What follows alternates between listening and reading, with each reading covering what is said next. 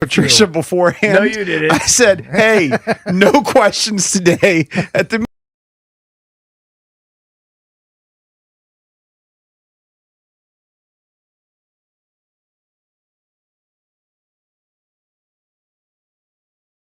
motivational video.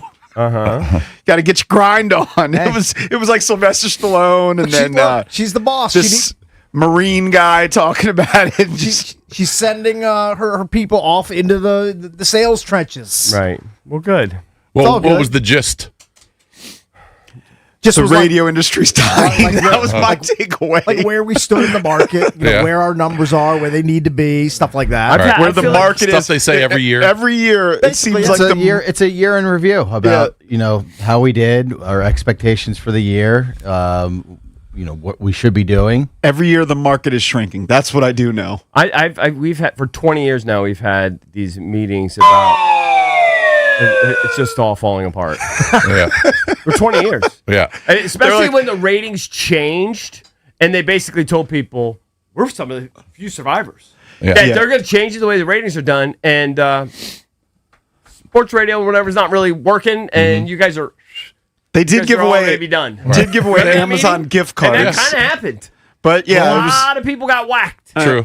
But no major changes. Not for us Yeah. yet. So Not far. yet. Eventually, Yeah, nothing lasts forever. Eventually, the big hammer's going to come, and then we'll deal with it. Figure something else out. Yeah, exactly. Well, we might be part of a trivia question next year that'll reward a gift card because there was a trivia question: which Odyssey talent is celebrating 30 years? I was like, oh, they're doing in us. 2025, not But in it was 2026. 2025, and it was our guy DJ Flex. DJ Flex. So if you DJ answered has that a- right, DJ has a year up on us. you answered that right, you would have won a $25 Props to Amazon him. gift card. Was he there? Yeah. He was there? Oh, was it? Yeah. I didn't see him. I Are you didn't see him. snoozing? He was sitting there. he probably wanted was. to win the gift card. Oh, I didn't The see guy him. who used to win at Dave and Buster's all the time. Yeah. He wanted to win the I saw gift card Shaq. I because saw it was Shaq whoever raised there. their hand first. I didn't see Flex. Did you see Shaq? You thought Shaq was Flex, maybe? No. I saw Shaq, but I yeah. didn't see Flex. Oh. I, Or mean, I you know saw who Flex is. I know what he looks Yeah. like. I just didn't see him there. DJ Flex. Yep. Congrats to him. I think I Props. could. I think I recognize him. You would. No. 100% you would. I think so. I mean, I see him like once But a year. he's not like full time anymore, right? Isn't he kind of like part time? Now you're asking me He's things not. I don't he's have the not. answer to. Well, He used to do the Friday bit where he would like DJ and he'd do the mix, like back in the day. That was his whole thing. Yeah, cool. I like DJ Flex. We're actually at a spot where I kind of like everybody at the company. It's not like we have wars with people like we used to back in the day. no. You know, everybody's cool. And the other trivia question was, which Odyssey brand is celebrating 20 years? What brand? Here's a oh, clue. The Drive. It's not 106.7 The Fan. You should know this one, though. The Drive. I said. I don't know. Hell's Hole. Oh, is it 20 years?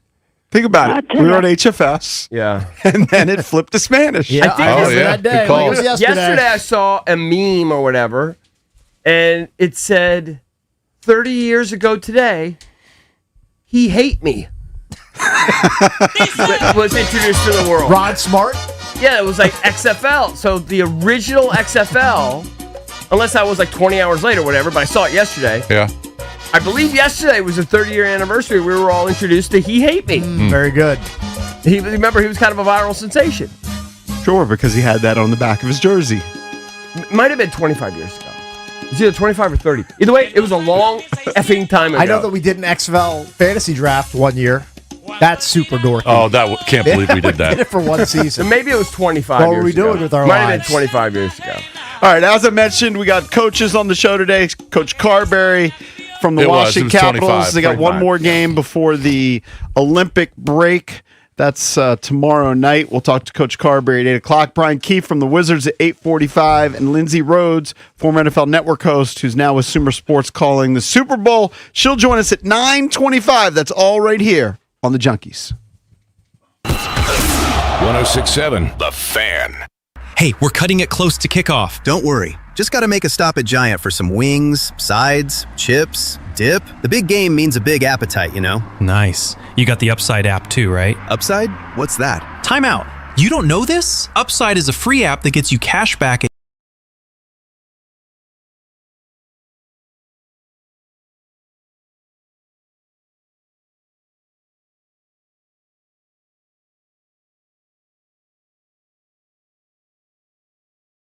And downloading Upside. Think we can get pizza and drinks too, for the cash back.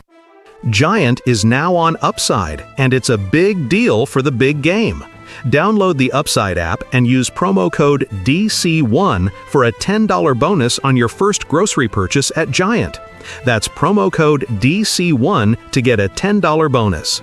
Use promo code DC1. Offers vary by user and location at participating merchants. Go to upside.com for terms and conditions. Shop best of season produce at Whole Foods Market. Get Sumo citrus for $3.49 per pound with Prime through February 10th. Brighten your winter with sweet, juicy citrus perfect for snacking or salads. While supplies last, shop in-store or online. Terms apply. Home builders across the DMV have trusted Ace Trim Carpentry to keep their production schedules on track, specializing in high-volume and multifamily residential projects, delivering reliable manpower without ever sacrificing quality or safety. Our experienced team understands the demands of production building. We provide consistent quality that elevates your finished product and adds real value to your home building process. For craftsmanship you can depend on and a partner who understands builders' needs, choose Ace Trim Carpentry. Ace Trim, the home builder's trade partner. Do you owe back taxes or have unfiled tax returns? The IRS won't quit until they get your money. Here's great news, fresh from those in the know. Major changes have happened at the IRS. If you owe more than $10,000, you may be eligible for a 99% reduction of what you owe. Haven't filed a return for a while? Their happy clients are talking. The IRS was going to levy my bank account, but Guardian was able to prevent that and fix all my IRS issues. Thanks again, Guardian Tax. Need relief from crushing tax debt? The IRS now has special programs. Guardian Tax knows all about them. Personal or business, this is the fresh new brick you've been hoping for. We aren't the company you call when you need a hug because you're scared of the IRS. Guardian Tax is the company that wins when you need it most. Guardian Tax Service is really great to work with. They really help me out. I'd recommend them highly. Call now for a free confidential consultation. 800-499-6623. 800-499-6623. 800-499-6623. Hey guys, EB here. If you're planning to sell your home, I've got many great reasons why you should call my friends, the Realtor Rockstars, Debbie, Sarah, and Reynolds and Power Room team with Keller Williams today. Debbie and Sarah net their sellers over $30,000 more on average. Plus, Debbie and Sarah sell their homes 3 times faster than the average agent. How do they do it? Well, Debbie and Sarah already have the buyers, people. Over 16,300 ready buyers in their exclusive database looking to buy right now. This is why many of Debbie and Sarah's homes are sold even before they hit the market, and how their sellers are more likely to receive multiple offers. Anyone can list a home, but not everyone can sell it right. Debbie and Sarah are so confident in their abilities to get the job done that if your home doesn't sell, they will buy it at a price agreeable to you, guaranteed in writing. So take it from me. Call right now, 844-654-SOLD. That's 844-654-SOLD, or visit DebbieHasTheBuyers.com. That's DebbieHasTheBuyers.com. I'm Bob Burke, founder and chairman of Burke America Parts Group, a family of brands that includes RepairClinic.com, an appliance and HVAC parts solution company that's grown into an international brand. Before AmericanEagle.com, we partially launched a new technology platform developed by another firm. American Eagle helped take our technology to a whole new level with digital marketing, software development, and business insights into our key markets, appliances, HVAC, and outdoor power equipment, and did so both on time and on budget. AmericanEagle.com has the resources, experience, and talent needed to produce solutions. Our new technology platform, developed by AmericanEagle.com, has produced tremendous results with higher traffic, conversion, engagement, and online revenue. If you have any home repairs you need to take care of, check us out at RepairClinic.com. If you need a world-class website or technology project, then I would highly recommend AmericanEagle.com. Call AmericanEagle.com at 773-NETWORK. That's AmericanEagle.com, 773-NETWORK. Spreadsheets, clunky software, 100 different logins just to run your business? There's a better way. Odoo. One simple, connected platform that handles sales, inventory, accounting, and more, so you can focus on growing, not juggling. Make the switch today at odoo.com. That's ODOO.com.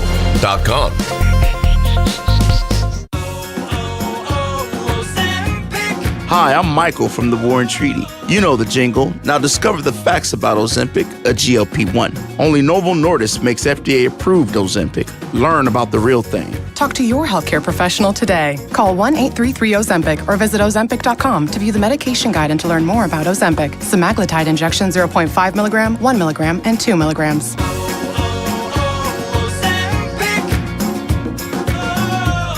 Mostly cloudy, temperature around 30. Weather brought to you by Duke's Mayo. Welcome to Duke's Mayo Country, where the mayo is so smooth and creamy, it makes every bite better. Duke's Mayo. Look for the yellow lid. Celebrating 30 years of the Sports Junkies. That's got to be a record. Listen for details on events, exclusive merch. You'll like this. And follow or subscribe to the Junkies podcast feed for Throwback 30 segments every Thursday. Oh, wow. Presented by Main Street Bank. Cheer local, bank local. Main Street Bank is a business-focused community bank proudly serving the DMV since 2004. Visit mstreetbank.com to learn how to put their team in your office. Main Street Bank. Member FDIC. Equal housing opportunity lender. It's the Sports Junkies. I hear what you're saying, and I like it. On 106.7 The Fan. And always live on the free Odyssey app.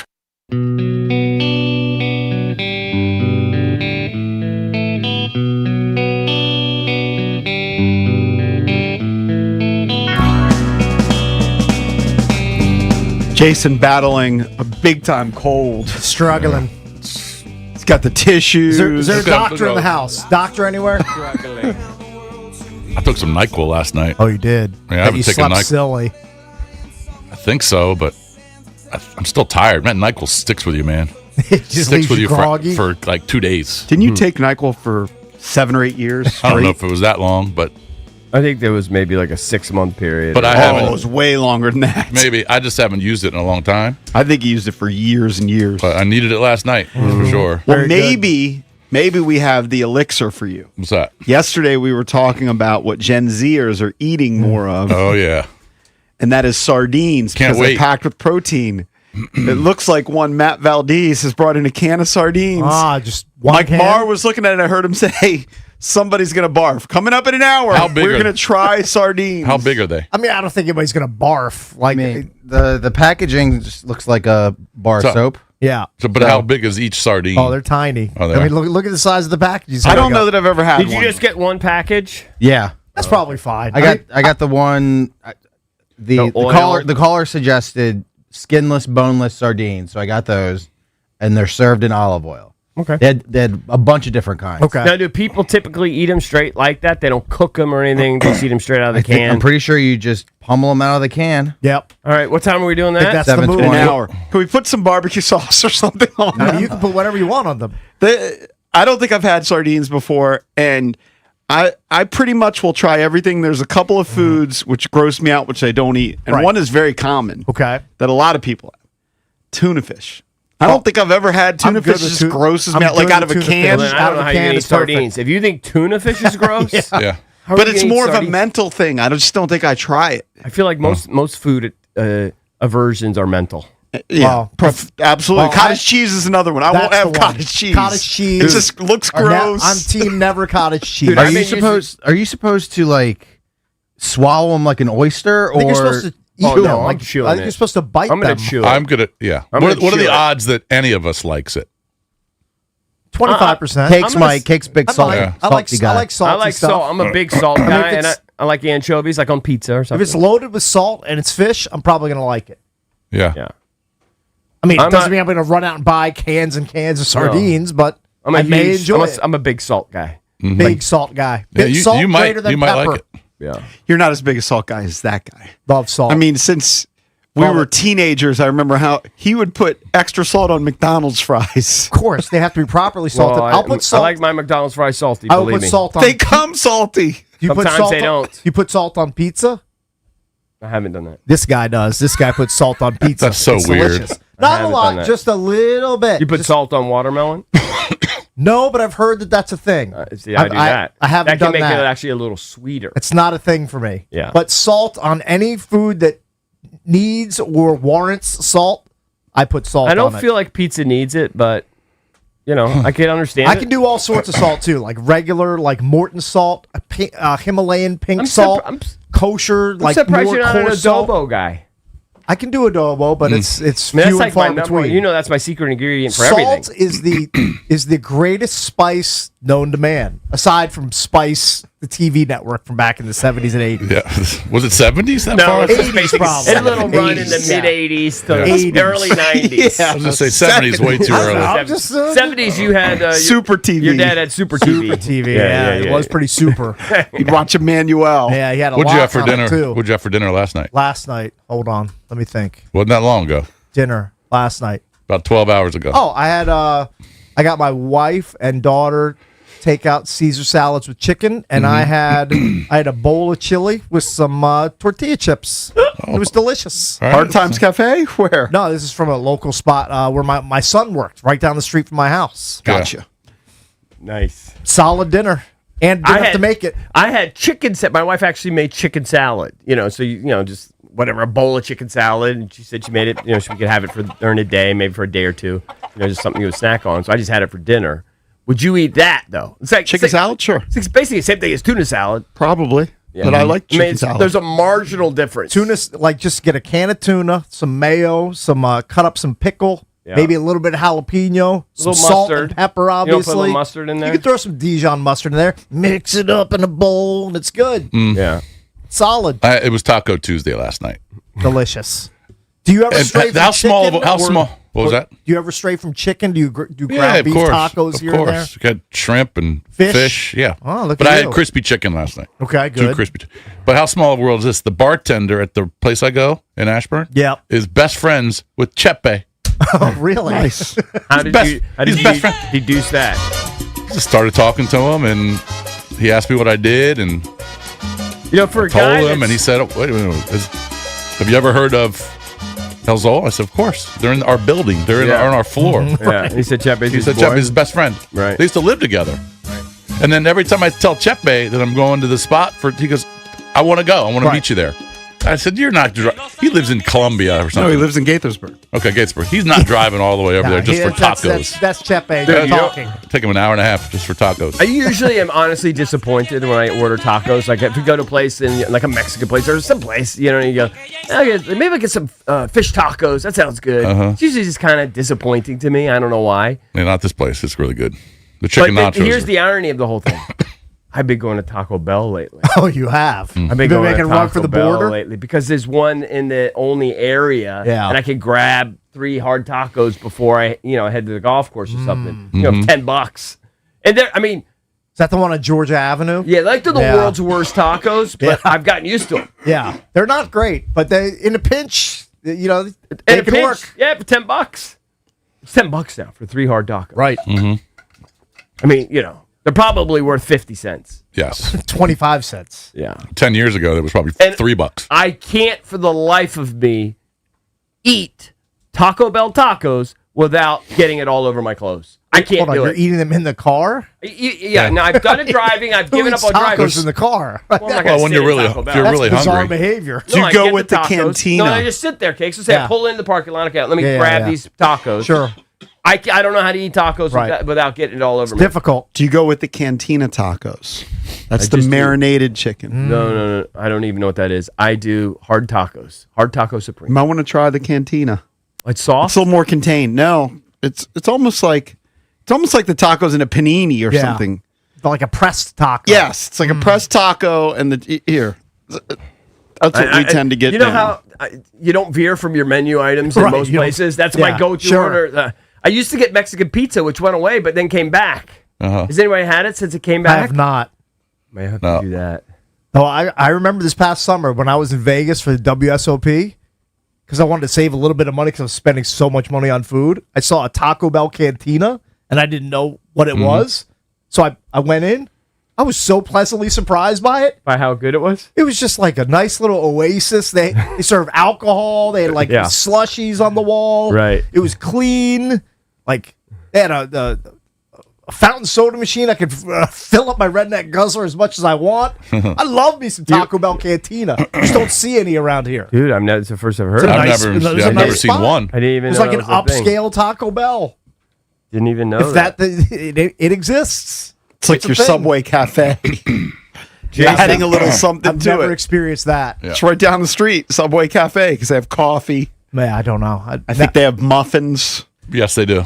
Jason, Is that did what you, they call little extra. They call it a Subway Cafe? Yeah. did you see there is an update in the disappearance of Savannah Guthrie's mother? When did this come down? I guess overnight. Oh, I did not see Ashley that. Banfield was reporting that the son-in-law has been identified as a prime suspect in the disappearance. Really? Yes. Hold it. He's currently married to Savannah, or He's married to her sister. And Oh, remember, the sister went out to okay. dinner with him. But they say, I don't believe there were signs of a forced entry. I think the back door was just left open. And they said you had to have intimate knowledge of the home to pull this off. inside job. And they say the family's always the first kind of suspects you got to go through. And at this point, the brother-in-law, son-in-law, is the prime, according to Ashley Banfield. Who knows? Maybe she's making it up. But she says she has a source. I'm guessing she's Well, not making it up. I'm guessing she's not either. She's talking to the cops. But she says the son-in-law is the prime suspect. Can you imagine now, the awkwardness? Savannah's looking at her sister going, what is your husband doing? Yeah, I mean that's a real wacky. Kidnapping your mother-in-law. It just didn't make none of that made any sense. No. None. Although somebody did report late last night that there might have been a ransom called in. Did TMZ report that? I heard that think I heard there was reported a that. ransom note that wanted a Bitcoin ransom. Yeah, 1 Bitcoin. I don't know how much Bitcoin, but it was substantial. Is No, it was more than is it was in son millions. son or brother-in-law? It's the son-in-law, but Savannah's brother-in-law. So it's the son of the mother. It's the son-in-law so of it's the Savannah's mother. sister's husband. Yeah. Okay. Okay. Yeah. And remember, the mom went out to dinner with the daughter. That the Okay, sister. sorry. I thought you meant son-in-law of Savannah, not of the. Yeah, Savannah's brother-in-law. Gotcha. I'm sorry, I'm kind of confused. Always an inside job. You know what? Jason's got me on right. to Black Rabbit, which is on Netflix. That's the new show I'm watching. I'm gonna get that 52. Whatever you said, your sister-in-law did 52 books in a year. You're gonna do. I'll do 52 shows. I'll Yeah. get there. So Black Rabbit's my latest, and a lot of inside jobs and shenanigans in that show. I know. It's good. It's almost too much. Yeah. Well, of course, but I love Jason Bateman. I mean, And his character is a complete mess. Yeah, if he's you a have disaster. a hole in life, Yeah. every episode the hole just gets bigger, Right. and Bigger and bigger. Yeah. and bigger. At any sort of bad decision, Jason Bateman's going to make it on that show. Yeah. But why don't we shift real quick, gears? I'm just reading this thing on, I don't know, this is showbiz.com or something. Sources say the last person who saw Nancy live on Saturday night was her other daughter's husband, her son-in-law, who checked in on her. And it says he is absolutely not a suspect. Where is that coming from that he is? Ashley Banfield. Oh, just from Ashley? Okay. Yeah. Well, we'll find out more today, I'm sure. There'll probably be another press conference. Right? There'll be another press conference today. I would assume Because they had the pretty big deal. They had the FBI rep who's leading the investigation on yesterday. I don't even know what Ashley Banfield does now. I think she does her own show or something, her own internet thing. I don't even know what she does. I used to think she was money. I think she had her day. Yeah. Like at most. She holding up? I haven't seen her in 15 years. Yeah, I think She's attractive. I think you would. Yeah. You would. All right, let's open up the Junkie Sports page brought to you by Open Road. Ashley Banfield. I haven't seen her in a while. Yeah, I think she does like internet stuff. Was she on CNN or Fox? She was on MSNBC, I think, Oh, okay. back in the day, 25 years ago, whatever. Yeah, Open Road, great spot over there in Reston, the distillery. Head on over there, get that great vodka and gin, and of course you can get their bourbon, their whiskey, their maple old fashioned in the Northern Virginia ABC stores. But of course, head on over there, grab yourself some lunch or dinner, and make sure you tell them the junk sent you. All right, so the trade deadline in the NBA is tomorrow at 3, but there were some deals yesterday. See if the Wiz get in the mix. Have been some deals. Of course, the big one was James Harden. I believe this is his 6th team. Moved around a lot. Yep, going from the Clippers to the Cavs for Darius Garland and a 2nd-round pick. And Darius Garland, who's a really good player, but he's had toe injuries all year. So clearly the Cavs, they know what's going on with him. I think he's missed half the season. There's a pretty good viral clip of an announcer, and I can't remember which tour stop it was for James Harden, who rips into James Harden. He's saying, if you complain about your roommates all the time, and then you get new roommates, you complain about those roommates, and then you complain about those roommates, maybe you're the problem. Right. Maybe you need to look at And the James mirror. Harden, has bounced around, and wanted to go to Brooklyn, teamed up with Kyrie and Kevin Durant. That didn't work. Is followed around Daryl Morey at times. Hasn't worked. Now he goes to Cleveland. He's going to be one of those guys that just has a great career, probably never wins the title. Yeah, I was reading some Supposedly stuff. wanted to go to a contender. Cleveland last year was the 1 seed. This year they're like 5th or 6th in the East. I was reading some stuff on the deal, like the breakdown, and it's obviously it's a surprise based on the ages of the players, Garland and Harden, because Harden's 36 or 37. It's 36. 36, and Garland's 29, I believe. Yep. But Garland's been battling these toe issues all year, so they clearly know what his physical state is. And also, James Harden's been playing a lot of minutes for his age. I mean, he's playing like 34, 35 minutes a game, but Donovan Mitchell's been playing a lot of minutes too because of the Garland injury, so they want to kind of cut back that. So now you got Harden and Donovan Mitchell, who both love to have the ball in their hands. We'll see if that works. Harden's still producing. I know. He is. But every time he gets traded to a team, they don't do well. In the playoffs anyway. So we'll see. The Bulls and Celtics made a deal. The Chicago Bulls are going to get Anthony Simons and a second-round pick, and Boston will get center Nikola Vucevic and a second-round pick. And Boston, I don't know who their center has been. Has it been Garza? Who's been their center? Luka Garza? Garza plays some. I don't think he starts. He's not their starter. I don't think they're getting a lot of production from their center position.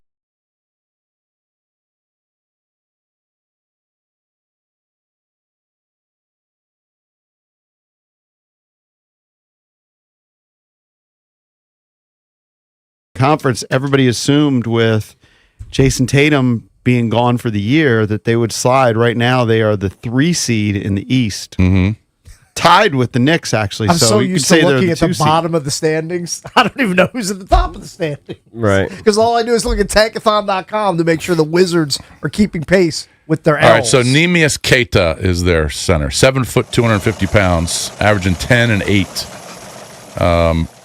So I don't know why they felt like they needed another center, but they're getting one. I don't know if it was a fake account because everything's fake now. I don't know what's real. I don't know if it was a legitimate journalist, but I saw within the last 48 hours that the Wizards allegedly, it's probably fake, but turned down a Lonzo Ball trade offer, right? Was that a real deal? Ben, do you know that was a real turn down, right? Yeah, I think that's a real report. Yeah. Okay. Because there was some curiosity, because I'd heard that they might be interested in at least a talk, but I guess ultimately they were only offering maybe a second-round pick as compensation, is what I saw. Yeah, there'd be draft compensation involved. So And I that guess wasn't Washington- enough.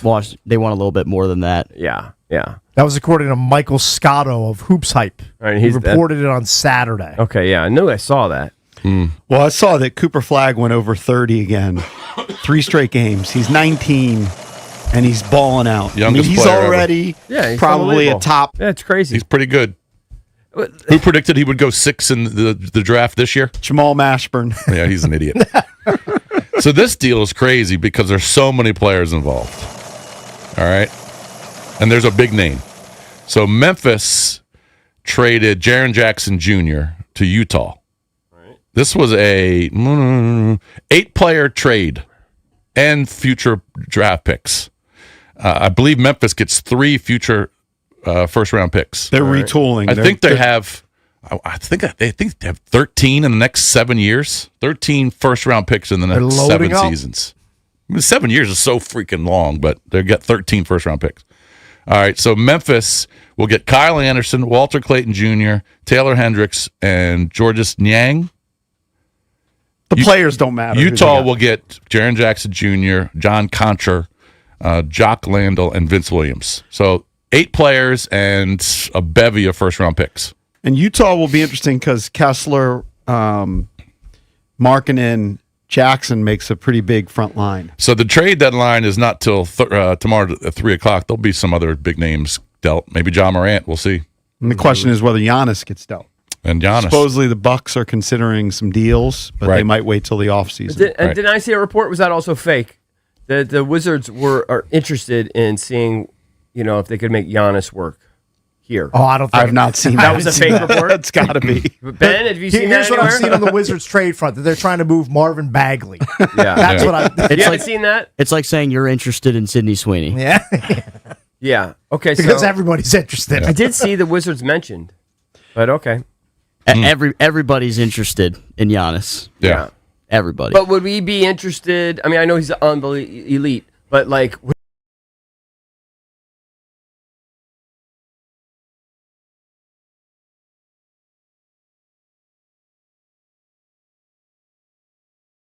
Lost by 31. Yeah, I think they're fine with that. This is my last year of accepting all the losing and all the BS. Next This year, is it? Next year, I demand wins. How many? I don't know. Try to win. Like in the fourth quarter, play your best players. 35 type wins? thing. That'd be quite a jump. Yeah. 40 like wins? Like I want to win games next year. 40? Try to win. I'm just throwing. I'm throwing numbers. He's trying to see what where sticks. Yeah. For me, it's just like try to win the games, play your best players. You in the just fourth want to quarter. see a better team. Yeah, like try to win. Yeah. Try to win. That's all. By next year. This year, okay. What was the Knicks' biggest lead last night, Benj? 41, I think. Jeez. Good Lord. Yeah. Dude, I looked at a box last night. I think the Lakers were up like 88-40 at some point yesterday. Mm-hmm.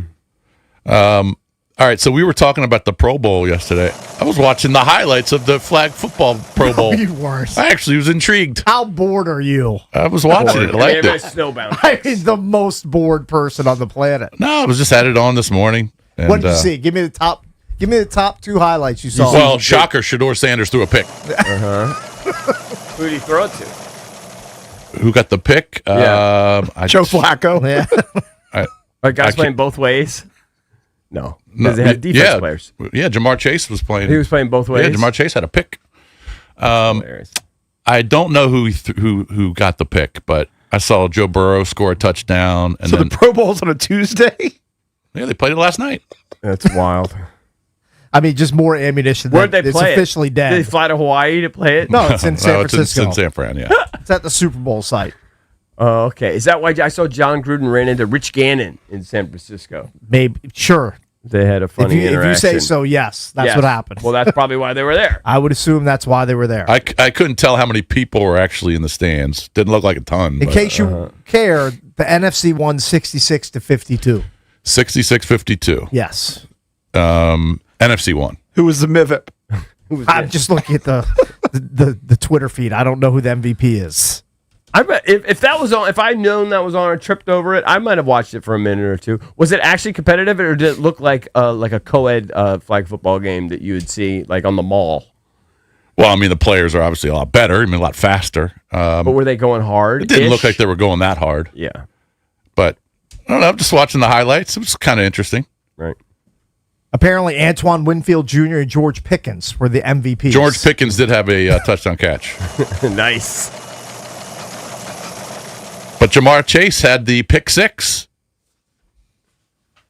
Jamar And they Chase did- had a pick six? Yes. Yeah, he was playing defense. Okay. Yeah. You know But what? anyway, I just thought it was pretty funny. Your life is worse for watching that, just so you know. Yeah. All right, remember, coming up at 7:20, we are going to try sardines. Well, we are. All of us. Mike Marr predicts somebody's going to barf. Connoisseurs. Also, at 7, we're gonna hit the skins like we always do, and I did my crack at AI mock draft to Nice. see what the Commanders would come up with. So I'll give you all that at 7. All right, don't go anywhere. This is your flagship home of the Washington Wizards. The Cornway slam to And DC Sports Talk all day. Puts up the shot. Scores at the buzzer. Sports Radio 106.7, The Fan. Turn on the news. There's a new headline every day.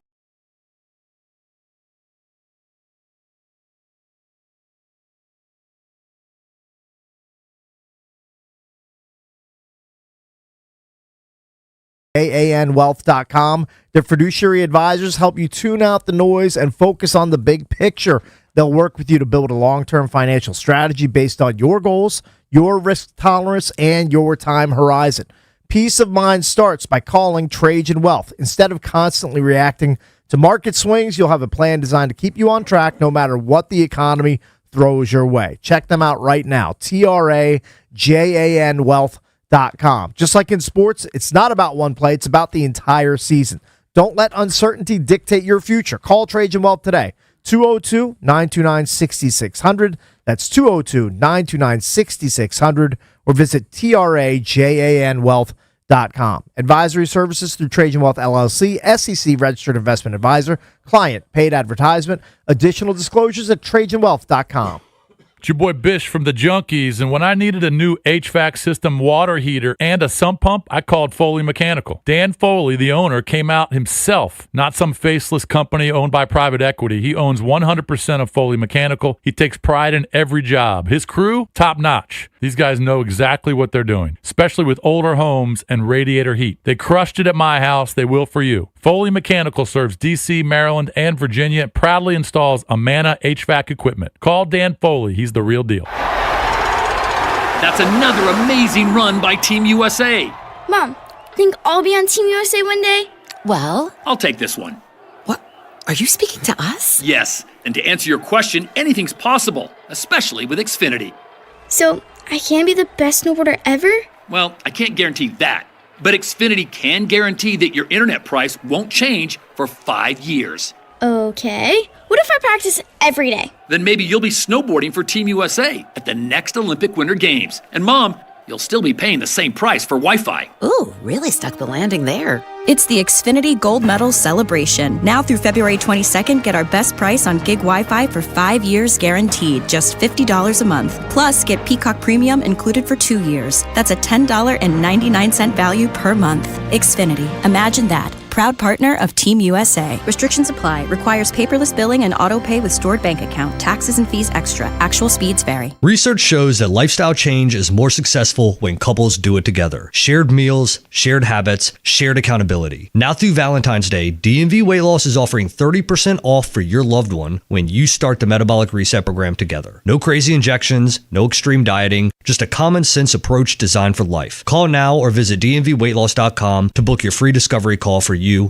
and your spouse. That's dmvweightloss.com. Hi, this is Kyle. This weight loss program has really been good to me. I've had problems with weight my whole life and finally found a program that works. It is so very easy to follow and has definitely changed my life. I've lost almost 100 pounds. The team at DMV Weight Loss has successfully helped thousands of people lose up to 1 pound per day. You can start the program from anywhere you live. Schedule your free discovery call today. 703-496-4680 or dmvweightloss.com. That's dmvweightloss.com. Results may vary. This is the story of the one. As an HVAC technician,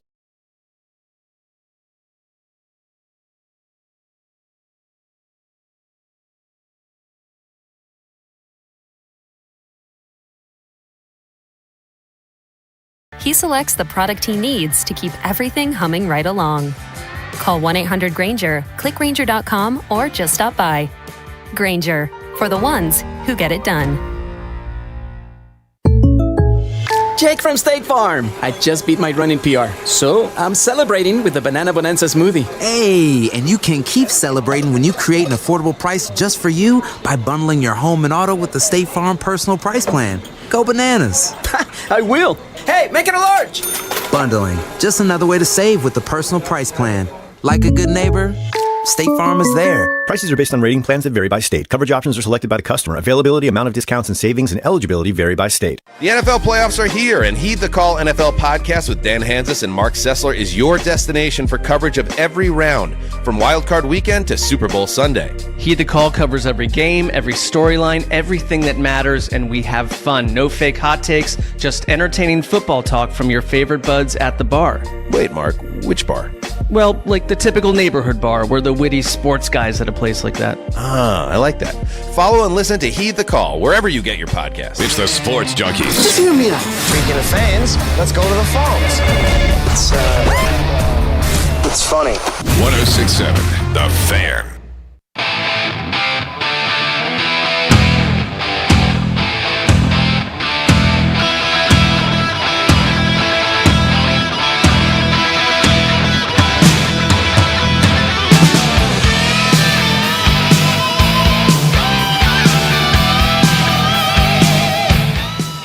Welcome back. Chucky's on 106.7 The Fan. Coming up at 7 o'clock, we hit the Skins. 8 o'clock, Spencer Carberry, head coach of the Washington Capitals.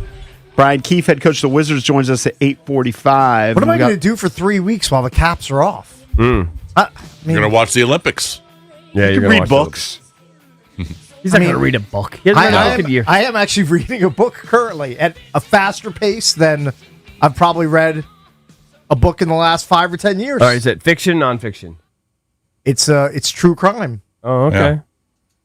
Now I'm maybe like you. I might be 100% out on fiction.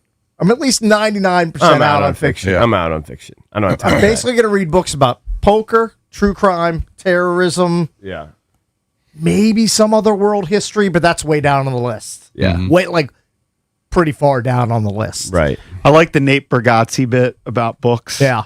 He talks, he always kind of downplays his intelligence, says he's not very smart. And he's like, I want to read books, but it's a lot of words. It is a lot of words. And here's where I have to draw the line. Until I get much older, I don't count audiobooks as books. I'm sorry, if you come at me and say, I read 100 books this year, and then I find out that you're flaunting that you listened to an audiobook. Yeah, you don't Sorry, count that. that's not reading. It It's just might not not be reading, but you're getting the material. You get the material, but it's not the same. Like, I like commitment. audiobooks because, like, I mean, this might sound counterintuitive to you, but I remember the last audiobook I listened to, I could lift weights. Right. And listen to it. You know what I mean? I could get on the treadmill. And I just feel like you're distracted by something else while you're getting that content. Yeah, multitasking. Like a book, you're sitting down, you don't have your phone in your hand, you got the book. Yeah, it sounds dreadful. And I don't do ebooks either. Like, I'm an old school dinosaur. I like me a brick and mortar paper or hardcover book. Right. Yeah, but with books, you can forget what you read. In fact, last of course night you can. was reading a book to Isabella as she's going to sleep. A Nancy Drew book. Okay. Nancy Drew still has Nancy her Drew mysteries, mysteries? right? Okay, They still crank out new ones, or they just the old ones? And it's a small one. No, I think it's a new one, and it's a little small one that we finished before. I don't remember the answer to the mystery. I was a Hardy Boys guy back in Hardy my Boys. teen years. Yeah. I mean, boys would read Hardy Boys Yes. mysteries. Oh. Girls would read Nancy Drew mysteries. A little earlier, I was an Encyclopedia Brown guy. Oh, Encyclopedia Brown was pretty good too. Yeah. That was awesome. I'm guessing the Nancy Drew did put her to sleep. Yes. Yeah. And I don't know I don't remember. We've read the Might book have put you to before. sleep. I don't remember the who stole the lemonade recipe. Yeah, don't know. Still a mystery to me. Hey, do you find it weird that Tom Brady, is not rooting for the Patriots in the Super Bowl? What's his rationale on that one? He says he doesn't have a dog in the fight. Well, I mean, it's weird now because he is an owner. That's an part owner. It's weird. It's a little bit weird that he wouldn't root for the Patriots, the team he spent the majority of his career with. Yeah. It's weird Now, because he did play with the Buccaneers. Okay, but that was at the end. But he also is a broadcaster now, so he kind of has to distance himself a little bit, right, as a broadcaster. And then the owner thing, I could see how you kind of pull yourself. Here's what he needs to be more. He might just say that publicly, but Here's what maybe. he has to focus on: making sure Fernando Mendoza is his number one quarterback. If Right. that guy's legit, because if he's not, it's going to set the Raiders back another 5 to 7 years behind where they already are. Well, which is pretty far behind. They're going to take a chance on him. Understood. You better hope he's the guy. But I could see him saying that publicly, but I'm guessing privately he is rooting for them. You think? Yeah, why not? Well, he might. Does he? I mean, what's his relationship with Kraft? Is that good? I think so. Yeah. Yeah. Okay. But who knows? I think the Belichick relationships are the one that are a little strained. But remember, they all I don't know. Remember, what his they rela- all showed up. Wasn't for he a his Mike Vrabel roast. guy? Didn't he like Mike Vrabel? Weren't they pretty tight when they were playing? I'm sure. I watched the Tom Brady roast. Was that about a year ago? I don't know. I remember one like 3 or 4 years ago. And I think both Kraft and Belichick were there. They were. And that was a big deal that they like shook hands or something like that. He did a thing. I think it went viral where he talked about, being the leader of the team and having to go up to all the guys and finding a connection with each guy, not making the young guys come up to him. He'd go up to the young guys, introduce himself, ask them about their families, their personal lives, and just how important that was. So I would assume, like, with all his teammates, he's pretty tight, even though you see him screaming like a maniac on the sidelines. Mm-hmm.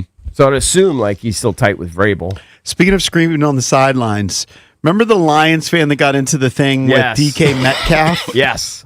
I think He's now suing DK Metcalf, I believe Chad Ochocinco, and Shannon Sharp. They do a show together, Right. for $100 million. All right, why is he? First of all, I understand why he's suing DK because DK kind of maybe threw. He's saying he swing. He's saying he was physically harmed. Okay, which Well, is he a claims joke. that- It's a joke. he Yeah. claims- What about Ochocinco and defamation? Yeah. Life-altering claims about him after the incident. What did they say? Because they said he dropped racist remarks. And he has video proving that he didn't. He's not going to get $100 million, but he might get something. He may get You something. can't just say, guys, said something racist when he didn't. Right, especially if it leads to like you losing your job and your ability to provide income for you and your family. Did he lose his job? I don't know if he did or not, but And what was the whole thing? Didn't he originally call DK just by like his original name or something? Was that what the bit? His government name. His government name. what is? I forgot what he his name claims. already. What is his name? I don't know, but it's not DK. It's not DK. It's Right. initials. And DK didn't like that. He has video of it. I mean, he has proof. Yeah. I actually think His name is DeKalin Zacharias. Okay. if he has an attorney who has the ability to prove that in terms of lost wages and lost reputation and life-altering things of being called a racist, I wouldn't settle. No, I mean, I think really he'll get some money, but I don't think he's gonna get $100 million. Kennedy But he'll get some money. alleges Metcalf fed Johnson bad information because Chad Johnson, Ochocinco, said that he uttered the N-word.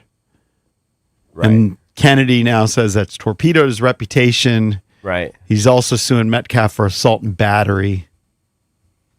That's ridiculous. I mean, he's assault and battery. He barely touched him. Yeah. He missed him. He missed his face. Right. But you just can't swing on the fans. Yeah, I know. He Yeah, also you're wants a probably right. full public retraction and correction. You should get that. He probably should get a pretty good payday. If you go around and you said, yeah, he said the N-word, that's why he reacted that way. DK was justified. But remember, there was a story because this wasn't DK Metcalf's first run-in with this guy, and the story was, is that they've had run-ins before? yeah, last year when he was in Seattle. I don't know. I'm guessing Seattle played at Detroit last year, then, right? But he said, and there were people around him, there were fans around him that said he did hear that he did say something racial. The year before. The year before. Oh, Yeah. now that's a sticky wicket. Yep. This credibility. Because remember Why Jay the backwards Glazer. hat at No, the press remember Jay conference? Glazer got the Seattle Seahawks security report from last year, and he claimed that it was on the security report from the Seahawks. Yeah. So But there maybe- were witnesses last year. Now this year, I read that they don't have any witnesses that. So heard him say DK that. still held it against him that a year ago he called him that. Okay. Yeah. Now you've complicated the issue for me. I mean, Now that's I just don't know.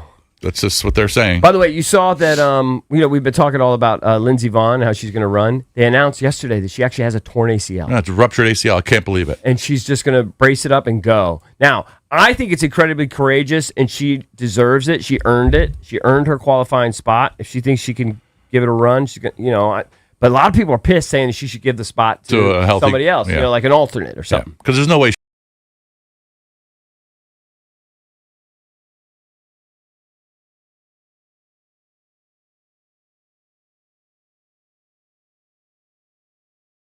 Do it if She you probably couldn't slalom, side to side. can go in a And I'm straight not- line I'm not saying that really you fast. don't have to make turns and downhill, but it's less. I mean, she knows what it takes. Yes. I'm not going to bet against her. I'm not going to bet on her. She's going to look like but I'm Mike also not going to Marr. bet against her. Huh? She's going to look like Mike Marr at Wisp, like last weekend. Straight downhill, no turns. All right, got to I think take it's a pretty break. incredible. Phone number if you want to chime in throughout the show is 1-800-636-1067. We're all going to try sardines coming up at 7:20, but next we hit the skins. Don't go anywhere. DC's FM Sports Talk 1067 The Fan. This is an Odyssey Sports Minute. Sponsored by Robinhood. Your money, your move. Crisis averted. Drake May feels okay. The issue was a shoulder injury for May, an oblique injury for Sam Darnold, and a possible Super Bowl where both quarterbacks are not 100%. And after hearing from each team, it seems as though those signal callers are more than okay and ready to go. That's a good sign for Sunday. I'm Drake Toll. JP from the Junkies here for my guy, Dr. Sean Kumra and Elegant Smiles Dental Care in Alexandria. Look, I know a lot of people get nervous about going to the dentist. I was nervous myself, hadn't been in years. But Dr. Coomer's a local guy, went to JMU, University of Maryland Dental School, former quarterback in high school. He's been helping patients since 2005.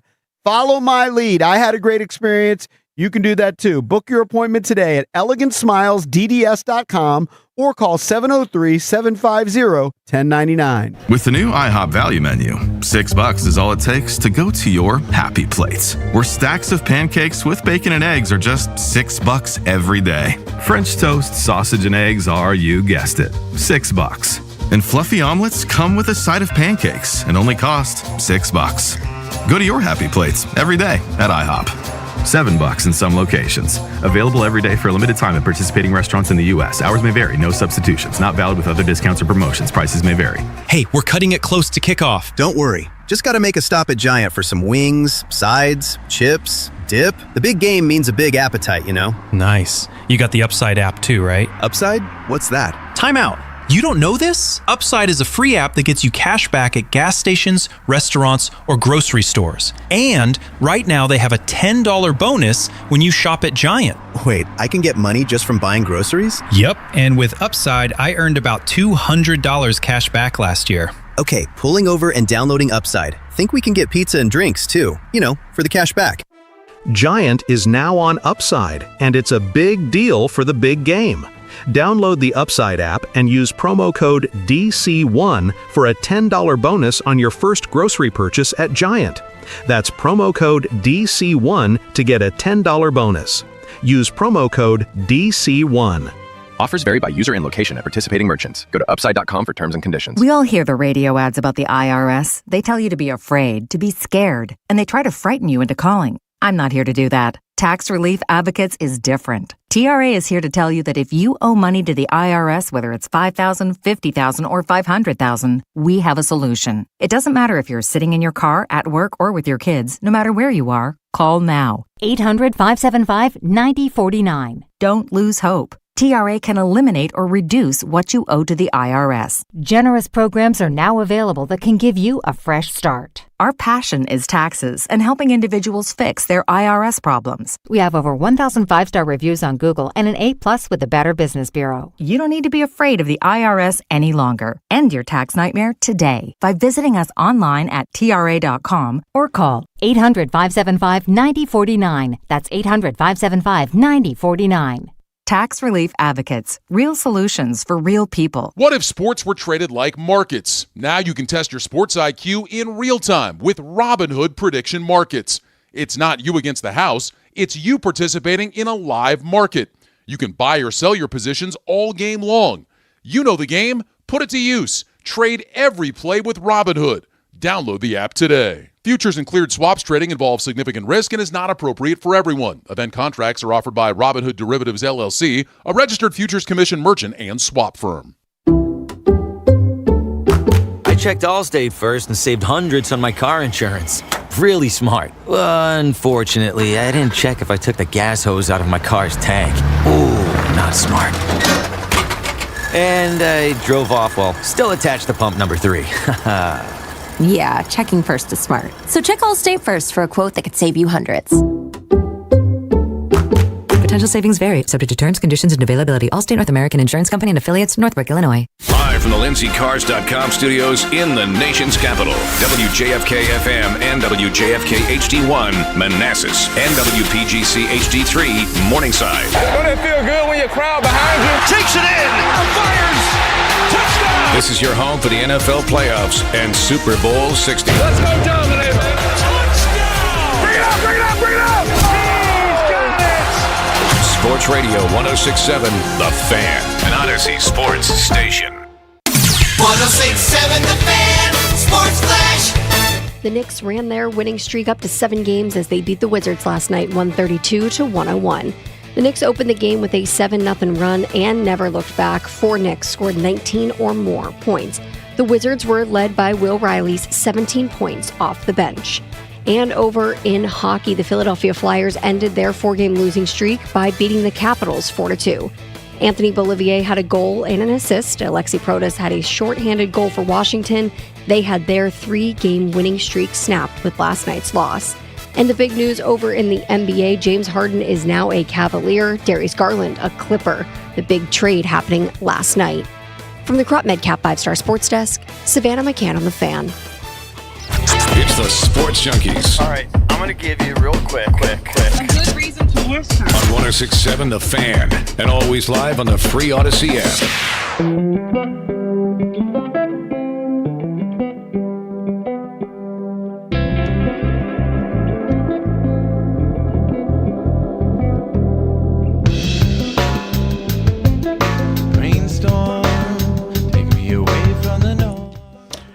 Welcome back. Chucky's coming to you live on 106.7 The Fan and the Team 980 here in the DMV. In Richmond, you can listen to us on 910 The Fan or 105.1 FM.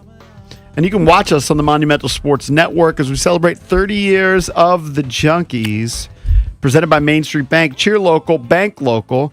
Main Street Bank is a business-focused community bank proudly serving the DMV since 2004. Visit mstreetbank.com to learn how to put their team in your office. Main Street Bank, member FDIC, equal housing opportunity lender. Coming up in 20 minutes, we did a story yesterday about how more people are trying sardines. None of us eat sardines. Some of us are grossed out by them, but we're going to try them on the air. It is bit season. It's always bit season. Let's do it. So we'll do that coming up in 20 minutes or so. But right now, it's time to hit the skins, and EB's got an AI draft. Well, I was intrigued by the USA Today one, and I don't know. Just said, well, anybody can do it. Let me just do that. And so I went to ChatGPT, but my son has a password and everything. I couldn't get in touch with him. So I said, I'm just going to do it on Grok. So I just did it on Grok, which is... I've never used Grok. Do you just go to grok.com? No, it's just right there on Twitter. It's just a little button. So it's got its own little button. So you go to Grok, and that's obviously Elon's artificial intelligence that's associated with Twitter. And it's pretty good, but... there are limitations. Again, there are what's called hallucinations, which is basically when they make mistakes. It's not perfected yet, and so I'll get to some of that. But so I first just typed in very simply, take team needs and each player's strengths and weaknesses into consideration, and put together a mock first round of the 2026 NFL Draft. And it took about 30 seconds, and it went through, and you could see, and then it came out with a whole draft. With the team, player, position, school, rationale, etc. It says, below is my first round of the 2026 NFL Draft based on the current draft order. I considered each team's primary needs post-2025, drawing from analysis of their performance, roster gaps, and free agency outlook. For each selection, I've masked prospects whose strengths align with the team's requirements while acknowledging weaknesses that could impact their fit. Prospects are drawn from consensus, big boards, emphasizing top talents like quarterbacks, edge rushers, and offensive linemen in a class that's quarterback light at the top, but deep in skill positions and defense. And so I was like, wow, this is great. So I go through there, and the first pick, pretty standard. You got Fernando Mendoza, nice, home run, makes sense. Everybody think that's what's going to happen. They got the Jets taking Arvell Reese, edge linebacker from Ohio State. Ruben Bain Jr., who was left off of the USA Today mock. Yeah, that was a mistake. It's a mistake, possibly. Is there at 3. Okay. Then it's got Tennessee taking Jeremiah Love. Okay. The running back's pretty high, I thought. That is high. From Notre Dame. The Giants taking Caleb Downs, a safety from Ohio State. The Browns taking David Bailey, the edge rusher from Texas Tech. And then... let's guess. And then Washington. Washington is 7. So Bailey's gone. Bain's gone. Downs is gone. Is it a surprise position? Kind of. I mean, kind of. It is. I asked it to do it again, but go ahead. Just take a stab. Jeremiah Love. No, he's already you gone. are listening. Carnell Tate, receiver from Ohio State. No. Okay. Close, though. The wideout from Arizona State. Oh, Dyson? Jordan Tyson? Jordan. Okay, hold on. Because I did multiple. It did Mekhi Lemon, wide receiver from USC. Oh. Okay. Now, I didn't really like that. It's fine. Like, if they go wide receiver, it's fine. I think they're going to go defense. Yeah. But what I didn't like is it said their other top need was tackle. And so I went to it and I go, tackle's not one of their top needs. No. I said, I said the Washington Commanders' top needs are on defense, specifically edge rusher, linebacker help, and secondary depth. The offensive line is actually one of their strengths. And so I had it recalculate. Yeah. Okay. 30 seconds later, it came up with, and it said, yes, the defense ranked near the bottom of the league, went through all the stats, etc. The offensive line is indeed a relative strength. It goes, and then it goes, and in my updated mock draft for the Commanders at 7, here's the revised pick. Ruben Bain Jr. And then I go, wait a second. Bain just went third. He just went third, right? He just went third. Yeah. And in the other AI draft, he wasn't even in the first round, right? Understood, yeah. But there was some sort of, again, AI is AI not is all perfect. over the place. It's you know. So I said, flawed. please look at the first mock because Ruben Bain is not available. He went number 3 overall. And he goes, you're correct. They botched in the original that. mock They botch draft, everything. I provided Ruben Bain Jr. was selected at number 3 overall. Given the Commanders' confirmed defensive priorities, edge rusher as the premier need, it goes blah, blah, blah, it goes through all these different reports and everything. The updated pick for the Commanders at number 7, David Bailey, Texas Tech. But I said Bailey went already. David Bailey just went 6. Oh my God! Can you stop doing the AI mocks? How is the AI, Valdez? How is the AI worse in 2026 than it was back in the early 90s during Terminator when it took over the world and launched nukes against everybody? I mean, this should be Exhibit A as to why we should not rely on AI. You can't rely on it. Completely agree. You cannot rely And on every huge company is. Not even every huge company. Every company. That's a terrifying thought. I know. People are losing their jobs to AI. It can't. The AI And they can't get a even mock draft right. draft correct. Yeah. It's not that hard. All right, so then you corrected it. You said Bailey's gone. Now who are you going with? All right. So then I said, you're not going to believe this. So I said, I guess you will. David Bailey is already selected with the 6th pick. Please redo. Okay, so you're correct. My apologies for the oversight. Yeah. And you having like some people. I have another guess. Some people, they get in like relationships with their AI Because they have it talks to you- conversations. It talks to you like a person. You're correct. So here you go. And so then it comes up with Arvell Reese, We who went was 2. already selected. Oh, God. So then I just and so then I said Arvell Reese was selected. Please redo based on the first draft. So finally, now we have an updated pick for the Washington Commanders at number 7, one that hasn't been previously selected by the same dumb artificial intelligence. Yeah. Keldrick Falk, the edge rusher from Auburn. Does that make sense? He's a monster, isn't he? I mean, like he's tall. 6'6", so He's tall, yeah. massive human being. They say with the top edge trio gone, Falk is the consensus next best pure edge rusher available. Matt Miller did his first 2 rounds mock yesterday. And Matt, we should try and get Matt Miller on. He's pretty good. He does a lot of these mocks. He's 6'6". Yeah, but Matt Miller has Washington taking Caleb Downs at 7. Was Downs available on mine? I can't remember. No, he was went not. 5. He went 5. He went early, right? So anyway, there you go. After some back and forth, that's who we have. We have Keldrick Falk, the edge from Auburn. So could be. I wouldn't have hated if they went receiver with the first because obviously we need a premier receiver. Yeah. I just don't think they're going to do that. You know who else is intriguing is Mansour Delane, who was a corner at Virginia Tech and then transferred to LSU for NIL, big money. Mm-hmm. He's probably the best corner in the draft. He's intriguing. Not saying that the Commanders it's a top need. Right. He's just intriguing. I mean, if he's a game changer, then he's really good.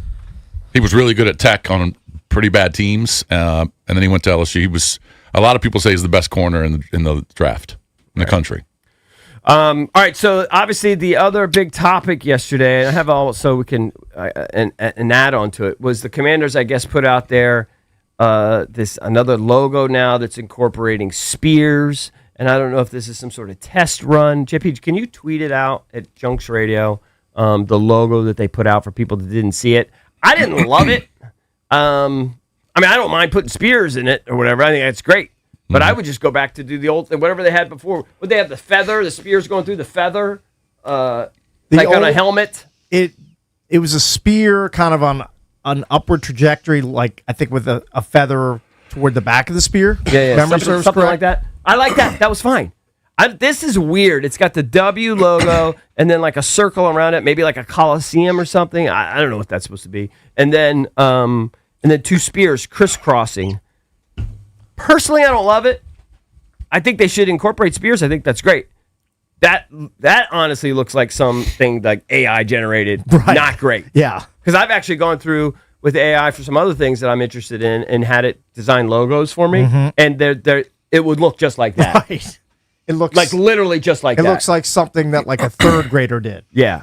All I right, don't put this like up. that logo. Yeah. I put this up as our Junkies poll of the day, sponsored by Surfside. Use the code JUNKS at store.statesidevodka.com. You get 25% off. Are you with select me? merchandise, tees, hats, hoodies, and more. Use that code JUNKS at store.statesidevodka.com. I don't love it. Do you like the new logo? I don't hate the attempt that they're trying to freshen it up or do something different, but I don't That's very love it. boring, very generic. That literally looks like somebody did that on like ChatGPT or something. Doesn't look Doesn't appealing. inspire anybody. Now, a buddy just sent me that this guy Mike Callow, who I'm not familiar with who he is, but I guess he's a kind of a good skin source. He tweeted that if you go to the NFL shop, they have 3 new additions to like their hoodie collection, their sweatshirts or whatever. Okay. And in all 3 of them, there's no mention of Commanders. It's all Washington. Oh, really? Washington. And then there's just the W, the helmet with the W, Washington. Now, I'm sure if you go there, there's a million things with Commanders. Yeah. But the 3 new add-ons, none of them say Command. Now, is that a coincidence? I don't know. It's Or kind of is weird. that just a different look, just trying to sell more product? Or is that a hint that there could be change on the horizon? I don't think Maybe. they're going to change anything. I think that die's been cast, unfortunately. I think it is what it is. They're the freaking Commanders. But there are 3 new add-ons at the fan shop. And by the way, I think they're all awful. I don't like any I of think them. Commanders is going to stay, but I could see them tweaking the logo going forward. For with sure. Some different iteration of it. For sure. For sure. But there is no mention of Commanders. And 2 of them, it kind of looks like the Super Bowl era helmet. I guess maybe the face mask. I'm not sure. No, I don't know. Make of that what you will. What is the early return on the poll, JP? I mean, it's been up for a I don't minute. think they're going to like it. All right. Well, I mean, we don't like it. Do you like it? I don't like. I think it's fine. spears are great. Yeah. But So far, I don't 20 like the- votes, 75% no. Yeah, it really looks like not well thought out. Yeah, it doesn't. I don't like the It crisscross. does. It just looks like something you would get out of. And I've done it before. I put in logos. Put in a logo for certain things that I'm interested in, and the logos are the most generic, boring, awful logos. Yeah, I Here are a agree. couple It would look tweets just like that. from Hollywood Hernandez. This is worse than being called the football team. Shimmy all day. Son says looks like costume jewelry earrings my great grandmother wore. Huh. So not really a positive response. Not great. You can vote at Junks Radio. All right, what do we got with the sardines? We got a can of sardines. Mm-hmm. Apparently, it's a great protein source. We say that we learned yesterday the Gen Zers are big into sardines. It's like the Gonna new give it a bacon. shot. So we're all going to try it. I don't think I've ever Is there tried enough in there? sardines. Have you opened it yet, Valdez? No, I thought we were gonna do a unveiling We're on doing air. unveiling? Okay, we'll do it on No, air. because it may have some pungent odor. Oh, okay. Well, You might have to bring a knife in because maybe because you need at least 4. Yeah. You think there's at least 4? there's gotta be some plastic definitely forks. 4 in here. There are 4? Yeah. Okay. Yeah. Okay. All right, we're going to do that next here on the Junkies. Sports Radio 106.7 The Fan. When it comes to your money, what is more valuable than peace of mind? At Trajan Wealth, that's TRAJAN Wealth.com. Their fiduciary advisors know your financial journey is personal. Whether you're looking for a second opinion on your portfolio or want to build a plan for steady income in retirement, Trajan Wealth has you covered. CEO Jeff Jr., a Marine Corps veteran who knows the meaning of true independence, founded Trajan Wealth so their advisors could always put your interests first. Turn to the professionals at Trajan Wealth for a custom-tailored plan to reach your goals on your timeline. Schedule your complimentary introductory meeting today at TRAJANWealth.com. Start working toward the retirement you've always imagined. You owe it to yourself to get a second opinion on your financial future. Don't leave your retirement to chance. Call Trajan Wealth today, 202-929-6600. That's 202-929-6600, or visit trajanwealth.com. Advisory services through Trajan Wealth LLC, SEC registered investment advisor, client paid advertisement. Additional disclosures at trajanwealth.com. Save 30% on chicken wings with Prime through February 10th at Whole Foods Market.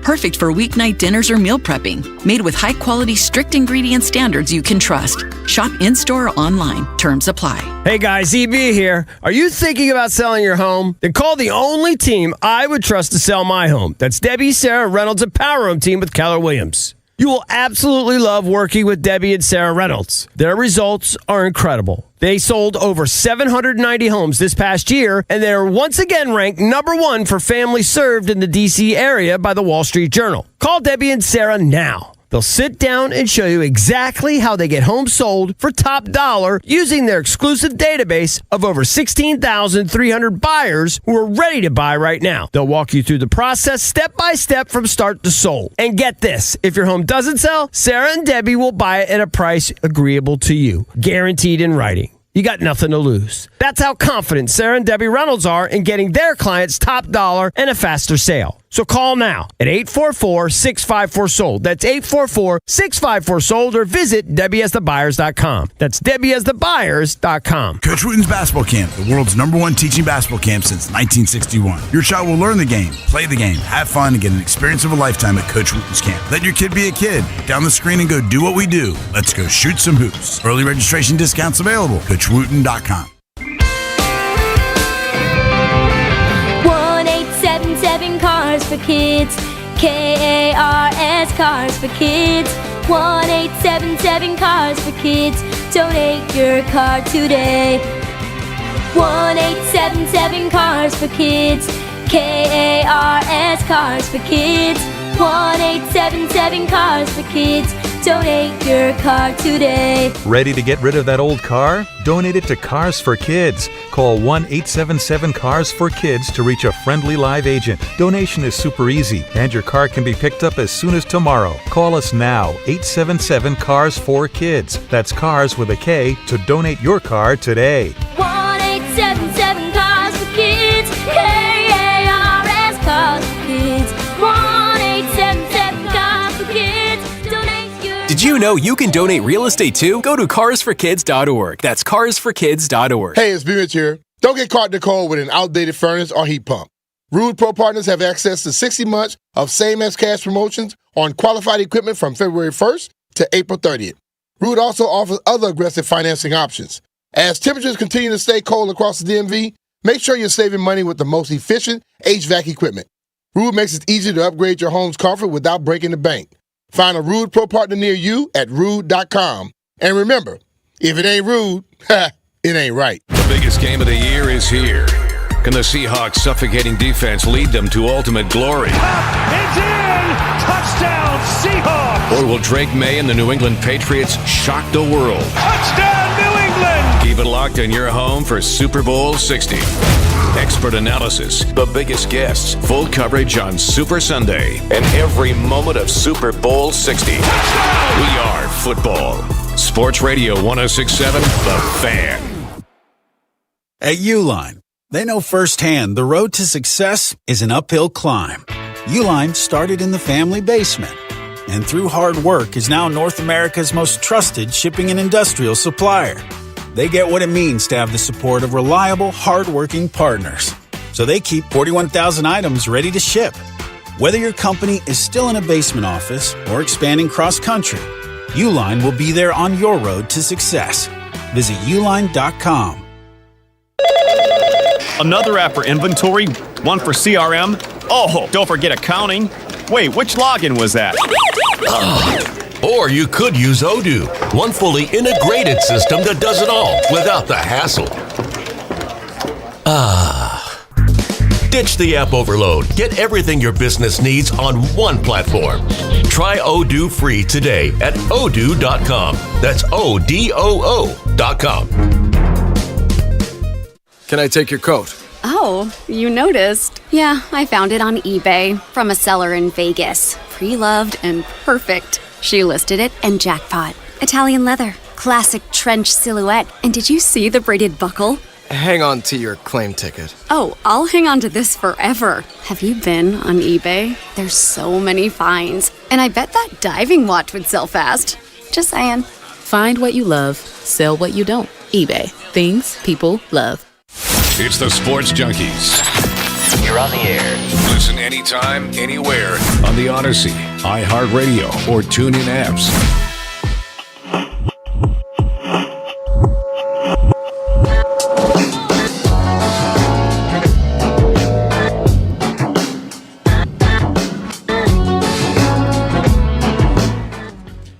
Coming up a little bit later in the show, Spencer Carberry, head coach of the Caps, joins us.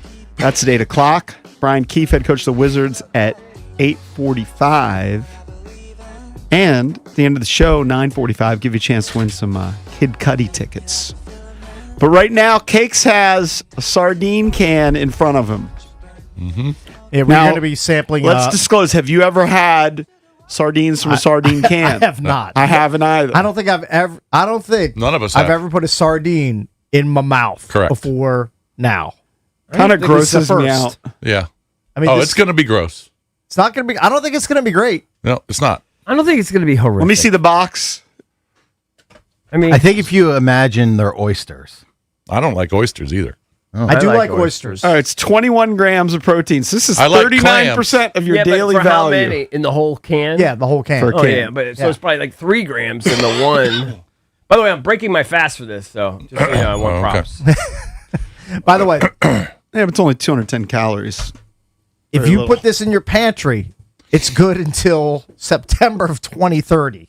Wow. So I guess That's not good. Some serious Well, I preservatives mean, that's in part of the there. attractions. You just buy it and like you can have it in a From pinch. nuclear war. I did not like realize. doomsday preppers probably love sardines and stuff. I did not realize that my brother is a sardine fiend. Oh, he's also really? for protein? I mean, he has a cabinet just stocked with sardines.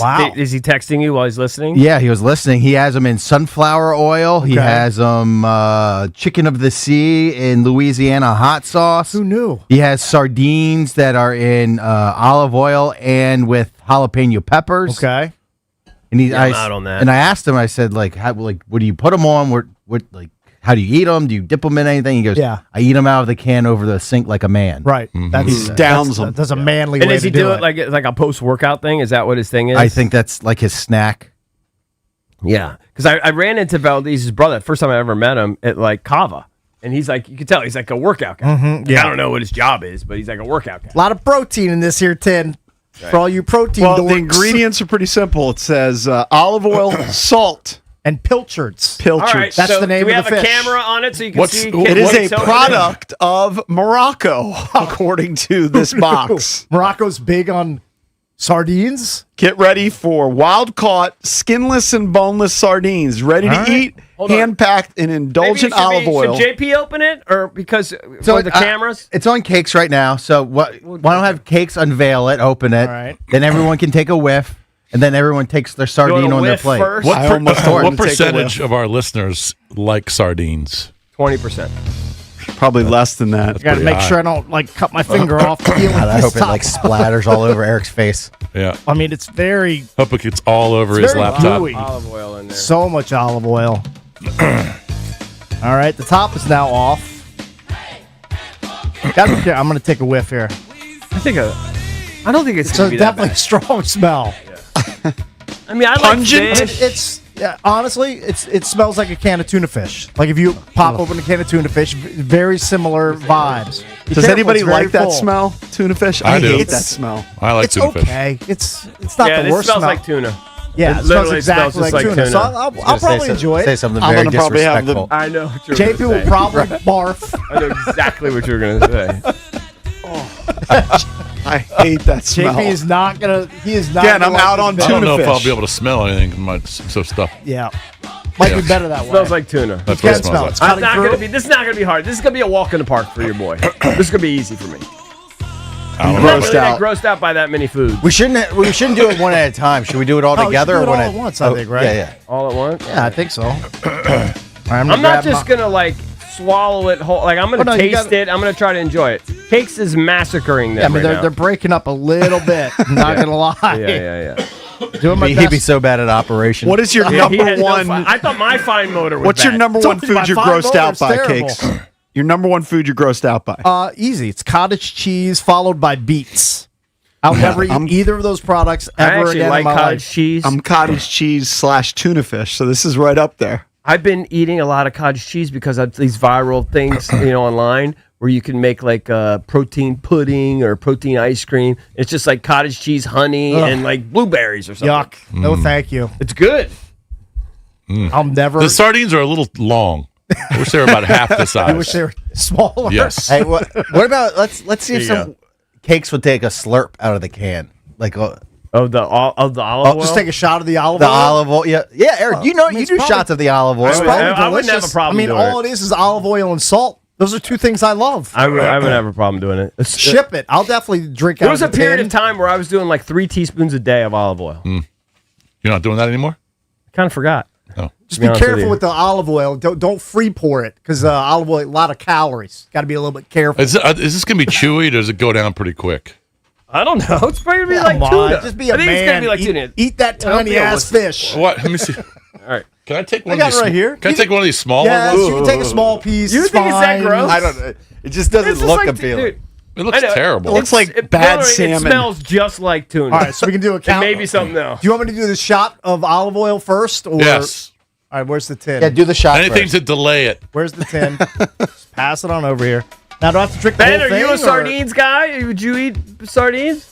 I'd eat them. But I'm not you're a not guy, really though. a guy. Mar sardines? No, this is pretty gross to me, to be honest. It actually smells like cat food I'll almost. take the last sardine out, so in case anybody else wants it, they can have it. But there's a lot of leavings in here.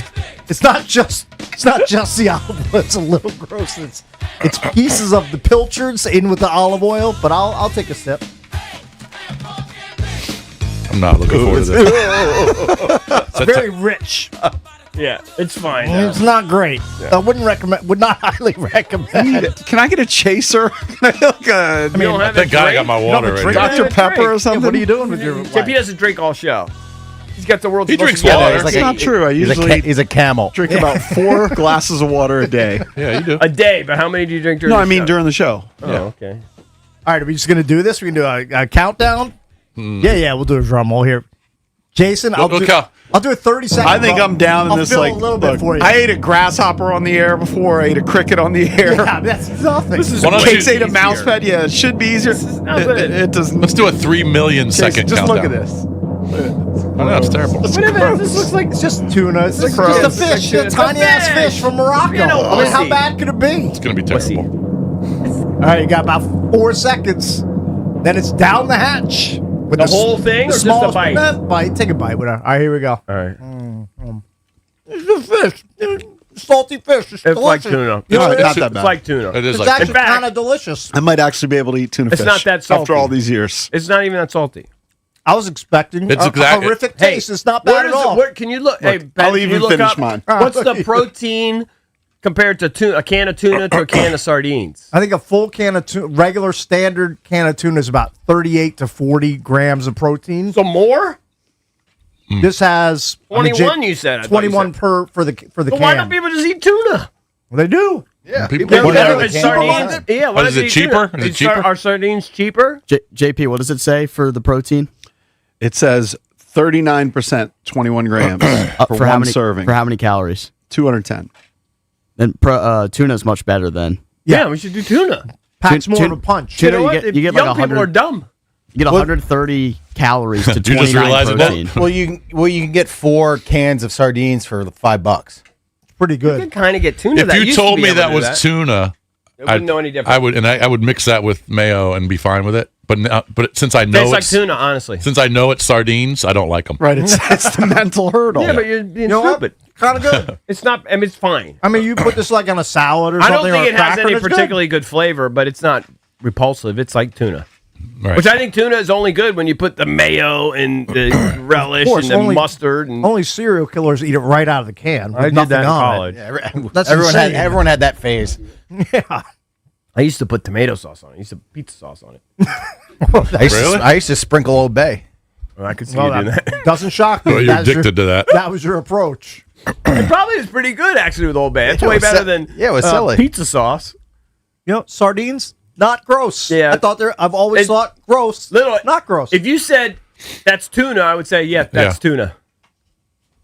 Anchovies are way tougher, and I like them, but only like cakes on certain things. Yeah. Like anchovies are way stronger, and They're more pungent. They test your constitution way more. I'm than getting that. I'm getting the whiff of the sardine. You are? Here now. Dude. It's just would you want to try it? It's just like tuna. In fact, it's indistinguishable. Yeah, here, give him the. I mean, there's a little scrap left. I mean, there's not I'll just take a much little. I'll left. take a little scrap. Yeah, take a little scratch. It's literally indistinguishable from tuna. No, my mouth is a garbage pail. Like I'll eat anything, but a lot of what I don't eat is Based on smell. texture and smell based. I mean, if you can eat quinoa every day, which you do for breakfast, you can handle What it. does he eat? Quinoa. I like quinoa. Quinoa's plain though. Yeah, but there's not much to it. It's just kind of there. Yeah, right. But it's not. There's nothing to not like. Like quinoa's just nothing. kind of mediocre. It's just like tuna, right, Valdez? Yeah, it's exactly like tuna. It's exactly same. like tuna. It's basically it's It tuna. does have a weird smell. But I'm not part of the craze, though. I'm not all of a sudden not going to gonna be rush out and buy a sardines 100 guy. tins of sardines. I mean, it's fine, but I will never eat them. No, there's no reason to. Oh, dang, you tried it. I At least tried you it. Tried it. It's not nearly as salty. People say it's salty. It's not like You know what? I was comparing it. I was Could've expecting used it to be some like yeah, could use some salt. I thought it was pretty salty. Excuse me, burping. Anchovies are 100 times saltier. Yeah, my salt intake definitely it alarms at least my wife and my daughter. They see the amount of But you salt. always that- have good blood pressure, right? Your blood pressure. Yeah, always it's pretty silly. solid. Yeah, that's Pretty good. Good for you. The studio in there boofs. It just reeks of like sardines. Yeah. Well, how could it not? It's a pungent tiny fish. But as soon as I left the producer studio, it just hit me right in the face. Right. My buddy just texted me. Actually, he says he eats sardines 4 times a week. Wow. He likes them. He's actually he called it tuna salad for his family, and it was sardines. They had no He idea. tricked them. Yeah, they had no idea. Tuna's got the mercury in it, so people think this is a better alternative. Oh, okay. I think All that's right. exactly why. That's why. Yeah, but how much Freddy do you have to eat to really overdose on the mercury? I don't know. Freddie. A lot of Morris. So That A lot of actually funk? that Not a might lot be of one of my. I mercuries. think my buddy might have like a high mercury thing or something. He did a whole body scan thing. And I think maybe he had a lot of mercury in his system. whoopie doo. He's just gonna die like everybody else. I mean, you keep wasting your money on body scans, Ricky. He's trying to get healthy. Rick. He's trying to get healthy. All right, so sardines. Sardines four overrated. 4.5 out of 10. Overrated. That's Yeah. actually a pretty good rating. Oh, yes. Okay. Give it a 3 out of 10. That's fine too. I'll never eat them. But I'm not a big fish guy. I mean, I don't mind fish. No, it's for. But I'll almost never choose, like tonight, wherever we're doing the Zabecast from, if we're doing it from Voltaggio, I'm not I choosing mean, when you fish. think of sardines, it's basically you think of it's for brokies. Brokies or like soldiers like in World War I or Yeah. World War II on the front lines. Like it's something they can eat that is shelf stable. Like they pop open the tin, Yeah, but they why don't- dodge gunfire, By and the they way, eat the sardine. why don't they put that pop open thing on tuna? I don't know. Those tuna, you have to Tuna, use a you have to can do the- opener. yeah, Yeah, they Why don't they Nub's do the can pop opener. over thing? Didn't they used to have those poppers back in the day? For tuna? I thought they did. I think I always had to Do you use a guys can have opener. old school manual can openers or a silly electric can opener? We have old school. I got both. At one point, we had I the got both. electric. Yeah, I only have hand crankers. I don't have the old school electric. pro with the hand cranker. I'm Yeah, yeah. so good at that. Yeah. So good at that. Can dude. openers are pretty amazing. Why does the person who ever invented that That get guy no should love? be a Zero billionaire. love. I don't know who invented That's it. like up there with like invented the wheel. Get what this caller just called in and said. He said, you got to eat the sardines with a tangerine. I don't understand that. I don't know. A little citrus. Needs a little citrus. Like sets it off. He said, I'm telling you, you have to tell them to try that. Everybody's so I got wanted to their see own what you little guys would weird think. food hack. Sure, it would be fine. Your Valdez has one. No, I mean, we already Cake's drank it all. Like it's gone. No, I only took a sip. There's plenty of the leftover olive oil if you want it. No, I'm good. All right. Yeah. All right, we got Spencer Carberry joining us at 8. Uncrustable or something. I We'll need talk some something different. Caps at 8 o'clock, but next we'll talk some NFL with the Junkies Blitz. From free agency to the NFL draft, this is your station for every move of the Commanders' offseason. The story is... Now let's just focus on the defense. You were right. We are football. Are we good to go? Sports Radio. Go! 106.7 The Fan. That's another amazing run by Team USA. Mom, think I'll be on Team USA one day? Well, I'll take this one. What? Are you speaking to us? Yes, and to answer your question, anything's possible, especially with Xfinity. So, I can be the best snowboarder ever? Well, I can't guarantee that, but Xfinity can guarantee that your internet price won't change for 5 years.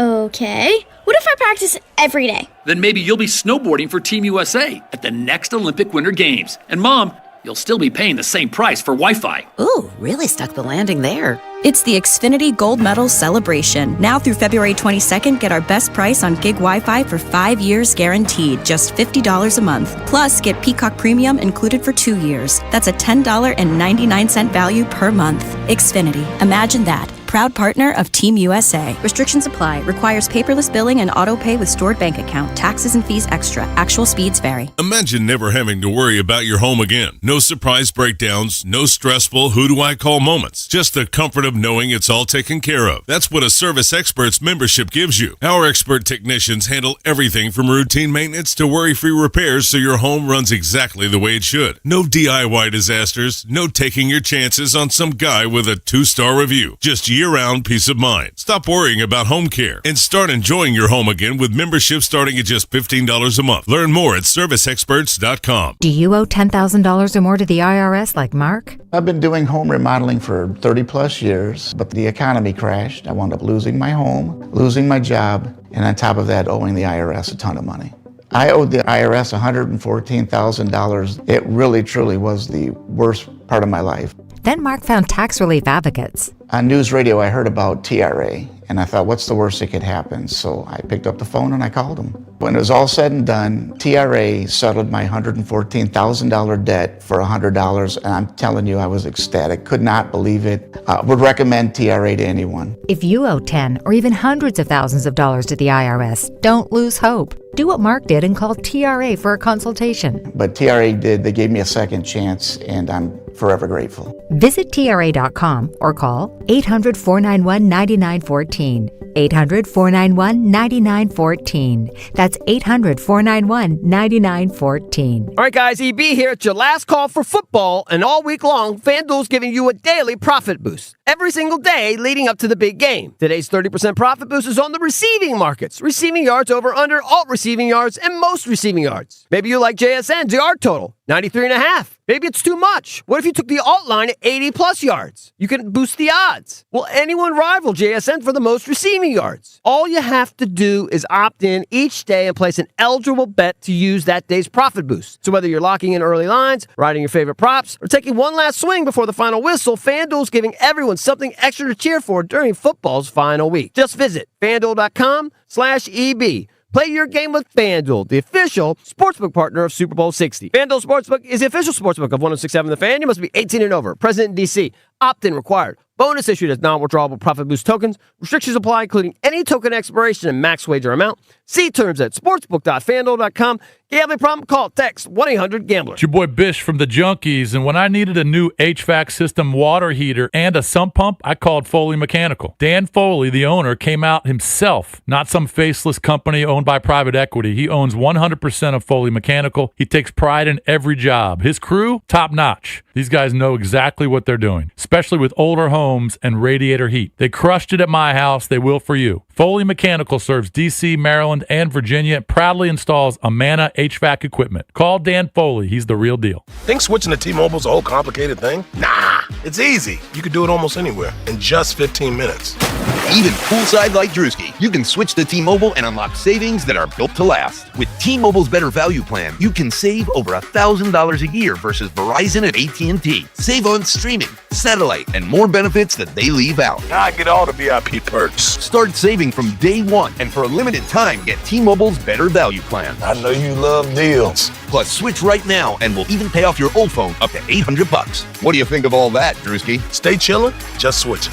It's better over here. Check the math at T-Mobile.com/better value. Savings versus comparable plans at AT&T and Verizon, plus the cost of optional benefits. Plan features and taxes and fees vary. With 3+ lines of Better Value plan. 3+ new lines and 2 eligible ports, or 3+ lines and 5+ years on T-Mobile postpaid plan required. Qualifying credit required. Check out in 15 minutes or less per line. Get up to $800 per line via virtual prepaid card. Typically takes 15 days after rebate submission. Qualifying unlocked device credit service ported 90+ days with device and eligible carrier, and timely redemption required. No cash access and card expires in 6 months. Card issued by Sunrise Banks N.A. member FDIC. It's the Sports Junkies on 106.7 The Fan. Man, these guys are so classy, you know? Pretty damn good. And always live on the free Odyssey app.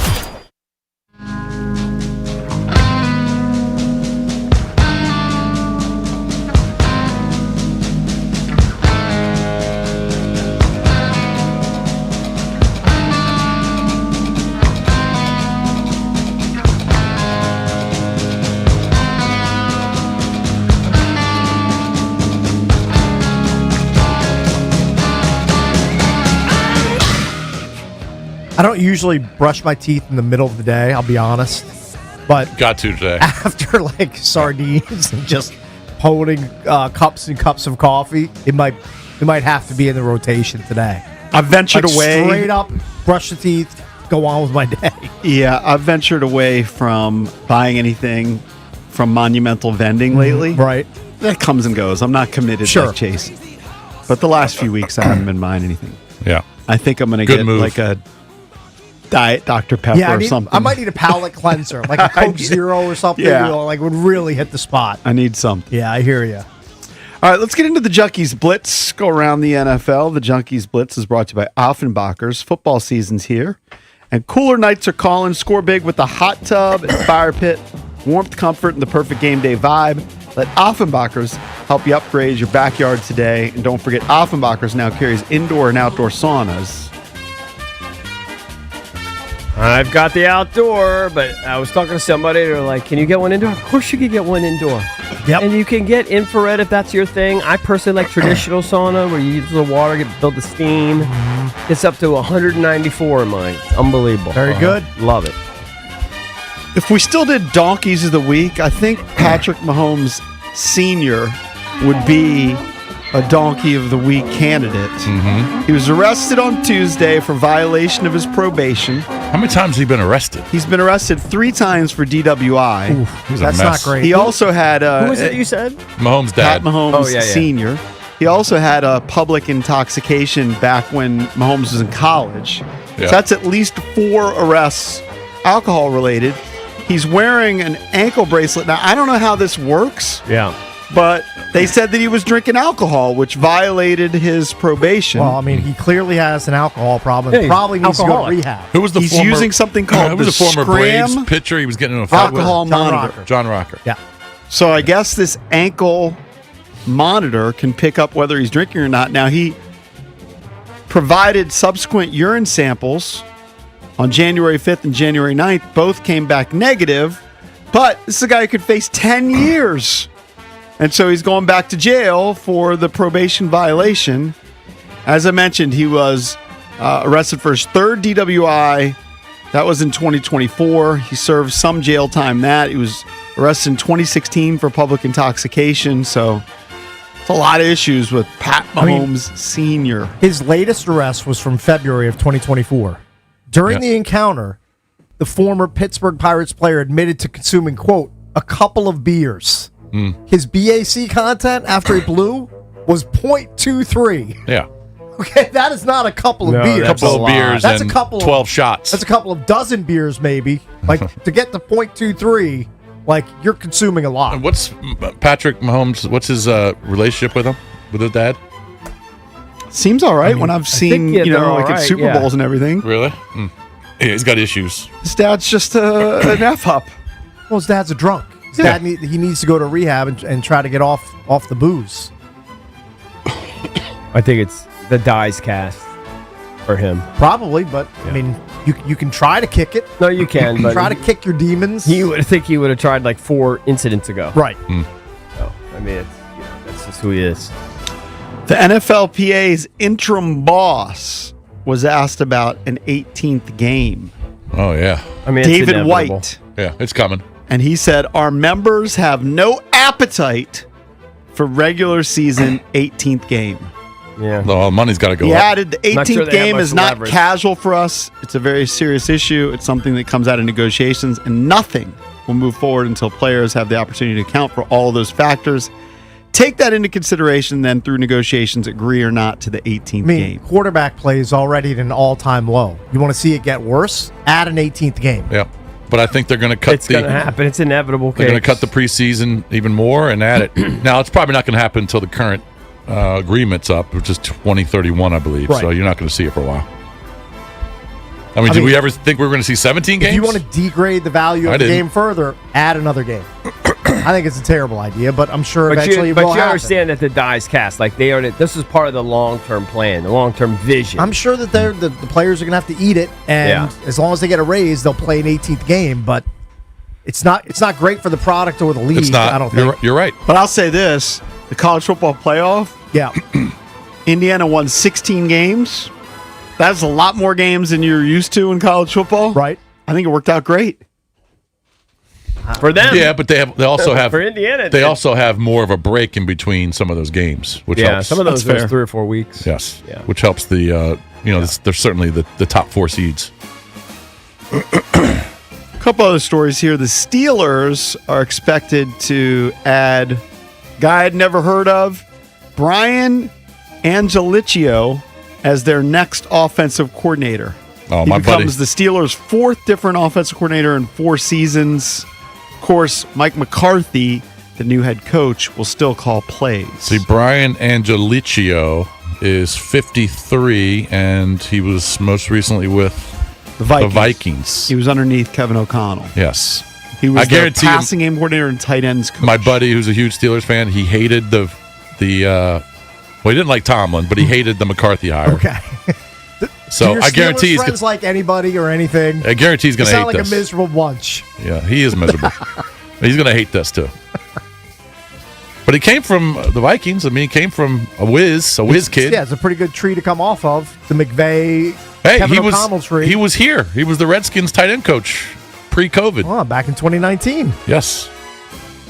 It's amazing how much these guys bounce around. EB, since you said you were going to be at a volleyball tournament, here's your information on the Super Bowl. All right. All right. You guys can tell me about it on Monday. We fill you in on the Super Bowl. I mean, I'll keep track. Kickoff 6:30. I might be home. Do you know the stadium? I don't care. You had I'll some of give their you a hint. jeans. Here's a Where the hint. Niners play. What did you say? He had some of their jeans. Oh, yeah, the jeans. Famous jeans company? Jordache Famous Stadium. apparel company? Yeah, I don't know. Levi What? Stadium. Levi, there you Bugle go. Boy Stadium. I had Bugle Boys. I wish the My Super mom Bowl. got me a Why couldn't pair. the Super Bowl start an hour earlier? Why did they do it at 6:30? That's fine. Not for me. Are you actually under your covers at 6:30? I have been. I've been this week. Not I have in the been because I've been summer. feeling like Not crap. the summer when No, it's not in the silly. summer. No. Yeah. I'll probably because my wife and daughter will probably want to watch some of it, so I'll probably watch the first half downstairs with them, and then I'll scoot up. So I'll be in bed by 8. Can you prep 8:15. and you take a nap before I'm you not get a- yourself? well, I'm I not know a you're not a napper. nap guy, but it's a way to. I don't prep think so yourself. because I don't think I mean unless I took melatonin during the day, I don't think I could fall asleep. See, I like your plan because what you should do is you should go upstairs at halftime, especially if the Patriots are leading. Uh-huh. Leave T and your daughter downstairs, and then you have alone time with you and Drake May if he's Alone time. hoisting the Lombardi Trophy, Right. and then you just drift off into blissful sleep. How many second-year quarterbacks have won Super Bowls? Is it 4 or 3? So Whatever you say. Brady I don't did it, know. right? Whatever you say. Yeah, you haven't seen that? I'm not a Super Bowl historian. Mike Mark, you do the research. Wilson did it. Roethlisberger did it. By the way, Brady. And then is there another one I'm missing? Is it Oh, tilting- did Kurt Warner do it in his second year? Not sure. Is it tilting everybody else that Mike the Moore. Super Bowl now starts with Get a on that. 6? Like we've been watching Super Bowls for Right. so long that now Super Bowls start with a 6. Well, I think we've been watching them since they were in the teens. Right. Yeah. Is that alarming to you? I hadn't thought about It's it. alarming to me. Yeah, until you said so. Jason, it's been Something you should think about. What? Kurt Warner in 99, Tom Brady 01, Roethlisberger 05, Wilson 2013. Right. So those are all the second-year quarterbacks that have won. Right. But May would be the second youngest because. Well, actually, no. He'd be the youngest, wouldn't he? Well, Warner was bagging groceries. So Yeah, he would be the. older. He'd have to be the youngest to yeah, win. because Brady was in Michigan for a long time, Right. and Russell Wilson, went he to played- 100 schools. Yep. Yeah. You're still rooting anti-Jason, basically, right, Cakes? Yeah, he is. It doesn't really matter. He might be impossible. I mean, I'm in my definitely heart rooting of for hearts, Seattle. probably yes. I'm rooting for Seattle. I mean, I can't. I know you are. I mean, I don't want to see Drake May win a Super Bowl in year 2 because this guy will be insufferable for a No, decade. I won't. I will not rub it in. I think there might be some rubbing inning. I will not rub it in. I'm only going to have a Drake May jersey, Right. and I love Drake May hat. I should buy you like a Drake May jersey, all of those things. Todd Monken's the new head coach of the Cleveland Browns, and he was asked about the quarterback situation. Mm-hmm. He said, you got 2 young players who still have a long way to go in terms of development. That's just part of the learning curve in the NFL. Then you have a player like Deshaun, who's coming back from injury and was once a Pro Bowl player and an elite player in this league. We would love to tap back into that. Wow. I find that hard to believe. But Dude, it makes me think of when Ron floated out the possibility of Alex Smith playing. Remember when he first floated and you were like, what? You saw that leg? No way. And he ended up playing? Deshaun's better off than that. Yeah. Where do you stand on Deshaun's forgiveness? Like, he didn't murder anybody. And what he did was reprehensible. But can you sort of restart yourself? I don't know. I think Vic did it. Vic did it. I think it's going to be hard for the Browns to trot him out as a starting quarterback. Just because of that. To ingratiate I himself think to there's the just a fans. stigma around him now that's just going to be hard to avoid. But Vic stigma, did it. but People also, love their but dogs. also I he, know. Vic's a college coach now. yeah, but also he wasn't good when he came back from those injuries. the He bigger wasn't problem. good. Yeah, that's true. But he was good at one point, which always makes you grasp. Yeah, he may be better I than mean, he was top 5 at one point. Shador and Dylan Gabriel. He's better than they will ever be. If I'm Monken, I need I need just to don't look s- outside the building to find my guy. I still might look at him, though. I'd watch him practice. Well, their GM, Andrew Berry, said, I'll say we're very pleased with how Deshaun went through and attacked his rehab this past year, how he engaged with the team, what he did in the meeting rooms. Very pleased with the progress that he made in that regard. Cakes, what if he sat down? He's their best with you? option. He's only 30. What if he sat down and I think I saw this. I think he went, and this may mean nothing to you, but he went out and he got baptized, and what if he's really trying to turn his life around? I mean, I applaud him for that if he's trying to turn things around. You're in the organization. He's trying to turn his life around, and he say, "Hey, coach, just give me a chance. I realize I made a lot of bad mistakes." Oh, I'm in my sure life." he's. I'm sure he said people that. can get baptized and still do terrible things. Of course. I'm not saying you can't. Who would you give a second chance first? Justin Tucker or Deshaun Watson? Well, they both done the same thing, Yeah, essentially. Yeah. Although Watson might have been more. It's 50-50. Serial. Watson might add more assaults. Look, if I'm Monken, I'm just going to walk into Barry and Jimmy Haslam's office and say, I can't work with any of these guys. Yeah, They're but you all got a terrible. 30-year-old former Pro Bowler who literally was You have to top start 5 in the league. somebody. But his I best know, but days he are was. 6 That was years there ago. the last few years. That was so long ago. But maybe Monken can find that he still has some. I tools. find it hard to believe, but we'll see. I would bet more on him being good than the other two. He has played 18 games. I would too. Since. Think about this. He's played 18 games in 5 years. In 5 years. I know. I'll bet $2 he never starts a game for the Cleveland Browns in the regular season. I want it. I want a I piece. thought I already made a Deshaun Watson. It might be bet. already in I there. want a piece of that one. Put it in there. Put EB in there. He's Put doubling me up. in there. Coming up next, Spencer Carberry, head coach of the Washington Capitals, here on The Fan. DC's FM Sports Talk. 1067 The Fan. This is an Odyssey Sports Minute. Sponsored by TaxSlayer. Start filing for free today at TaxSlayer.com. Robert Kraft will not be a first ballot Hall of Famer. In fact, he's not even on the ballot in his first opportunity. Deflategate, Spygate. Sure, some nefarious personal decisions possibly were made by Robert Kraft, but still, he's arguably the greatest owner of all time that built a dynasty. He should be it. I'm Drake Toll.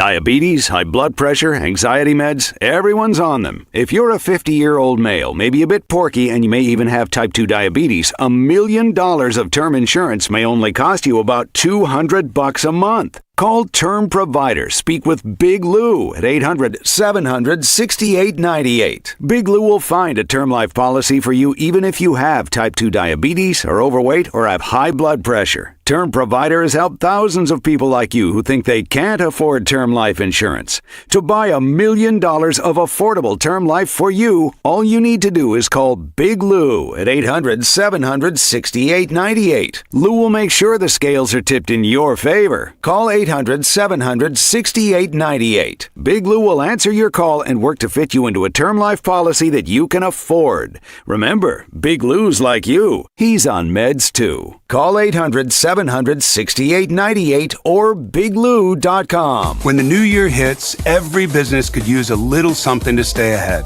A lift, a jump start, an edge, or perhaps a boost. Like the all-new 5-year business boost from Comcast Business. It's the certainty of a price lock for 5 years on qualifying internet bundles. Plus, you'll have the most reliable Wi-Fi with our best equipment, so your whole team can stay connected at a great rate. And to sweeten the deal, ask about a $500 prepaid card when you add 2 lines of mobile. It's the boost your business deserves. So sign up for the 5-year business boost and get a 5-year price lock on ultra-reliable Wi-Fi. Plus, ask about a $500 prepaid card. Comcast Business, powering possibilities. Ends 3/22/26. New customers only. 1-year contract required for guaranteed rate. 5-year pricing applies to monthly service charge excluding taxes and fees. Best Wi-Fi based on Open Signal Awards USA Fixed Broadband Experience Report, May 2025. Attention. Have you racked up $10,000 or more in credit card debt? Are you barely getting by making minimum payments? With credit card debt reaching all-time highs, National Debt Relief is notifying consumers about significant debt relief options currently being made available to help those with overwhelming credit card debt. These options may reduce a large portion of credit card debt for those who qualify. You don't need to declare bankruptcy or take out a consolidation loan, and you may only have to pay back a fraction of what you owe, even if you have bad credit. National Debt Relief has already reduced the credit card debt for more than 550,000 consumers, so don't wait. If you owe $10,000, $20,000, or even $100,000 in credit card debt, you can now take advantage of this financial debt relief as the cost of living continues to skyrocket. To check what debt reduction you may qualify for, call 800-894-7722. That's 800-894-7722. Again, 800-894-7722. Oh, hello. It's me, the calculator that lives inside of TaxSlayer. And let me tell you, I love numbers. 1040s, 1099s, W-2s, all of them. With TaxSlayer, anyone can file a federal return for just $22.99. You'll get 100% accuracy and your biggest possible refund guaranteed. Now those are great numbers. Need help along the way? We've got US-based real human support. File by February 8th for just $22.99 and get the refund you deserve. TaxSlayer. File fearlessly. This is the story of the one. As an HVAC technician, he and his digital multimeter are in high demand. So when a noisy office HVAC turns out to be a failing blower motor, he doesn't break a sweat. With Grainger's easy-to-use website and product information, he selects the product he needs to keep everything humming right along. Call 1-800-GRAINGER, click Grainger.com, or just stop by. Grainger, for the ones who get it done. Live from the LindsayCars.com studios in the nation's capital, WJFK-FM and WJFK-HD1, Manassas, and WPGC-HD3, Morningside. Tip, they score! This is your flagship home of the Washington Capitals. Dylan Strome tips and Alex Ovechkin shot! You get a goal! You get a goal! Carlson, a shot, he scores! Sports Radio 106.7, The Fan, an Odyssey Sports station. 106.7 The Fan, Sports Flash! This Sports Update is brought to you by the Reynolds & Power home team, Keller Williams Realty. The Knicks beat the Wizards 132-101 last night. Will Riley scored 17 points and Bub Carrington added 14 for the Wiz. Washington won 3 of their last 5, but their 2 defeats were by 31 by the Lakers on Friday, and that same margin to the Knicks last night.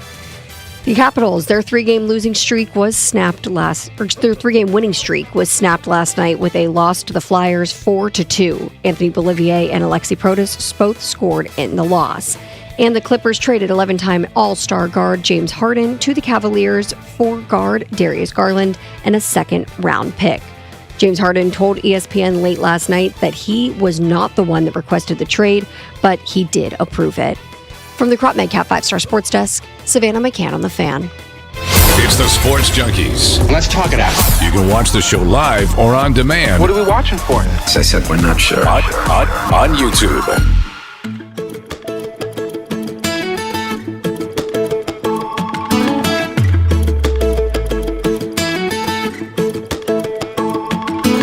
Everybody here ain't from here, but we're here doing our thing.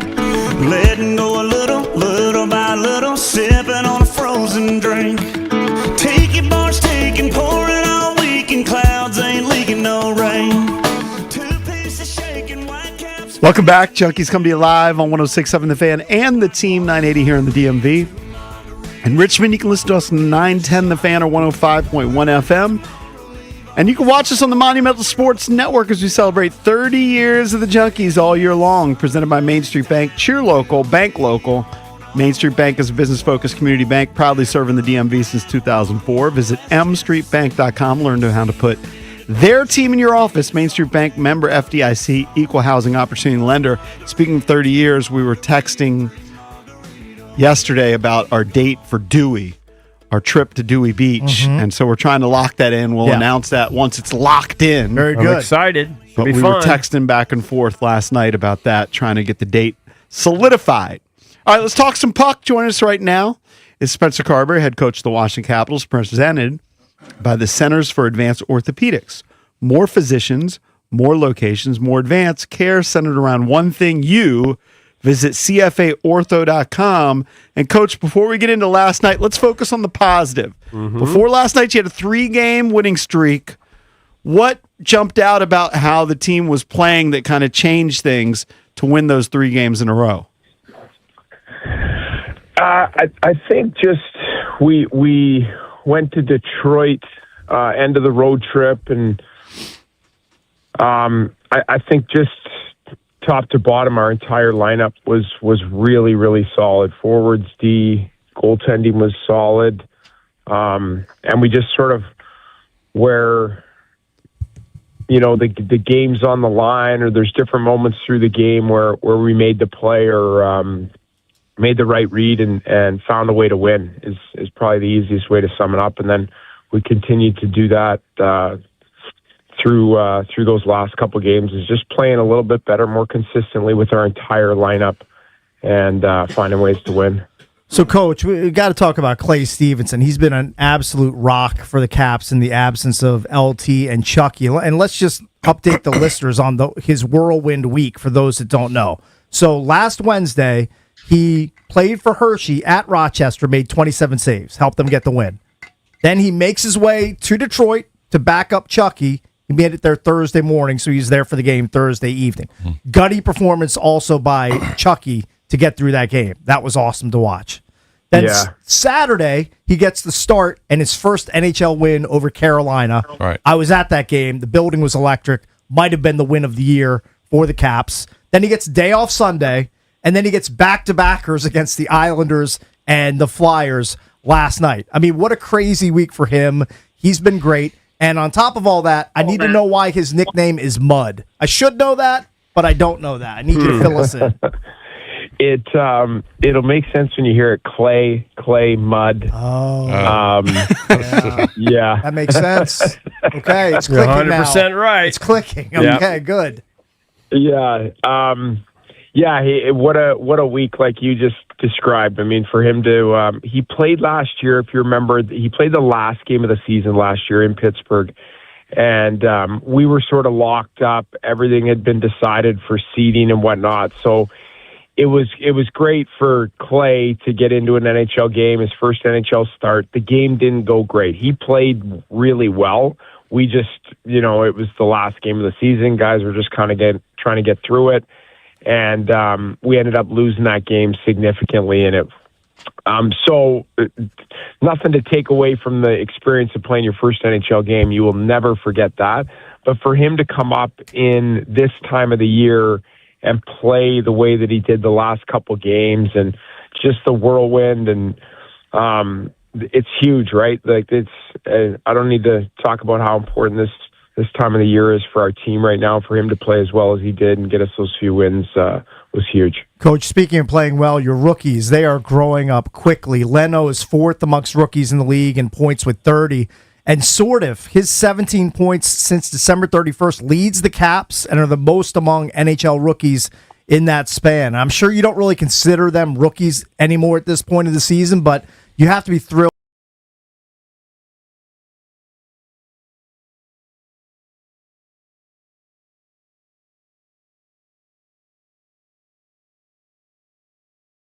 Best league in the world, and for young players to step into this league and be productive and be able to play on a team significant minutes and help a team. But lots of young kids play in the league, but it's a whole different animal to play in the league on a team that's expecting to win every night and expecting you as a young player to make all the winning plays, reads, decisions that are required in order to win in this league against all the veteran players and the talented players. And so they've done a real good job. I mean, it's,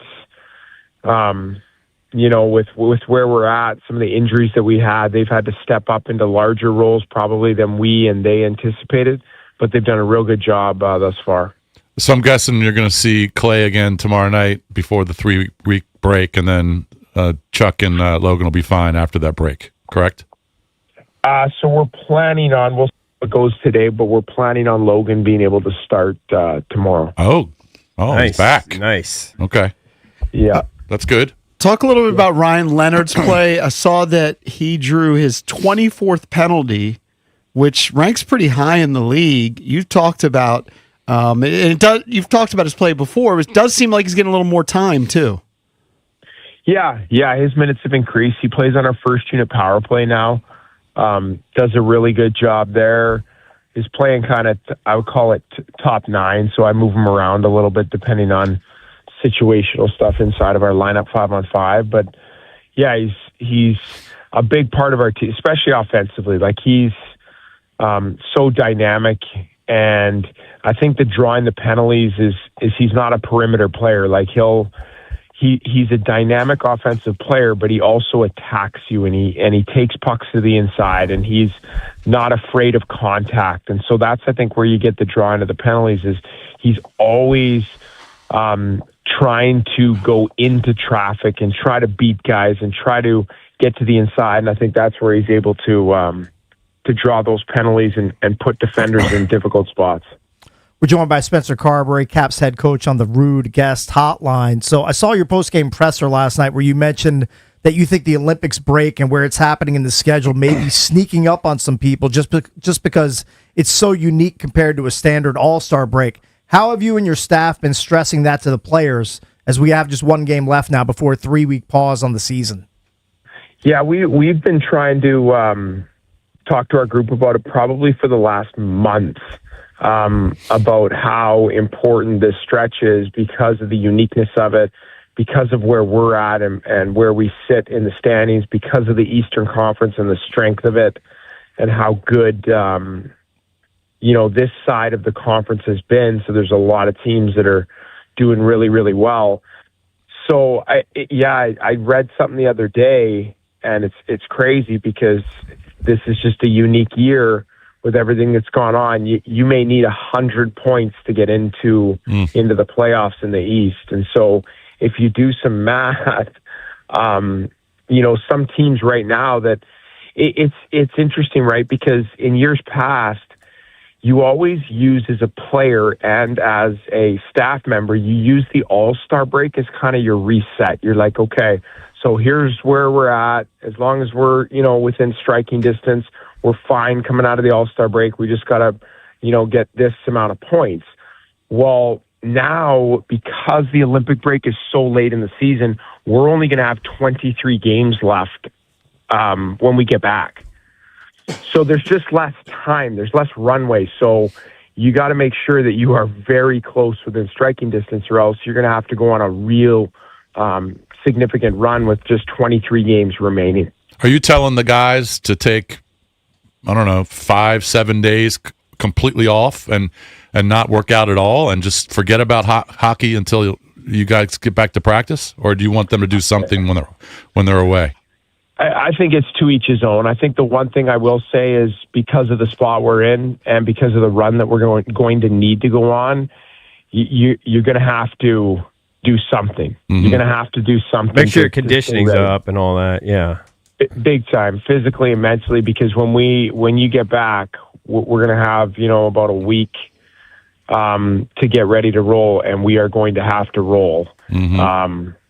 So yeah, they'll definitely get some time to relax and enjoy themselves, but we're going to have to come back in a good mindset and physically ready to roll. What will Coach Carberry be doing, and what are you doing for the Super Bowl? So I'm going to head down to Florida, and we're going to check out with the kiddos. There's a new We Love theme park, so we're going to go to the new Universal down in Orlando. Oh, nice! Wow. right. First of all, expensive. Second of all, you have to get the fast pass, or else you're going to be waiting in lines for an hour plus for every ride. Are you doing the fast pass? You have to. I don't know that, but I'm going to write that down so that we do that. Talk to the wife. Are you a She's got it. Are you a roller coaster guy? I do, and my kids now are at the age where, so the Disney was great, all that stuff, but now they love roller coasters and thrills, so they drag me onto those things, and I can do most of them. The straight up drops get me a little bit, like the ones that just go up and straight down, you know what I mean? Yeah, horrifying. The Velociraptor coaster there is a 15 out of 10. You're going to like that. Okay. That one I've done. Yep. It's the best roller coaster I've ever been on. It's really cool. So we've learned that you were a golfer, and I'm just curious with the Winter Olympics coming up and skiing being a big part of that, and this Lindsey Vonn story that apparently she's going to ski with the torn ACL. Were you a skier? Unreal. Hey, I read that yesterday. I was a skier, so grew up skiing. But you know what my favorite sport in the Winter Olympics is? Ooh, let's. And this. Can we this guess? is- Can we go around the room Yeah. and guess? Speed skating. I'm gonna go. I'm gonna say curling for Coach. I'm going Carbs. speed You skating. nailed it. Curling? You nailed it. Jeez. Let's go. I know Coach Carb. Why? I love curling's a big sport back home, Yeah. and it's a long one in the Olympics, so it goes on for like 2 weeks because they play every country, and I think you play like 14 matches in the round robin, and I just think it's the technical part of it and the strategy. It's oh man, that's awesome. Yeah. Have you done it? Oh yeah. You know what I did too in Hershey? My first year, we did a team building event, and we went curling with the team. That was fun, seeing guys slide around out there with the rocks. Also seems like a sport you could do, like at least recreationally, with beers in hand too, like in between. Big time. So Yeah. back home, it's a very social event for Right. people, and it's like every Thursday night, and people have a good time. You have a few drinks, and Nice. yeah, big time. Will you get into the hockey for the Olympics? Oh yeah. I'll watch all the games, especially our guys play in Slovakia and Canada. Absolutely, no doubt. All right, Yeah, but Coach. all the stuff I love, the speed skating, the downhill, like there's so many, the biathlon, it's going to be good. Wait. Is the biathlon where they ski and then they shoot? Yes. Yeah. That's such a weird combo. It's a weird combo, but it's an Olympic Coach sport. Carbs likes it all. Yep. He's into it. The luge. Yeah, the luge. I like the luge. I like the luge. I like the luge. And the most you guys know what the most popular is, right? Most popular Figure sport. skating. Gotta be figure Oh skating. yeah, figure skating. Skating. Yeah. Figure It's gotta be. Yeah, there's the local kid from Vienna is the gold medal favorite. Yeah, have you guys seen that? And he's wearing Ovi's laces. Yeah, Yeah. Evie was very pumped that he's wearing Ovi's laces. I'm sorry, I didn't know that Ovi did a yellow laces bit. I'm sorry. I don't know how. I didn't You're know. late to the party. I didn't know. I'm sorry. All right, Coach. So I guess it'll be a few weeks before we talk to you. It's Coach Carberry. Enjoy the break, and when you come back, it's going to be a sprint. Yep. Hopefully we get this thing going. Okay, thanks, guys. Yep. Have a great few weeks. You All too, right, man. thank you, buddy. It's Coach Spencer Carberry, presented by the Centers for Advanced Orthopedics. More physicians, more locations, more advanced care centered around one thing. You visit cfaortho.com. That rocked me yesterday. I couldn't stop thinking about Eric and JP not knowing the yellow laces bit. I didn't know it either. You didn't know it either? Yeah, 3 out of 4. I barely pay attention to hockey, so I wouldn't know It's that. like an iconic Ovi thing. Yeah. Didn't know.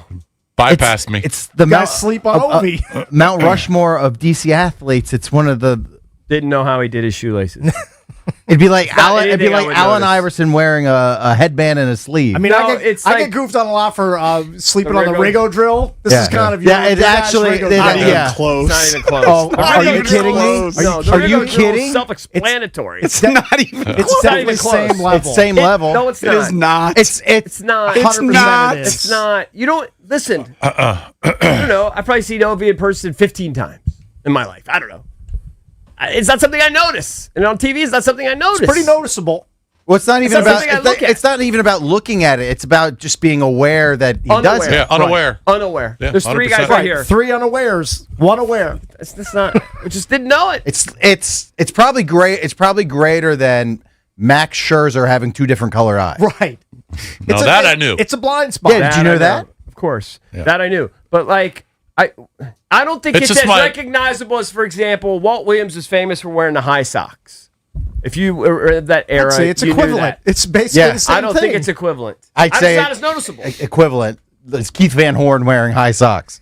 I don't think it's as noticeable. The pretty color, noticeable. Very you would have to noticeable. look for it. Well, you just use It your doesn't eyeballs jump out when at you're you. watching a game. I never noticed it. I stand by it. I'm sorry that I'm disappointing you, but I did not know that. I feel like we need to take calls on it now. Oh, jeez.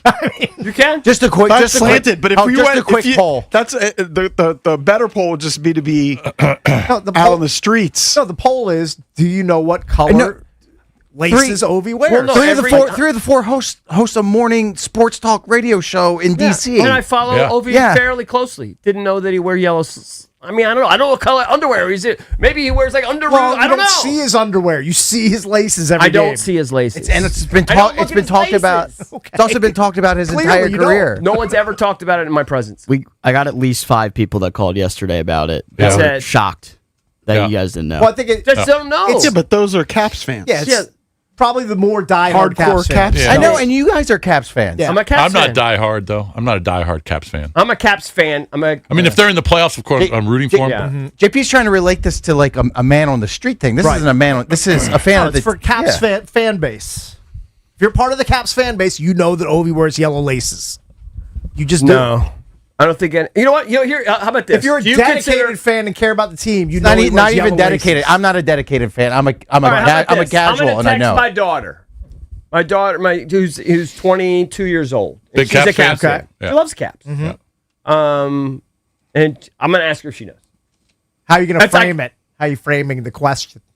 Do you know that there's anything interesting about Ovi's skates or his Oh, just say shoelaces? what color laces does Ovi wear? Sure. Yeah, All right. that works. I'll ask her. Yep. I won't ask my son because he won't know.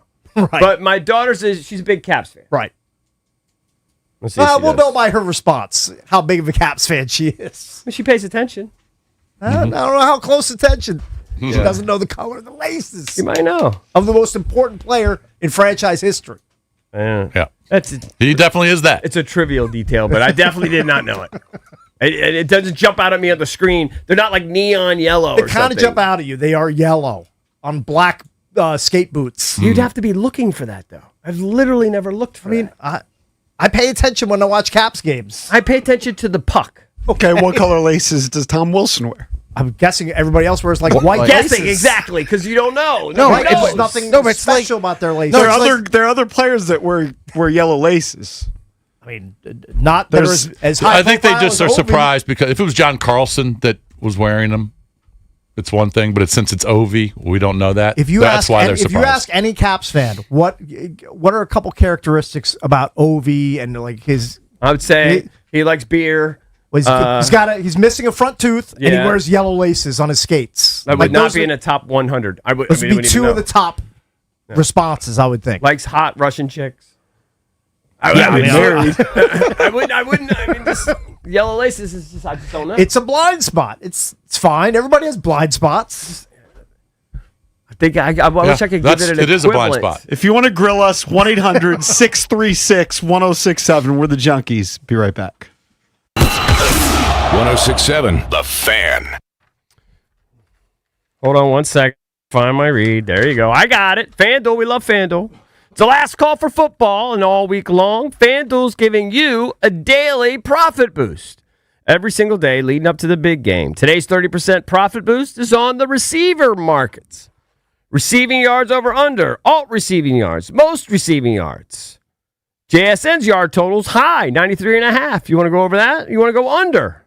Is anybody going to get close to JSN for most receiving yards? Pick any of those props. All you have to do is opt in each day and place an eligible bet to use for that day's profit boost. So whether you're locking in early lines, riding your favorite props, or taking one last swing before the final whistle, FanDuel's giving everyone something extra to cheer for during football's final week. All you have to do, make sure you hit up FanDuel.com/EB. Play your game with FanDuel, the official sportsbook partner of Super Bowl 60.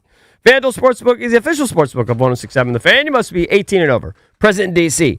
Opt-in required. Bonus issued as non-withdrawable profit boost tokens. Restrictions apply, including any token expiration and max wager amount. See terms at sportsbook.fanduel.com. Gambling problem? Call, text 1-800-GAMBLER. Are your investments in the right accounts? What's best, traditional or Roth? Are you receiving all available tax deductions? Are you paying as little in tax as you can? These are all questions you can't afford to get wrong. Hi, I'm Jeff Jr., founder of Trajan Wealth, and in many cases, it's not what you make, but it's what you keep that makes the real difference. Trajan Wealth and Trajan Tax work closely together exclusively. No more guessing about whether you should do a Roth conversion, or if maxing out your 401k is really the best option. Our nationally recognized fiduciary advisors and CPA team work in tandem to make sure your tax strategy works with your investment strategy. We'll even do your tax preparation. One team, one strategy. Isn't it time for a second opinion? Call Trajan today. 202-929-6600. That's 202-929-6600. Trajan Wealth, an SEC-registered investment advisor. Additional services through Trajan Estate and Trajan Tax. Additional disclosures and accreditation at TrajanWealth.com. We all know someone who would do anything to avoid home repairs. They say, I can probably do that, and you know they probably shouldn't. Or they hire a handyman who isn't so handy after all. That's where Service Experts comes in. With certified experts and proactive memberships, they make it easy to keep your home happy and healthy with regular maintenance and worry-free repairs. So do every overconfident DIYer or avoidant homeowner you know a favor this year. Tell them to leave it to the experts. Book today at ServiceExperts.com and save $90 on an HVAC precision tune-up. Hey guys, it's Grant Paulson for Virginia's American Revolution 250th Commission and Dad to 4 Presidents. America didn't just happen. It was made right here in Virginia. This year, the Virginia American Revolution 250 Commission, known as VA 250, invites you to experience 250 years since the birth of our nation in the places where it all began. From Jamestown and Williamsburg to Yorktown, Northern Virginia, and communities across the Commonwealth. VA 250 is bringing history to life with events, exhibits, and family-friendly experiences happening all year long. The Paulsons will be taking part. Walk the same ground as the founders. Hear stories of courage, sacrifice, and independence, and share them with your family. Whether you love history or you're just looking for something meaningful to do together, this is your invitation to explore the people and places that shaped America. The celebration is happening now across Virginia. Come experience the birthplace of our country. America made in Virginia. Plan your visit today at va250.org. That's va250.org. The biggest game of the year is here. Can the Seahawks' suffocating defense lead them to ultimate glory? It's in! Touchdown, Seahawks! Or will Drake May and the New England Patriots shock the world? Touchdown, New England! Keep it locked in your home for Super Bowl 60. Expert analysis, the biggest guests, full coverage on Super Sunday, and every moment of Super Bowl 60. Touchdown! We are football. Sports Radio 1067, The Fan. This is the story of the one. As the purchasing manager at a manufacturing plant, she knows the only thing more important than having the right safety gear is having it there when you need it. That's why she partners with Grainger for auto reordering, so her team members can count on her to have cut-resistant gloves on hand, and each shift can run safely and efficiently. Call 1-800-GRANGER, click Grainger.com, or just stop by. Grainger, for the ones who get it done. Welcome back to Winter Hack Radio, the place for clever hacks to survive the season. Icy driveway? Well, try spreading sand or birdseed to help with traction. Snowy puppy paws? Well, grab a whisk, brush it off, done. Catch COVID-19? Well, just get... Actually, there's no hack for COVID-19. But if you test positive, prescription medications for COVID exist. Ask your doctor if they're right for you. Visit PfizerForAll.com to learn more. Sponsored by Pfizer. Jake from State Farm. I'm winning. I finally cleaned my house, so I'm breaking out my new tropical room spray. Keep winning and create an affordable price just for you by bundling your home and auto with the State Farm Personal Price Plan. It's like your own personal paradise. Ooh, hey, grab me a coconut water. Bundling, just another way to save with a personal price plan. Like a good neighbor, State Farm is there. Prices are based on rating plans that vary by state. Coverage options are selected by the customer. Availability, amount of discounts and savings, and eligibility vary by state. Every morning, we rise and shine, make breakfast, and brush away the night's rest. These routines help us start the day off right. Nature-Made vitamins are a simple step in that daily care regimen. Multivitamins with daily essentials, clinically studied probiotics for gut health support, magnesium to help relax the body. Nature-Made is made to care for you every day. These statements have not been evaluated by the Food and Drug Administration. These products are not intended to diagnose, treat, cure, or prevent any disease. It's the Sports Junkies. I hear what you're saying, and I like it. On 106.7 The Fan. And always live on the free Odyssey app.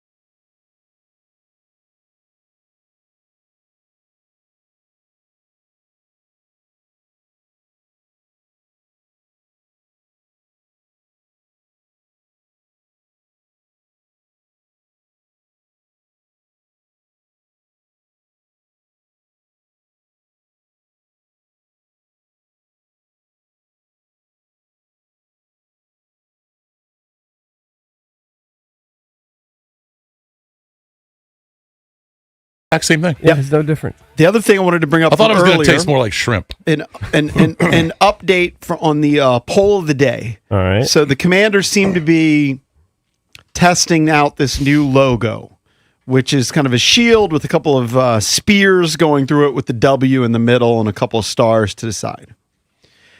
Right now, 60% say they do not like the logo, but here are a couple of tweets. You can always tweet us at Junks Radio. This one from @Washington Tribe. Yes, I do like it. It gives a vision for this brand. Old Empire Roman Legion fits DC well as a brand and is different from any other brand in the NFL. I saw George Carmi, who I'm not exactly who he works for now, but he's done different things, Commanders related. Yeah, he said it ties into the stadium, that the stadium has kind of the old school Coliseum look. Right, like a That's what I Roman think they were Coliseum. trying to do. Yeah. That's why I alluded to saying the Coliseum. This one from... But I still think it's Still like don't like AI created and not very creative. Mm-hmm. I think This it's a one dud. from Dave Earl. Through the lens of a diehard Redskins fan, as I am, this is atrocious, 100%. Well, what was the poll results again? 75%? 60% do not like it right now. They're not feeling it. Yeah, I don't like the crisscross spears. I like the spears. Incorporate the spears. I would I just like the incorporate the crisscross. spears the way they did it before. Yeah. Well, they want to With the be different. feather, next to it, whatever. I don't know. It looks very generic. It's the most generic logo ever, I would say. Crisscross, the 80s rap group, was better. Yes. By the way, I did text my daughter, and I said, what color laces does Ovi wear, do you know? She said, of course, yellow. See?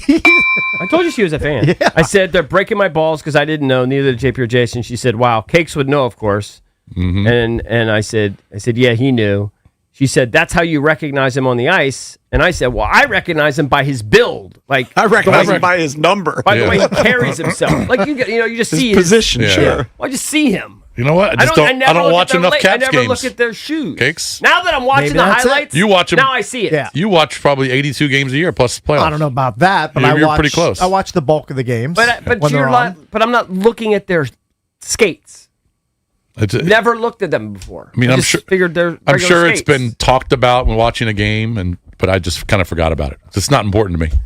I never heard it before. I know more about like him having Subway and his diet than I do. And he loves flaming hot Cheetos. Right. I know more about that Let's than I bring know that on about the his laces. plane. Just something I've chosen not to remember. And he loves. I don't think I'm I sure was I've come ever told. across it at some point. I don't think it's ever been. He also loves chicken uttered. parms. But it's Big not that fan. big. Like if you Google it, you're going to get the stories about, being honored now, but you don't see that many stories about his laces. Well, you just have to know it's there because I just never look at people's skates. I don't know. I think it's equivalent to the Rigo drill botch. Now the skates not on the even other close. skates on the other foot. All of a sudden, it's not I as don't important. know. JP's trying to like minimalize the story. It's a massive. Minimalize? I'm not. I just have never heard it. Yeah, why are you putting it on me? I'm in the same boat. I know. as Sister guys. I'm adamant. I know, that no, it's but never JP, been but discussed. JP's defending it. JP's going, I don't see any stories about I it. don't What see a color are pro- Tom? Well, no, Tom I'm Wilson I'm has giving you X color perspective. laces. The Rigo drill Who is... Who knows what the Rigo or who knows what his laces colors are? Go ask the Do you people know outside. I don't know anybody's defensive laces. about it. I'm a little defensive about it because I don't know anybody's laces colors. I just assumed everybody wore white. That was my assumption. Since it's Ovi, I guess we Now probably. I look at the highlights and now I'm staring at his skates and some You know of them what? I can see. You'll never forget. Now I'll know. Now you know. I'm just saying it's not as big as the Rigo drill. It's never been a topic of conversation. It's clearly as big in if my not bigger. presence. It's not. It's pretty big. Line up 100 sports fans and ask them It's Rigo pretty drill common All right, I'm and going to ask Ovi's my buddy laces. who's a big hockey guy, but he lives in Florida. Okay. I'll see if he All right. knows. I'm gonna I ask don't know if I Vince. count him because he's not a Caps fan. This Well, is he's a like hockey Caps guy. fan. He's probably going to know. He's a hockey guy. If So he's you a would say big hockey guy, he he's probably a big knows. hockey guy. Then he probably knows. Yeah. But I reserve the right to minimize, or as Valdez said, minimize his input. All right. I reserve that right. All right, let's go to Tyler in Mechanicsville. Tyler, what's up? Tyler. Hey, what's going on, boys? What's up, man? Hey. What's up? Hey, so about the laces thing, my take on it is the yellow pops. If you look at the uniform, there's nothing else that's yellow in the uniform. Just never look So down as at a the fan, feet. Well, if you go to a game and you ask Been most to the fans, game. they'll tell you this: Yeah. that they'll look for Ovi by the yellow laces. That's what my Because if you're daughter sitting up said. a little higher, you'll see the yellow laces to identify where he is on the ice. That's what my daughter said. I look for his If you're build. looking at him. Yeah. I just look for the big stocky guy. I just know you just know him when you see him. Well, I Like, mean, so are most hockey players. They're big Yeah, guys. I mean, I think I could pick him out in 2 seconds. Yeah. By how he. And It's like what my son would be wearing an I just American base it uniform on with the 55 numbers. guys. The I could uniform tell- numbers. Yeah, I I could just- tell how my son's wearing, it's like a football uniform, lacrosse. I could tell how he holds his body, right? I knew my son in the line. Like, I know Ovi by the But way I'm he not good holds at the himself. uniform numbers either. I mean, I'm not good at that either. I know Willie. I know 8, but Willie's 43. 43. Yeah. I know that one. Yeah. But if you ask me, Ryan Leonard's, I have no idea. Or Oh, John 9. Carlson. 9. John Carlson, I would have no idea. 7. John Carlson is, I should know that. He's 74? 74, I'll go with it. I'm not the greatest with numbers. Nicholas Backstrom, you should know that one. Hold on, Backstrom. Backstrom 21. was he was a teen. He was He was a teen. 19. 19. 19, Yeah. yep. I was gonna say 17 or 19. Let's go to D Woods. D Woods thinks it's crazy we don't know. D, what's up? What's up, fellas? How we got this morning? What's up, D? Yo. Hey, 2 big botches this week. And JP's been a part of both of them. One calling Kid Cudi Kid Cootie. It I can boggled understand my that one. mind. Like it stopped me. No, it stopped me in my tracks. Okay. And everybody was acting like they did. You guys talked about him last year for a week during the Diddy trial. You remember Diddy went in his house and unwrapped his I know, Christmas but- gifts? And No, it was a car. don't remember I that don't at all. remember that I know at the all. story. They was going to blow him up or Yeah. something or whatever. His It's car did blow crazy. up, I So- think. Yeah. He did. He blew his car up. But the second item is I'm standing here in my living room. I'm looking at, I'm number 98 on the Funko Pop for Alex Ovechkin's goal, when he set the record. Yeah. Mm-hmm. Everything on here is noticeable, guys. His gray hair, his scoring pose, and the yellow laces. When you look on for it, I his face. admit you could see it in certain angles. But like when you're watching a game and he's on a power play and you're from behind, you don't see it. You can't see it. Well, when Yeah, you're maybe at the certain game, spots I you don't don't. know You can't when see my it. daughters were younger. They would, like the first caller said, that's how they would pick him out. The guy with the yellow skates. Yeah. And they would just follow him around ice. Right. Okay. Big All right. botches this week, guys. Okay, all right. More coffee. Kid Cutie. More coffee. Kid Cutie, bald. Later. You mean Scott Ramon Seguro Muscati? Well, that's why you go with my Kid Cudi. It's definitely it's I'm more. trying It's to think of catchier. an equivalent. Like, do everybody know? It's more different. It's different because it's like I was gonna say. Like, did you know what Joe Theismann's face mask was? But that was One bar. different because it was you're looking at his face. Right. Yeah. You know, did you know what brand sneakers he wore? Did you I know, did you it's- know if Joe it's Theismann kinda- wore high tops or not? It's kind of like how did Payne Stewart dress on the golf course? That's different because Right. it's the whole body. But it's like, what kind of shoes did Payne Stewart wear? I don't know. Don't know. Maybe you knew. I don't know. Well, everyone knows his fashion statement. Yeah. His fashion. You know what? statement- Bigger golf fans than hockey fans, though. Yeah, I know, they but I'm wore saying knickers. I'd say it's I think the that's more obvious. it's the That's more- equivalent. no, I don't, because it's way more obvious when guys wear knickers versus the color of a person's shoelaces. I feel very defensive, but I feel I know. I can justified. tell you're defensive. No, but I'm justified. I feel justified. I don't think you're justified at all. You're comparing shoelaces to knickers. It's outrageous. I think You're we all should have outrageously known wrong. it. You're outrageously wrong. I on will it. tell you, Valdez. I think you're outrageously You're wrong. outrageously wrong if you think knickers is the same as the color I'm trying of to make. someone's I'm trying to make. shoelaces. Is it equivalent to Tiger wearing Sunday red? Yes. It's pretty close. No, that's the up. That's like I know. upper body. It I was. agree. It'd But be like it's a- say somebody's shoes. It's got to doesn't- be down low. It doesn't not as matter. Like known. he's been in this market for his entire career. Like It's I would something say- he's known for. It doesn't matter if it's if- on his feet or his head if- or his right. midsection. It's You know who one of the first golfers who started wearing sneakers? I bet you don't know. Sort of- Freddie Couples. Freddie Couples was wearing like soft spike sneakers 20 years ago. Yeah. Way before everybody else. How okay. come That's you fine. don't know that? Freddie Couples is not Alex Ovechkin. It's a that's what I would say. I is think this is. equivalent. I think it's outrageous. Now, look, I don't know. I Valdez, don't know what else to tell you. I'll concede. I think we all should have known it, but I don't think it comes close to other things that are known, like the Rigo drill. Oh, I think it's neck and neck. I don't see how there's any real difference. Because it's not talked about as much. During the heyday, the Rigo drill was talked about all the time. Walking down the street talking about the Rigo drill every day. You know I think what? you're I'm not saying overstating the currently. Rigo drill. I'm saying back in the day Yeah, when I think watch you're a hockey. overstating how much people talked about the Rigo You know what? drill It's fine. in the 80s. We're stupid. We don't know. We're stupid. We'll get over it. It's fine. I'm not. Life I'm goes not. on. I'm not acknowledging being stupid on that. Oh, okay. I'll acknowledge it on other things. But they think that. So they can think we're stupid for overlooking yellow shoelaces on Ovi. Let's go to It's Brandon. fine. I'll be fine. I'll sleep tonight. Brandon, what's up? Now, I know this is the pile on EB segment. I mean, I'm sorry. The list. D Wood EB just took it doesn't out on know. me. Well, I mean, okay, look, 10, 15 years ago, I used to go to those Caps Academy things. There'd be 30 kids with yellow laces in 2010. And we're talking about 12-year-old kids. All they do, they all... Yeah, I know. every I guess kid I'm just for not the in that past culture, dude. I don't generation- know. I'm not a skater. No, like an ice skater. Yeah. But okay. Not an ice Here's, skater. here's what I would contend that if it was Family Feud and they flip it over, and you go ding, Yeah. Rigo drill would be ahead of Ovi's yellow shoelaces. I don't know. I don't know. It's a different Skate era. laces. I don't know how you quantify that, but whatever. The list of EB doesn't know though. I mean, there used to be a certain producer that thought you were doing a bit here. I mean, last week you didn't know if Sweden was in Europe. You didn't know the bald eagle. I mean, what I a was bald kind eagle of, looked I was like. How kind can of you be an exaggerating on American? Sweden. He knew Sweden was in Where'd Europe. you think Sweden was? I mean, what other options are there? Well, you know it's I not just said, North. is that No, considered he Europe? was Yeah. he was asked what borders Sweden. Oh. Yeah. But he knew Sweden was I in would have Europe. bet my money on that. Yeah. I mean, what else are you going to bet on? Africa? That's why I used Africa as an Australia? example. I said, I know it's not in Africa. I mean, your only other option would be maybe Asia. I would not have bet that either. Right. So, I mean, you're going to know it's in Europe. Right. He did. He knew My that. daughter says she would recognize Steven when he was playing by his cleats. So I don't know. Some of you guys have a foot fetish, I guess. Austin Rex Ryan. Yeah. Rex Ryan. Yeah, he does. You're right. All right, coming up next, we're going to talk to head coach Brian Keefe from your Washington Wizards here on The Fan.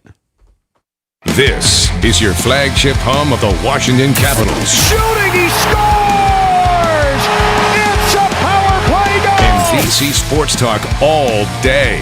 Sports Radio 106.7 The Fan.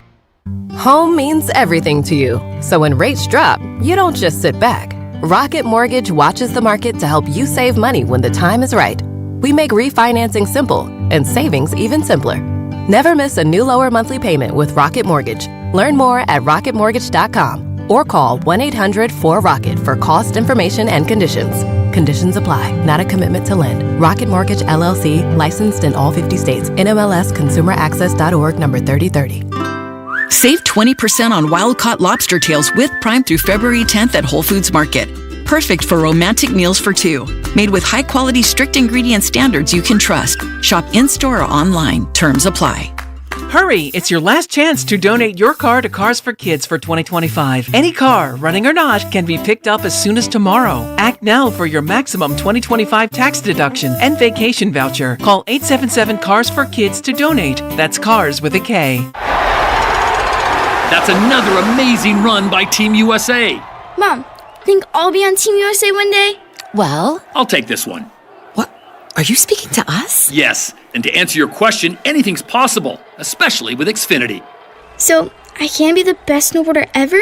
Well, I can't guarantee that, but Xfinity can guarantee that your internet price won't change for 5 years. Okay. What if I practice every day? Then maybe you'll be snowboarding for Team USA at the next Olympic Winter Games. And Mom, you'll still be paying the same price for Wi-Fi. Ooh, really stuck the landing there. It's the Xfinity Gold Medal Celebration. Now through February 22nd, get our best price on gig Wi-Fi for 5 years guaranteed, just $50 a month. Plus, get Peacock Premium included for 2 years. That's a $10.99 value per month. Xfinity. Imagine that. Proud partner of Team USA. Restrictions apply. Requires paperless billing and auto pay with stored bank account. Taxes and fees extra. Actual speeds vary. If you're frustrated the weight loss hasn't been sustainable, you're not alone. Many people are now turning to weight loss injections, but what often gets overlooked are the risks, side effects, and long-term trade-offs. These medications may suppress your appetite, but they don't repair your metabolism. And in many cases, weight returns once treatment ends. At DMV Weight Loss, we take a different approach, helping people with our metabolic reset through a guided program you can do virtually from anywhere. And the best part is, you can lose up to a pound per day. It starts with a free discovery call, just a conversation to understand what's holding your body back and see if it's the right fit. Go online to dmvweightloss.com to book your free discovery call. That's dmvweightloss.com. I feel like I'm 10 years younger. I have more energy, and every day when I wake up, I feel refreshed. I don't have the pains that I used to have that I attributed to aging. This program is different, and you owe it to yourself to try it. The team at DMV Weight Loss has successfully helped thousands of people lose up to 1 pound per day. You can start the program from anywhere you live. Schedule your free discovery call today, 703-496-4680 or dmvweightloss.com. Results may vary. Hey, we're cutting it close to kickoff. Don't worry. Just got to make a stop at Giant for some wings, sides, chips, dip. The big game means a big appetite, you know? Nice. You got the Upside app too, right? Upside? What's that? Time out. You don't know this? Upside is a free app that gets you cash back at gas stations, restaurants, or grocery stores. And right now they have a $10 bonus when you shop at Giant. Wait, I can get money just from buying groceries? Yep, and with Upside, I earned about $200 cash back last year. Okay, pulling over and downloading Upside. Think we can get pizza and drinks too, you know, for the cash back. Giant is now on Upside, and it's a big deal for the big game. Download the Upside app and use promo code DC1 for a $10 bonus on your first grocery purchase at Giant. That's promo code DC1 to get a $10 bonus. Use promo code DC1. Offers vary by user and location at participating merchants. Go to upside.com for terms and conditions. The second I see that Chick-fil-A text in the group chat, I'm throwing my shoes on and running out the door. Hey, I'm Layla. And I'm Kaylin. And a little thing we love about the Chick-fil-A chicken biscuit is how it feels like an easygoing morning. The chicken adds the most flavor. It's juicy and seasoned. The biscuit is just very light and airy and fluffy, just like a cloud. I also love to put jelly on mine so it's sweet and savory. It's a good start to the day. Mornings are a little bit brighter with the Chick-fil-A chicken biscuit and Simply Orange Juice. Available on the Chick-fil-A app. Real guests paid for their testimonials. You've got a big day. So you use Unstoppable scent boosters to give your laundry non-stop freshness. So no matter how long the day goes, you can't stop this power, this walk, this pose, this strut, this look, this talk. Your clothes will be so fresh you can confidently strut into that end of the day meeting like a bosses. Let's talk business in my office. Add new Unstoppable beads to your wash for 24-hour non-stop freshness so you can smell unstoppable. It's the Sports Junkies. Just hear me out. Speaking of fans, let's go to the phones. It's funny. 106.7 The Fan.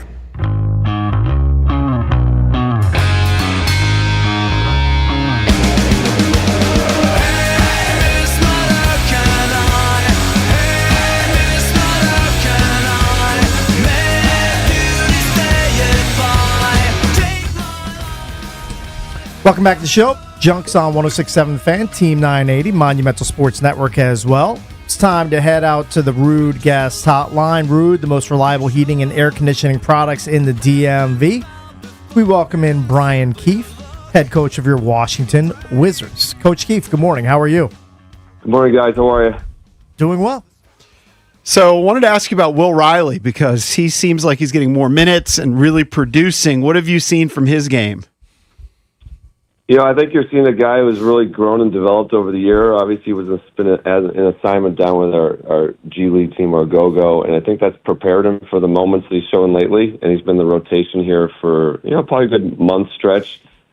Guy can kind of score at three levels, make threes, get into the mid-range and use his pivoting, and which is really unique with his footwork. And then the guy's capable of making plays for others with his, his processing ability. And he's got good length and size. He's almost 6'9", causing disruptions on the court. His defense is getting better. I think he's just getting better as the time is coming, and he's taking advantage of his time here. How many of your guys are so young are still growing? Quite a bit of them. Obviously, physically, they are growing, but I think, we had guys, Alex grew like an inch to a half an inch to an inch over the last year. Keyshawn grew. Like, some of these guys their bodies are still maturing. They're not fully there yet, for sure. Are they doing like extra things? Because how old is Keyshawn? He's 22. He's still growing. Yeah, that's How crazy. does that happen? Yeah, it's weird. I think I stopped growing at 15, Coach. I got jobbed. He tapped out. That's why you guys are on the radio. Yeah, I know. Clearly. That's why I'm coaching. Yeah, Right. It's crazy. Don't sleep. I got 5 points in the ABA. You did. That's Well, true. NBA guys do sleep a lot, and they say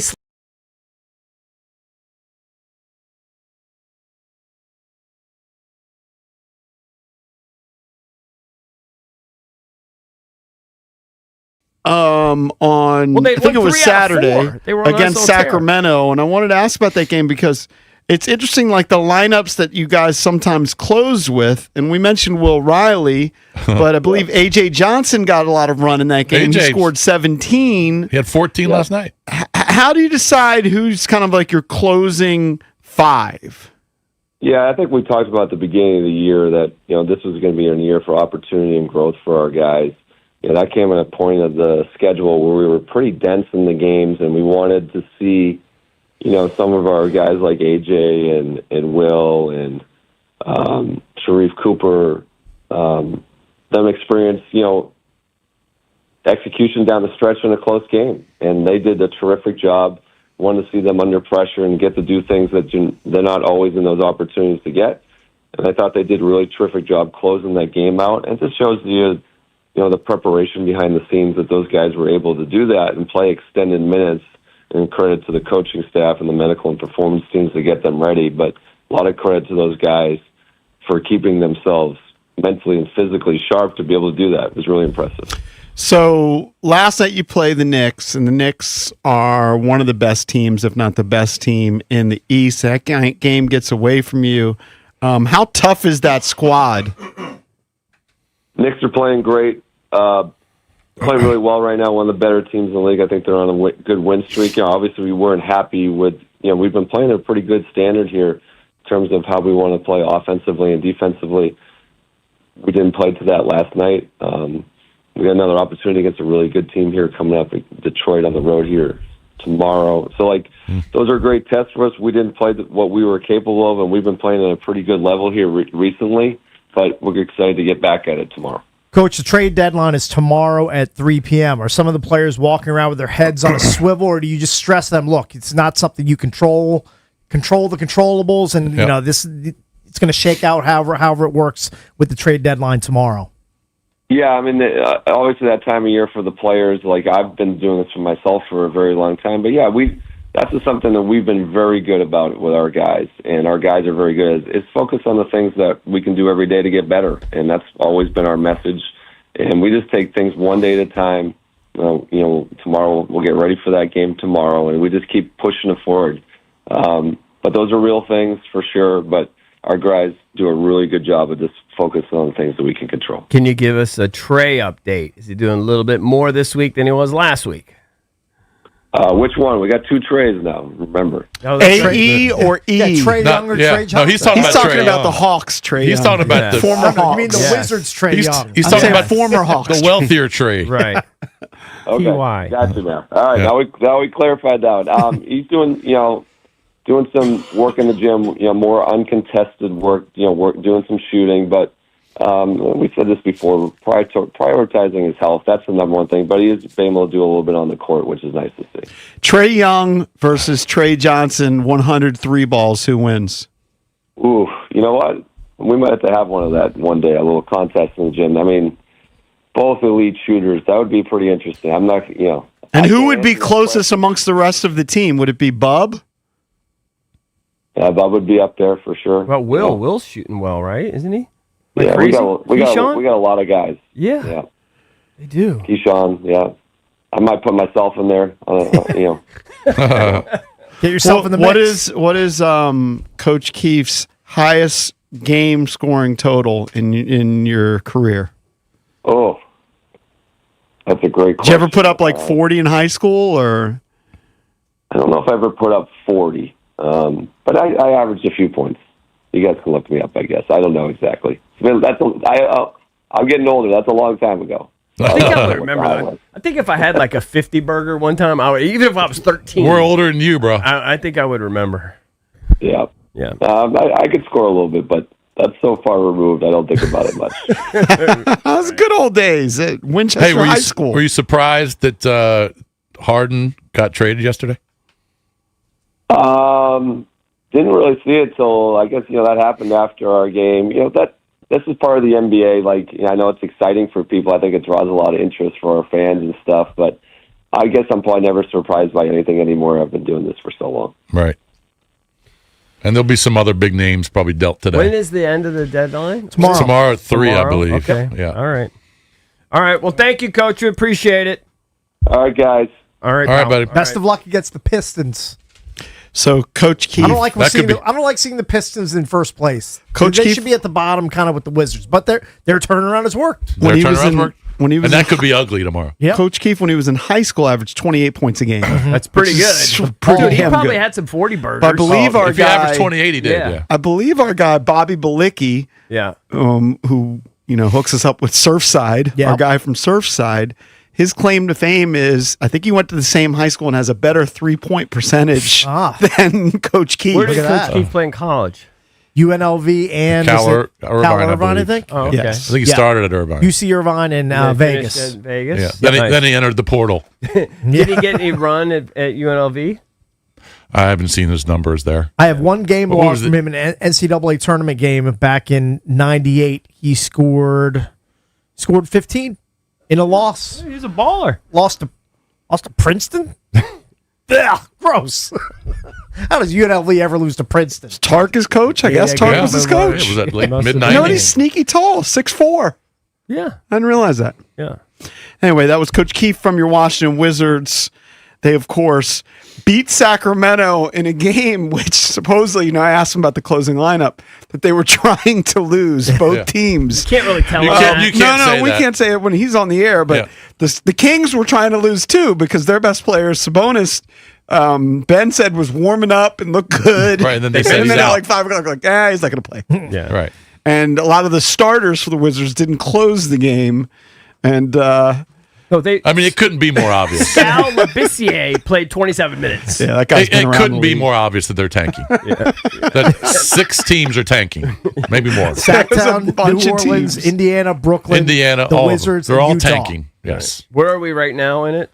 13-36. Sacramento, New Orleans, Indiana, Brooklyn, all ahead of us win percentage-wise. Only by what? We're neck and neck with Brooklyn Right for there being with bad. Yeah. We're plenty bad. Don't you worry. Okay? They're going to be in the mix for that number 1 pick. Coming up next, Evie's entertainment page here on The Fan. DC's FM Sports Talk 106.7 The Fan. This is an Odyssey Sports Minute. Sponsored by Ethos. Learn more and get your free quote at ethos.com/play. If a tree falls in the woods and no one's around, does it make a sound? And if the NFC and AFC play in the Pro Bowl games and no one watches, did it really happen? Well, yeah, and Shedeur Sanders' first pass was an interception. Pro Bowl games need to die. I'm Drake Toll.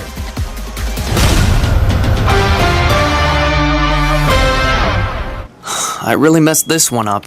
What's wrong? Valentine's Day. I procrastinated and now I'm stuck. It's easy. Dominion Jewelers. I thought they only had custom jewelry. Oh, they are amazing at custom design, but also have a gorgeous selection of bracelets, earrings, and unique handcrafted jewelry. The best part is the perfect gift is ready to wrap today. Handcrafted custom design jewelry. Dominion Jewelers. In the heart of Falls Church, we make it beautiful, you make it yours. By appointment only. You're not just a homeowner. You're also a bug in the basement with the frightening number of legs owner. Fortunately, you've got heating and cooling built and tested to keep going. American Standard Heating and Air Conditioning, built to a higher standard. Visit MidAtlanticComfort.com and bring home a new American Standard heating and cooling unit, rated the highest in customer satisfaction year after year. Built to a higher standard, American Standard Heating and Cooling and MidAtlanticComfort.com. That's MidAtlanticComfort.com. And Doug. Oh, what a horrible call. Hey, ref, open your eyes. Ref, you're really not going to call that? Come on. Hey, ref, why don't you customize your car insurance with Liberty Mutual and save money? I don't think you get what we're doing. Sure I do. We're all just giving him advice. You guys on sports, me on saving money. Nope, that's not it. Only pay for what you need at libertymutual.com. Liberty, liberty, liberty, liberty.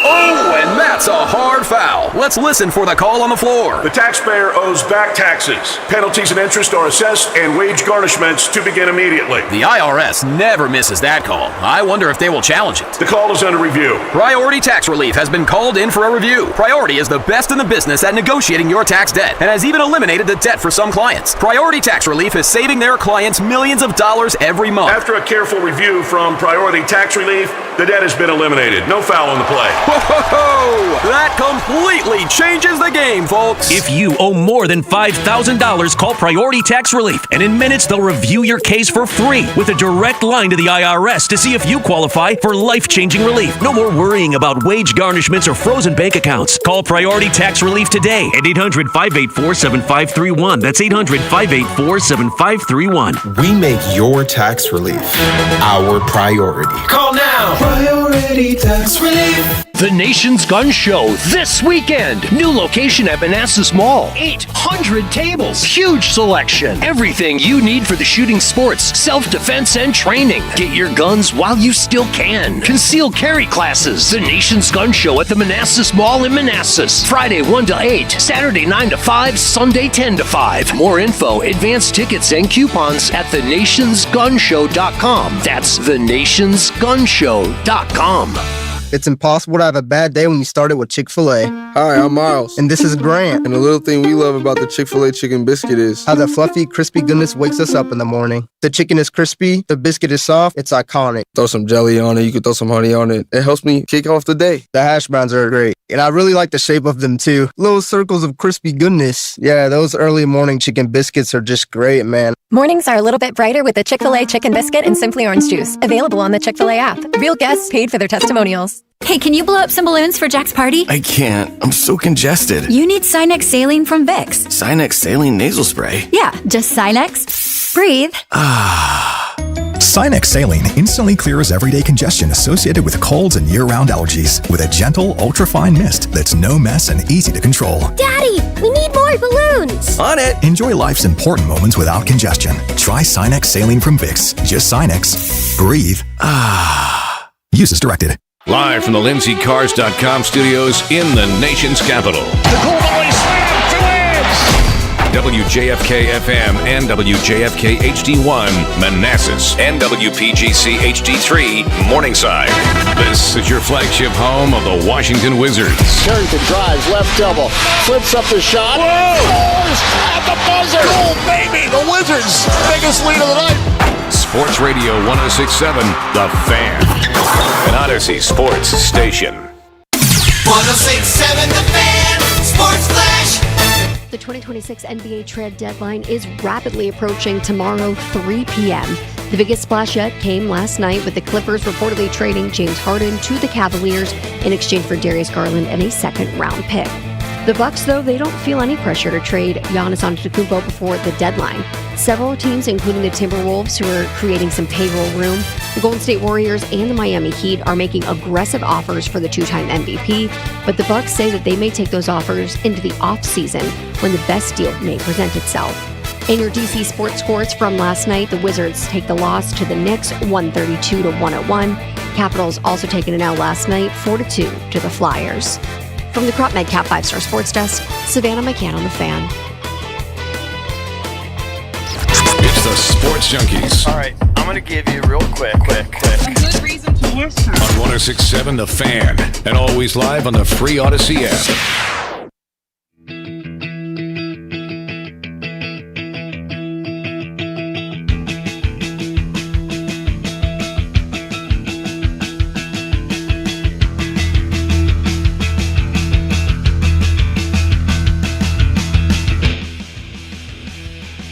Welcome back. Chucky's coming to you live on 106.7 The Fan and the Team 980 here in the DMV. 910 The Fan, 105.1 FM in Richmond, where you can listen to our guys MP on the mic and Adam Epstein, a.k.a. AWOD. And you can watch us on the Monumental Sports Network as we celebrate 30 years of the Junks, presented by Main Street Bank. Cheer local, bank local. Main Street Bank, a business-focused community bank, proudly serving the DMV since 2004. Visit mstreetbank.com to learn how to put their team in your office. Main Street Bank, member FDIC, equal housing opportunity lender. Spish Cakes, EB, and JP coming up at 9:45. Your chance to win 2 tickets to go see Kid Cudi in concert. We're going to bring back an old school game, tit for tat. Excellent. So we will do that at 9:45. But right now, time for the entertainment page, driven by BMW of Fairfax. That's right, Ricky. DC's only BMW Center of Excellence Award winner for the ultimate buying experience and your ultimate driving machine. Get over to BMW Fairfax. Ask for my girl Miriam. She's a rock star over there. She happens to be in charge, the general manager. Check out their entire selection of certified pre-owned and brand new vehicles right there on their website. Super easy. BMWFairfax.com. All right, so let's real quick remind people, that kind of like the biggest story right now, like news-wise, is the Savannah Guthrie mom kidnapping, it looks like. She's taken from her home. And there's kind of conflicting reports. Ashley Banfield went on her show and said last night, and it kind of made waves, that the son-in-law is a prime suspect. She had a source. Yes. Others are saying, no, not a suspect at all, but, who knows. The sister, the son-in-law's wife, went out to dinner with her. It's unclear whether or not the son was there or not, but they're saying that I think the back door was maybe left wide open, and I guess her source told her that you had to have some intimate knowledge of the home to kind of get out of there in the way that you did. Somebody also pointed out that there was blood, right? We noticed that yesterday, that there was blood at the scene. But somebody noted that it wasn't a high-velocity blood, like if you get shot and it shoots out. Yeah. It was more like a drip. Right. And someone said it could have been even like from a nose, like a bloody nose. So who knows? So that might be actually good news. Because it's bad news if it's like a bloody, disaster. But the problem is that she apparently takes these meds, these daily meds, that help keep her alive. Right. She has heart stuff. I think she has a pacemaker or something. I don't know. Something that, it logs whether or not it's on or not. Like my mom. And they found the meds at the home. Yeah. She didn't take her stuff. No, she was taken from the home, it looks like. My mom has a pacemaker, and what the doctor that did it, it's the guy in Annapolis, I forget his name. He's a listener of the show. He didn't know whether or not to put it or not. But he was doing a procedure on my mom, and all of a sudden he's like, man, that heart rate got really low. Yeah. He's like, we better do it. He actually told me he thought he might lose her because it was just so low. Right. He's like, yeah, we better put it in. Yeah. They monitor it. You go every year, and you can put they connect some wire to it or whatever. They do it wirelessly. They check it. My mom's goes off a million all the time. times. Yeah. A million times. It saved her life a million times. For sure. Good decision. They'll probably have another press conference today. That guy, I think his last name is Nanos. He's like the police chief in Tucson. He'll have another presser today. Give us an update. Yeah, but there's like helicopters buzzing around. I mean, she lived in a nice place. Oh, yeah. I don't know if she made her own money or if Savannah hooked her, but she's got a beautiful place, nice pool. Nice pool in the back. Yeah, Yep. it's a big ass house. I mean, if you're in Tucson, you got to have a pool. Oh, yeah, it's a must. Yeah, most people do. You got to have Most people do. Our buddy Bikey Bots used to live there. He said it's like living on the surface of the sun during the summer. Well, doesn't your He said aunt he'll live never close go there? back. My aunt used to live in Tucson. Now she lives in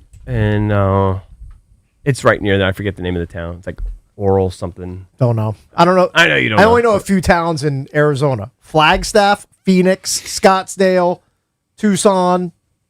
It's actually called Oro Valley. Tempe, yep. Glendale, where the stadium is Yep. for the Cardinals. You know all sports references. That's all you know. Sports No, references. I gave you Flagstaff and Sedona. There's no sports reference to those? Not that I know of. Okay. King of Arizona right here. All right. Yeah, you are. Drove through it once, and I think I've had a layover at the PHX airport at some point. That's about it.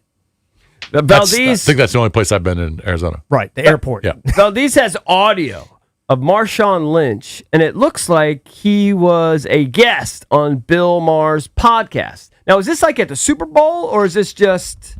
I think it's regular guest regular guest at his on a place. show. I don't know if it's a podcast, TV show, but he's sitting down next to him. Yeah, I think it's a podcast, but it's video podcast. Yeah. And then it kind of broke Twitter for a day, where everyone was clipping it, laughing hysterically. So apparently, Bill Maher tells a strip club story. Yeah, Maher went to a black strip club, and he was telling Marshawn Lynch about it, and then it's a minute and 20 seconds worth of. Maher was saying he wasn't prepared for like how. It's different. Like it's a black strip club. No, just how the women were so. I think how the women were so curvy. There's nothing I like more than people pointing out differences between black people and white Mike people. Maher greater than Bill Maher.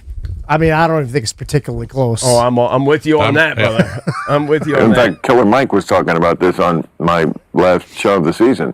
How the French. You said Killer Mike? Killer Mike, you know. Oh, yeah, that is he official. I with Big Dog. You mad at him?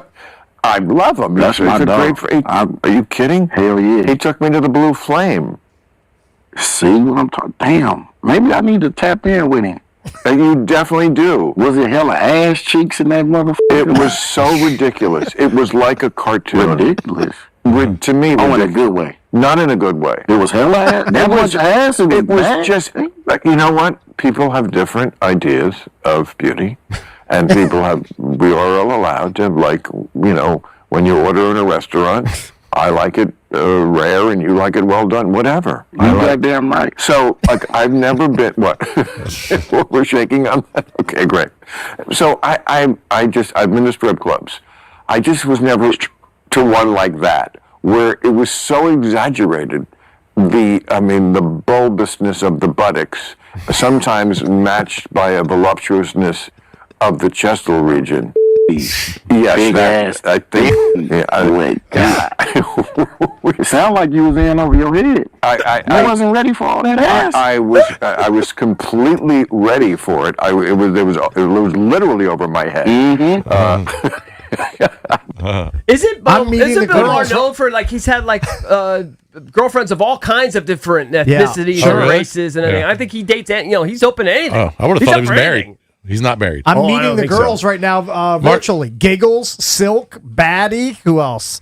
Malaysia, So hold on. Milani, and Wait, Rose. We remember we did that one. We've done so many strip club appearances in like random places, but we did that one in D.C., right? Remember man, it the was so guy? long ago. Nexus Gold Club. Yeah. And with the guy Long time he ago. used to come to HFS. Was that or down whatever. here? Yeah, he's one of Cakes' boys in Was the his name poker room. Ron? Yeah. His name is Ron Hunt. He's a big time poker degenerate. All right, hold Guy on. plays Is more he still poker in the than- strip club He game? plays more poker than Phil Hellmuth. All right. Is That he still guy. in the strip club game? I don't think so. He was running for office in Prince George's County like last year. After he was running strip clubs?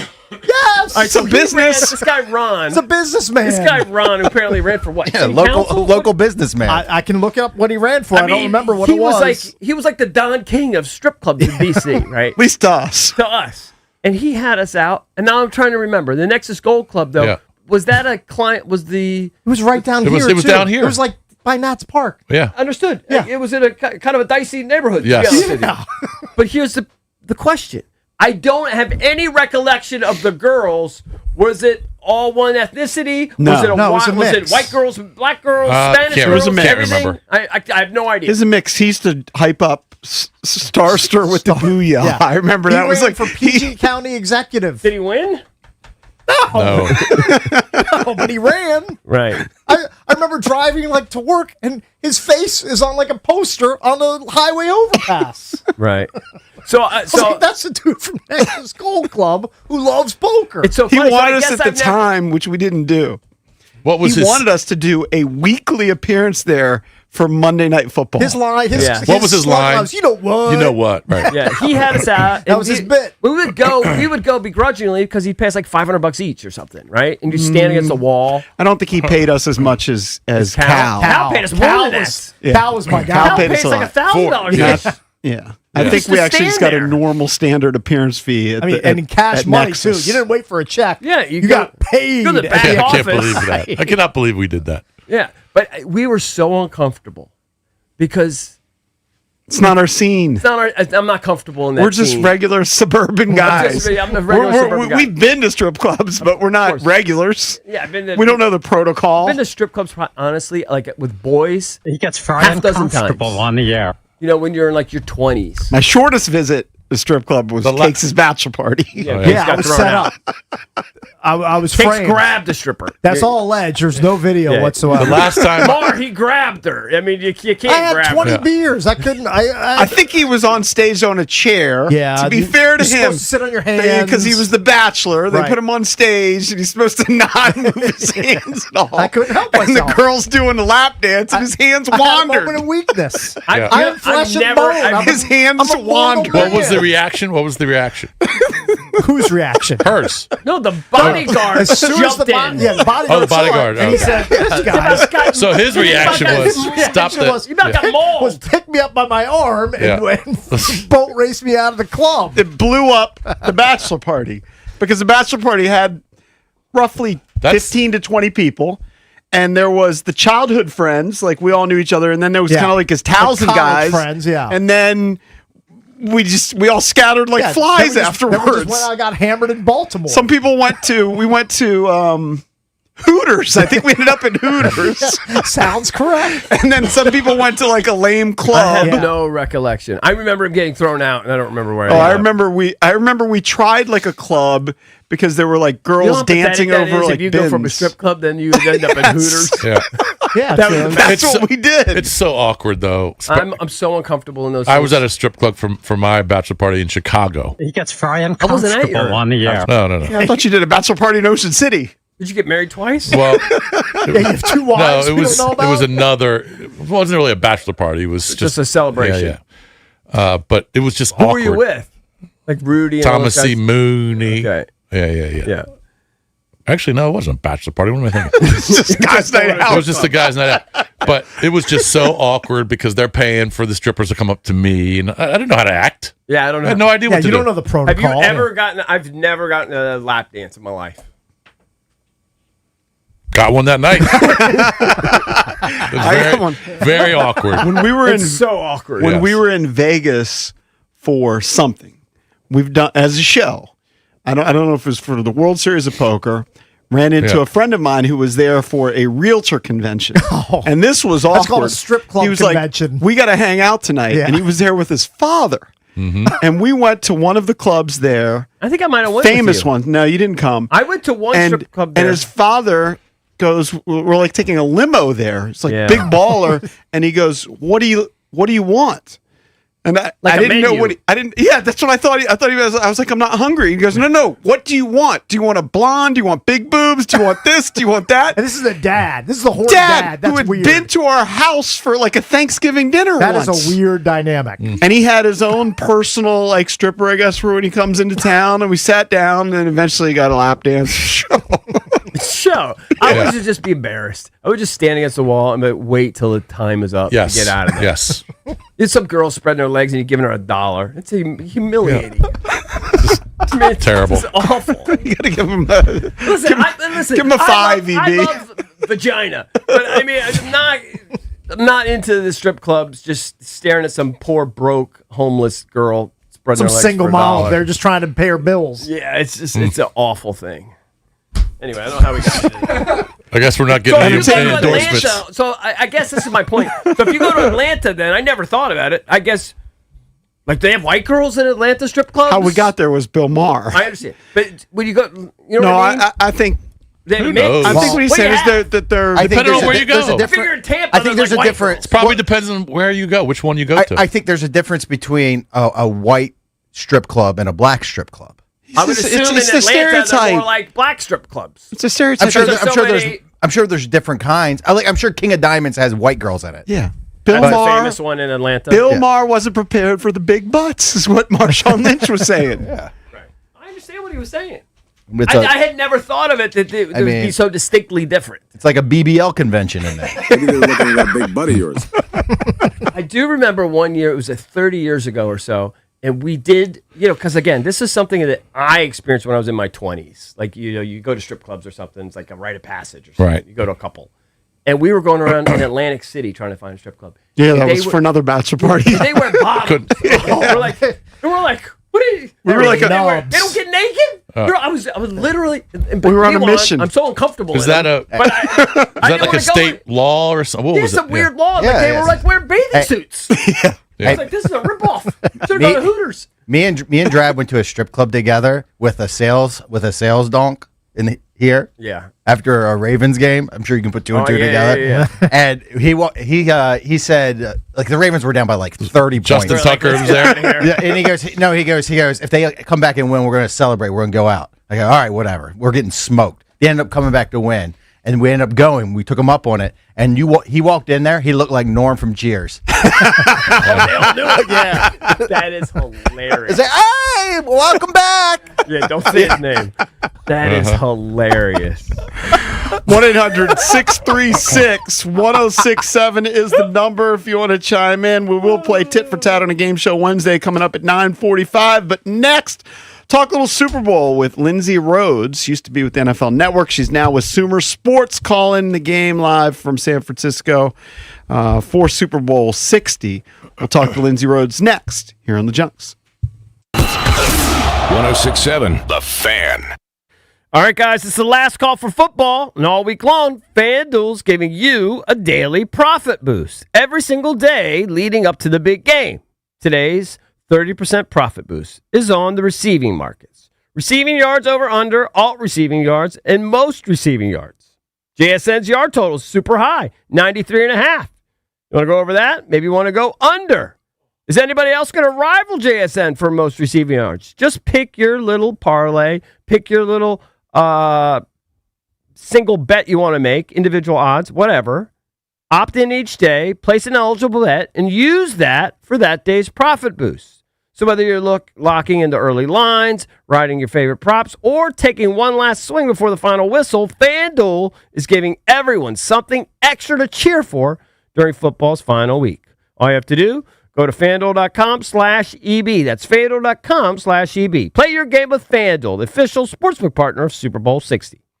FanDuel Sportsbook is the official sportsbook of 106.7 The Fan. You must be 18 and over. President DC. Opt-in required. Bonus issued as non-withdrawable profit boost tokens. Restrictions apply, including any token expiration and max wager amount. See terms at sportsbook.fanduel.com. Gambling problem? Call, text 1-800-GAMBLER. That's another amazing run by Team USA. Mom, think I'll be on Team USA one day? Well, I'll take this one. Are you speaking to us? Yes, and to answer your question, anything's possible, especially with Xfinity. So, I can be the best snowboarder ever? Well, I can't guarantee that, but Xfinity can guarantee that your internet price won't change for 5 years. Okay. What if I practice every day? Then maybe you'll be snowboarding for Team USA at the next Olympic Winter Games. And Mom, you'll still be paying the same price for Wi-Fi. Ooh, really stuck the landing there. It's the Xfinity Gold Medal Celebration. Now through February 22nd, get our best price on gig Wi-Fi for 5 years guaranteed, just $50 a month. Plus, get Peacock Premium included for 2 years. That's a $10.99 value per month. Xfinity. Imagine that. Proud partner of Team USA. Restrictions apply. Requires paperless billing and auto pay with stored bank account. Taxes and fees extra. Actual speeds vary. If you're frustrated the weight loss hasn't been sustainable, you're not alone. Many people are now turning to weight loss injections, but what often gets overlooked are the risks, side effects, and long-term trade-offs. These medications may suppress your appetite, but they don't repair your metabolism. And in many cases, weight returns once treatment ends. At DMV Weight Loss, we take a different approach, helping people with our metabolic reset through a guided program you can do virtually from anywhere. And the best part is, you can lose up to a pound per day. It starts with a free discovery call, just a conversation to understand what's holding your body back and see if it's the right fit. Go online to dmvweightloss.com to book your free discovery call. That's dmvweightloss.com. Hi, this is Kyle. This weight loss program has really been good to me. I've had problems with weight my whole life and finally found a program that works. It is so very easy to follow and has definitely changed my life. I've lost almost 100 pounds. The team at DMV Weight Loss has successfully helped thousands of people lose up to 1 pound per day. You can start the program from anywhere you live. Schedule your free discovery call today, 703-496-4680 or dmvweightloss.com. Results may vary. Hey, what's up? It's Danny Rouillet here. Selecting the right real estate agent is crucial. In fact, choosing the wrong agent could cost you thousands. Just ask Grant, who said Debbie and Sarah Reynolds are the best I've ever worked with. They came in with a clear strategy, professional staging advice, and top-notch marketing that made my home stand out immediately. Within days, we had multiple offers, all over asking price. Selling a home can be stressful, but Debbie and Sarah made it feel effortless. This is common when you call the Reynolds of Power Home team with Keller Williams. They sell a home every 5 hours, and they net their sellers $30,000 more on average. That's because of their exclusive database of over 16,300 pre-screened buyers that are ready to buy a home today. They're so confident in their abilities that if your home doesn't sell, Debbie and Sarah will buy it at a price agreeable to you. That's their guarantee. Take it from me. Call now at 844-654-SOLD. That's 844-654-SOLD or visit DebbieHasTheBuyers.com. That's DebbieHasTheBuyers.com. This Sunday, Redfin is kicking off an even bigger game during the Rocket and Redfin's Big Game commercial. Redfin's giving away $1 million home in an epic, never-been-done-before scavenger hunt, all on the Redfin app. Watch closely. The $1 million home is hidden in the ad. The winner will be the first to solve 6 clues and find the $1 million home on the Redfin app. Download and update the Redfin app to play Redfin's Great American Home Search, presented by Rocket. No purchase necessary. 50 U.S. DC. Must be age of majority. Visit thegreatamericanhomesearch.com for official rules. Next on The Fan, it's B. Mitch and Finley. Hump day on B. Mitch and Finley as we're inching closer to the Super Bowl. Super Bowl week seems to go slow, but you know who goes fast? Neil Greenberg joins us at 11, and Ricky Sanders definitely goes fast. He will join the program. Washington Redskins Super Bowl legend at 1 o'clock. Brian Mitchell and JP Finley. Weekdays from 10 to 2 on 106.7 The Fan and the Odyssey app.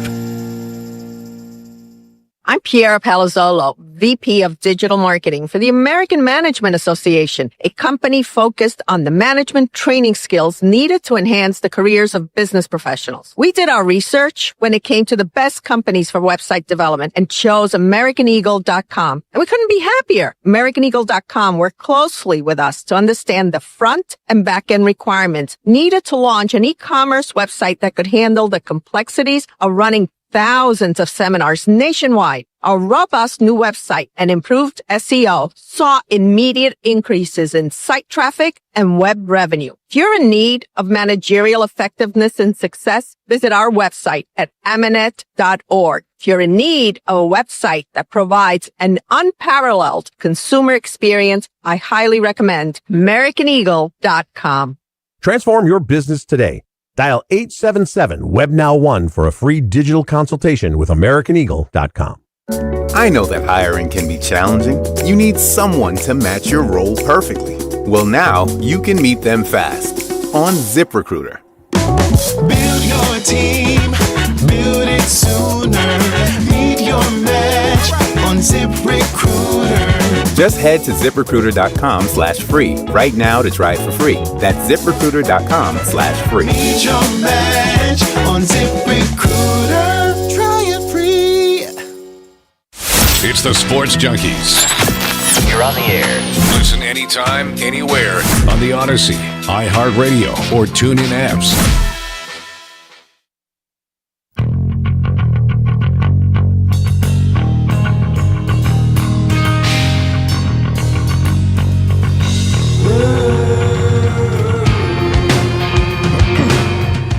Welcome back. Junkies come to you live on 106.7 The Fan and the Team 980 here in the DMV. In Richmond, you can listen to us on 910 The Fan, 105.1 FM. Of course, via Odyssey all across the country. Join us right now from San Francisco. The site of Super Bowl 60 is Lindsay Rhodes. Used to be with the NFL Network. Now she's with Sumer Sports. Hey, Lindsay. Hi, little Alice in Chains coming back from break. Yeah. Nice, right? I bet you the weather out there is just perfect right now, isn't it? It's actually very nice. Yeah. It's been lovely. I brought some coats, and I have not needed them. Mm-hmm. And then I'm like that idiot. I went to the media party last night, Yeah. and I brought the coat because last year the media party was outside in New Orleans, and so I'm like, it could be outside on the water or something like that. I might be freezing, and I'm just that person that's like wearing this big heavy coat at this party where they were very, very not needed. Right. So sorry to rub that in. No. Thanks a lot. It's like 30 degrees here for like 3 straight weeks or less. Yeah. 30's I'm a like, high. oh, I'm sweating. It's so hot. Well, Lindsay, It's been fun talking to you. I got to give you props for knowing Alice in Chains. I would not have put you on No. somebody that knows that. Now, you're a little younger than us. California girl, right? You grew up in California, USC. Yes. What is the last concert you attended? Oh, the last concert. Oh gosh, actually, this is gonna be so dated since I just called out Alice in Chains. I think the last concert I went to was Alanis Morissette. Oh, that's cool. Oh. But yes, Like in her prime? No, God, no. But that's actually a good question. Yeah. That is a good question because it does feel random. No, she did a tour like in the last year, and we had friends. That'd be who got awesome. tickets. Yeah, that'd be so awesome. we did go to see that, and Well, man, that 'cause- girl can sing. Yeah. We talked about this on the air months ago, but when you get to a certain age, and if you're going to concerts, they tend to be nostalgia acts because you don't. Well, you're there not you like go. into like the 20-year-olds. That's me. Or I think the concert that I went to before that was the Eras tour with my daughter. And I was not really a Swiftie prior to that experience, not on purpose, but I have become a Swiftie since then. Like, I watched her documentary. I'm like crying at every episode. There's something that was so weird about that particular concert, about it feeling like you were a part of something. It was wild. All of the people who talk about like the all of that emotional reaction, it's almost like it's contagious. I was like, I'm in for life. Right. So what's the biggest storyline for this game on Sunday, in your opinion? I think like the things that I'm really interested in seeing that I think will tilt the game is, do the Patriots have a plan to slow down JSN, who is just, it's bonkers how talented he is and how much we have learned how talented he is this season. Right. Remember going into the off season, people were like, well, I mean, they get rid of DK, and it's like, well, they need somebody else for JSN. Like JSN's like a 1B or something like that. Like he's so a 1A. It's wild. He's so good. And so I just don't necessarily know if the Patriots are going to be able to come up with a plan. My colleague at Sumer Sports, Sean Saya, did a video earlier this week where he really highlighted from the NFC Championship game the ways that the Rams tried to play him that didn't work. Like, oh, here, we'll play him off. Oh, that didn't work. Oh, we're going to press him now. Oh, that did not work either.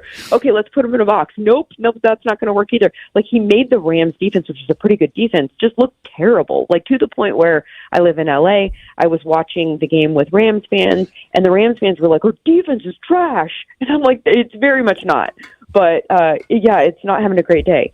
So I am curious to see what they do there, and if they try and double him somehow to take him out, then it will be up to Sam Darnold being able to assess where the hole is and like where his open man is going to be. And I kind of think that he'll be able to do that. Like, I know a lot of people are waiting for the Sam Darnold to see ghosts again to come back, and like they're talking about him as if there's like a carriage that's going to turn back into a pumpkin. And I don't think that that's how football works. I think that you develop, you gain experience, and I think that that experience we're seeing in these last couple of years, how valuable it has been for him and how much he's grown. And when you do have games where you do have a high number of interceptions or something, that's because the defense put you in a position to do that. We saw that with Josh Allen, for crying out loud, in the postseason. We've seen it with Drake May, who was my choice for the AP first-team quarterback this year. It just happens when you have really good defensive play. And that's the other thing that I'll be looking for, is whether or not they can force Sam Darnold into a couple of mistakes, because I personally think that's probably going to have to happen for the Patriots to win. Yeah, New England led the league in forced turnovers. Well, there you go. So maybe it will happen. Yeah, and they're going to get pressure up the middle. Like those guys, that's another battle that I'm really interested to watch. We have a new product called Sumer Live, which is a live dashboard that identifies a whole bunch of different charting data type things in real time that you can pull up and have up as a second screen during the game. Mm-hmm. And it identified that their center, the Seahawks, Sundell, and their guard, I believe it was Gray Zabel, each had 4 impact plays in the NFC Championship game. Those are the kinds of things that usually go underappreciated, but because we have the ability to highlight motion in like every movement on every play with our Sumer Sight technology, it picks up on stuff like an offensive lineman creating a hole. You go back and look at the video and you're like, oh yeah, no, he just mauled that defender. And that play happened because of him. So they do have a good interior offensive line for sure. It's young, but the Milton Williams is a guy who we've been talking about 2 years now in the Super Bowl on the Patriots side. And Lindsay, another shrewd move, going back to JSN, you touched on him, was the move by the Seahawks to acquire Rashid Shaheed from the Saints right around the trade deadline. Adds another component to that offense and to their special teams as well, as we saw in the playoffs. So it's not just JSN that Pat's secondary has to account for. Shaheed's a threat as well. No, and you might hear Cooper Kupp's name more than you have for the rest of this season, because he's also there. So if you give him space, he can still do things. He's not the Cooper Kupp that he was of a few years ago, but he can still, obviously, if he's not your primary guy that you're giving defensive attention to, and he finds space, then he'll be able to make some plays too. Rashid Shaheed is such an astute, such a good move in season for them. And the special teams, I'm glad you brought it up, because it's been a huge reason that they've won some of these games. They outmatched, the Rams found out the hard way how much special teams can hurt you in these games where you're playing against somebody who is of the caliber that you are. And at this point in the season, I'm expecting it to be relatively low scoring. If it's not low scoring, I think that that's because Seattle has scored a lot and kind of run away with it. But I'm expecting it to be tight and low scoring. And then in a game like that, special teams could absolutely be the difference. Mm-hmm. The matchup in general, it's not the sexiest matchup. I know you got a second-year quarterback in May who's in the MVP talk, and you've got Sam Darnold. Darnold's on his 5th team. That's never happened before, where a guy on his 5th team is starting quarterback in the Super Bowl. But in the last few years, you're always having Mahomes, and obviously last year you had Hurts and Mahomes, and you've had Stafford before, and you've had the star power, right? You've had the star power with both teams. But it's still intriguing that you have these quarterbacks that are younger, especially May. Which one do you think is going to show the signs of nerves early in this game? I would assume it would be May. I'm going to assume it's May, but I think that it will. I don't know that it'll necessarily be nerves. Sam feels very weirdly grounded at this point. People asking him about, his early teams and the fact that it didn't work out, and trying to just bait him into a look at me now, and he is just so not like that. I really do think that he's a very good example of the goldfish mentality and being able to block out the noise when people are talking about you and just put your head down and go to work. And I think that we're seeing the benefits of that type of mental toughness. And so I'm not totally sure that I picture him being nervous necessarily. I do think that it could look like nerves where Drake May is concerned, because the one thing, and he's so good, I already told you I voted for him for the AP quarterback. He's my guy this year. But I think he needs to work on his sack avoidance. He Yeah. makes too many sacks. Yep. And that, I know people will say, oh, that's an offensive line. It's not an offensive line thing all the time.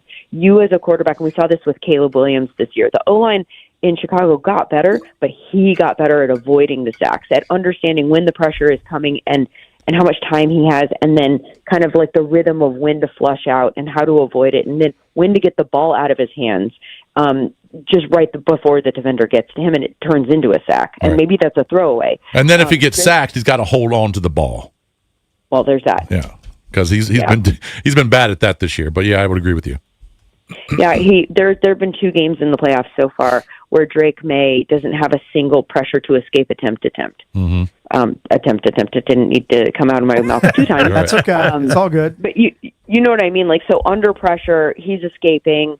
What you would ideally want your quarterback to do is keep his eyes up and still focus on throwing the ball downfield. You'd like to have a few. And there have been 2 games where there have been none. So as soon as pressure comes, he's either tucking it and scrambling or it's turning into a sack. But he is not rolling out and looking downfield to throw. And so that number kind of concerns me in this game against the Seahawks defense that can blitz at a low rate but still get pressure at a high rate. So that means that there's going to be guys downfield still because they're not utilizing too many people to try and get to the quarterback. They can get up there with just their front 4. And so that's a primary thing that I'm concerned about and have my eye on with Drake because he has taken a number of sacks. And we've seen that offense struggle in the postseason in a way that we didn't see in the regular season. Now, I do want to say they've faced a murderer's row of defenses. Like, we've been like, oh, the AFC path is easy. It's been easy in the sense that there have been some clear and obvious holes on the offense for some of the teams that on the AFC side. But the defenses, the Texans, the Broncos, now they're going to face the Seahawks. I mean, the Chargers are nothing to like sneeze at on defense, but they're not in that tier. Like, those are 3 of the best defenses. Like, throw the Browns in there and face that. I mean, these are the best defenses that they've been facing, which is why the score has been low. And you've seen him throwing more interceptions. I guess my point is I don't necessarily see the Seahawks offense folding in that same manner. So if we're expecting that it's going to probably look roughly the same for the Patriots offense against the Seahawks defense, I'm not saying it will, but there's a strong chance that it will. I just think that the Seahawks offense is a little bit more experienced in these big games and nuanced out. I don't know that they're going to be able, I don't think the Patriots are going to be able to keep them off the board. Oh, you want to make an official pick? Yeah, do you like a tight game or blowout? What do you like? I could go like Seahawks by a touchdown. I don't think it's going to be like a 1 score or like a 1.2 point. That's not necessarily what I see. Mm-hmm. I do see the Seahawks, somewhere in the like 20 to teens range, something like that. Yeah. I think it's a 4.5. That's a cover then if she sees a 7. Yeah, I think that's a cover. True. That's true. I think I do see a cover. I think I do. Yeah. All right, Lindsay, good stuff. Thank you. Appreciate it. Enjoy the time out there. Did you go to the flag football game yesterday? I did not. Oh. I was actually watching some of it on highlights this morning. I was kind of intrigued. Liked it. He was interested. I was kind of intrigued. I mean, I saw the highlight this morning of Jamar Chase playing defense and picking off Jared Goff and flipping into the end zone. I guess that's the way to do the game, right? Yes. And then honestly, I mean, I don't know if anyone cares if they actually still play the game. They should just name a team.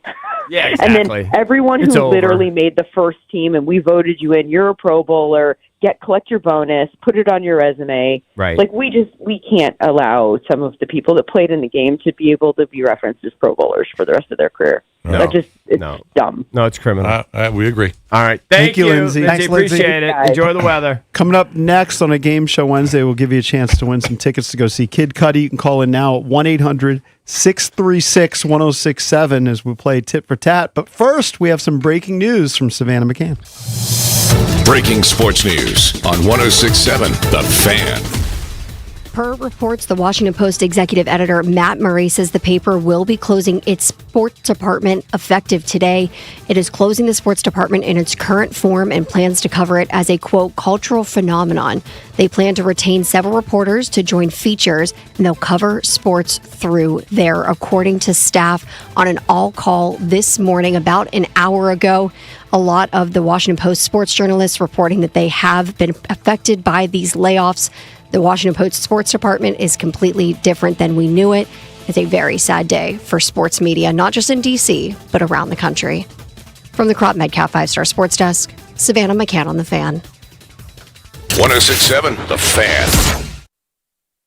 Brad Evans here to help you beat the books with Westwood One Sports. For those looking for a one-catch cash, Rashid Shaheed could do the deed. 7 times this season, he's caught a pass for at least 20 yards. 4 of those coming off the hand of Sam Darnold. Against a Pats D that has allowed 42 pass plays to 20-plus yards this year, Seattle's bomber could detonate. Give me Shaheed for a 20-plus yard catch at plus 125. Bet smarter, beat the books. Download the BetMGM app today. Earn an accredited MBA in as few as 16 months for about $21K at University of Maryland Global Campus. Explore 10 specializations, including finance, HR, cyber technology, and more. Plus, showcase the value of your MBA with a comprehensive learner record and digitally demonstrate in-demand skills and credentials to employers. No application fee if you apply by February 11th. Learn more at umgc.edu. Certified to operate in Virginia by Chev. Shop best of season produce at Whole Foods Market. Get Sumo citrus for $3.49 per pound with Prime through February 10th. Brighten your winter with sweet, juicy citrus perfect for snacking or salads. While supplies last, shop in-store or online. Terms apply. Attention. Have you racked up $10,000 or more in credit card debt? Are you barely getting by making minimum payments? With credit card debt reaching all-time highs, National Debt Relief is notifying consumers about significant debt relief options currently being made available to help those with overwhelming credit card debt. These options may reduce a large portion of credit card debt for those who qualify. You don't need to declare bankruptcy or take out a consolidation loan, and you may only have to pay back a fraction of what you owe, even if you have bad credit. National Debt Relief has already reduced the credit card debt for more than 550,000 consumers, so don't wait. If you owe $10,000, $20,000, or even $100,000 in credit card debt, you can now take advantage of this financial debt relief as the cost of living continues to skyrocket. To check what debt reduction you may qualify for, call 800-894-7722. That's 800-894-7722. Again, 800-894-7722. Hey, we're cutting it close to kickoff. Don't worry. Just got to make a stop at Giant for some wings, sides, chips, dip. The big game means a big appetite, you know? Nice. You got the Upside app too, right? Upside? What's that? Time out. You don't know this? Upside is a free app that gets you cash back at gas stations, restaurants, or grocery stores. And right now they have a $10 bonus when you shop at Giant. Wait, I can get money just from buying groceries? Yep, and with Upside, I earned about $200 cash back last year. Okay, pulling over and downloading Upside. Think we can get pizza and drinks too, you know, for the cash back. Giant is now on Upside, and it's a big deal for the big game. Download the Upside app and use promo code DC1 for a $10 bonus on your first grocery purchase at Giant. That's promo code DC1 to get a $10 bonus. Use promo code DC1. Offers vary by user and location at participating merchants. Go to upside.com for terms and conditions. Oh, and that's a hard foul. Let's listen for the call on the floor. The taxpayer owes back taxes. Penalties and interest are assessed and wage garnishments to begin immediately. The IRS never misses that call. I wonder if they will challenge it. The call is under review. Priority Tax Relief has been called in for a review. Priority is the best in the business at negotiating your tax debt and has even eliminated the debt for some clients. Priority Tax Relief is saving their clients millions of dollars every month. After a careful review from Priority Tax Relief, the debt has been eliminated. No foul on the play. Whoa! That completely changes the game, folks. If you owe more than $5,000, call Priority Tax Relief, and in minutes they'll review your case for free with a direct line to the IRS to see if you qualify for life-changing relief. No more worrying about wage garnishments or frozen bank accounts. Call Priority Tax Relief today at 800-584-7531. That's 800-584-7531. We make your tax relief our priority. Call now. Priority Tax Relief. If we continue to consume our natural resources at the rate we do now, by 2050, it could take 3 Earths to meet our needs.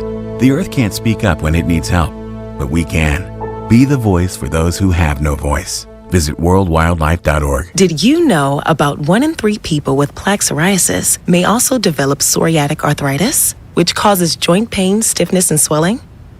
Does this sound like you? Listen to what it sounds like to be a million miles away. Tremfya, guselkumab, taken by injection, is a prescription medicine for adults with moderate to severe plaque psoriasis who may benefit from taking injections or pills or phototherapy, and for adults with active psoriatic arthritis. Serious allergic reactions and increased risk of infections and liver problems may occur. Before treatment, your doctor should check you for infections and tuberculosis. Tell your doctor if you have an infection, flu-like symptoms, or if you need a vaccine. Imagine being a million miles away. Explore what's possible. Ask your doctor about Tremfya. Visit tremfya.com or call 1.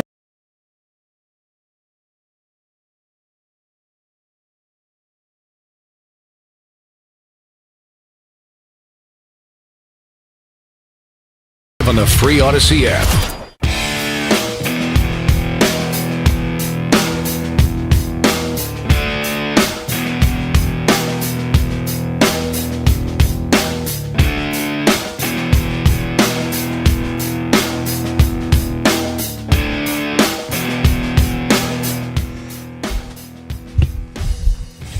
Cakes and I are going to have to deal with some traffic probably midday. Oh.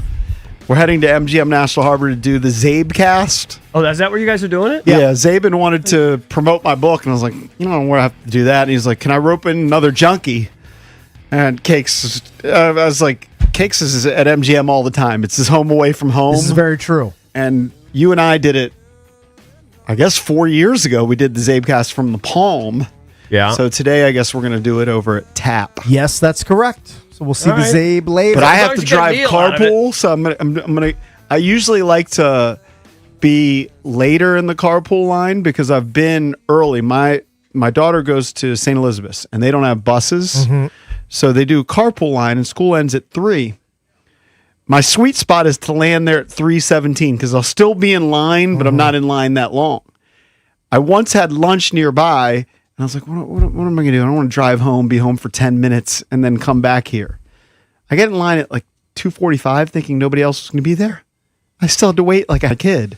Yeah. Like some people line up a half hour before school ends. I'm out of this game. I haven't picked up kids from school. But anyway, I'll be taking off from Gaithersburg at like 3:45, which hopefully I can make it there by 5. It might be dicey. It's probably going to be I would dicey. bet against it. Yeah, but I don't have an option. You have an Easy Pass where you can, because that will help. You pay some absorbent fee. To, I have the Easy Pass. You know, where you get in like the, whatever. The, I mean, the Smart Lane? Express Lane. The Express Lane. You can, probably pay $30 or something, but you'll get there quick. I don't think they're in express lanes on that part of the Beltway. Yeah. I think you're Sometimes thinking it'll about the make other you side of the shoot Beltway. through. It's depending on the time of You day. wouldn't go around Tyson's to get there? Sometimes it'll make No you shoot chance. through like You the don't? city and stuff. No, I take ICC to 495, past College Park, past Yep. Northwest Stadium. Oh, I wouldn't have gone that way. Yeah. I'll just follow whatever Waze tells me to. Okay. Or Gotcha. Apple Maps. Wow. All right, we're going to do tit for tat for some tickets to go see Kid Cudi. We haven't played this game in a while. It's very simple. 2 people will be on the line. We throw out a category. They go back and forth, tit for tat. When somebody doesn't know an answer, they're out. The other person wins. By the way, I think we can get some more melt today. Good. It's good. Get up to Solid. maybe 7:38. We'll take it. I'm supposed to go to Home Depot and pick up some more, I guess, ice melt. I finally got some delivered from Amazon. I ordered it. I didn't know if I should that's even a great bother idea. ordering Good it. life hack right But there. I ordered it. You should have, yeah. Well, I'm an idiot. Why don't I just do that? No, but it wasn't ready for the last go round, but it'll be ready if there is another go round. Right. The other thing that I've heard is hack. This is when you order, like you go online, maybe like a Facebook Marketplace, and you buy a snowblower. You get it butt cheap now. No, my wife bought this big ass shovel with a wheel on the back right. of it. I don't know what that thing It's is. like a mini plow. Yeah, it's bizarre. Yeah. You don't have to worry about it because you won't be using it. I won't be using it. That's right. We're going to get another 40-degree day today. I know. We're going to get some melt. We'll get some melt. We're going to get some melt. Yeah. Although I think I need Tommy John from all the ice breaking. I'm not kidding. Yeah. Like I Is feel that like, what you're calling it these days? All the ice breaking That's for your right ice elbow? baby. Yeah. Dude, when you chop it down, you don't do that? Sure, that's why your elbow hurts. Oh, you, all right, you're doing it. That's not it. Come on, work with me a little He bit. doesn't need that big of emotion. That's probably true too. All right, let's go to Antoine. We have 2 competitors at one time. I can't Yes. remember. All right, Antoine, Capitol Heights. Hey, buddy.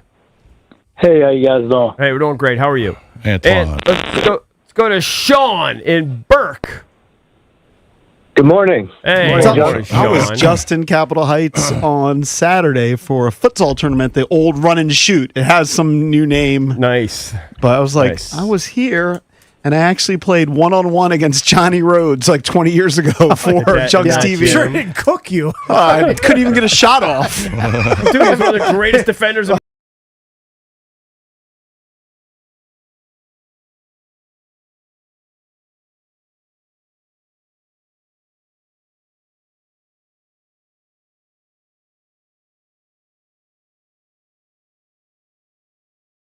So I'm not going to go in the 1990s or 1980s I or hope you have a list in 1970s. front of you. I do. Okay, good. So hold on, you have to halftime- name one, and then Sean will name one, and we go back and forth, tit for So it tat. can be until somebody any goes out. of the acts. It Yeah, doesn't have to be. halftime The, doesn't have acts. to be the headline. Yes. Got you.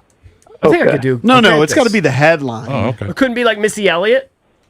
I mean, I guess I'd throw that in, but Yeah. yeah sure.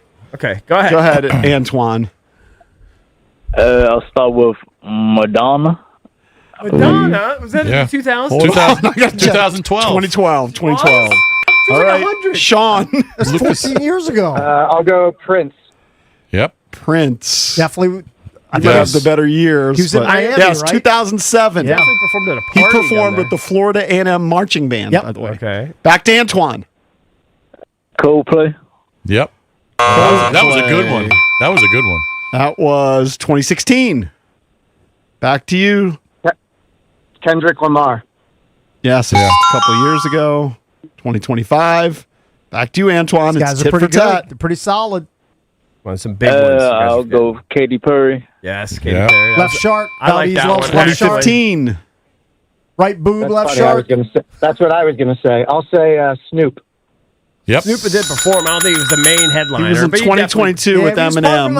of He was part of the Kendrick the Lamar. ensemble. I think you count. Yeah, All it right. could definitely count. Back to you, Well, Antoine. you guys are missing a big one. One of my favorites. Imagine Dragons.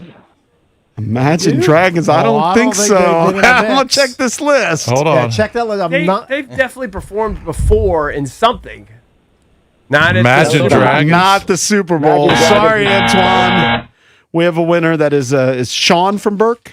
How did It is nobody Sean, get? yes. How did nobody Sean, get? congratulations. You've won 2 tickets to see Kid Cudi, the Rebel Ragers Tour with special guests MIA, Big Boy, and A-Track. That's Friday, May 29th at Jiffy Lube Live. For tickets and more event info, visit thefandc.com, courtesy of Live Nation. Bruno Mars. Bruno, you could have gone Bruno's one of Shakira the and best. J-Lo Yeah. was one. Bruce Springsteen.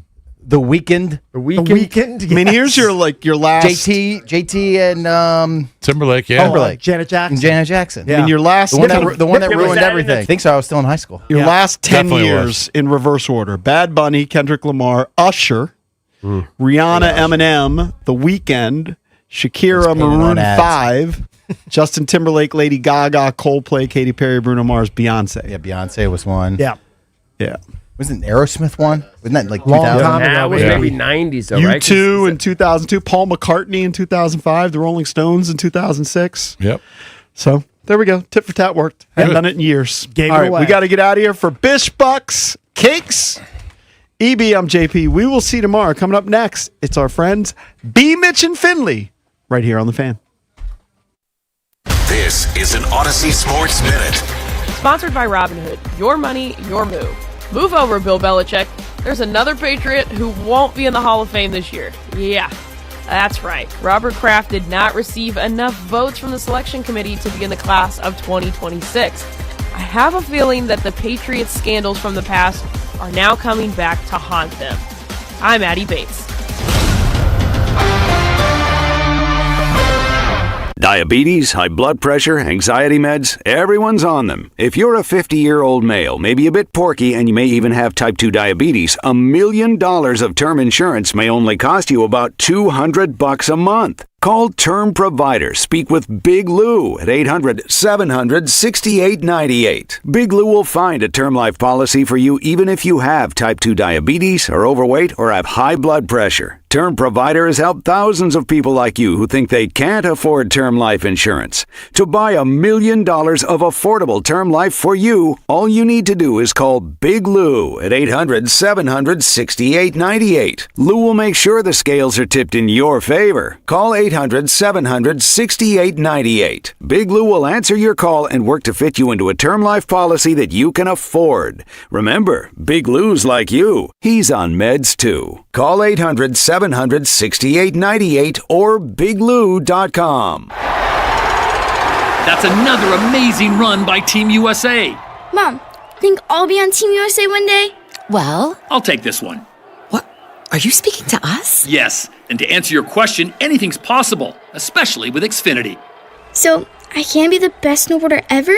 Well, I can't guarantee that, but Xfinity can guarantee that your internet price won't change for 5 years. Okay. What if I practice every day? Then maybe you'll be snowboarding for Team USA at the next Olympic Winter Games. And Mom, you'll still be paying the same price for Wi-Fi. Ooh, really stuck the landing there. It's the Xfinity Gold Medal Celebration. Now through February 22nd, get our best price on gig Wi-Fi for 5 years guaranteed, just $50 a month. Plus, get Peacock Premium included for 2 years. That's a $10.99 value per month. Xfinity. Imagine that. Proud partner of Team USA. Restrictions apply. Requires paperless billing and auto pay with stored bank account. Taxes and fees extra. Actual speeds vary. You know how it feels when a same-game parlay actually hits? Yeah, me neither. But my guys at BMW Fairfax, they're on a heater. They pulled off a deal with all 15 of their stores nationwide, and now they're loaded with new BMW X3s and X5s. We're talking rates as low as 0.9% APR on the X3 or 2.99% on the X5, all priced to move. For the ultimate buying experience on your ultimate driving machine, hit up my girl Miriam at BMW Fairfax and tell her EB sent you. Check them out at bmwfairfax.com. Research shows that lifestyle change is more successful when couples do it together. Shared meals, shared habits, shared accountability. Now through Valentine's Day, DMV Weight Loss is offering 30% off for your loved one when you start the Metabolic Reset program together. No crazy injections, no extreme dieting, just a common sense approach designed for life. Call now or visit dmvweightloss.com to book your free discovery call for you and your spouse. That's dmvweightloss.com. I feel like I'm 10 years younger. I have more energy, and every day when I wake up, I feel refreshed. I don't have the pains that I used to have that I attributed to aging. This program is different, and you owe it to yourself to try.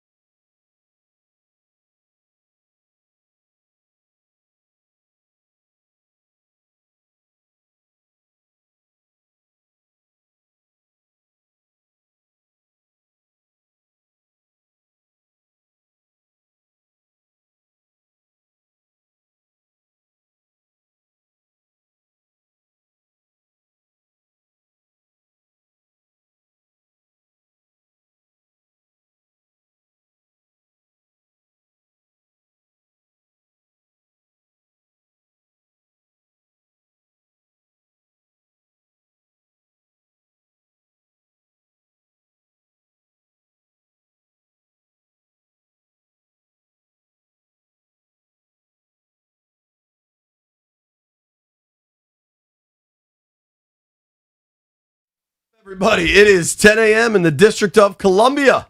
Points north, south, east, and west. A lot of cost cutting going on. Apparently, they cut Tribe early. That's how we're getting started. Good morning, Mr. Mitchell. Oh, we're back, baby. You're listening to B. Mitch and Finley. It is that's weird. Wednesday of Super Bowl week. Hump day, baby. Hump day. We got to get over that hump, JP. Got to get over the hump.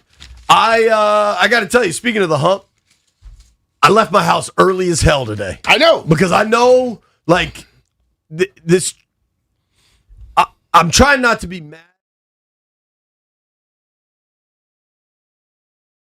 Olmo is a reporter over at NBC4, and I saw on his Instagram, like, I don't want to complain about my situation, because have you seen what is going on in Prince George's County with this snow removal? Mm-hmm. It is unbelievable. Yeah. Like, whole neighborhoods still unplowed. Yeah. And that is just so ridiculous. We're now 10 days since this storm. Yeah. 10 days. Mm-hmm. So that is just so ridiculous that I'm trying to think big picture. You know what I mean, B? I'm trying to be worldly and thoughtful. Mm-hmm. But still, like, Massachusetts Avenue is a major, major thoroughfare in this city and is one lane. Like, what are we doing, dog? What are we doing? Hey, man. I don't know. I know you posted what time you were leaving, and you live 8.8 miles away. I live 8.8 miles from and right I know here. I live over 30 miles away. Jeff, you know where I live, right? I was turning out of my neighborhood when the phone went ding. I look and it was JP posting. I'm like, well, damn, I'll beat him there. And you did. So it's like, I don't know, man. Just like, I guess this. When people think you live out in the suburb, they go, oh, man, y'all live way out there. I tell you like this. I'd much rather drive 35, 40 minutes at 55 to 70 than 35 to 40 minutes at 15, 20, 25. That's what I did, because dog. that would make me want to chip. I can listen to like 3 podcasts today. Yeah. I don't know, man. It's like if I was living like when I used to live in Philly and I had to go from my house to the stadium and it told me 50, 60 minutes, I don't know if I would have wanted to do that all the time. Yeah, I get it. I have family that lives down in North Carolina and South Carolina, and when I tell my cousins, every once in a while I'll send a screenshot of like 4 miles, 48 minutes. You know what I mean? On the GPS. And they're like, not for me, man. Not for me. I'll stay in the country, dog. All right, we had, I don't know, let's just address the damn elephant in the room. The Post news is depressing. The news that had long been reported, we had John Arand on the program. Cut costs here too? I did notice that. Landfill and Jeff, what's up with the one-page show sheet? Double-sided thing. What? Jeff's trying to talk with his mouth full and his mic off. I don't make the show sheet. I just know that it ended up being on one page. Are we going green at the B. Mitch and Finley program? We're double-siding our pages. Is that too much for you? No, I'm just saying, like, double-sided. My job is to observe and I'm looking at notice. the show before. They got multiple pages. How the hell we get just one page? Y'all want multiple pages? Dog? Much rather. Apparently, B. Mitch would rather. The Washington Post is the newspaper of my life. I've read the Washington Post in some capacity, legitimately probably for 40 years. I'm 44 years old. I feel like I probably started picking that thing up when I was a kid. I'll tell you the truth. I've never talked about this before. My parents, my father and my mother, got divorced when I was really young. I was in kindergarten, I believe. And my first real memory of my life, like, you know how when you're really, really little, you don't remember much? Mm-hmm. The first real memory of my life, I remember it clear as day, was, the house I lived in as a very young child in Tacoma Park. And my father was reading the newspaper, my mom was cooking breakfast, and me and my sister were watching Inspector Gadget. Like, the first memory of my life that is in my brain, the Washington Post is a part of it. You know what I'm saying? Yeah. And I understand the movements involved in the journalism business, the media business. I mean, you and I, 5 years ago now, Brian, signed up to do a radio show. Now we do a show that's on television, YouTube, and the radio. And mostly, probably of the audio consumption, I bet most of it is not through the radio. It's either through the app or Time Travelers via podcast, right? So, like, everybody understands technological innovation, financial stresses. Like, there's a million factors involved in the changing consumption and production of media in the world. Yeah. That said, I remember when Jeff Bezos, the founder and owner of Amazon and one of the richest men on the planet, not like in the state, on the planet. I remember when he bought the Post, and it was like, oh my gosh, the Post has been saved. They're good forever. And whether it is straight up financial stress, whether there is political pressure, whatever it is, I want to say it was about a year ago, 18 months ago, the Post hired new leadership, new publisher, new editor-in-chief, and the new editor-in-chief's from the Wall Street Journal. And I like to read the Wall Street Journal. It's a very good newspaper, but it's also a national or international scope publication. Like the Wall Street Journal isn't a local paper in any capacity. They've got great reporters and it's incredibly well done, but it is national, international, interesting, financial, political, right? Like it's not about, that nobody has plowed Prince George's County or that there's one of the biggest sewage spills in the history of the Potomac River, right? Like, it never pops up on the radar. But when Bezos bought it, you're like, oh man, Post's gonna be good to go forever. And I remember I have a lot of friends that, at least until this morning or last night, worked at the Post. A lot of friends that have worked at the Post. You've known people that have worked at the. How long have you known David Aldrich? Forever. Like you met him as he was a Post reporter. I met Dave when I was young. Right. And to see this happen now for the Post sports section to just be eliminated, and it looks like in some capacity people will be retained. I kind of get the vibe that like a dear friend of ours, Barry Sferluga, is staying on because if they want interesting feature column type work, that's what Barry does at a rate that's among the best in the nation. Yeah. But like all these reporters, it's just sad, dude. And it's something that would have been incomprehensible 30 years ago. Yeah. 20 years ago, you start to wonder maybe. I mean, I remember, do you know the amount of jobs I applied for at the Washington Post? Dozens, if not 100. And they never hired me. Okay. At various times, I was a contributor over there. And I remember getting done with grad school, and a dear friend of mine, John Forsyth, was working at WashingtonPost.com then. And I was able to kind of get my foot in the door at WashingtonPost.com. But some of when you have institutions of this grandeur and significance is a reluctance to change. It was many, many years before the Washington Post and WashingtonPost.com were on the same footing. The newspaper considered itself its own entity for a very long time. And like in hindsight, those types of decisions were incorrect. You know what I'm saying? Like, as everything has shifted to digital, you just put more pressure. The longer you take to catch up with the times or change with the times, the more pressure comes up once those things are rolling for you to catch up. And most times it's easier to say cut stuff instead of let's try to change and do the things the way everybody else does it. Totally. And listen, man, I don't have the answers. I'm not some media executive consultant with all the right buzzwords. I just know it's sad. I know it's really, really sad. And change is that way. And maybe this is a first world problem. Like there are far more significant things going on in the world. I understand that. But like if I am one of probably millions of people that grew up reading the Post, especially the sports section. And it's important to note that like it's not just the sports section. There are countless journalists over there that are going to lose their job. And while to us, the sports section probably resonates the most, but I just, it sucks. It just sucks. You know what's funny is I remember a team you were on.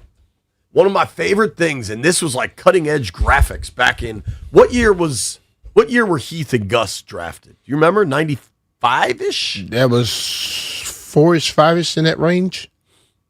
I remember that training camp. Y'all might have been in, I don't think you were in Carlisle then. Would you have been in Frostburg? Still in Frostburg. Then? So back then, like all you had to rely on was the post sports section. I was 12 years old. The post sports section, and then George Michael at 6:45. Like that, I set my clock to that, especially in the summer, right? So it's August. Lord knows I'm not like studying. I was just reading the post sports section every morning because it got delivered to my house, and then watching George at 6:45. What's crazy is the George Michael back in the 90s, the sports report. He got 15 minutes in an hour-long newscast. You know what I get now? What? 3.5, maybe? It's just a different world. But like I remember, so Heath Schuler, 3rd overall pick in 1994. But they also took Gus Frerotte in that same draft. And Gus was a 7th rounder out of Tulsa. And I remember, maybe it was the following year. Maybe it was 95. Because 94, Heath held out and there was all kinds of junk, right?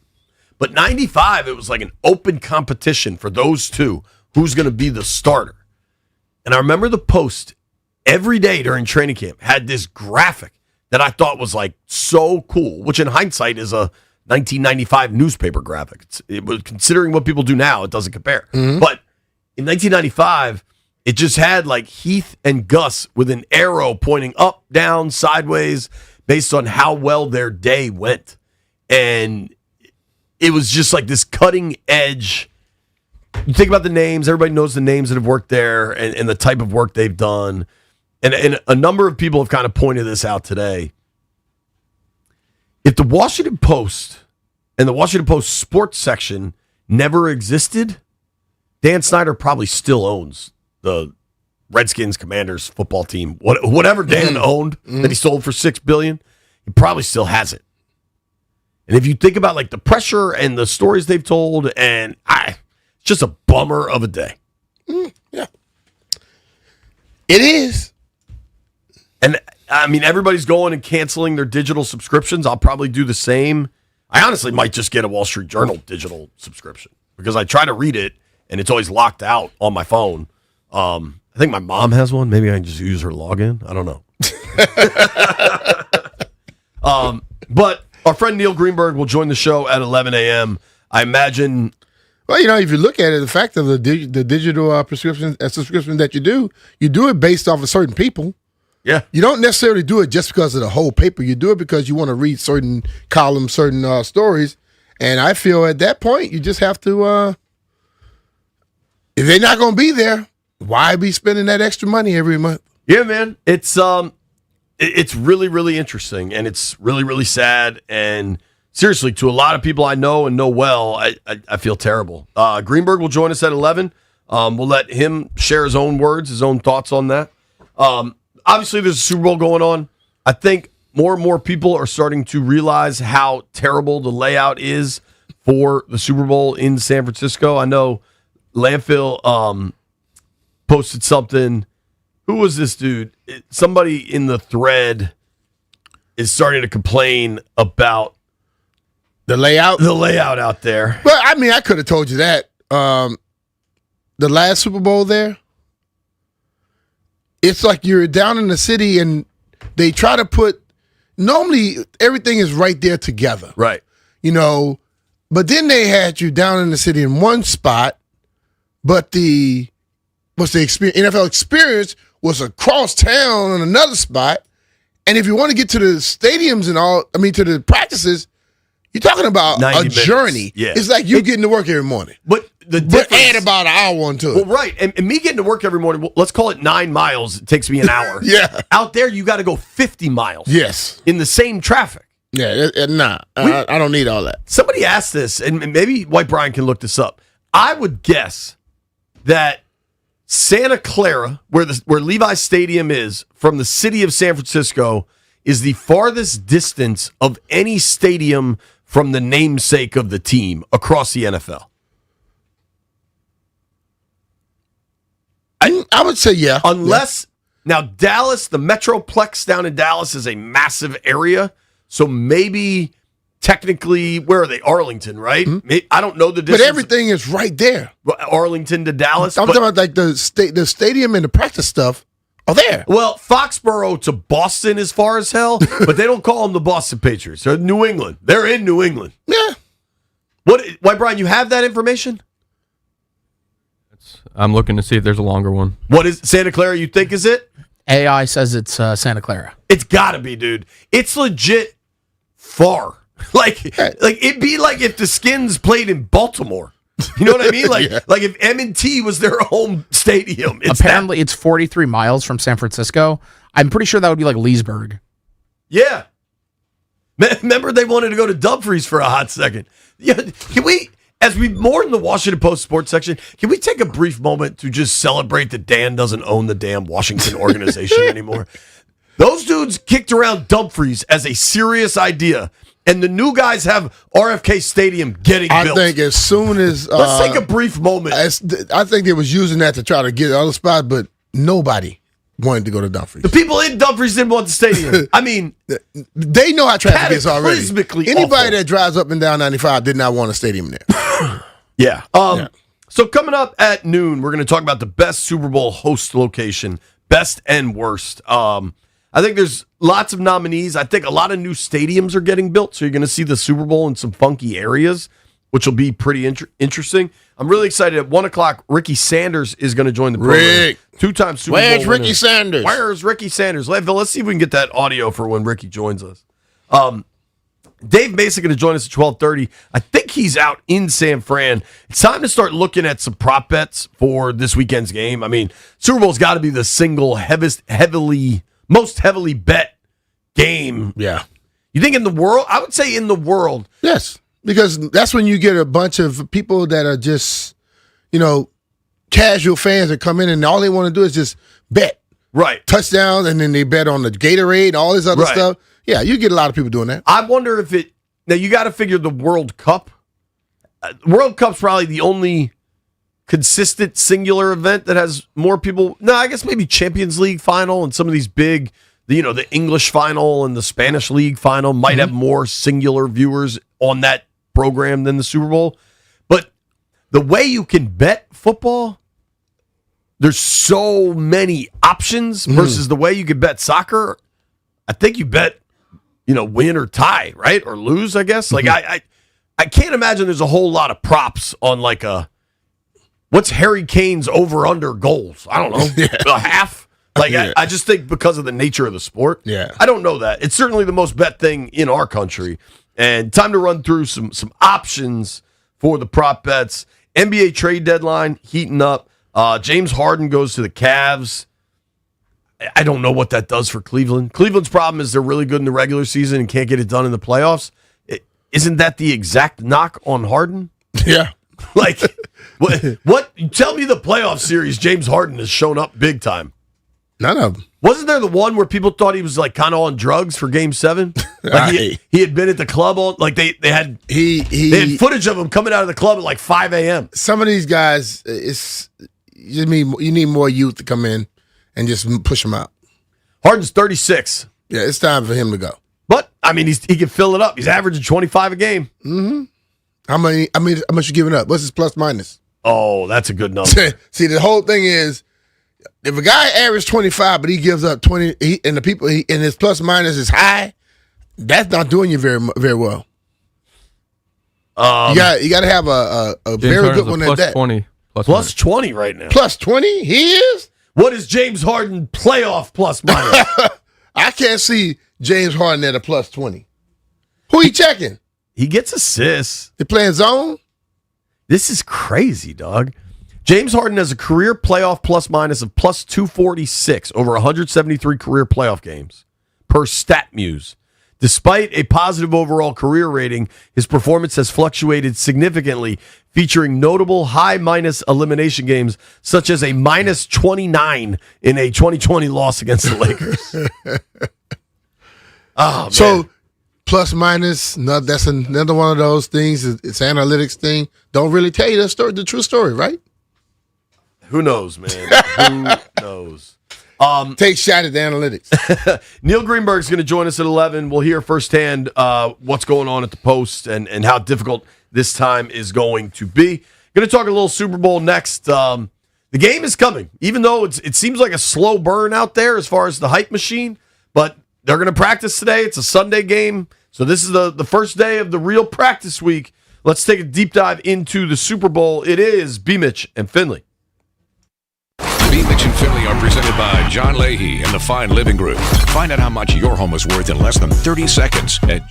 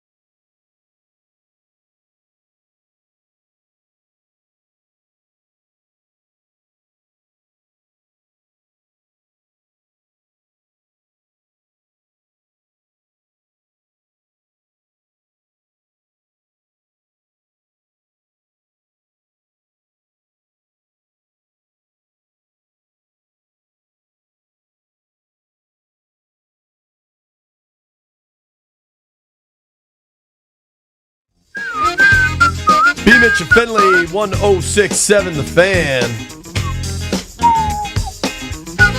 Coming up at 11, Neil Greenberg will join us to talk about everything going on at the Washington Post. Sad stuff. It's funny, man.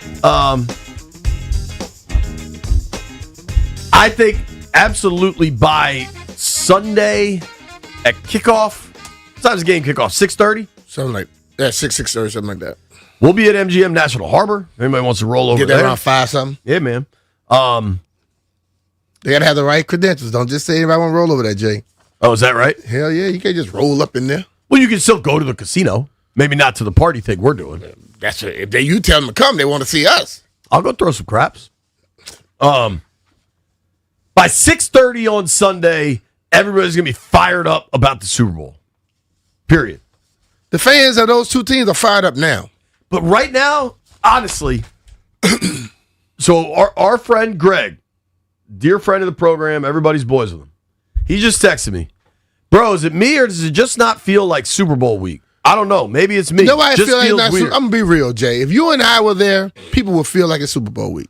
Because we'll be there. We'll be telling them what's going on. Who do we have right now telling us what's going on there?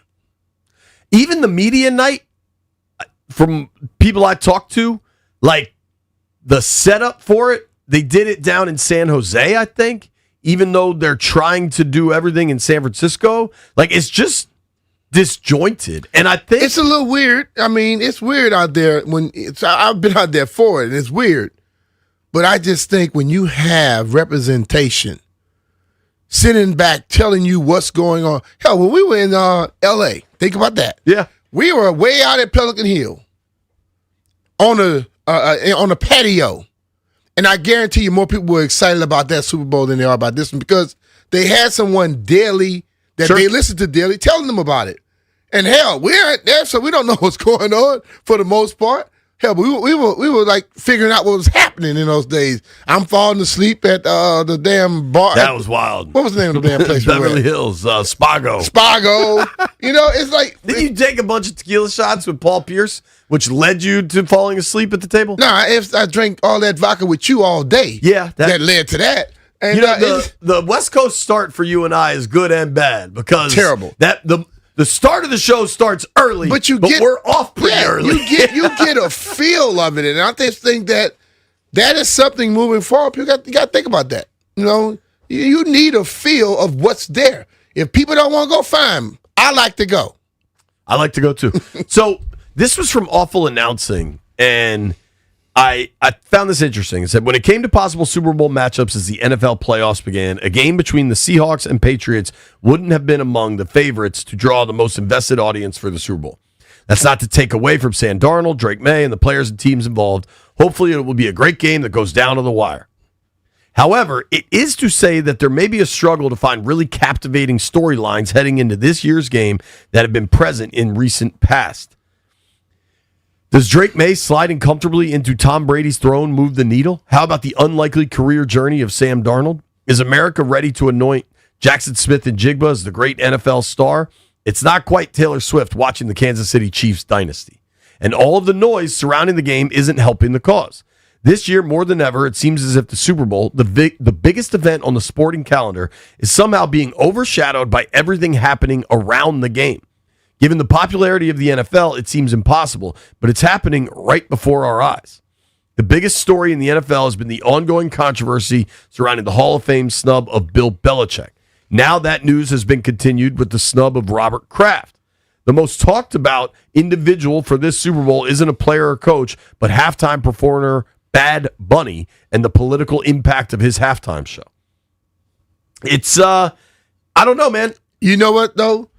That person must not know how the NFL ticks. All those stories still make you pay attention to the damn NFL. Sure. It makes you pay attention to the game. Okay? Bad Bunny is going to have eyes that probably wouldn't look at the Super Bowl looking at the Super Bowl this year. I don't know if the story, but what I just saw Sam Darnold do from last year to this year, that's a hell of a story to me. Sure. Watching Drake May, although he didn't play well in the playoffs, but watching their defense does something for me. I don't understand. You're also a big football fan. But that's you what are I'm not saying. a casual that See, the Super Bowl tends to get. But the thing about it, the casual people will be representing the halftime show. The casual people show up no matter what the game is. You know why? Because the casual people got a lot of money. And a lot of those casual people are going to show up no matter what. But a lot of times the people that write these stories, whether they're sports reporters or not, they are sometimes the geeky part of the sports reporting. And they don't look at some people just want to see the football. Some people want to see what's going to happen. And I think there are a ton of stories. The defense and what Mike McDonald has done in 2 years, you don't think that's a hell of a story? I'm not incorrect. Jeff, does it feel like Super Bowl week to you? And I'll open the phones. 800-636-1067, 800-636-1067. Like, are you hyped up for the Super Bowl? It is Wednesday. They're going to have practice today. We'll get an injury report today. Whatever talk there is of Drake May's shoulder, we'll get it. Hmm? It don't. I think I'm ready to see some more football, but it does not feel like Super Bowl week. I'm asking you one question. I think I gotta. If we were there giving y'all reports every day, would it change? Yeah, because for sure. When I just said that, Greg said that's totally what it feels like. Because I can tell you this: when I was playing in the Super Bowl, I heard people saying it don't feel like Super Bowl week. Hell, if it didn't feel like it for me. I've been at over 20 Super Bowls, and during that week, we knew Monday slow, Tuesday starts to pick up, Wednesday, it's going Thursday, Friday, it was banging. Because even when you're there, Monday, Tuesday, Wednesday is kind of a build-up to getting you ready now. You get over the hump, and then everything fires up. But when I'm not there now, because I've been to a lot of them, it don't feel it because you don't see anything. You don't get the feel of it here. But I can tell you, being at the how many? I've been at 5 to 10 with you. Yeah, I don't think it's a local feeling of not a lot of Super Bowl hype. I think it's a national feeling. Like the article I read is from a national website. That's not about, like, I agree with you. I think our audience would feel much more locked in if we were there, right? Period. Yeah. But I don't think it's specific to DC is what I'm saying. Okay, but like I have talked to people this weekend that were all from Louisiana. They were hyped. They can't wait. You know, because like we watch games all the time and we talk about defense and people hate every defensive game. That got me fired up to watch two defenses that can play. I think the matchup on Sunday will be awesome, and I'll watch every second. Mm-hmm. But it just, honestly, the biggest news of the week is, I think because of the highs of what the Chiefs became and how many people started to hate them, and Mahomes is the best player on the planet, and can they three-peat? I mean, think about what they were trying to accomplish last year. A three-peat that had never happened. Mm-hmm. You multiply that for the casuals with Taylor Swift's tangential involvement, it's going to be a come down off that. And then it's a come down off of it, but I don't think it's going to come down so much where anything else is going to get close to it. On Sunday, there'll be nothing close. I think this. Last year, as much as the Chiefs had done, the year before, as much as they had already done, how big they were. Right. You know what all the stories were? Taylor Swift.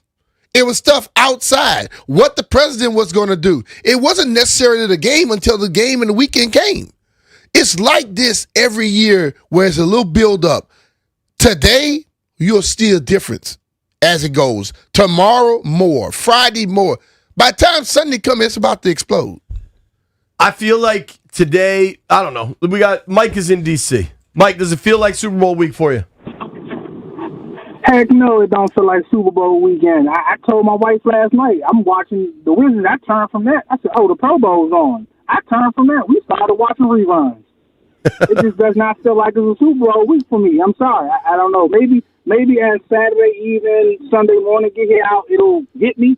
But so far it hasn't hit me that this is Super Bowl week. There's no enthusiasm around it or nothing. Thanks for the call, Mike. Appreciate you, bud. Could it be the year we had to?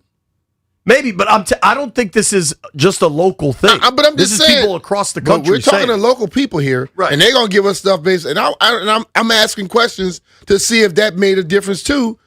Some of what we did this year, how our team was, sure. Did it take a little luster away from it? Sure, that's fair. Yeah, I told you I wasn't gonna watch that Pro Bowl. I was into that thing last night, dude.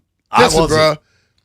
I watched it, and then you start to see the competitiveness come out of the players as the game went on.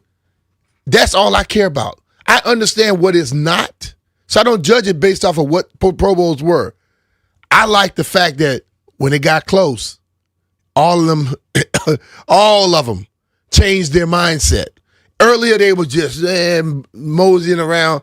Speed picked up, intensity picked up. So I can go with that. I didn't watch really any of it. I was too busy winning a paddle match. That's all I'm saying. About time you won, and I want to know how all those people were you beat. I can give you some paddle updates when we return. Probably older than me. Phones are open, 800-636-1067. Does it feel like Super Bowl week to you?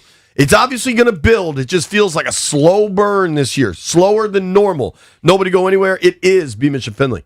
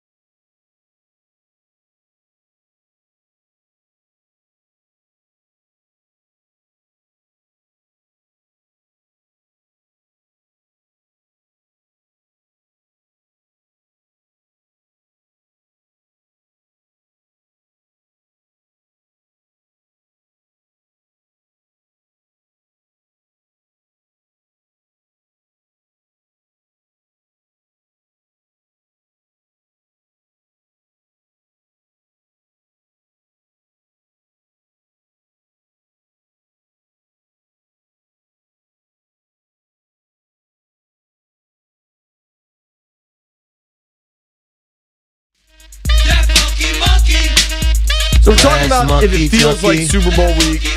Talking with some of the guys here, and they're like, there aren't that many stars. I think the star power, especially of last year, where were we last year? New Orleans, which is just such a perfect Super Bowl city. Everything's so self-contained.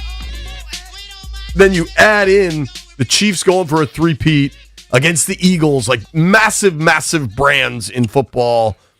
Mahomes, like just the star power is so significantly different. Landville had a good point, too. Landy, you were saying you think the bye week kind of slowed it down. Yeah, I think the week that they take off between the championship games and the Super Bowl just kills all the momentum they have built. I think it's really hard. We all find something else to do over the weekend when we're normally watching football. We've been watching football every weekend since the end of July or the beginning of August, and we got to find something to do. And for some reason, the NFL thought that was a great idea to make us find something other than football. They've been doing that. I agree with you that this break seems extra long. It also might be for us here because of the snow on top of it. Just it feels like a different world. I know they've been doing that for several years, and I don't think it's been a good idea for any of those several years. But people have so many more other options now with all the streaming services and your TikTok videos and YouTube. Like, people are just gone. They're just interested in other stuff. You get people out of a routine and it's over. Yeah, I still think for Sunday afternoon, it's going to be a monster. And it's all anybody's going to watch or talk about. T. Parker says, Eddie Murphy is 100% correct. When you guys interview the greats of the game and others are promoting the sponsors, makes us feel like we're there. I can tell you what, if we were in San Francisco right today, we'd be talking to Bo Jackson. It'd be pretty damn cool. Would have been fun. Yeah. I just called my son, and he's out there. And he is an hour and 45 minutes outside of San Fran.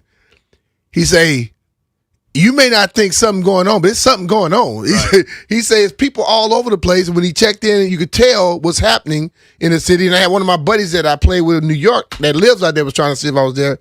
I said, man, can you feel the Super Bowl today? He said, hell yeah. All these people out here all the time. All the hype. So it's like when you, depending on who you are and how you cover the game sometimes, you can exude what's happening in the city. Some people, when you're not there, it's hard as hell to bring that. Yeah. Let's go to Jaden. Jaden, does it feel like Super Bowl week for you?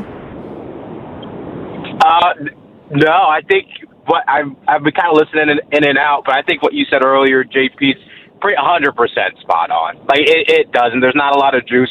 Is this the most underwhelming? I know Drake May's had a great year, but I think his playoff run's kind of been underwhelming, and I think he is great. But as far as I feel like it's QB matchup reliant, because I was out with buddies Saturday night. We were literally having the same conversation. There's no emotional attachment, because usually, like in these games, you kind of are rooting for one team, even as a diehard Skins fan. But this, I really have no. I mean, it's going to be 3rd and 5 in the fourth quarter.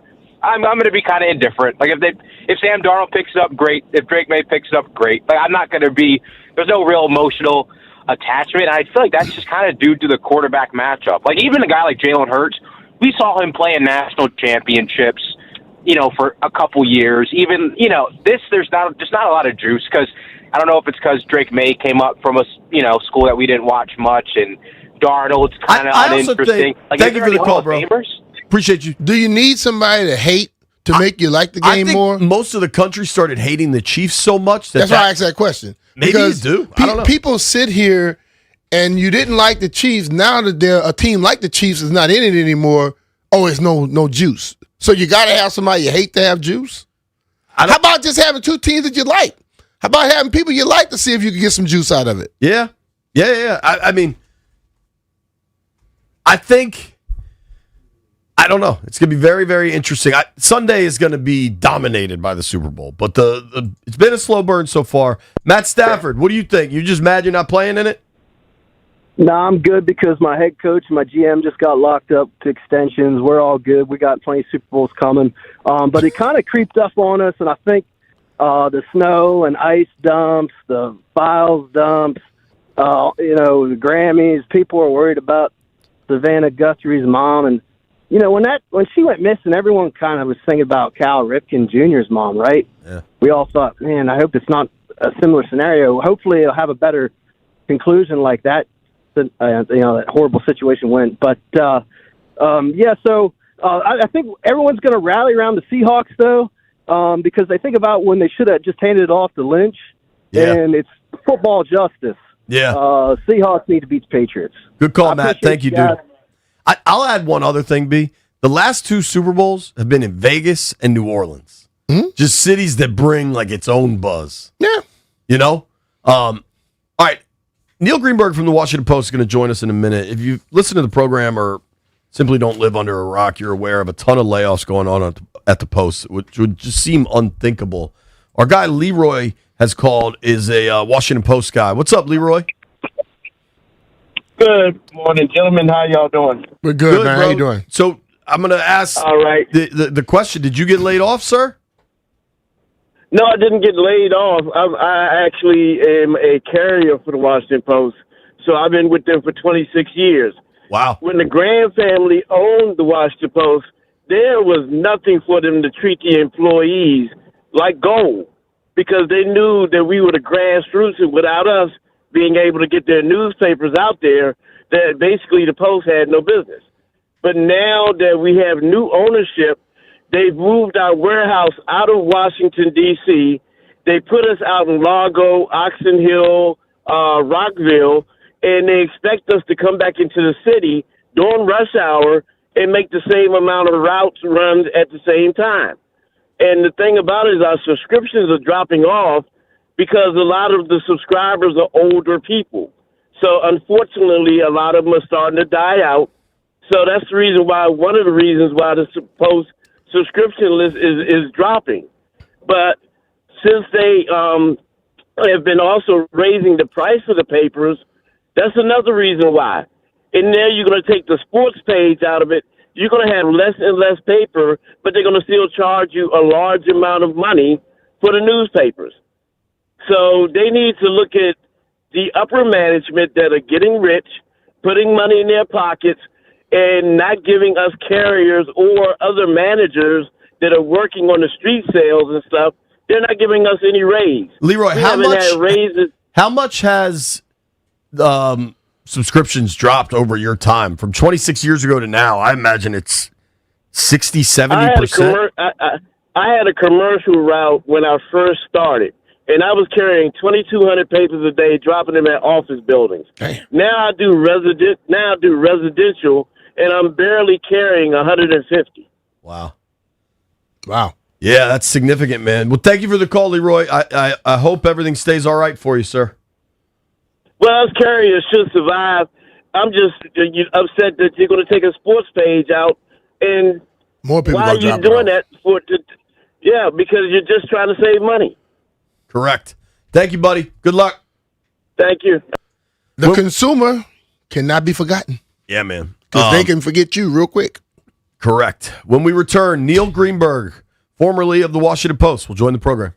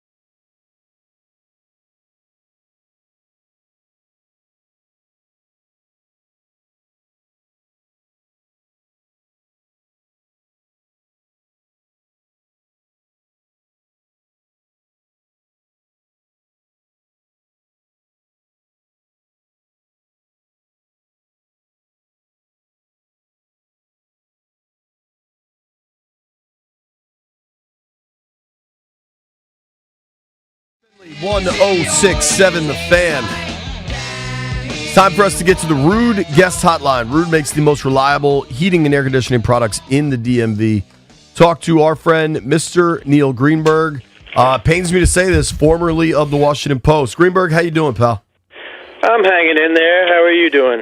Good, brother. We're all right, man. Take us through your last, 24 hours.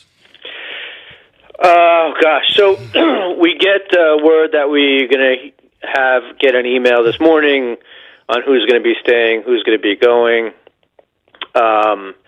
Email came at 6 a.m., told us to be on a Zoom call at 8:30 a.m. And then we got the news, and it was the lead of the whole Zoom call that the Washington Post sports department was going to be retooled, effectively deleted. Me and many others were told that their position were no longer available at the Washington Post. And it's a sad time. I mean, look, I grew up in New York. I knew how good the Washington Post sports section was. I mean,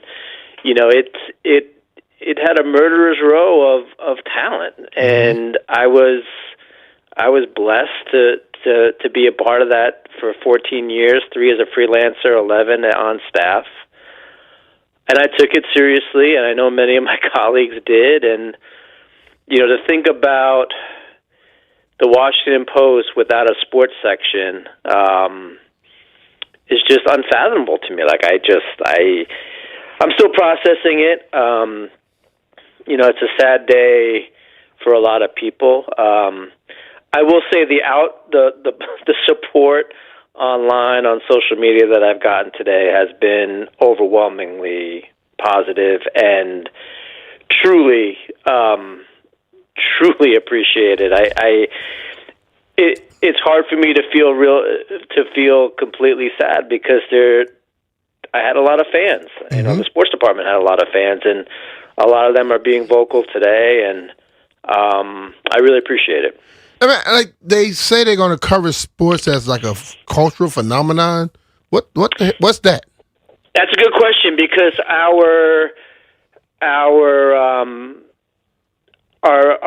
columnist, that specific beat was sports and its intersection with culture, was let go, Candace. So I don't know. That's a really good question. I don't know what the coverage is going to look like. I don't know. I wish I did. I don't. We're hearing that there's a couple people staying behind. I'm not sure who that is. I'm sure that they will announce that soon. It's got to be tough for them, but also a relief for them. And I'm happy that at least someone will try to continue the work that we did, because I do think that it's important. What happens today? The paper tomorrow just will not have anything? Well, my card key doesn't work, so it's immediate. I mean, I published my last piece. It was some Super Bowl props. I had a choice of whether I wanted to publish it or not. Of course, I published it. But yeah, the sports department's over. The sports department as we knew it, covering the local teams, covering national, getting these investigative stories like the one that led to Dan Snyder selling the Washington football team. Your favorite sports beat writer is going to be moving on. I mean, it's gone. I mean, and who knows what it's going to look like in its wake. When so a lot of people have the subscriptions because of the sports, because that's something you can't just buy the sports section. So, and people are canceling their subscription based off of the fact of what happened today. Are they going to have more things happen if the money starts to drop off? Because we had a guy call in and say how many papers he would drop off from 2,200 now to 150, they're losing people from reading the paper. Well, the New York Times came out today and they announced that they added 1.4 million subscribers in 2025, beating expectations. So it's hard to make the case that the product is dying, right? People still have an appetite for news. The New York Times spent a lot of money on their sports coverage. Now, that was at the expense of their own sports section, which is a completely different different conversation, but they obviously invested in sports. I believe NBC is starting a sports newsletter. So, yeah, I think a lot of people... There's an argument to be made, how do you grow by eliminating sections that people enjoy? I will say this. Over my time with the Washington Post, I've generated like 54 million page views and thousands of subscribers. I don't know how you grow by eliminating that. And I'm just talking about myself, right? Like, how do you grow by eliminating parts of your product that are obviously in high demand? I don't, maybe they're not in the highest demand. The industry needs to change. I think everybody understands that. There's not a person alive in that organization that would dispute that. But it's a hard sell to say where the only way to grow is by reducing. I don't know. The math for me doesn't add up. I do math for a living. Someone's going to have to sit down and explain it to me like I'm a 5-year-old because I don't get it. Yeah. Talking with our friend Neil Greenberg here on the Rude Guest Hotline. Rude makes the most reliable heating and air conditioning products in the DMV. Are you surprised at all by like the impersonal touch in all this, or is this what like the HR consultants would tell people how to handle it? You know what I mean? I think it could have handled better. There was a lot of uncertainty for a while. A lot of what I learned just as you did from social media and online reporting. It's hard. I mean, look, this is a hard thing. I don't know the other side of it, so it's really hard for me to say one way or the other. And plus, I'm a personal, for lack of a better word, victim of the layoffs. Yeah. So I just found out this morning, so like the emotional side of me is still very much in control, and logic side hasn't taken over yet. But yeah, I think that I don't know if it needed to go down this path in the way that it did. I think communication in any organization is always one of the most important traits that you can covet. And I think that if people are uncertain about their future, productivity is going to have is going to suffer massively as a result of it. Right? Like there's no industry where you're waiting to hear good or bad news that you can possibly give them your best self. So yeah, I probably would have handled certain things differently. But again, I mean, my job now is to just figure out what my next step is. Any thought on that? I mean, it seems like everybody's starting a Substack. I feel like if you start a Substack, it would do pretty well. I know the page views you generate. Yeah, I mean, everything's on the table. I haven't really given it much thought because I was hoping there was a path forward for me at the Washington Post. I don't know. I don't know what it's going to look like. I appreciate the LinkedIn comment you left for me. That's certainly would help in my search. And hey, you asked, I'll do it, bro. That's the least I can do. That. But yeah, I don't know. I will say I wasn't expecting so many people to contact me in a way that was, you were the reason I subscribed or I loved your work and that sort of thing. Like that part has given me like a lot of confidence that my next step, I could take a lot more agency over my next step and kind of choose what I want to do and figure it all out from there.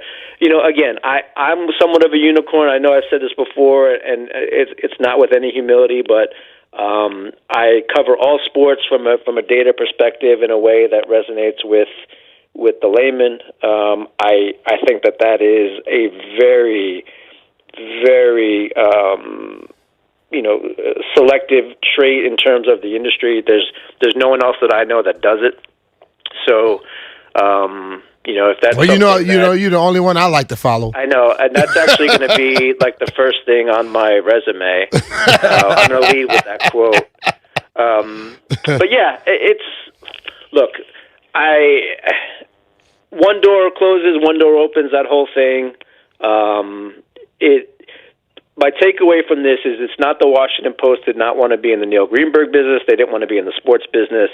There's nothing I can do with that. So I just have to find something else that wants to be in the Neil Greenberg business. There you go.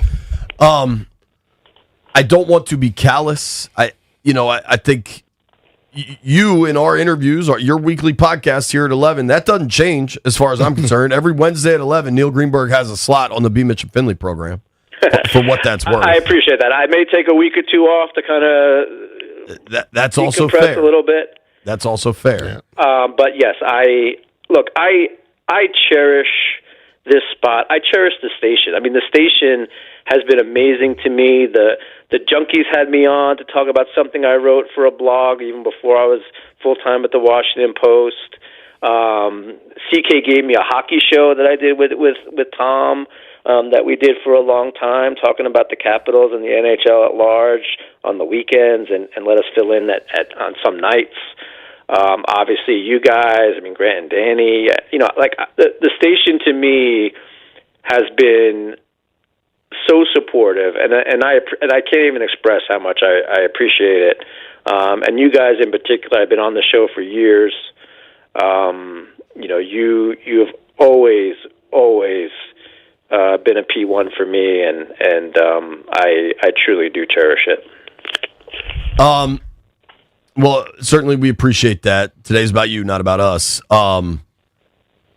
That said, what you're really great at is making the analytic world make sense for regular fans. Do you want to talk Super Bowl? Yeah, sure. Sports doesn't stop. Right. And I'm still here. I'm breathing. Hey, gotta right. Gotta sharpen the iron, bro. All right, dude. So it's Super Bowl week. We just did this. Does it feel like Super Bowl week to you? Does it feel a little muted? Does it feel accelerated? It doesn't. The week off always throws me a little bit. Especially this week has been a little disconnected me a little bit. Sure. But I don't like the week off. I know why they do it and all that. It just takes me out of a rhythm. Football, gets you in such a rhythm weekly. You have the games, and then you have the practices and the injury reports, and then, before you know it, you're back to Thursday night, and you're going through the whole thing again. It feels a little weird this year, but I'm not a big fan of the week off. I tell you what, though, I do love having a lot of time to look at the huge prop menu.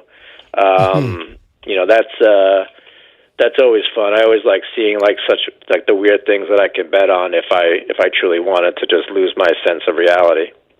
Anything stand out to you in that capacity? Well, let's talk about the point spread to start, right? Seattle is -4.5. That's kind of like a no man's land for the point spread. I've talked about this before. Also, the favorite has had a tough time covering a point spread this large, and it's not really even that large over in the past. I want to say you got to go back to Peyton Manning as a team that covered a 4.5 or more point Super Bowl as a favorite. But again, -4.5. I would look to do one or two things. If you like Seattle, then I think the play is -6.5. Because just the way that the scoring works in the NFL in groups of 3 and 7, you probably get plus money there. But I do think that's the way to go. It's very rare for a game to end on 5 or 6. So I would definitely do that if I'm on the Seattle side. If I'm on the New England side, I think you can go plus 3.5 again for the same reason, get a little bit better price. And figure that they'll keep it close. Because another bet I like in particular is a New England first half money line.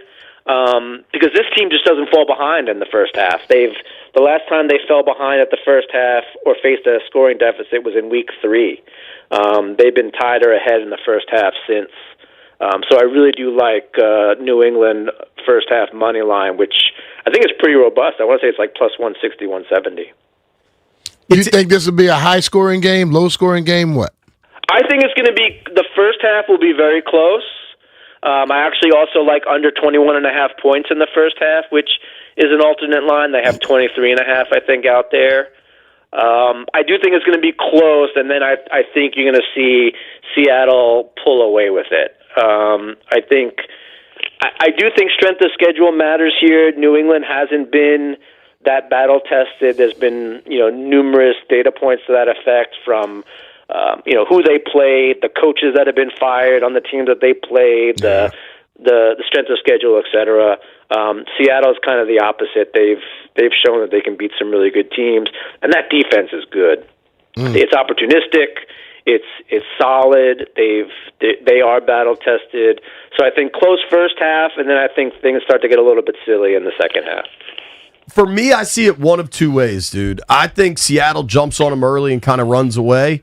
Or if it's a close game, I kind of like New England. I don't know what you think about that, but that's how I envision it. Yeah, it's reasonable. I think one of the more fun prop bets that I found out there was Patriots Drake May will have more passing yards than there will be total points in Sunday's Timberwolves Clippers game. Wow. Right? So here's my thinking on this. An NBA game is typically in a range of 220 points or so. But Drake May could easily have a 300-yard passing game if they fall behind early, if he's chucking the ball.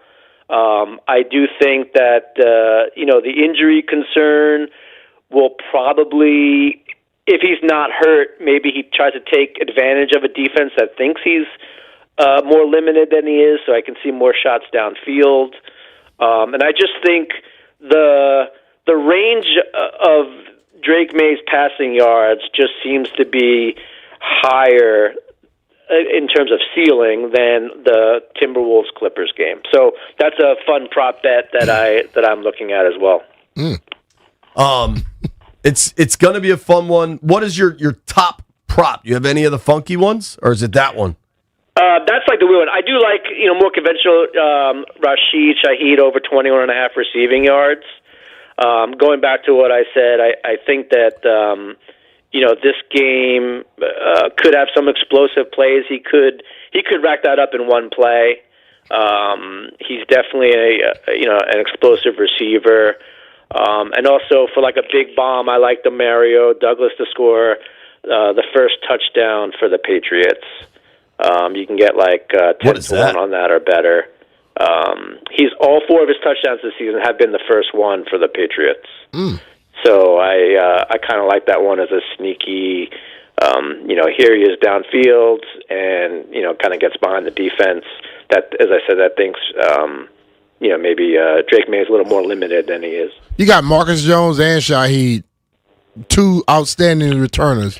Any special teams touchdowns? Do you think? Yeah, but that's already built in because I don't know if you're getting the best price because it's been so talked about publicly about how opportunistic the defense is.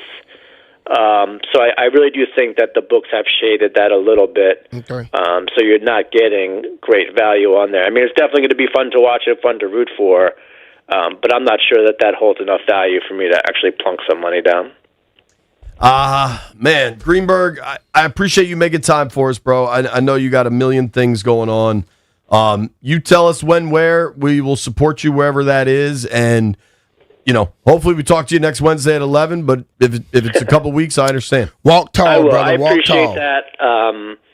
I will be around. And, again, I love you guys. I love the listeners, the station. I really do appreciate it from the bottom of my heart. Thank you, brother. We appreciate you, man. That's our friend Neil Greenberg joining us via the Rude Guest Hotline. What a weird day at the Washington Post and for sports fans in this city and around the country and, hell, around the world. Give Greenberg a follow at @ngreenberg. Really excited to see what he does next because I know it'll be great. Nobody go anywhere. You are listening to B. Mitch and Finley. B. Mitch and Finley are presented by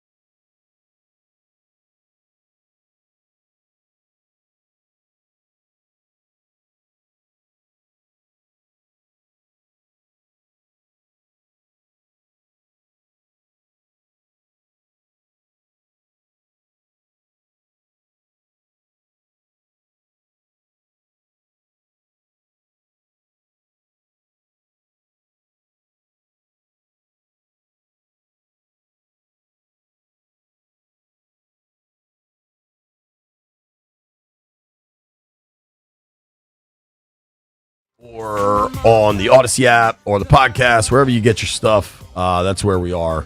And that the Greenberg interview is definitely worth listening to.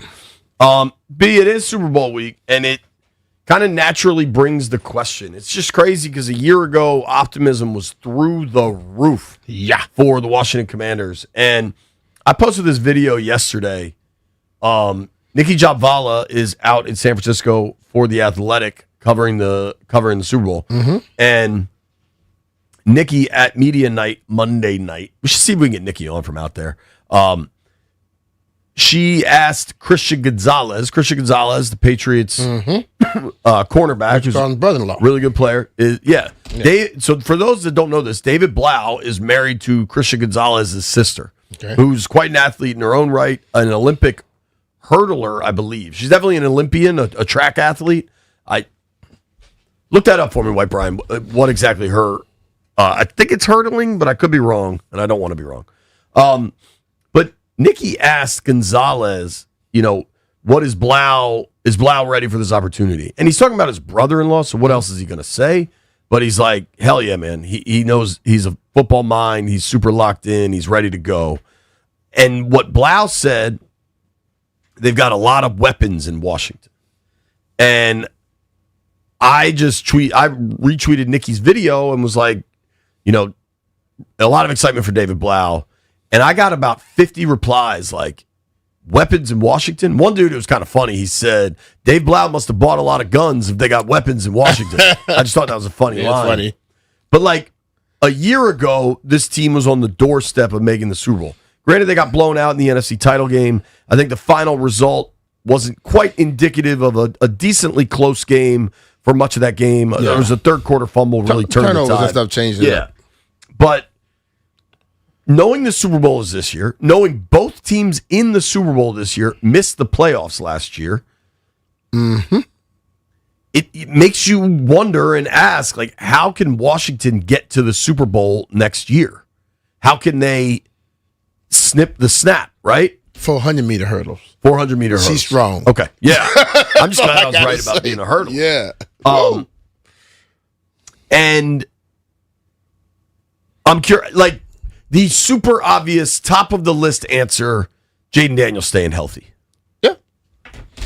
That's there are it. lots of answers, but that's number one. That's number one. And I think that's obvious. You need to have your quarterback be healthy throughout the season. If you look at the teams that are in the Super Bowl now, those quarterbacks were relatively healthy throughout. Improve your defense drastically. You look at both of these teams. One of them is there because their defense was so dominant. Because if their defense didn't play well in the playoff, they are not in the Super Bowl. As well as their quarterback had played throughout the year. You look at Seattle, their defense is damn good. So you got to get those two things. I just think that if you are better at defense and you got a healthier quarterback, knowing the capabilities of Jaden, putting the ball in his hands extra times when your defense is good at stopping people on third down, converting turnovers and things like that, your quarterback touch the ball more often, you have more chances to score points. Point blank. Like, there are those that after this past year think Jaden is now going to be injury riddled, and they go back to the draft process and are like, hey, that was the concern, was he big enough, strong enough? I go back to year one where he didn't miss a game. Yeah. So, like, I think, and I don't believe he missed much time at LSU. Like, this year was incredibly fluky. I do think, whether it's Dan Quinn or Adam Peters or maybe Josh Harris, whoever it is, elite quarterbacks, you throw a pick, man, run the other way. Like, I think Jaden's got to be in that camp going forward. Yeah. You don't need that. But I just think that whole deal, him already having the injury right there, made that bigger. Well, that's what makes it so fluky, right? Yeah. But like, I think if we had to put a couple of suggestions in the suggestion box for Jaden, you cannot ask him to stop using his legs because he's lethal, and it's part of what makes him great. Yes. Now, I think there could be less design stuff with his legs. Maybe you dial that back a hair. Yeah, it could be less exciting things, but I think as you play this game of football, you get more mature. You make better decisions when you're doing certain things. But you don't come in here knowing all that up front. You know what I mean? So as he go, I think things are changing. As he grows, matures physically, some of those things that might have happened last year probably won't happen the next time. You know what I mean? So I see quarterbacks that are small, and they play. They get through it. Because I was baffled when I have never really heard people talk about Bryce Young. He's lighter and shorter, and he's skinny too. But you just got to, if you get hurt, people going to go to that thing. If you don't get hurt, then they won't say that. Point blank. Right. How much, if at all, do you think Dave Blau will change the offense? Do you think we see Jayden under center a lot more? I think it'll be a good bit more. I think there are some things, listen, when they move that quickly from Cliff to him, you know what the assistant coaches and other people hear? They hear things that the person was suggesting. And they understand, like, I may not be super drastic in it, but I have to make it better. And if those things are going to help a little bit more with the whole fluidity of the offense. You know, I did a show yesterday, we talked about this, where make sure the run game and the pass game are married. They're joined. So when you do something that's going to be a play action thing, you get the effect you need from the defense. You know what I mean? And I think he understands that aspect. We'll see how it goes. I want to open the phone lines on this. 800-636-1067. 800-636-1067. Because I think the super obvious questions, how do the Commanders get to that Super Bowl level? And if you look at Seattle and New England, these were not expected Super Bowl teams. If you look at the AFC and NFC title games where you had the Rams and the Broncos, those were teams with real Super Bowl aspirations. They were coming off playoff seasons, retooled, added players. New England and Seattle weren't on the radar. So you can't say Washington can't be on the radar for next year. The NFL's a wild-ass league. Where do they need to get better? I think edge rush is obvious. I mean, that's the one specific position Adam Peters addressed in his end-of-year press conference. Yeah. I think you need to consider a draft pick. I think you need to consider spending real money in free agency. I think you hope Dorrance Armstrong gets healthy. I think you bring back Jacob Martin. That was a player I liked a lot. I liked him off the bat. Remember that? You did. You were on that. But I think ideally Jacob Martin is like a fourth pass rusher for you. Yeah. You know what I mean? Yeah. But I think you can say, like, the 2024 draft class where they had 5 top 100 picks, you need those dudes to be good this year. It's year 3. If guys aren't good on their rookie deal, year 3 is when they get cut. You know what I'm saying? And I'm not suggesting anybody gets cut, but like you had 5 top 100 picks. You need starting caliber plus war type players. Now, obviously, Jayden's one of them, and he skews that scale so significantly, but at number 2, you can't miss either. Yeah. So, like, you have to look at the 4 of them, and I think you need Sennett. Like, everybody's going to talk about the tight end position. Do you have to spend real money there? Isaiah Likely's a player I like. You have a third-year player that you took in the second round. Like, whether he needs to step up or he needs to be given more opportunities, I don't know what that answer is, but the development of these draft picks has been inconsistent because you draft them high, they don't really get on the field, talking about guys like McGee, Sennett. Coleman got on the field a lot, then was kind of pulled off the field. Like, the drafting and development needs to ramp up this year for it to start to make sense. Then there's also, what do you do offensively? How do you get better? How do you maximize Jayden Daniels? Because I think that needs to be a priority. Taking your calls next, 800-636-1067. It is B. Mitch and Finley. B. Mitch and Finley.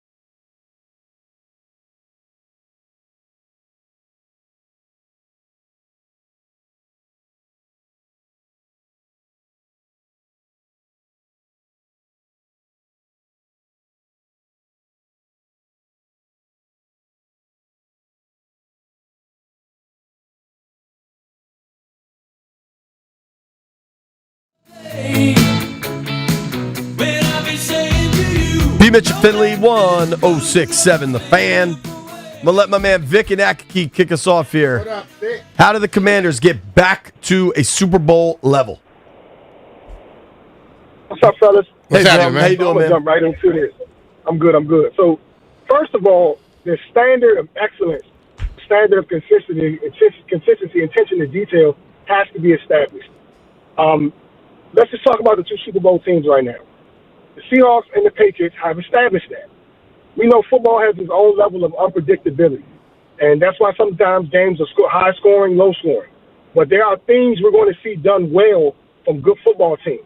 Good fundamentals, good intensity, high IQ, effort, 50-50 plays. They win those things.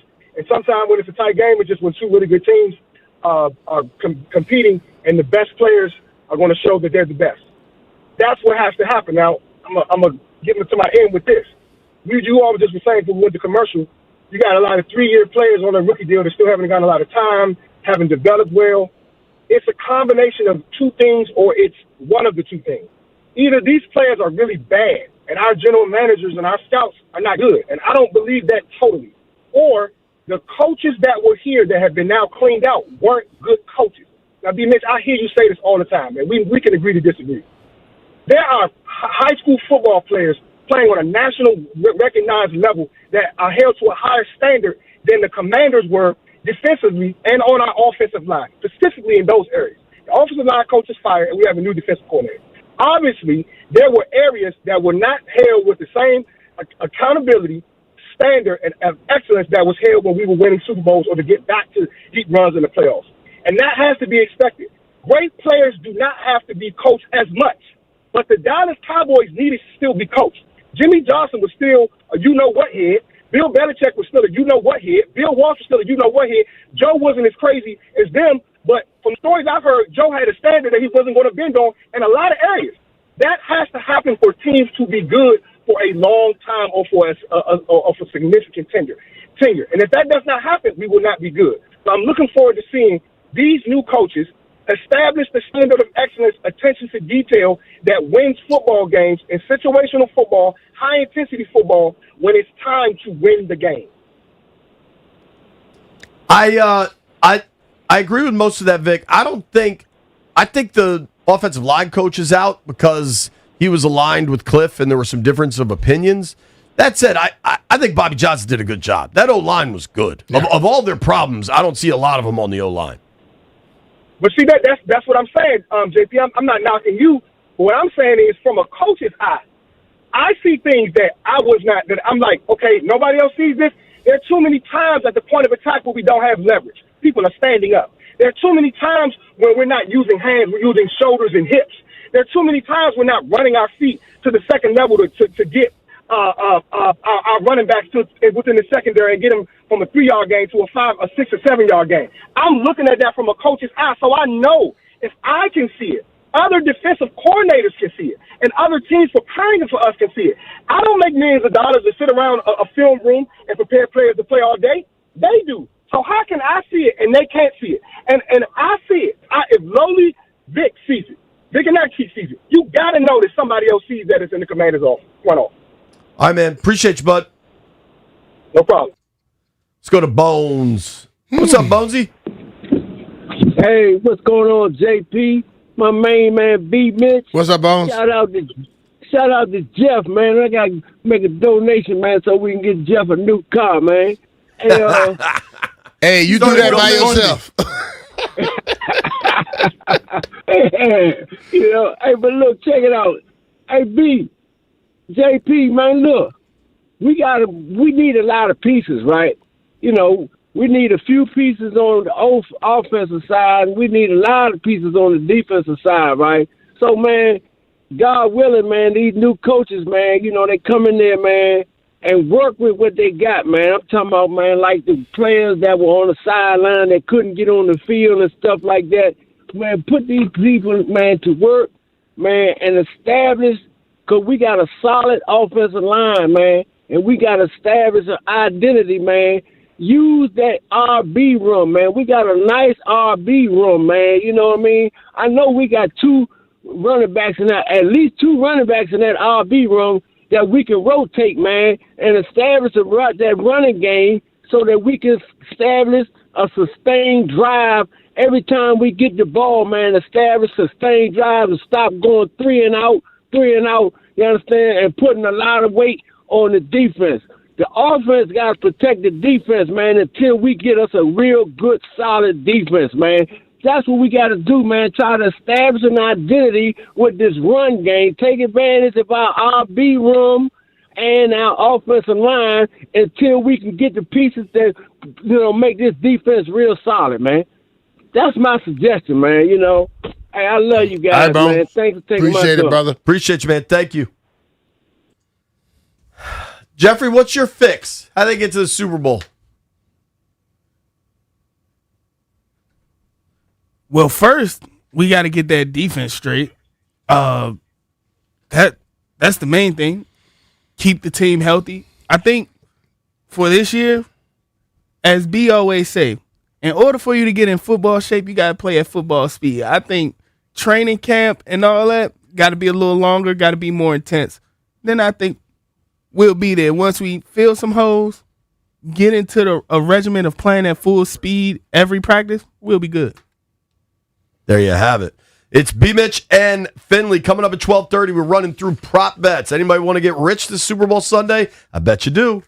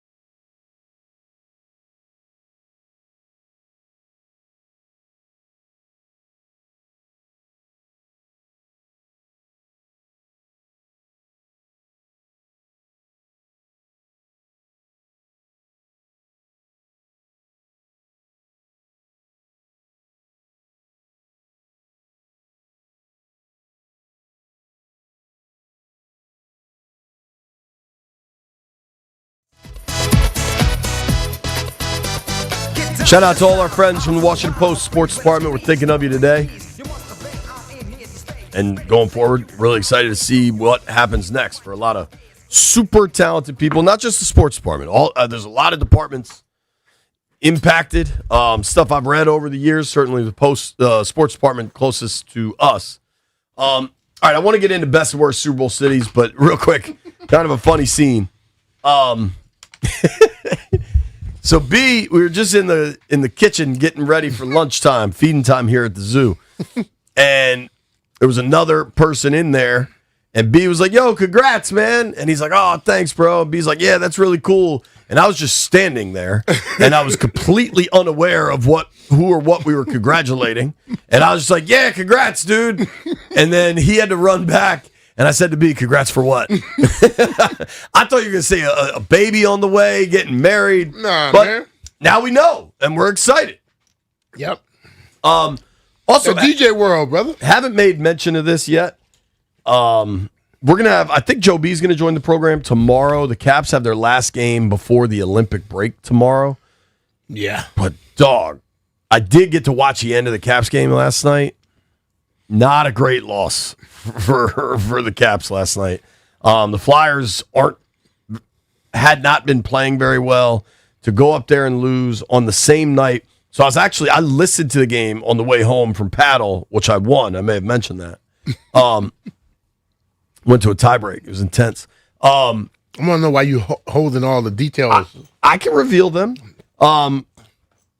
So not only Walton does such a good job at the end of games, and the Flyers get an empty netter to really seal it away.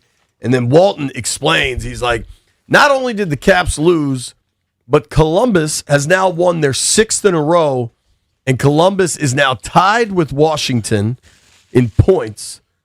Now, they both would be outside the playoff picture looking in, but they're now tied with 63 points. Oh, and by the way, Columbus has played 3 fewer games. Ooh. Yeah. Ooh. That was a bad one to lose, but the Caps have another one tomorrow night before the Olympic break. Maybe the Olympic break's coming at the right time for the Caps. Yeah, they may need one. They may just need that little change. Totally. They're playing the Predators tomorrow night. Nashville's okay. They're winning right now, but we'll see what happens tomorrow night. The Wiz also played last night. The Wiz played the Knicks. The Knicks are a pretty good team. That didn't look good. I saw it early on in the third. I was like, "Ooh, boy." Josh Hart was a plus 34 last night. That's pretty good. Here's what I've determined with the Wiz. Of the really bad teams, of the teams that are actively tanking in the NBA, and there's sadly a number of them because that's just kind of what that league has brought. Of the teams that are actively tanking in the NBA, the Wiz are the best. Well, I was listening. Of that bottom 5, the Wiz are the best. When I listened to the part I was listening to, I think it was Drew describing how the Wiz now have their G League and the big guys running the same stuff. So when the guy comes up, he doesn't have to learn the system because it is the system. Right. You know what I took away from that? They had a bunch of G League guys up last night. Yeah. Well, they did, but they did Sunday night against the Kings, and they were able to beat the Kings because the Kings are terrible. Yeah. I think the Wiz are the best of the terrible teams. And I hope that doesn't cost them a top 3 pick. If you look today at Tankathon, they have the Wiz at 5. What's most important is that you keep your lottery pick top 8 protected so that you stay that bad. But you'd love to get one of these big 3 of Peterson, the kid from Kansas, Boozer from Duke, or DeBanza from BYU. I watched him play. Doesn't mean there aren't other good players. Dude, this guy's starting to get some real kind of notoriety. And this dude, I think his rise to prominence has been very unexpected. Have you watched this dude, Keaton Wagler, for Illinois? No. White Brian, I know you're a college hoops head. I'm guessing you've watched some Illini. Have you watched this kid, Wagler? Yeah, he's pretty good, but I mean, I still think the top 3 guys are just I'm not arguing top 3, but much like last year when I really liked Con Knipple and people thought I was crazy, this dude, Wagler, true freshman, 6'6". They list him at 185. I bet he weighs 160. He could shoot, dude. I don't know. He's an exciting player, and I imagine that stock will go up. But the Wiz got to keep the top 8 pick. Ideally, you get top 3. If you add, I don't think they're letting that slide away. I think we're going to see less and less. We're about to see more guys from the G League. For sure. All right, B. You've been to more Super Bowls than I have. I've been to a bunch. I think I know my favorite. To me, it's like you've got your favorite of the regular rotation, and then what happens is when a city gets a new stadium, they get a Super Bowl. Generally. I am fascinated if that will happen with Buffalo. I don't know if they can do it for Buffalo. Yeah. Maybe you give Buffalo like 2 NFL drafts or something to try to make it get even. them something else because February in Buffalo could be 5 feet. Right. You know? Like, I just don't think you could do Buffalo. No, it's going to be tough for that one. That's going to be tough. Of the regular rotation, so we're talking Miami, Tampa, New Orleans, Arizona. I'd say Vegas will now be in the regular rotation. Yeah, I believe so. And then probably L.A. What are your favorite of those cities? Of those cities, I like New Orleans more. I think I do too, man. Because New Orleans, things are walkable. Walkable's a huge You have enough difference. hotels and all. Food's great. The vibes are great. The culture is very good. Then I'll go like with Miami. I love Miami. I'll be honest with you. I wouldn't put Arizona in the top. Really? The weather's great. Cool. Sometimes it can cool Stuff off, too. closed all the damn time. It's too spread out. It's spread out. That's a good place to go for golf. Yeah. But an actual Super Bowl, it's too damn spread out for me. Well, you've got downtown Phoenix is where you're going to have all your Radio Row, NFL experience, all the activations. You remember where we stayed and we had to go down there? Yeah. And how the traffic was and all? Yeah. Nah. So Phoenix, Arizona area, you've got downtown Phoenix, and then Scottsdale's like a legit half hour, 20 minutes if there's not traffic probably. Yeah. But like Scottsdale's its own area with stuff bumping all the time. Frankly, I prefer Scottsdale to Phoenix. Then the stadium, Glendale's a legit half hour away. And the teams are probably practicing in Tempe, which is another half hour away. That's a lot of moving. Yeah, Arizona's spread out. Now, if you wanted to go in and just stay in downtown Phoenix and just do like the official NFL stuff where the big parties are, that'd be cool, but They have weird like hours for some reason there. It's just every time we go to the Super Bowl, it's different than any other place. In my experience, I don't know if you'll agree with me on this. The 2 most hard-ass security cities or NFL cities to me, where like listen, you're getting your credential checked and making sure you're supposed to be where you are. That happens everywhere, right? Yeah, I'm with that. But some stadiums, cities, whatever, are way more hard ass about it. They check you every 2 feet rather than every 200 feet. Yeah, You know what I I'm wouldn't saying? have got to this point if I didn't have my I know. stuff, people. Arizona's one of them. The other one, weirdly, I don't know if you noticed this, Detroit. The people in Detroit at Lions games, they are pains in the asses, man. They're a little different. Do you remember after the playoff win? And you might have had to get right on the air, but we tried to go cover post game, and that locker room, which was going nuts, and it's that crazy walk up the ramp and all that, and like they wouldn't let us stand where the players were entering. Yeah, they're like, you must back up 75 feet. We're like, why? They're like, we'll arrest you. Like everything in Detroit becomes, we'll arrest you. So I don't know. As much as I love going to Arizona for games, and I don't always I don't like it for the Super Bowl as much as I do. I love the weather. Yeah. I love Arizona, but I like the fact that when the Super Bowl is there, the waste management is there as well. And you could it's combine wild. the two. Yeah, that was a wild day. Yeah, that was cool. I think Atlanta's pretty good. You don't always get great weather, but Atlanta's just like a well-done Atlanta city. gave us an ice storm one time. Yeah, and the traffic is terrible. But dude, because they shut down 75% of the streets and expect you to be able to still get where you got to go. But by Friday of Super Bowl weekend, traffic's going to be awful no matter where you are. Period. There's just so many cars, so much stuff is shut down, so many buses. You know what I mean? I think Atlanta does it right. I thought Vegas was pretty good. Vegas got the infrastructure. Vegas is built for big events. Like hosting the Super Bowl in Vegas, not that big of a deal. Not a problem. Yeah. I mean, because they will have everything that normally happens every weekend. They'll have a fight. They have all these parties. Have a truck show on the other side of town. The International Accountant Convention. They keep the porn convention there. Yeah. They have all this stuff going on and no problem. Because the traffic's going to be what it's going to be. You know, and you could, if you want to walk places, or you don't want to walk, just jump on the little tram. It'll get you where you got to go. You can take the train. You can walk. They have like the walkways through all the casinos. Yeah. I like Vegas. One city I wish was still in the rotation, and obviously it isn't, San Diego. I would think San Diego for a Super Bowl because it's relatively compact downtown and it's beautiful and the weather's great. I feel like San Diego in its time must have been an incredible Super Bowl city. I like San Diego. For Jeff, for those looking to get wild, you shoot down to TJ for the afternoon. Yeah. I like that one. San Diego, I think, I never covered one there, but I've been there a bunch. What do you think is the worst? Worst? No, I'm not gonna. This is not a worst, but they can put a Super Bowl in Nashville. Would be nice. White Brian, look this up. Is the new Titan Stadium going to be domed?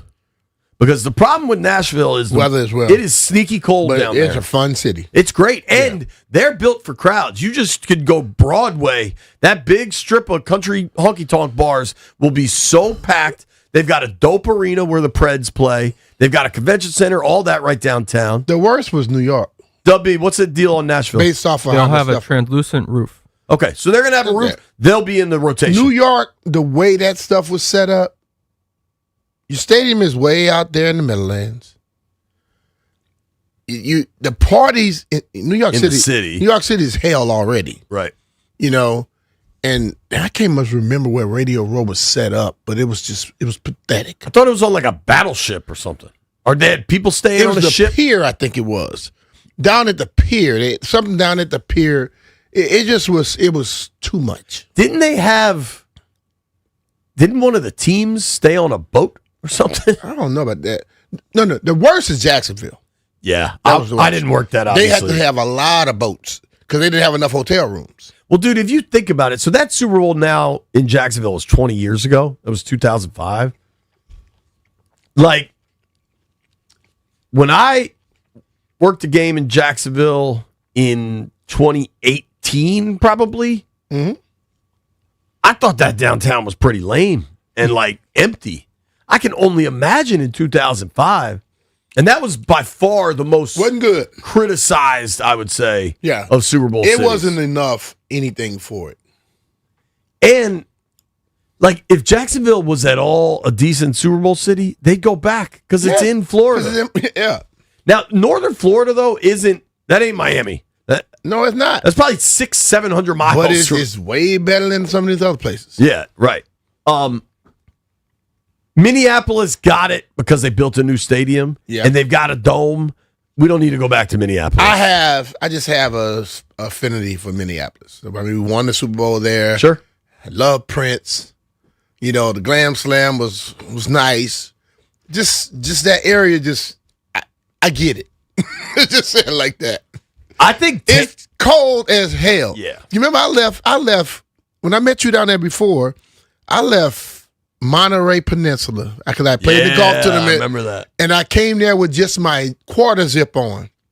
And I walked off the plane and walked back on. The guy said, well, I say, man, it's cold as hell. He said, you going through the little walkway to get, I was like, bruh, I don't want to walk outside at all. It was cold, dude. Jacket was all packed up in my golf bag. That was, it was cold. That was very cold. Yes. I think that's why, even though the stadium's beautiful and Minneapolis downtown is nice, I can't imagine, like, the Super Bowls when they go up north is to rep them for building a new stadium. Yeah. I think that's why they went to Detroit that year for Ford Field. Yeah, that happens. What are the Bears building a dome? I hope, because you sure can't put a Super Bowl there.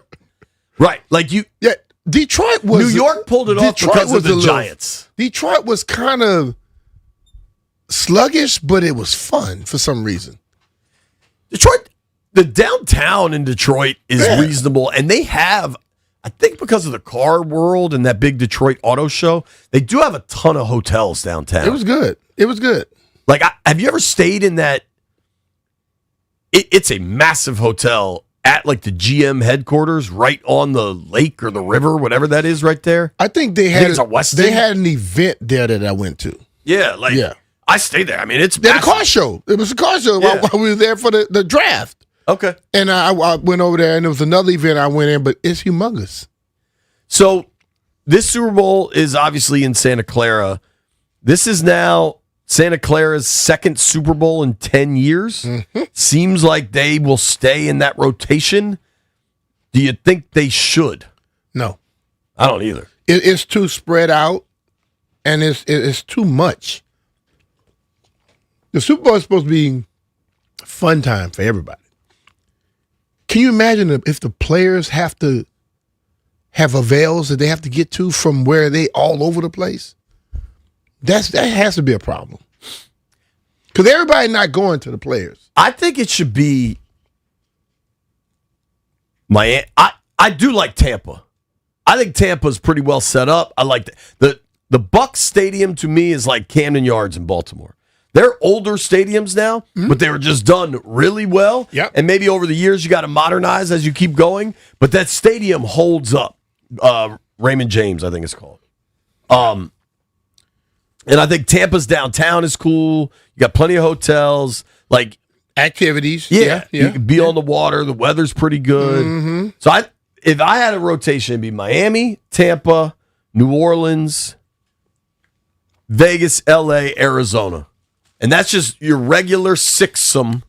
Yeah. And then I like those. Maybe every 7th year you will reward a new stadium that got built. So DC will get one, Nashville will get one. Houston is good. I can do well. It just spread out like hell in Houston too. Houston has two down. I don't think people realize that Houston. I think geographically, they have the Galleria, and then they have downtown. I think geographically, Houston might be the biggest city in America. Like how much land mass? It is spread out. I could skip Dallas and Houston for the Super Bowl. I know that the money in Texas will get Super Bowls there between Jerry and all the oil in Houston. Yeah, man. But I don't need it because Houston's more temperate than Dallas. Dallas can be cold. Dallas could be, but Houston is a little bit. Houston have a little of the Louisiana flavor. Yeah, it's like it's more New Orleans weather than it is Dallas weather. Yeah. Dallas is super spread out, but I'm sure everything's bigger in Texas. They do it right. I don't know, man. I could miss Texas for the Super Bowl. What do you think the weather is in Dallas right now? I'm pulling it up. Today is what is it here? Tell you what, it looks Dallas is 60-something in sunshine. It's 53 right now. This weekend looks pretty nice, though. Yeah, because I know the other day Super Bowl Sunday, high of 73. It was 70 the other day in sunshine. I'd take that. Yeah. It's 35 here. Just give me 70 for about 4 days here, please. Dude, just melt this stuff. Might be some flash flooding, but I'll take it. It might snow on Friday. Super Bowl Sunday here in the greater Washington area. High of 23 degrees, low of 9. And people want to yell about, why are they building a roof? Nobody go anywhere. We're talking Super Bowl props with Dave Mason next.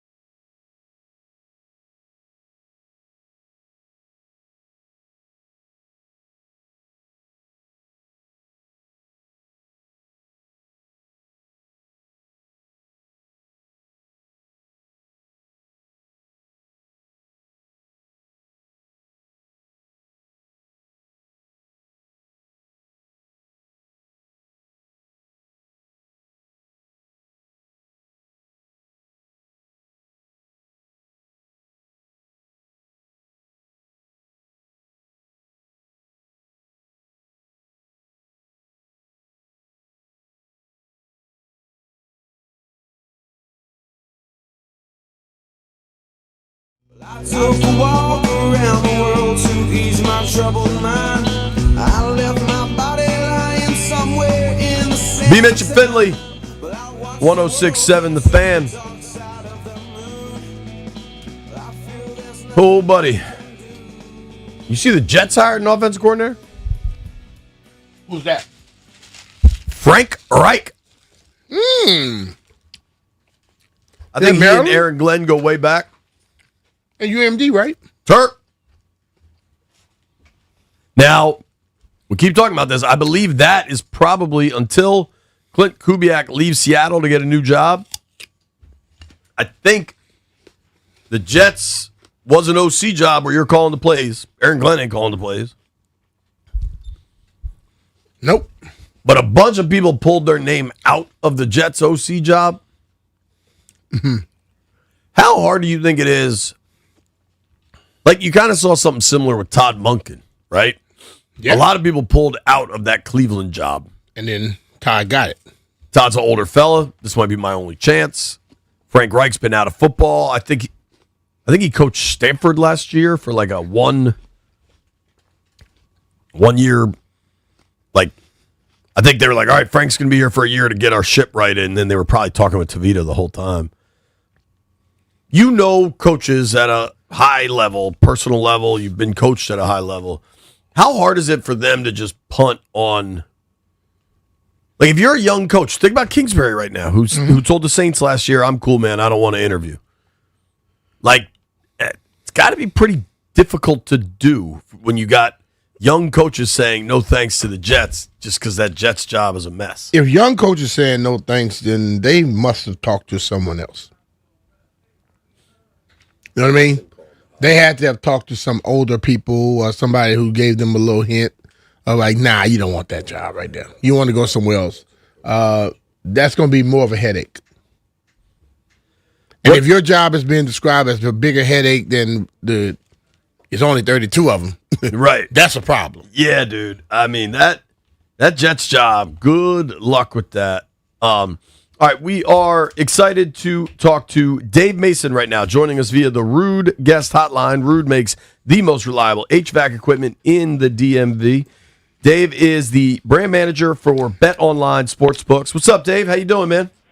I'm well, busy, but fun week. So countdown to the big game. Can't wait. Oh, yeah. Dude, so, I mean, this is your world, right? This is your business. We were talking about this. Is this the most heavily bet single sports event in the world? Well, event, it's hard to say. Game in the world, I don't know, World Cup and stuff like that is so popular worldwide. And so, we're a global book, but, most of our action is from North America, U.S., and Canada. So I can only really speak of that, but I think worldwide you're talking about World Cup finals and stuff like that. But I mean, Super Bowl will still be up there. But then it's hard to say because March Madness is what?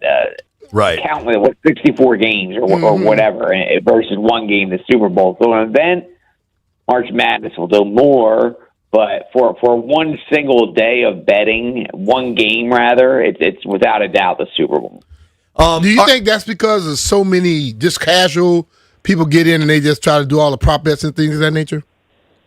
Yeah, I mean, casuals have a lot to do with it. Also hardcore sports guys are going to be watching and betting, but, the Super Bowl is just great about bringing all the casuals out, I mean, that's why they put so much money into the commercials and the halftime show and the national anthem. Everything's an event just to get people who don't even know what the hell a sack is, but they're going to be watching a game on Sunday and eating some food and be more interested in the commercials and the halftime show and the color of a dress or, how long a national anthem goes than the game itself. So everybody watches a thing, and which brings out casual bettors, and it's the last time to bet football for just until September for the diehard. So, yeah, this crazy action will be coming in on Sunday. So I'm curious, Dave. We talked about this earlier.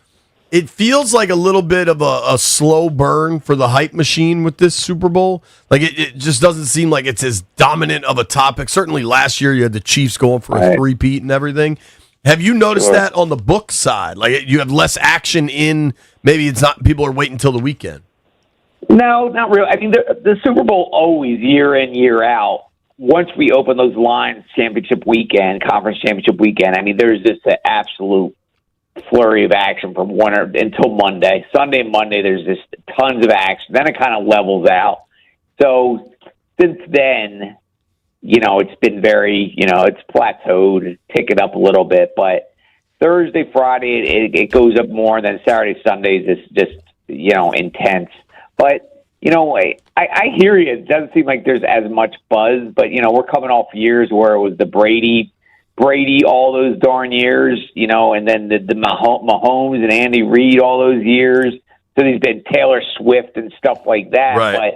But what I do know, there might not be as much buzz, but what I do know, come Monday morning, when all the numbers come in, books across the U.S., wherever, are going to be saying it's the biggest bet Super Bowl in the history of their company. So people will be out watching. People will be betting, and there'll be storylines, maybe not the sexiest storylines of years past. Again, that Taylor Swift stuff, I mean, that sold itself, right? Yeah. Whether you like her or hate her, I mean, it was, is just a huge story. So, but like I said, come Monday, record numbers all across sports books, all across North America, I guarantee it. I think it reminds me a lot of when people say, I don't watch the Pro Bowl, and then the Pro Bowl will beat all these other sports.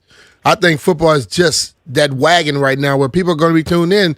And I believe the halftime show is going to pull a lot of people in as well. Oh, yeah, absolutely. I mean, the halftime show always does. And this year is going to be extra. Controversy gets clicks, right? There you go, baby. Pick out extra. You can just, I'll tweet stuff out just sometimes. It's like I just want, I want to stir some light some fires here, and Right.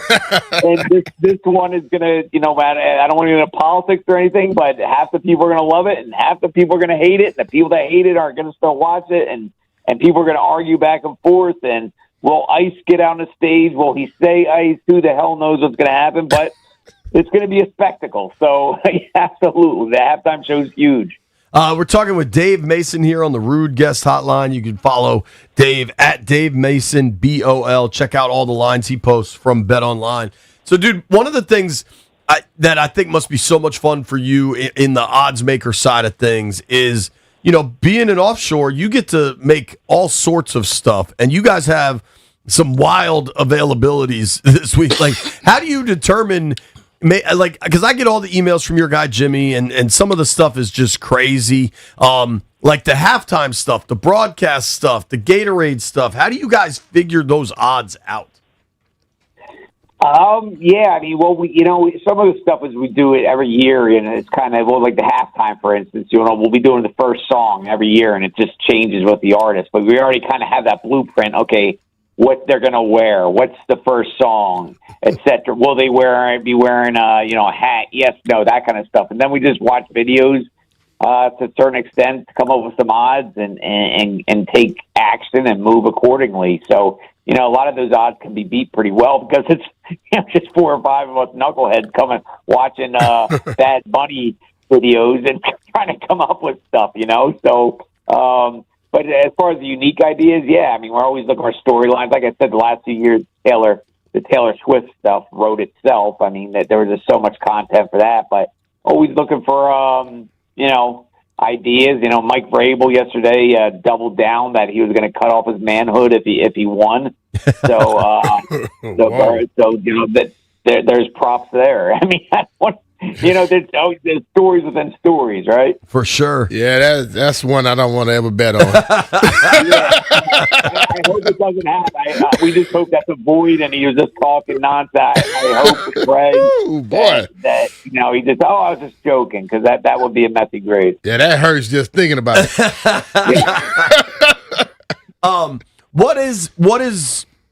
Where's the public? Like, what are the most heavy bets right now? Is it just Seattle laying the points, or is there something else out there? Yeah, Seattle's getting bet. 63% of the bettors and 59% of the cash is on Seattle. We opened 4. Some sharps took that -4, ticked up to 4.5. A little bit of sharp action on that. Now it's up at the -5. So, yeah, as of now, Super Bowl Sunday, we'll be Patriots fans.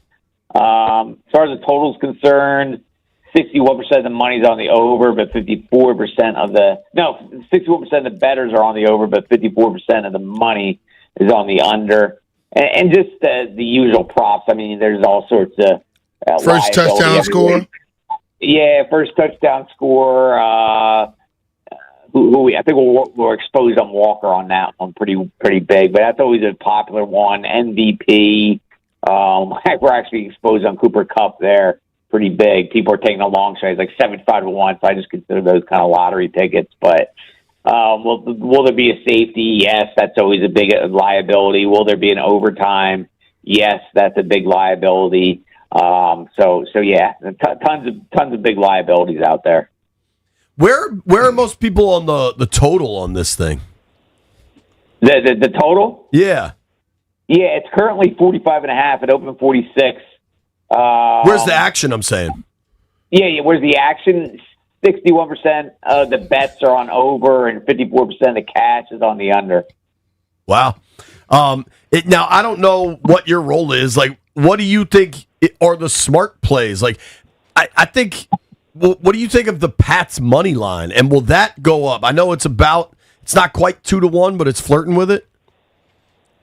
Yeah, I mean, it'll tick up if the spread ticks up. I can't see the spread going really any higher than 5. I mean, that's a big spread for a Super Bowl. Right now for the money line, I mean, we have a minus 235 for the Seattle, and the take back on New England is plus 195. I mean, it could go up a little bit more. We actually need New England there, but it's a pretty balanced book. It's a win-win for both sides as of now, but New England's better. Plus, it could go up too because there's going to be a lot of money line parlays on Seattle. People love those all chalk money line parlays, so that could tick it up too. Just trying to limit that damage on those. People parlay minus 235 with some other favorites, maybe some NBA favorites in that kind of range to try to get an even money bet down. It's crazy. I think I got the email from you. Did you guys send the Will Bad Bunny wear a dress prop? Oh yeah, absolutely.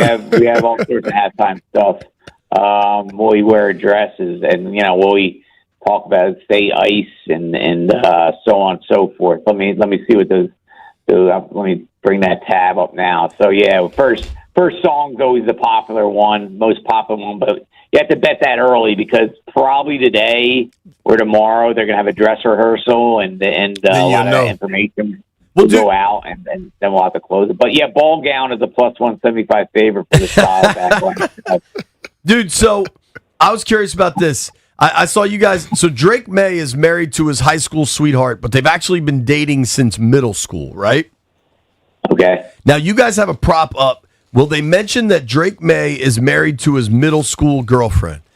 If they said married to his high school sweetheart, just because that's a more common phrase, would that pay out, or does it have to be middle school? Yeah, we'll probably pay that out. Yeah, we'll have to look. That's a good point. Yeah, we'll pay that out. All right. I kind of like that one, B. The other one I like, dude, Chris Collinsworth to say, now here's a guy, is minus 180. I mean, has he said that in every Super Bowl, every game all ever? the time.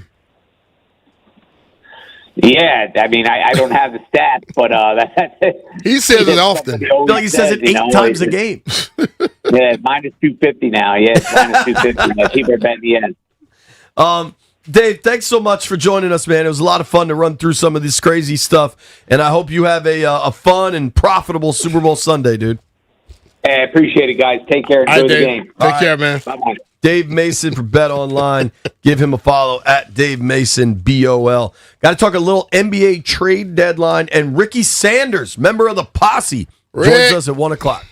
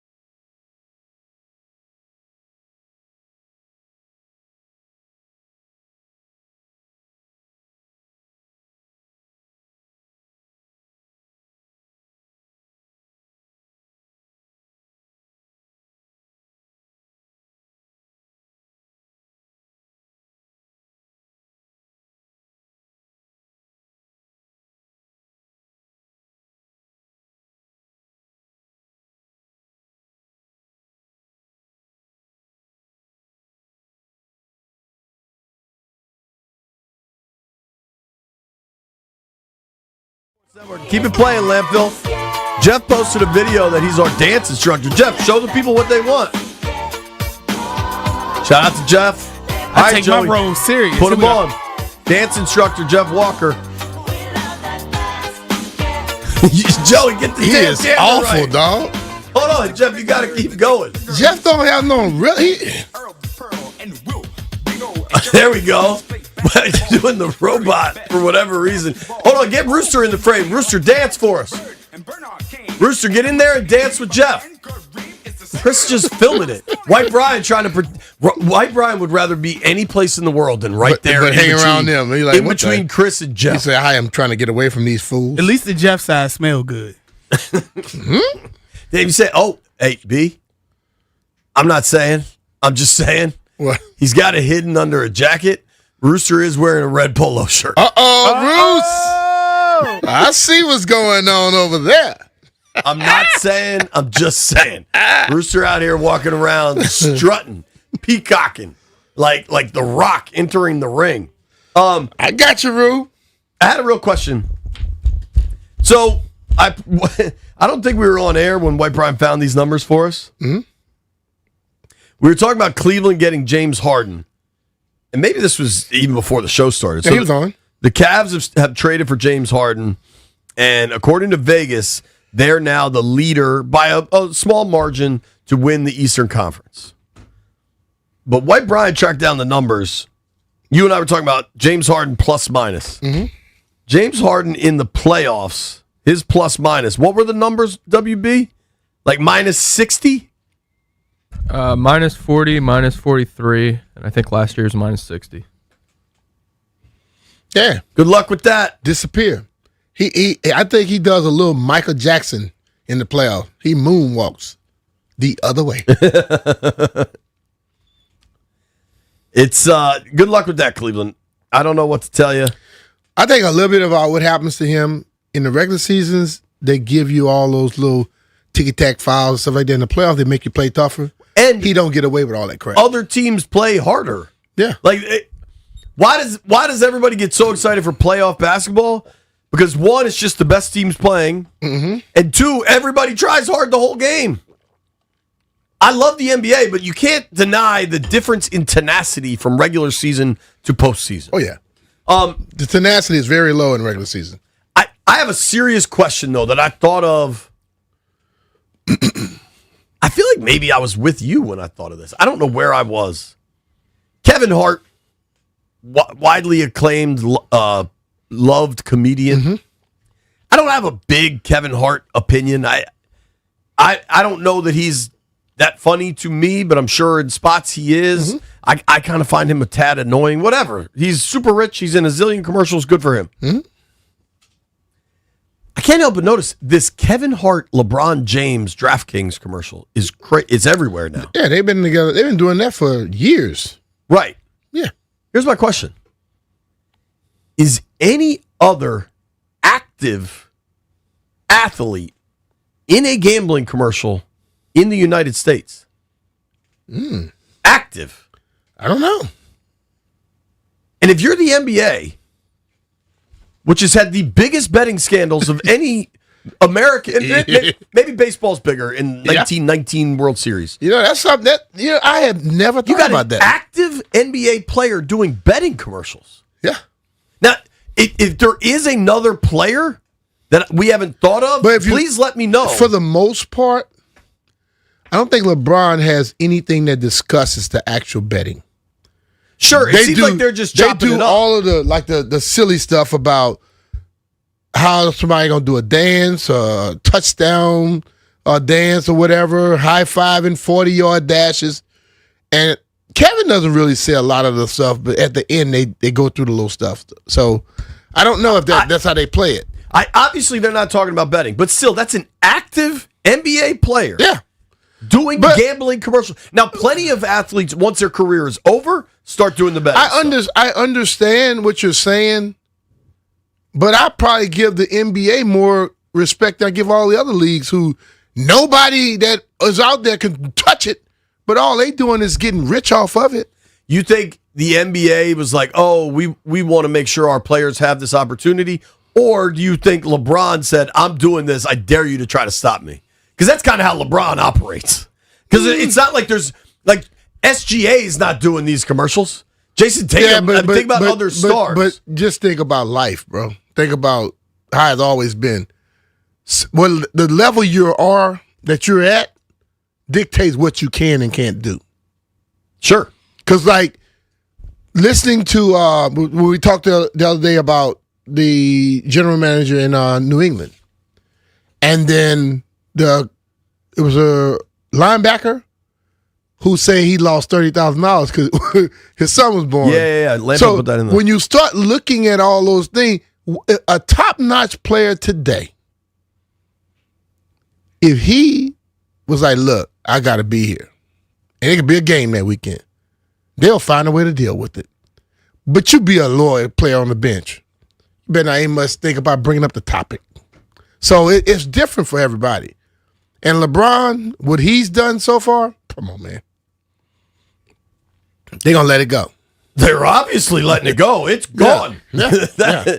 The car is out of the garage. All right. When we come back, really excited to talk to Ricky Sanders. I'm going to say it now, so I'm not going to bother Rick while he's on with us.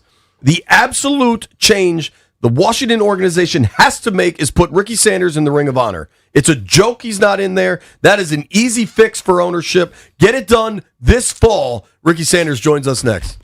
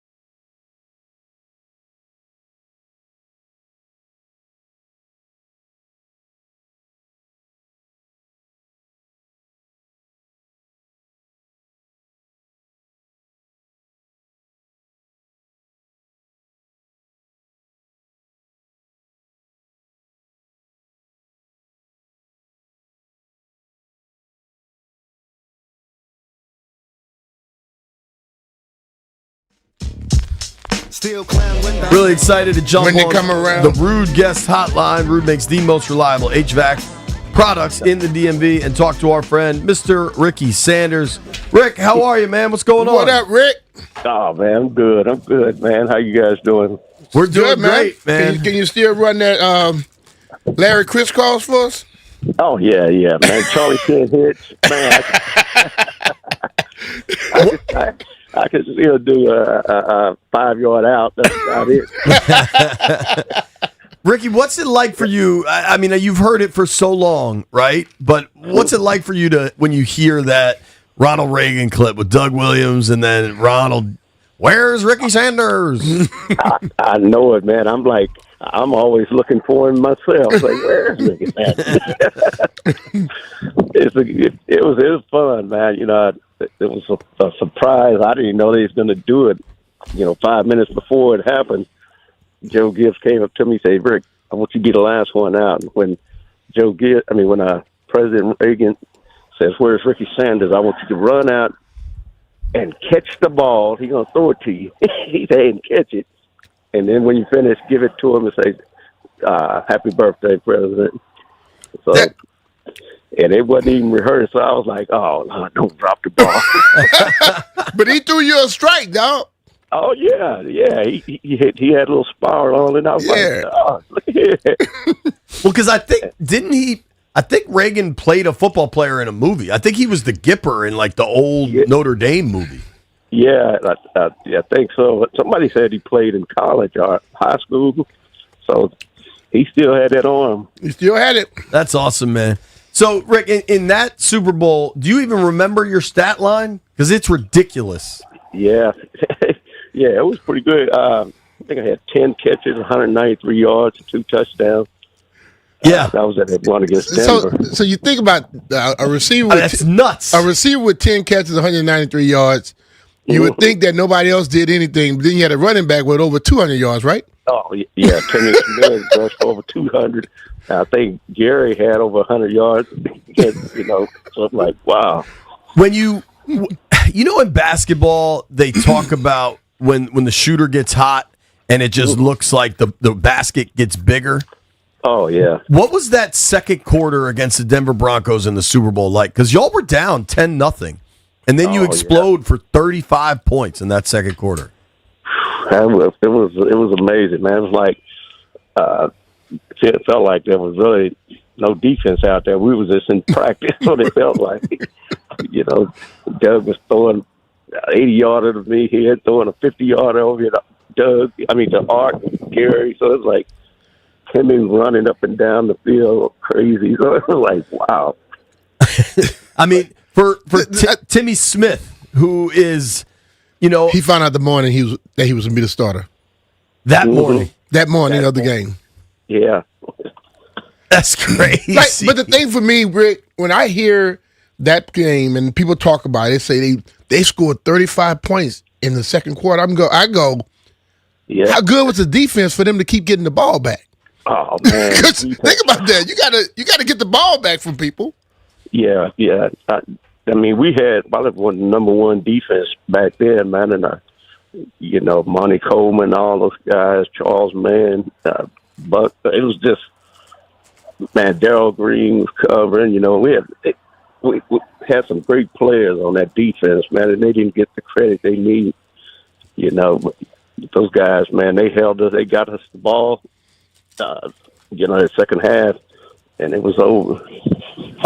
For Timmy Smith, I just looked this up.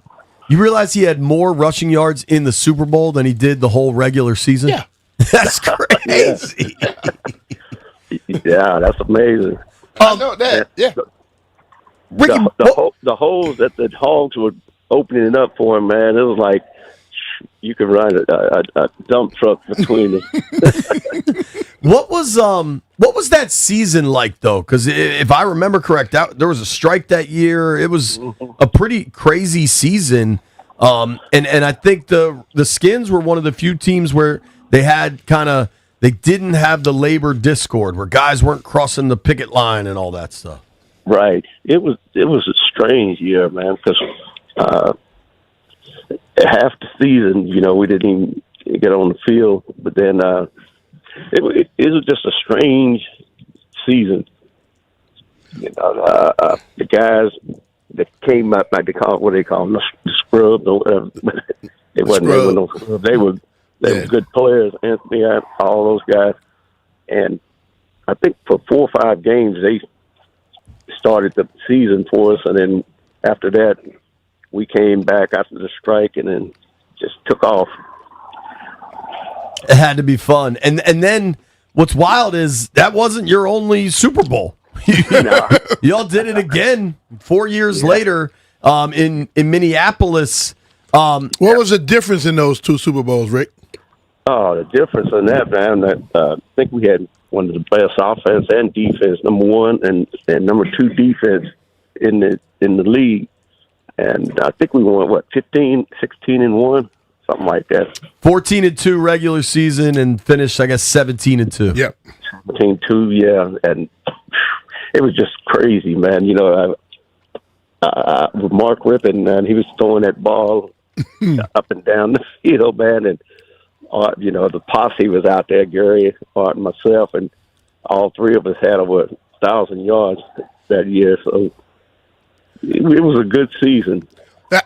You remember that week of practice, Rick, when Coach Gibbs had to stop practice because Rip got rolled up on? He was like, look, man, y'all keep doing this, we won't have anybody to play this weekend. Yeah, I'm telling you. Yeah, that's when they start putting the red jacket on them so nobody be hit. They wouldn't hit the quarterback. Talking with Redskins legend Ricky Sanders here on the Rude Guest Hotline. Rude is the most reliable heating and air conditioning products in the DMV. Ricky, 2-time Super Bowl winner. I don't think I've ever asked you this, or if I don't remember the story. How did the posse come to be? Like, did people start calling you that? But I remember you guys had the posters and the T-shirts, wearing the cowboy hats. Like, how did that come to be? You know, I have to give Gary Clark the credit on that. We were in training camp, you know, one season, and all of a sudden, you know, he came up to us and he said, because we had the 3 receivers, and I guess Denver had their 3 amigos or something like that. And so Gary thought up a name for us just to call us the posse. That the posse was coming in. And they just took off from there. Looking at the time you all played together, and then you all are still real close. Like, and I tell people all the time, when you play with a guy a certain amount of time, he's no longer just your teammate; he's your brother. Gary, and Mark. You and Art. How have y'all kept that togetherness after all these years of not playing together? Oh man, you know, like you said, Brian. You know, out there it's a war, and you fighting together, and it was friendship out there on the field. I didn't care if Art catch 10 balls, Gary catch 5, I catch 1. The next week I could catch 8, and you know, and it goes ref will throw them down. So we had a tight knit group, you know, with 3 receivers, and then we had a couple other guys that was receivers with it that helped. But it was great. It was just great being out there with those guys, man. And the friendship, I still have friendship with Art and Gary. I talked to him last night. He's going out to the Super Bowl, and he's like, man, come on out there. I'm like, oh, Mama not going to let me come out there. He's like, man, tell her it's just the boys. I'm like, oh, I don't know. That's not going to help. I mean, if Mama could come with me, then I'll come on out. Ricky, I'm curious. I don't know why we were looking this up, whether it was last week or whatever, but we were looking up USFL stuff, and I didn't realize your career started the first 2 years in Houston playing in the USFL for the Gamblers. The Gamblers. Houston Gamblers, with Jim Kelly was the quarterback. What was that like? Gerald McNeil was on our team. It was crazy. The coach was Jack Pardee, so it was crazy, man. And in Houston, you know, we out run and shoot I was coming out of college. I was a running back, and we won 2 national championships. I went to school down in Texas State, Southwest Texas. It was at the time, and we won 2 national championships then. And the USFL had just came in, and San Antonio drafted me. And then Houston traded for my rights and got me down here. And, my first year I caught 101 balls, 1,400 yards and 12 touchdowns. So it was meant to be. What was I never knew you were a running back, Rick, till you said that. Yeah, I was a running back. And then Art used to be a running back too, right? Right. Wow. What got you to convert to receiver? When I got there in Houston with the Gamblers, Mouse Davis was like, hey, it's 4 receivers. So I was pretty much like an H-back, like a slot receiver for them. And, when we ran the veer, you always catching the ball, they throwing it out. So I had those natural hands to be a receiver. So it wasn't too big of a challenge to go from running back to the receiver. Ricky, what's your fastest 40 time? Do you remember? Nah, in the 4.3. Scooting. And what was Jim Kelly like in those days? Coming out of Miami, I believe. He had to be a confident young man. Ooh, damn. Boy, he'd chew you up and down if you run the wrong route. Jim, he was tough, but he was a good quarterback, man. Good people, and I still go to. He has a tournament in Buffalo, and I go to his tournament down there. It's a great tournament. He's been having it for like 35, 40 years. I imagine they host that in the summertime if you're traveling to Buffalo. Yeah. Oh, yeah. So then in Washington, you win a Super Bowl with Doug Williams at quarterback and a Super Bowl with Mark Rippon at quarterback. How did those two dudes compare? Whew. They both good people, man. Good quarterbacks. A lot of people thought that Doug Williams threw the ball too hard, but that's not true. He threw a great ball. That's what a receiver like. He likes somebody to get the ball to him quick, and that's what he had. And then Rip had a great arm for the deep balls. When you're running those 8 routes going across the middle, he that was his specialty. But both of them, man, they were just great quarterbacks and great leaders. So, getting ready for a Super Bowl, you went to 2 of them. I know the first one probably was a little bit more nerve-wracking than the second. The guys, you got Seattle and New England going this year. Sam Darnold hadn't played well in the playoffs for years and hadn't done well. Now he's sitting in the Super Bowl. You got Drake May as a second-year guy. He's in the Super Bowl. What must be going through those guys' minds? What went through your mind the first time you went to a Super Bowl? Oh man, your nerves are just. I mean, you can't even sleep at night. You up all night just going through your game plan and just trying to, because it's the biggest game, of your life, and you sitting there like you've been dreaming of this your whole childhood, growing up, and to get there, you got to pinch yourself because it's like, man, wake up, just straight up. But it was fun, man. I enjoyed it and wouldn't trade it for anything. So, Ricky, looking at this year's game, do you like one side or the other, New England or Seattle?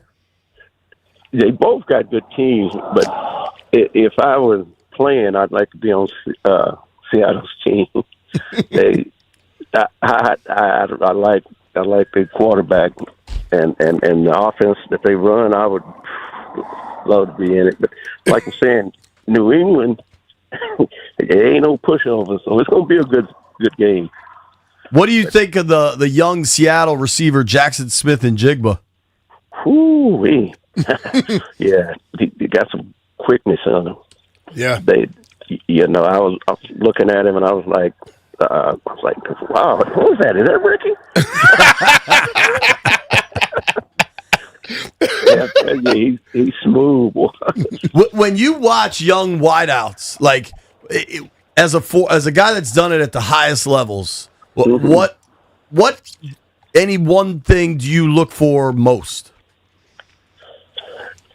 Man, I mostly look at how they run their routes and what they do after they catch the ball. If they're running out of bounds or if they can break tackles. That's what I look at mostly with them, and the attitude. Attitude is a big thing. You know, I don't like no cocky craziness. You know, disturbing the team, but you got to have some cockiness, but not where to break it off. Mm-hmm. I think you look at a lot of them today. They catch the ball, they fall. That still irritates the hell out of me. Oh yeah, because I'm like, you don't score a touchdown by falling. And that's what I liked about you, Ricky. I mean, you, Gary, and also Art. Y'all caught the ball and started looking for more yards. Trying to get to that end zone. But you know what, Brian, I enjoy playing with you too, man. You brother, you was returning those kicks and running back. I'm like, I admired you. You're a great player, brother. Appreciate that, Ricky. Speaking of confident young men, what was Brian Mitchell like as a rookie entering the NFL in 1990 to a team that was a playoff Super Bowl team loaded with veterans? Oh man, he came in there and he had an attitude like I've always been on this team. Yeah, he had that attitude like, hey, I'm not going nowhere. I'm going to be on this team. He was proven correct, I suppose. I'm telling you. Act like you've been there. That's what I was always told.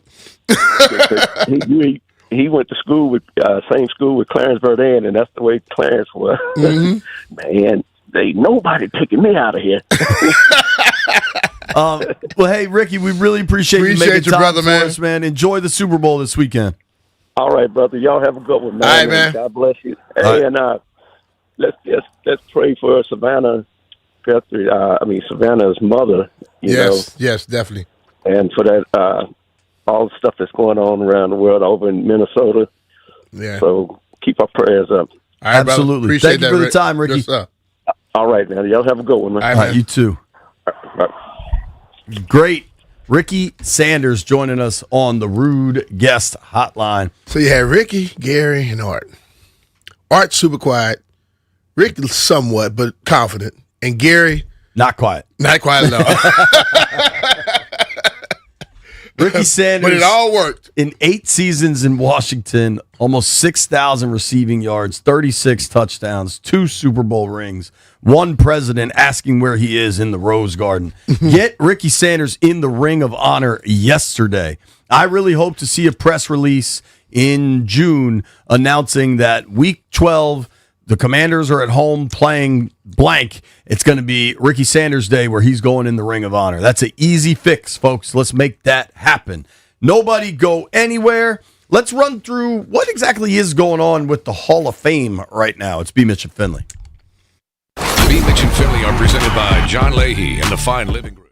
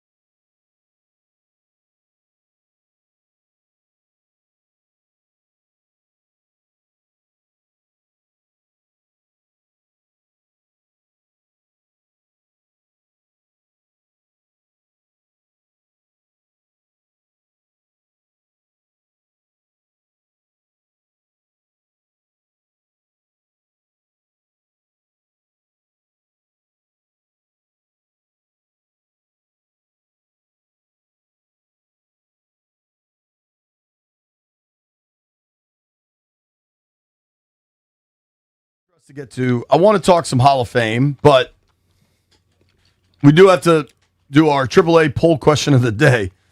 I told you earlier that I finally won at paddle last night. It had been a while. Mm-hmm. So it's also not paddle ball. I guess it kind of is paddle ball. That's fine. Landfill, being the hater that he is, in the AAA poll question of the day, what was the combined age of the team JP beat at paddleball? Over 150, 100 to 149, or 99 or under. For those who don't know, paddle is played. I'm going to 100 to 149. It's 2v2. So it was me and my partner versus, and I think it was. Does that group know that y'all don't have beat nobody? They know now. The answer, my very, very strong guess for all the haters, I finally, because I've been texting you for a while every time I lose. I texted you last night, I won, and I was greeted by nothing but disparaging remarks, except for my man Jeff, who frankly was only silent. That's not true. It was. I'll take the silence. What did I send, JP? See, you did send the celebration video. That's what I said. I sent you celebration. I didn't do nothing bad. Now that I thought about it, I think you beat two grandpas. I don't believe. Grandpa and the grandmother together. I don't believe that's the case. How old is the dude? I don't know specifically. What's their names? Aubrey and Steve. Them old dudes. They're not young names. If I had to guess, of the four of us, so my partner deserves a ton of credit. I think. I wish I knew his last name. You don't know your partner's last name? Last night was the first time I ever met him. Dog, he said it was only his third or fourth time playing. And, like, if this was an NBA... So he lied. No. He played that well. He didn't know, there were, like, some rules things he didn't know that well. But he's probably good, though, Jay. Dude, good. So, if it was an NBA draft... he would have been the first pick. Like if we were just drafting on, potential like they do in the NBA, he's the first pick because he's long arms, good swing. Clearly had played some tennis, had a nice serve. I want to say his last name was McLaughlin, but I might be messing that up. I also think he's like a former military guy, has a little baby, just really nice guy. The guys we played, one dude. So imagine if it was like a golf match and you had an A, a B, a C, and a D golfer. Mm-hmm. We were playing, they were the A and the D, and we were the B and the C. And depending on the set, it rotated if I was the B or the C. So you saying you were better than the people? McAuliffe is his last name. Shout out to Jack McAuliffe. Jack. I think that's right. Hopefully I have that right. Is Terry his dad? I don't think so, but maybe. That's the old politician. Yeah. Quick question. Did he score all the points, JP? No. JP scored one. Come on, man. Yeah, be respectful, man.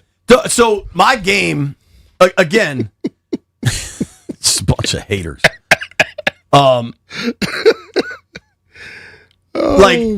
I was a college football prospect, I think I'm like a 2-star.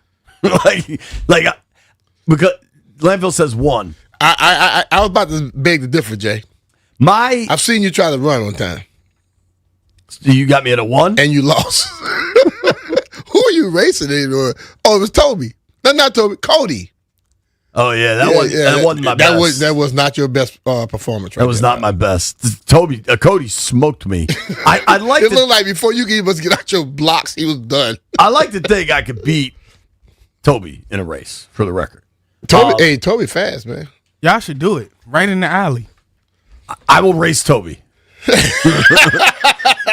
we'll see how that goes. Man, like I told Brendan, I hope he runs like Dave Portnoy. I told my boy Brendan Giuseppe, them little chubby dudes get fast and get all that stuff moving forward. Boy. I mean, at that Super Bowl in L.A. a number of years back, Ahmed moved a lot quicker than I was expecting. I beat Ahmed.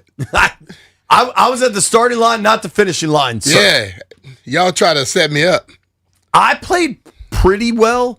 So, like... You still haven't given us these people ages. Okay.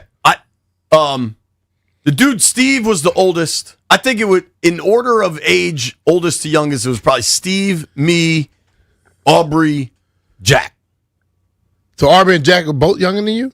Yeah, Jack was that's my people partner. You played against. No, Jack was your partner. Jack was my partner, so but Steve I think was Aubrey's older. younger than me. So Steve 57 and Aubrey Was younger than you. You said. Yeah. Aubrey, you 40 what? 44. And Jack and Wichita 43. That's 100. Nah, I'd put him in his late 30s. I don't know how old he was. He was also the A player. Like, he was clearly the best player of the four of us. Mm-hmm. I don't know that I have a real strength, but my best strength might be, like, I serve pretty well. Picking partners. So there's no, in paddle, there's no faults. Like, if you mess up a serve, it's just their point. So I like that. My technique is that I'm just going to put it in play. I'm not trying to get aces. I'm not trying to make it really difficult. I'm just trying to start the point so I'm not giving up a point. Okay. And that's generally my philosophy. When I'm returning a good serve, I try to lob it because they're trying to get to the net. I'm trying to back them up. But my lob game's okay. My net game's okay. I am a complete zero from the baseline. I give you, like, a lot of these dudes can hit these really good baseline forehands. I'm a 0 out of whatever the scale is. 0 out of 5, 0 out of 10, 0 out of 100, 0 out of 1,000. Just a 0. 0. All right. But it was fun, man. It was good sweat. We won the first set 6-1. Then they won the second set 6-2. Went to a tie break, and we won the tie break 10-7. There you go, Jay. I honestly think it may be a calendar year since I've registered a win in paddle. But we got one last night. So you favored in the next one, you're saying? I'm back next week, baby. We'll see how it goes. Okay. Now, even though today's poll question was nothing but haters, the AAA poll question of the day is brought to you by AAA. Level up with the new AAA Commanders MVP membership. Get all the benefits of AAA plus exclusive experiences, discounts, and tickets. If you're already a AAA member, upgrade for free or join today at AAA.com/Commander. So what's leading? It was 99 or under. Yo, not only are you guys haters, but the voters are also haters. 57% of the voters said over 150 years old. Landfill, how many burner accounts did you log in and vote? Nothing. People just heard that you won something athletic and assumed that it must have been against an elderly couple. I think he played against Dave Portnoy. He's not looking too quick. Jeff, tell me you voted 99 or under. No, I don't. I think they was older than that, JP. I still can't fathom you. Did you make a winning play? Yes. We won every one of my serves. That's it. Like you understand tennis, right? Like 15, 30, 40 point. Yeah. Like, so over the course of 3 sets, I bet we won every game I served. How many times did you return their serve? So the one thing that jacked me, the one dude, Steve, had this real funky serve. He did it underhand, and it barely cleared the net. So it's coming at you real slow and looks real easy. So that generally you got to lift it. Generally, my plan of attack is just keep the point going, let them make the mistake. Like, I don't necessarily play for winners. I play to just keep it going, right? But every time I saw this little dinky serve coming my way, I'm like, I got one.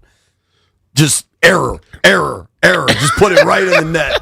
I finally said to him, I was like, man, you'd be taking all my lunch money. But when he missed it, it was a bad miss, so we got plenty of points that way. We won the match. I'd say it was 50-50, me and my partner. Like, it was just a good partnership. We also, you guys will laugh at this, so they line it out, right? Like, there's 8 or 10 lines on the team. Top dogs 1, 2, 3, and so on. I don't know why people in the league have been putting me on like the 5th line or the 6th line. Last night, I do think I got my win because I was on the 8th line where I belong. They've been putting you up there because you're younger than most of the people, Jay. No, dude, it is switched. There's a lot of young dudes doing it. A lot of young. Have you beaten them? No. Okay. We gotta see this one day. Yeah, just take a picture of the guys that you played against. No, record it. So see if we can.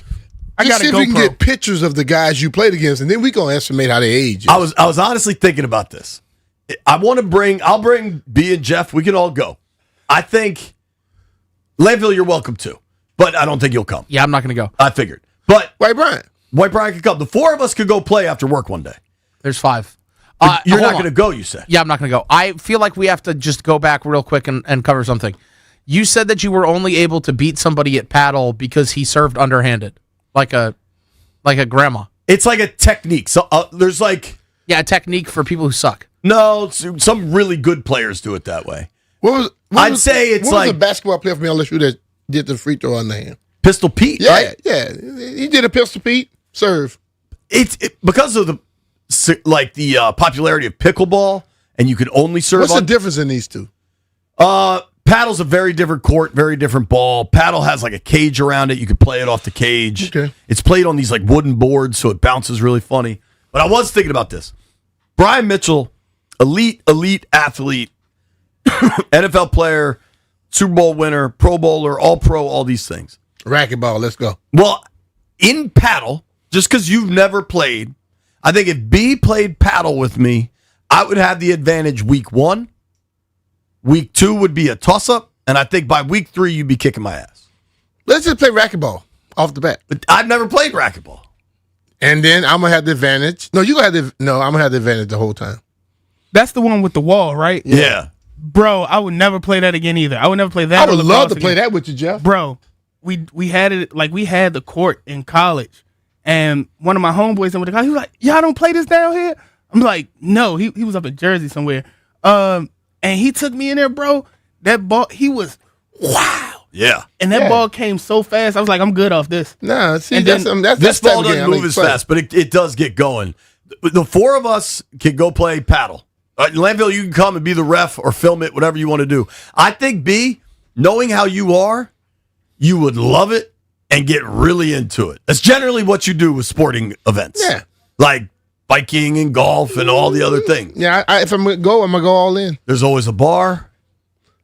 Well, I can sit by and referee, and Landfill can play. Landy, you want to play some paddle? No, you need multiple refs, me and B. Well, you need even numbers, so we need 4 guys to go do it. Now, I could get other guys. Jeff playing would be funny. We'll get Toby. What you're not allowed to do is hit it out of the cage because there's no roof, right? It's just wall, like a chicken wired walls. Jeff would hit it out immediately. I don't think so. I'm actually like good at ping pong. I think my ping pong skills will help me. We'll find out. He said he was good at golf, too. Remember that? Yeah. No, I never said that. You did? I never said I was good at golf. Seriously. Come on. All now. right, we got to make some bets. It's B. Mitch and Finley. B. Mitch and Finley are presented by John Leahy and the Fine Living Group. Find out how much your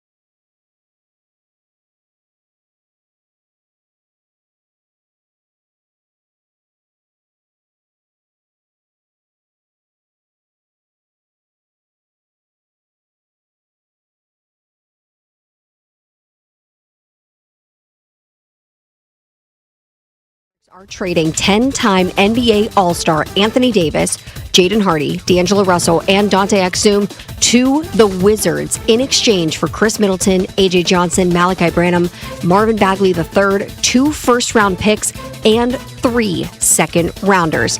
Anthony Davis to the Washington Wizards. The big trade today before the trade deadline in the NBA tomorrow.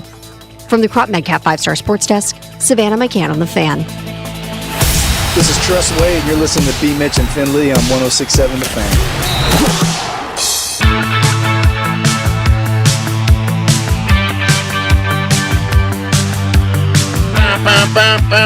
Well, B, you know what the world loves to do. Break news when we about to get off air? Break news at 1:50 p.m. Eastern. Wow. Let's go, Wiz. The Wiz have entered the chat, man. We're going to need him to be healthy, though. Now, yeah, and that has not been his strength. But, dude, do you remember the Wiz had the best lottery chances of getting Anthony Davis? If you missed Savannah's update, the Wizards just traded for Anthony Davis. Holy moly. The Wiz had the best chance at the lottery of getting Anthony Davis the year he came out and was the obvious number 1 pick. They obviously didn't get him. Now, AD has missed a lot of time, undoubtedly. He was part of the trade that sent Luka to the Lakers. He's been in Dallas since. I think he's played 20 games this year. Injured now, right? I don't know what's hurting him, but injured. Now, this all might be part of continuing the build-up. Right. But, like, if you just look at next year, Trae Young, Trae Johnson, Keyshawn George, Sarr, Anthony Davis. Yeah, that's a hell of a little lineup right there, dog. They might be able to do some things. Russell can play too. Now, what's going to be fascinating, and I don't know that we know this. This is all happening in real time, so I just don't know. Like, what picks is it? Because the Wiz have a boatload of different draft picks, and honestly, NBA draft picks are pretty damn hard to keep track of. But because they have 2 1s in this draft. Are they giving him the OKC one? So according to Shams, it says 2 first-round picks and 3 second-rounders. Right. But I'm saying this year in the upcoming draft, the Wiz have 2 first-round picks. One is their own, which right now projects to be a top 5 pick. They also have the first-rounder from Oklahoma City, acquired in one of these trades, which would be like the 30th pick. So if it's the 30th pick, I'm cool with it. If it's the 5th, if it's one of these, it is lottery protected. If they drop below 8th, it goes to the Knicks. Like, if it's one of those, I'm not so cool with it. Or at least you got real questions. But we don't. Shams says it's the Thunder's 2026 first-round pick. Cool. And the Warriors' 2030 protected first-round pick. Cool. So they still have the top 5. Whatever the lottery pick projection is, they still have it. Yeah. Dude. But I'll be honest with you, a healthy AD and a healthy Trae Young can be something to deal with next year. Yeah. Because this is not a this year thing. That's one thing we could pick up. Oh, it's definitely not for this year. Yeah. And the other thing, Landfill, see if you could track this down. This also could still be like salary dump maneuvering. Like, it's entirely possible Anthony Davis is never going to play here. I kind of think he will, especially if you think about going into year 4 of this rebuild, right? Like, it might be time to start winning some games.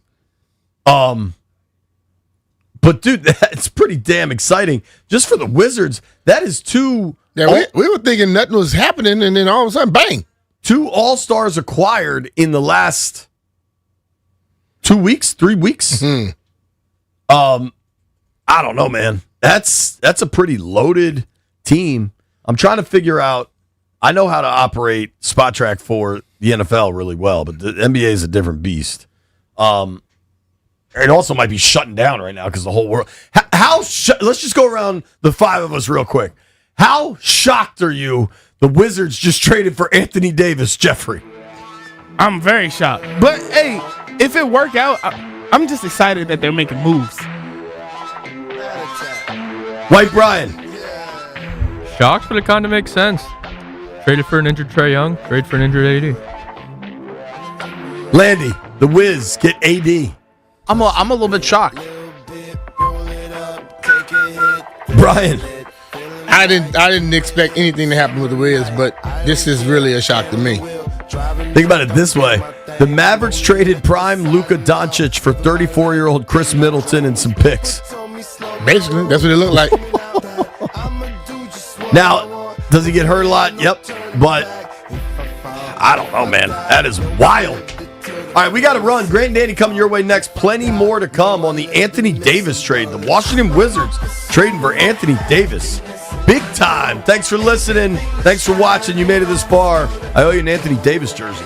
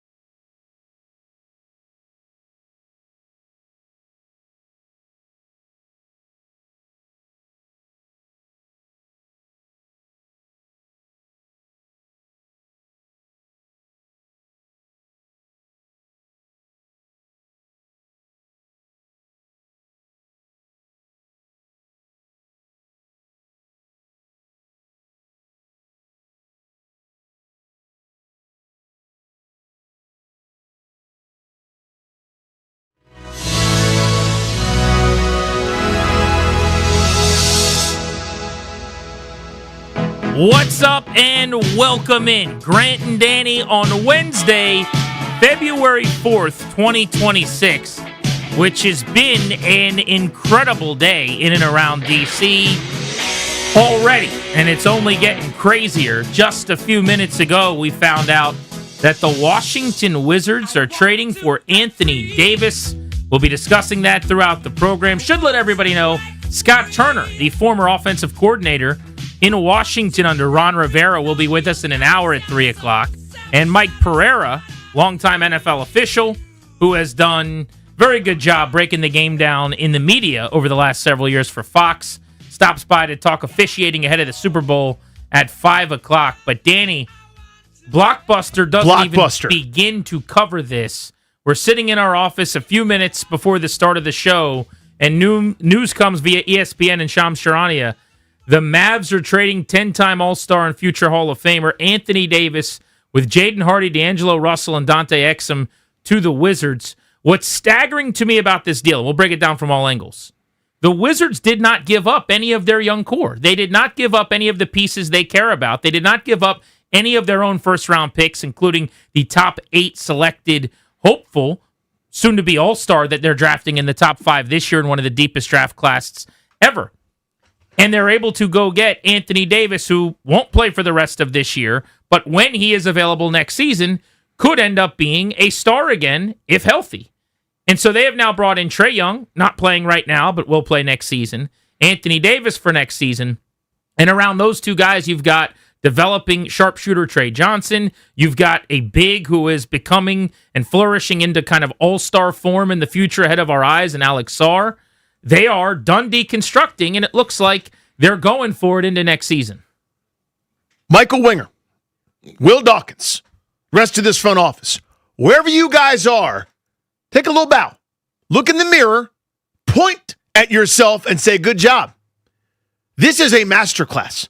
This is a front officing masterclass. This is what I have begged my entire life. With all due respect to some of the really kind, nice people, quality enough, the GMs, I suppose, some legends in this town, not the Ernie Grunfelds of the world, but, there are other guys that were upstanding dudes. This is the kind of imagination and three-dimensional chess I have begged for. Think about what they had and what they have now. They took Bradley Beal and Kyle Kuzma and turned it into so many different picks, so many different assets. They haven't really given up their own, as you already said. A 2026 first-rounder from Oklahoma City, a 2030 first-rounder via Golden State, a second-rounder via Phoenix, a second-rounder via Chicago, and a 2029 second-rounder via Houston. You didn't notice any Wizards stuff in there. They horse-traded Bradley Beal and Kyle Kuzma into Trae Young, Anthony Davis, several pick swaps, a top 8 protected pick that they're going to get, and a chance at maybe their best player who's still playing in college right now. Well, think about this roster, this starting lineup, what it's going to look like next year for this Wizards team. And for the fans out there who have watched bad basketball for many years, purposefully so that they could get to this point. You're talking about Trae Young and Trey Johnson, some variation of them leading your backcourt, with a front court that will include Anthony Davis and Alex Sarr, and probably whoever you draft in the top 5 starting at the other position as your 5th guy, as your swing player or your wing. And on top of that, now your depth includes the guys that were the key players, the key pieces here. Keyshawn George coming off the bench, Bilal Coulibaly coming off the bench. By not giving up any of their assets, by not giving up any of the guys that have a chance to be really, really good players for them, in this deal, they have a chance to be pretty deep and extremely competitive in the next season. Now, I will say on the other side of this, if you want to play devil's advocate for a moment, because I'm getting plenty of blowback. There are a lot of people like me and you that are excited and think, what a hell of a job by this front office to get Trae Young and Anthony Davis and 5 pick swaps for Beal, who had a no-trade clause. Oh, by the way, made it kind of hard. And Kyle Kuzma. It seems like, as you said, masterclass 3D chess. But Anthony Davis is 32 years old, about to be 33, and he's hurt all the time. Oh, yeah. So if you want to be a party pooper, you're allowed to be. You could say, this guy can't stay on the floor, will end up in street clothes, and is 33 and at the end of his career. And really, you did all of this to get these assets, to get this space, to find your superstar, and then you chose the wrong one. If you're negative and that's how you feel about a 10-time All-Star. I think there's a seat at the table for a conversation where we could talk about that. But the appreciation I have is for the process, which has been so good. If you want to say this was a little earlier than you expected, like I thought something like this was coming maybe in the offseason or maybe a year from now. Maybe, yeah. Probably a year from now would have been a better, more reasonable timeline. The Trae Young thing was a little surprising to me. I didn't love that as much as everybody did because I'm not sure he's a winning player, really. But you see the vision now, don't you? Yeah. The idea of the deconstruction phase being over, and now you're going to build one of the more interesting lineups in the Eastern Conference as soon as next season. And I just don't want to forget they've got a top 10 pick coming in here, maybe top 5, could be 2 or 3 overall. Danny, that could be a future superstar. And that's my point. I said this already. I'm going to say it again. I think their best player is not on the roster yet. I think their best player is one of 3 kids potentially that's dominating college basketball this year. And there's a couple other guys that can really help you in this draft, but I think that top 3 is so elite that you throw a dart at the board, you hit one of them, you end up with your superstar. So now you're talking about Anthony Davis, Trae Young, the emerging Alex Sarr, and everybody else that you mentioned as, I don't want to say supporting cast, because, Davis is certainly a Hall of Famer. But you look at it, and if it doesn't work with Davis, if he's constantly hurt, you are a year away, basically, from salary dump territory. You can kind of pivot and move away from him. I mean, that's the thing is you didn't give up Alex Sarr or Trey Johnson or anybody that's part of the furniture here. You gave up pieces on the periphery and other people's picks to take a shot, and you kept your own powder dry. Again, the downside of this is next year you probably won't be in the lottery. That's the worst this could be, in my view, right? Like, you're not a championship contender. You almost certainly won't be. Yeah, so you're pushing your pick down the board. There's nothing next year in terms of the pick that's protected, though, right? Like, in other words, they're not at risk of losing that pick. So if you're picking 16 or 18 or 21 because you're a play-in team or a playoff team or you win a round or whatever and you're picking 23, it feels worse for the long term of the rebuild because the piece you're bringing back is 33 years old. That's not the worst downside ever for a fan base that's been sitting around watching the worst team in the NBA for 4 years. Yeah, and this is the point. So he's got a player option, talking to Anthony Davis, for the 27-28 season, meaning next year he's under contract, and there's a chance he opts out, maybe he doesn't, but you could spin him again next year if he's injured and he's in the same position that Dallas is in, where they're just treading water going nowhere. Which I wouldn't hate, by the way. That's a massive asset in terms of money coming off your books. This is the point. And other teams would want that asset. Absolutely. And again, so the downside is when you go pot committed and end up with Jan Mahimi.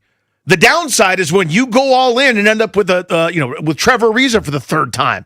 This is going all in without actually having to go all in. You went all in with someone else's chips. What the hell is going on, first of all? This is the thing I've wanted my whole life as a Wizards fan. Just be in position to pounce. But they be never in were position, because they never did it correctly. They never did it right, and here you are. That's the thing about the deconstruction and the tank, whatever we're going to call it, and people hated it. It was the only way. It's the only way out of the perpetuity of mediocrity. Yep. It's the only way out of spinning your tires as this 37 to 47 win team year in and year out that will never win anything doing it that way. They have not won 50 games since they were a champion in 1978, 10 years before I was born. Grew up loving the Wizards like everybody else, but they just haven't been relevant in the zip code of what it would even take to get good. Forget being good. They had no chance in this sport about superstars where people have to want to come play for you. You can't even get a meeting with Kevin Durant to come back home. That's where they were. Yeah. And in short order here, Trae Young picked them, and now you're trading for Anthony Davis. Look, does this work? I can't sit here and tell you definitively that it will. I get some of the pushback when you're talking about injury history for some of the guys they're bringing in, age, but I do think you have to at least be, first off, impressed by the chess that has been played here. When they started tearing this thing down with Schlink and Dawkins and Winger, and you and I were each day breaking down another move, this Chris Paul thing and this Bradley Beal thing, like that was when you were just taking a wrecking ball, Miley Cyrus style, to the house. From that to this, it's been a textbook build. If this isn't quite the move you wanted at the end to try to build the thing back up, we'll have that conversation. We can cover that in the weeks and the months ahead. But damn if today isn't fun if you're a Wizards fan. You have sat and watched other teams make these deals for years, and you're finding out today it's your time now. Again, I just keep saying this. I've always wanted to be in the position. Why not Washington? What has always happened I said always, but in the last several decades of the NBA, kind of in this post-Jordan fallout, right? Kobe played his whole career in LA. Jordan, obviously, the last couple of years here. But what would happen is free agency would occur or whatever. A certain city, some are already built in, Miami, New York, Boston, LA, are cool. They're just thought of as cool. And so guys want to go play there, even if the records hadn't been any good, even if a team hadn't won in a long time. Then there's a bunch of cities that just weren't cool. That transition from uncool to cool. Oklahoma City was not cool. Now it's the place to be. Now you want to be with SGA and this front office. They're awesome. They're shucking and jiving. They found Luke Dort, by the way. Look at Chet Holmgren. How novelty is he? You find these places, and all of a sudden guys want to go when there's a proper buzz.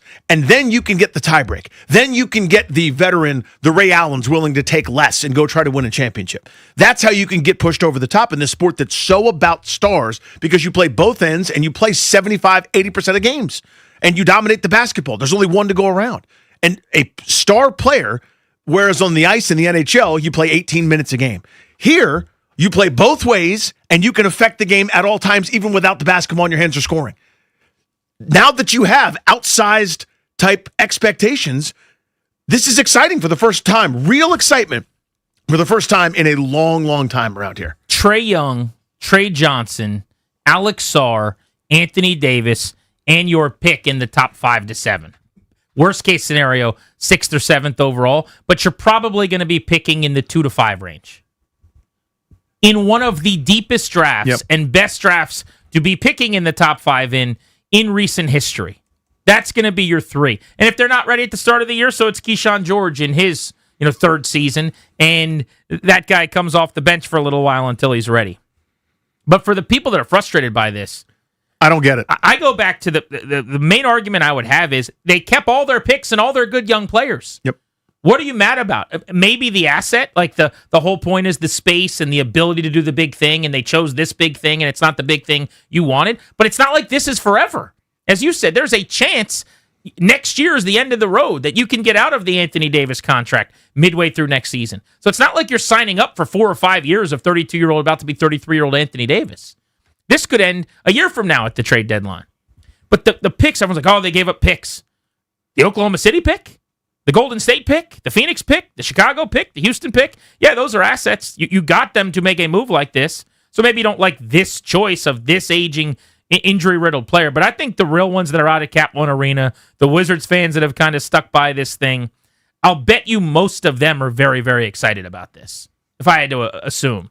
Just because, not because it's just a turning of the corner organizationally, but I don't know how you look into the beginning of next year and see a starting lineup with Young and Johnson and Sarr and Davis, and I'll just say, whichever. Who do you think that, like at 3, who would you take? Just name one. Cameron Boozer. Would you go Boozer? Yeah. And Boozer. How does that top 5 not move the needle for you? How does the Monster or whoever else, but pick your player with those 4 guys. Yeah, come on, dude. That's not euphoria? As a Wizards fan, that doesn't get you pumped up? Come on. Seriously. Where were Check we your 2 pulse. years ago, and where are we now as a basketball city? And again, I understand if you just go objectively, right, and you look at no other factors, again, I think you're wrong, but bear with me. If all you're doing is going, Anthony Davis is hurt all the time, that is correct. Frankly, that's the reason he's available, right? If he's not hurt all the time, he's 25, 12, and 3 blocks a game, and is an all-defensive team candidate and a Defensive Player of the Year candidate who you can do anything with, who is a dominant basketball player when he's right. That's why Dallas made the trade. Now, they should have made the initial trade for Luka, but whatever, here we are. The reason he's available is because there's a wrinkle. There's something wrong, and that wrong is right now it's a hand, but it's always something with Anthony Davis. Now, you're rolling the dice. My point is, if it doesn't work, you're not left in purgatory again. You're not screwed. You know what I mean? Like, you'll be worse off without having the services of Anthony Davis. Just ask Dallas. They're not as good. They haven't had him. He's played 20 games this year, and they're, kind of, again, treading water. If you don't have him, you are a year closer to being out of it. You're a year closer to having him be a negative carry, but an asset that you can then spin for more space and kind of start this over again. And Trae Young isn't long-term either. You've got a shot now. You've got flexibility to have more shots as your window is now wide open with cap flexibility, with draft picks. They still have a net incoming of draft picks if you look at their future picks. My God, this front office, man. You know what I was just thinking about? How about this defensive front court? Anthony Davis, Alex Sarr, and Bilal Coulibaly. You know, those three guys as a trio of defenders. Who's got a better triplet group than that? That is elite. That is top shelf, best of the best. Costs extra money. Take that down. Let me have a little sample, and maybe I'll pay for that shot. Davis, Sarr, Coulibaly defensively. This team has been so bad on defense. How many points do you want to score tonight? Have at it. You want 125 tonight? Okay. Who's scoring on that group? Yeah. Now, you got to hit jumpers. Got to stay healthy. Sure. I understand that. And he's going to miss games, by the way. I'm not going to sit here and tell you Anthony Davis next year is going to suddenly play 65, 70 games. If he plays 60 games, I'm thrilled. You got to manage that. He's got to stay healthy for sure. I think I just saw a stat where he played 29 games in Dallas, and he missed 50-some or whatever of the 80-plus he's been there for. Yeah. But he played 29 total games. I think they went 17-12 in those 29 games. You're going to have to keep these dudes on the floor. But that front court, that rim defense, Davis and Sarr collectively in the block, but you throw in Coulibaly with his length and the way he defends. I'm psyched to get back out to Cap One Arena next year. You got something going. I went to my first game of the season like a week ago, and I was joking with these guys. I'm like, man, I forgot how fun it was to be back out there. Because you used to be in the habit, like I am for the Caps, of just going regularly, and eventually, after years and years of not much reason to be there, it just kind of happened that I stopped going. But the atmosphere that night, because it was the John Wall celly, was pretty good. This is wild that they were able to turn what they did into this. I just keep saying the same thing over and over. It is remarkable where they were and what they, because not each move, like remember when they traded Bradley Beal, people were going, that's it? That's it? And we had to, not to be too condescending about it, we had to say, listen, this is not an asset that was in demand. They missed their window. The previous regime did. They missed their window to trade this guy. In fact, they gave him a no-trade clause. This was a diminished asset, diminished value. The word was out. They got a bunch of second-round picks, basically glorified for it, and a pick swap 5 years from now with Phoenix. Not much doing there. Same thing when they re-signed Jordan Poole and they re-signed Kyle Kuzma. You're going, I don't quite see this one yet. The point was to clear the deck to be able to start making trades. And again, horse trading is they went into a flea market with a paperclip and they came out with a Rolls Royce. That's what they just did. So here's the question I'm going to pose and I want to get to next. And you guys can fill up the phones at 800-636-1067. How do you feel about this deal? 800-636-1067. What do you think of the Wizards looking ahead to next season, trying to get back into being ultra competitive? Trae Young will be back off of his injury, playing game in and game out, and you'll have Anthony Davis now in the fold. Bill Simmons tweeted, "You never know when the Wiz are going to whiz it up."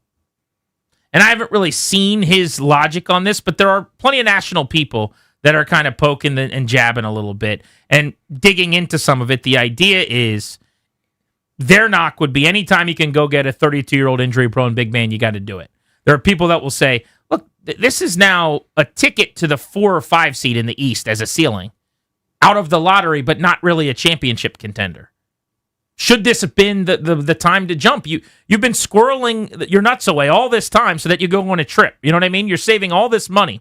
You just keep putting it away in a shoebox, and it's cash, and it's cash, and it's cash, and it's cash. And one day we're going to spend it on something. And the point is, you didn't spend it on the right thing. You had all the money, but then you blew the money on a thing you shouldn't have. That's going to be the argument. What is your rebuttal to that? We'll get to that next. 800-636-1067. Grant and Danny, unbelievably huge Wizards news on the Fan. Listen to the Junkies.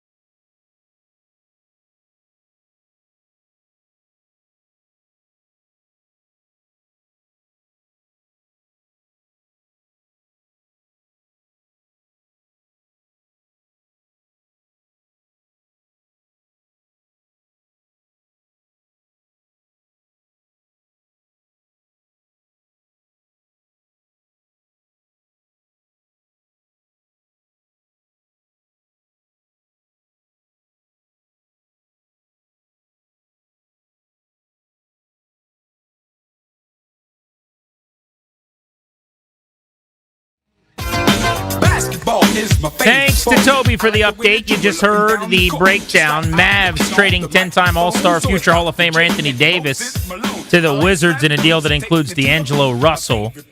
The Wiz sending Chris Middleton, A.J. Johnson, Malachi Branham, Marvin Bagley, and a couple of first and 3 second-round picks back. Now, the 5 picks that they're trading, none of them are the Wizards' original picks. They're picks that they got from other teams as assets to do something like this. So next year's Wizards roster shaping up to look very, very different than we anticipated a couple weeks ago. Yeah, indeed. How about a little moving and shaking to stir things up? It's escalated quickly. Point guard Trae Young, shooting guard Trae Johnson. Maybe your small forward is this year's top 5 pick. Then you got Alex Sarr and Anthony Davis in the front court with a bench that includes Bilal Coulibaly, Keshawn George, D'Angelo Russell, Bub Carrington, and the rest of the operation, whatever it is that they do, into the offseason. But they've turned Beal, no trade clause, and Kuzma into Young, Davis, and 5 pick swaps. They've been playing checkers. This feels like kind of game, set, match on their game of chess in terms of the vision for next year. Yeah, and again, you still look at their future draft picks that are coming their way, including their own, and they still have a net positive in terms of, they're not sending picks away. There's still more picks coming in. They still have more gunpowder to be able to use, including, again, this top 8 protected pick that is essential. Because, again, if it's one of these top few guys that I think is going to be their best player, if it works out this way, it never does for the Wizards, but if it did, this would be just an absolute coup. So for everybody going, yeah, with Trae Young and Anthony Davis, this is a great 2021 team, right? Or something like that. I get the sarcasm. That's fine. It's easy to poo-poo on anything the Wizards do. But the point isn't necessarily to have those two guys be what they were. You can actually have them as what they are and have them take a second fiddle backseat to the next superstar, which is on his way because he's a freshman in college right now if he's one of these 3 guys. That's all part of it. If this doesn't work, again, this is the part that I think people are not getting right if you're not bullish on this. This is not a death sentence. This is not a 4-year deal handed out just because you had to. But right? if it doesn't work, it is a halting and complete detour from a plan that was going really well. And they it took a lot to get these chips. You know what I'm saying? They had to play for hours and hours and hours, and then they used them at the wrong place, and now you have to go build them back up again in some way. To a degree. They still have a lot of ammo. Again, including their own picks, including some others that are still coming their way in the future. So it's not as if they have no storeroom for it. But the point is, you don't get a lottery pick next year. Right? Where there's not that much room for that next lottery pick there. You'd probably rather have it than not if you're going to be bad. But the point is you have a shot to be really good. You also have a shot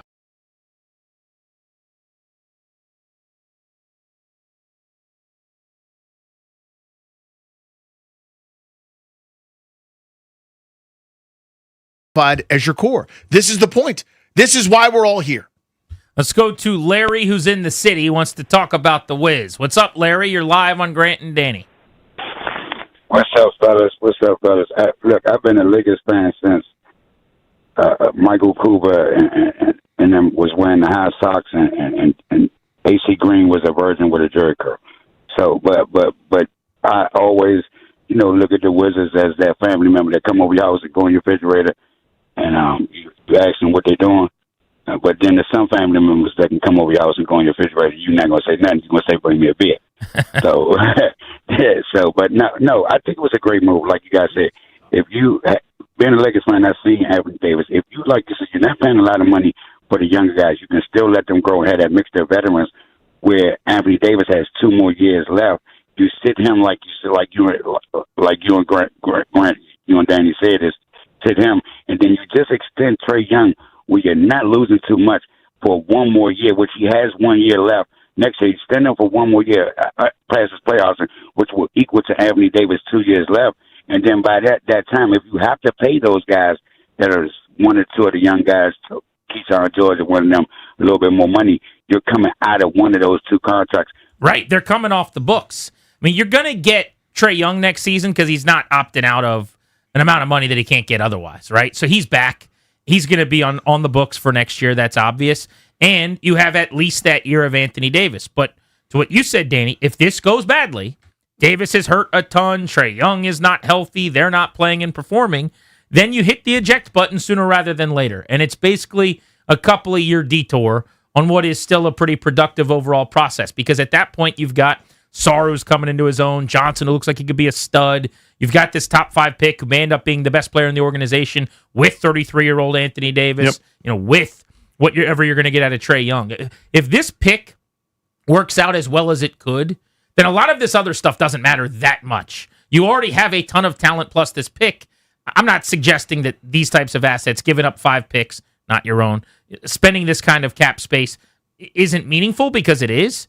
But if that player that you draft in the top 5 maxes out, and so does Johnson and so does Sarr, you're going to be really good regardless. That's right. Let's go to Bargov in Gaithersburg. What's up, Bargov? Hey, what's up, guys? I like Bill Simmons when he's analogizing, the second quarter of 2016 Cavaliers-Warriors to a specific scene of Dexter in season 2 or something like that. But, he's annoying when it comes to the Wizards. He was recently disrespecting John Wall and our young core on a podcast. So, it's kind of annoying homerism, Celtics homerism. But anyways, look, I think this is a smart buy low on a distressed asset. Obviously his contract, AD's contract, is pretty atrocious. But look, like you guys are saying, worst case, a contender may be interested in trading for him if we can rehab his value, or if it's not very good. I think a contender would still maybe take a flyer on him a year or 2 from now. I think Sarr can learn a lot from him. They have similar body types, and AD is just such a smart, great defender. He can really learn a lot from him. And yeah, we get that top 3 pick, man. All of a sudden, Wizards games are, we got some life in that arena, and that's what we're looking for. So thanks, guys. Appreciate you, dude. Had they have given up this year's protected pick, in the sense where now they're not getting that top 10 pick, I actually wouldn't have liked this. Same here. I would have gone as far as saying, wait a second. The Anthony Davis thing's interesting. They're going all in for next year. They're putting all their eggs in the Trae Young, Anthony Davis basket. But what about the vision? What about the plan? My point is they're kind of simultaneously straddling 2 lanes. Like, Young and Davis help to further develop and bring those guys along and allow you to play your kids in more competitive, important games. And they're going to benefit from that next year. Yeah, you're not going to be picking 6 or 7. You're going to be picking, hopefully, 15 to 18 or whatever it is. But other than that, the juice is worth the squeeze, because those guys are getting some pretty valuable experience for when the corner is actually turned. And who knows, maybe you mess around and you become the 3 seed in the Eastern Conference because everything works out and you're unbelievable defensively, and Davis and Young play more collective games than we anticipate. But had they have given up that pick and you're not bringing in Boozer or one of these top options, you could say, you've been preaching this thing and you turned the car around. What are we doing? They didn't. They're still driving down that road. Indeed. They just happen to throw a couple other older guys in the car as they're driving that way. Yeah, and so when you guys told me, I came back from doing the TV hit. And that's right. You didn't know yet. And I'm going, I didn't know, but I'm going, it's the only question I had is what did they give up? Which first-round pick did they give up? And as soon as we said, it's Oklahoma City's, I'm sitting there going, oh my God, this is the deal. This is why. Now, again, if he's Anthony Davis, he's played 50 games already this year. He's doing 25, 13, and 3 with a couple of blocks a night. You probably would have had to give up your better of the 2 first-round picks. But he's not. This is damaged goods, so to speak. And that's why you get it at a quote-unquote discount. I mean, again, think about what Dallas just did. Dallas flipped Luka Doncic really for Chris Middleton and an expiring deal and a couple late first-round picks.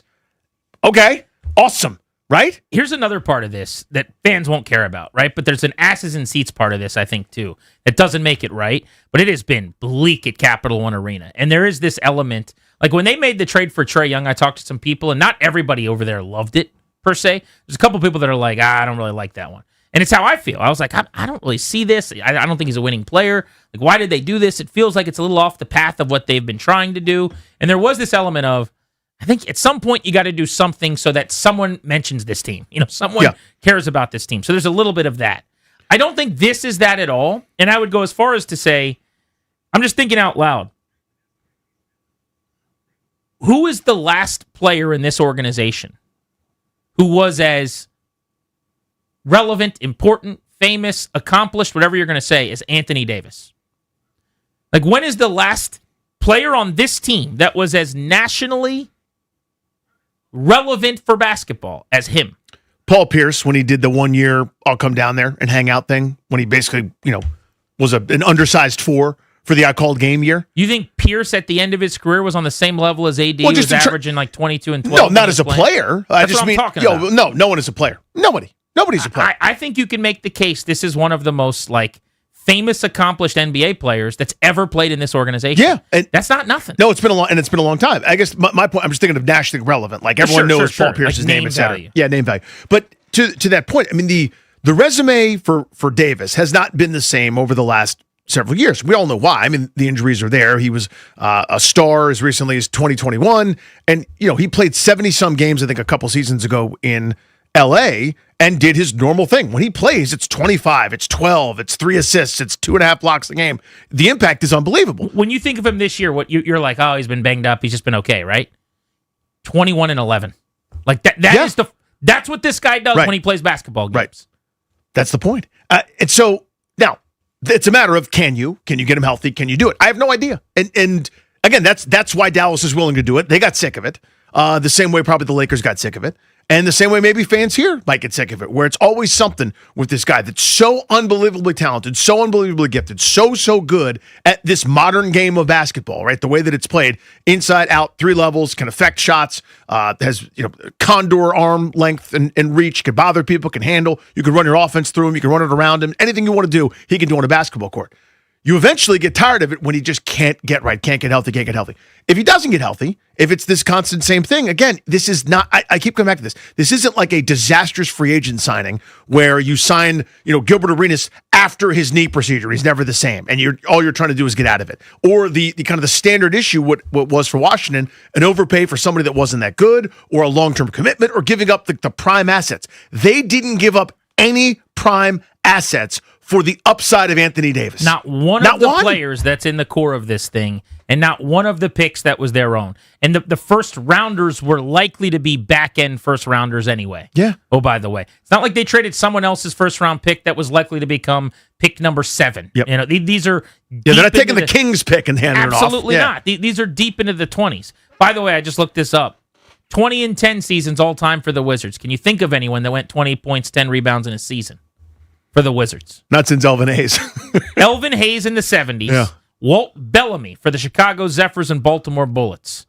That's your list of 20 and 10 guys, which Davis gets out of bed doing, even playing while banged up at the end of his career as an older guy. Your thoughts on Anthony Davis to the Wizards? Are you okay with pushing some chips in here? Nobody really thought it was coming today or now. Felt like this offseason, maybe you do something a little smaller than this, but get the people excited. Maybe a year from now you make this type of splash. But they just put the trunks on and jumped in the water. Grant and Danny on the Fan.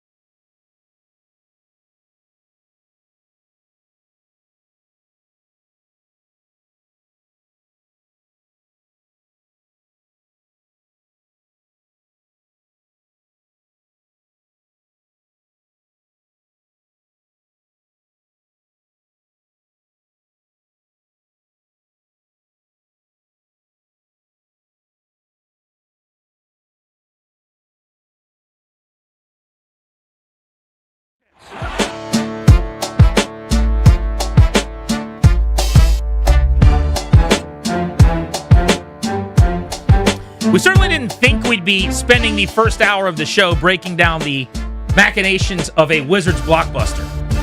But alas, here we are. Man, oh man. Anthony Davis. He's on his way to the Hall of Fame, but he's making a pit stop in the nation's capital first. They've done that before, where a guy at the end of his career has been a Hall of Famer. That, you know, you get him for like an hour and a half. This one is different, though, just given what the background is. Again, their core is still their core.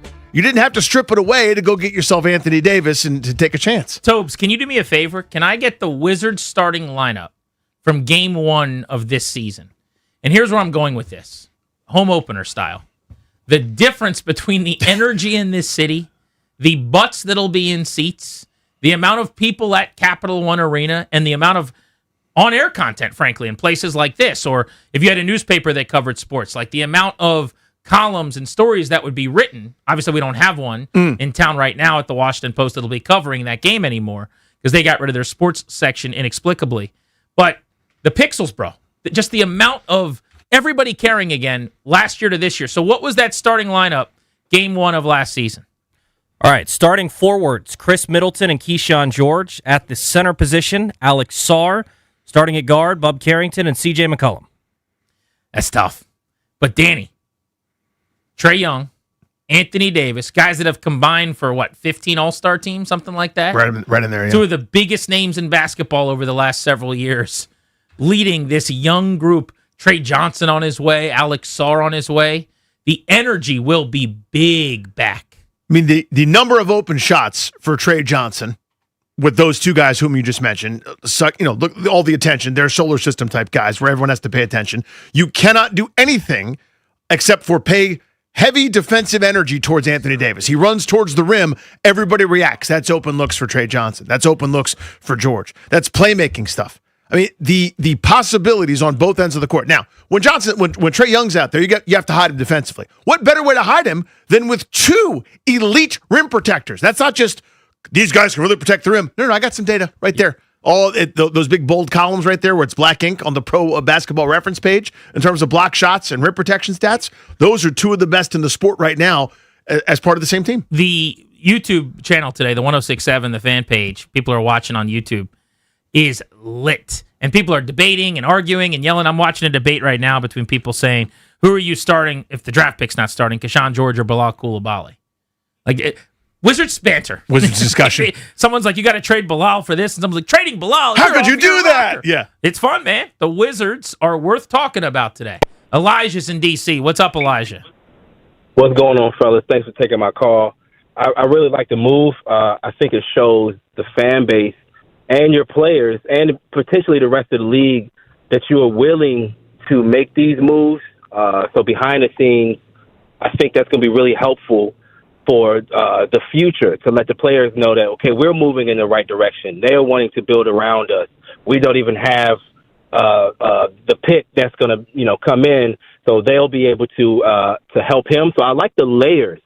You want to see a good team that's layered with young talent that's coming in, with vets that are able to help them along the way. And I know this isn't a Commanders bit, but that's what I kind of want to see in Ashburn. It's about that ability to make those layers and to let the rest of the league know that you are willing to make those looks. Because other guys, if this is a blockbuster trade for now, maybe 2 years from now, or 3 years, there's another trade that now the Wizards are ready and prepared for because they walked in those steps. Yeah, they walked before they ran, so to speak. Thanks, Elijah. For the people that go, but Anthony Davis, he's old, he breaks down, he's going to play 34 games, whatever. You could, Toby made a really good point. We were talking during the break, and Tobes, you make it yourself, but you were basically saying, in terms of putting together a package to trade for the player that I would want, like a guy that isn't old and broken down to give all of my money to, the idea being that contract, instead of having to give up 3 guys you like now, you could just give him up. Yeah, it could be one of those things where if someone more attractive comes along the line that you're like, disgruntled superstar wants to come here for whatever the Giannis reason. thing. I'm not saying him, but somebody like that. Yeah, but if something like that comes along, Anthony Davis's contract is much easier to match with someone of that caliber than, say, having to add 3 young players and then say, well, are we going to add Bilal or not? Those sorts of things just to make the salaries match up. It's a good argument against my, I like the idea of the money in the bank more than spending it on a thing that's not exactly what I'm dreaming about eventually getting. Yes. And your point is, well, you can still turn this thing into the thing you want. Yeah, and Bobby Marks talked to us about this, and the trend is available for anybody that can see it. It's the days of, okay, I'm a free agent, woo me, they're over. Guys agitate to get out now. It's all about trades. And that's how you facilitate a trade, is have an unbelievably high salary. To Toby's point, you don't have to do as many machinations, no 7-player swaps anymore. You got the big fish there. You still need as many picks as possible. Yes. They got rid of 5 of them. Not their own, but they got rid of 5 of them. And you need as much space and money as possible, and they're shelling a lot of that out here, too. Ed in Hagerstown on Grant and Danny. Anthony Davis to the Wizards. Pretty incredible. Hey, good afternoon, gentlemen. I'll tell you what, smartest thing the Wizards have done in many, many years. I've been a Lakers fan. I look at the fact as he has so much knowledge. He has a winning way about him. When he went to Dallas, what did he have to do? He had to replace a guy as superstar. There's no expectations on him here. He is a teacher. He will show the young players how to play basketball, how to be competitive. And I think the thing is, the Wizards, I think, are also going to say, you know what, we're not going to bust your. I'm not going to use that term, but they're not going to bust him and make him work, put in lots of minutes. They're going to watch his minutes. They have to. They got to be careful with him. It's imperative. How did he not have a no trade where he could squash this if he wanted to? That's always weird to me. The guys that have it and don't, like Beal had one of those. Anthony Davis doesn't. That's crazy to me. Yeah, they're not as common in the NBA. That's why it was pretty rare when they gave it to Bradley Beal. Bradley Beal had one, man. Everyone should have one. If he's got one, Bilal Coulibaly. You and I should both have one. Right. Grant and Danny on the Fan. Scott Turner, former play caller for Washington under Ron Rivera. Want to chat with him? Look ahead to the Super Bowl. We'll get back into the big news of the day. How about this trade? Anthony Davis coming to the Wizards next year. His starting lineup could include him and Trae Young, Trey Johnson, and top 5 pick Alex Sarr. It's going to be fun in DC basketball. Could be back. This is the Fan.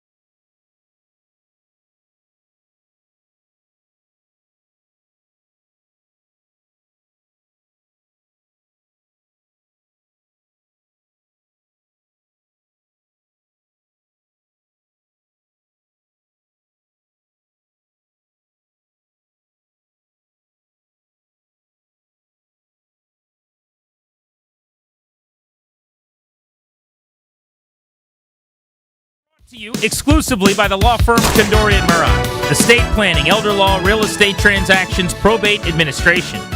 Their attorneys are always there to protect you and your family. Schedule a free consultation with their team today at kmlawyers.com. Be sure to tell them we sent you to get a discount.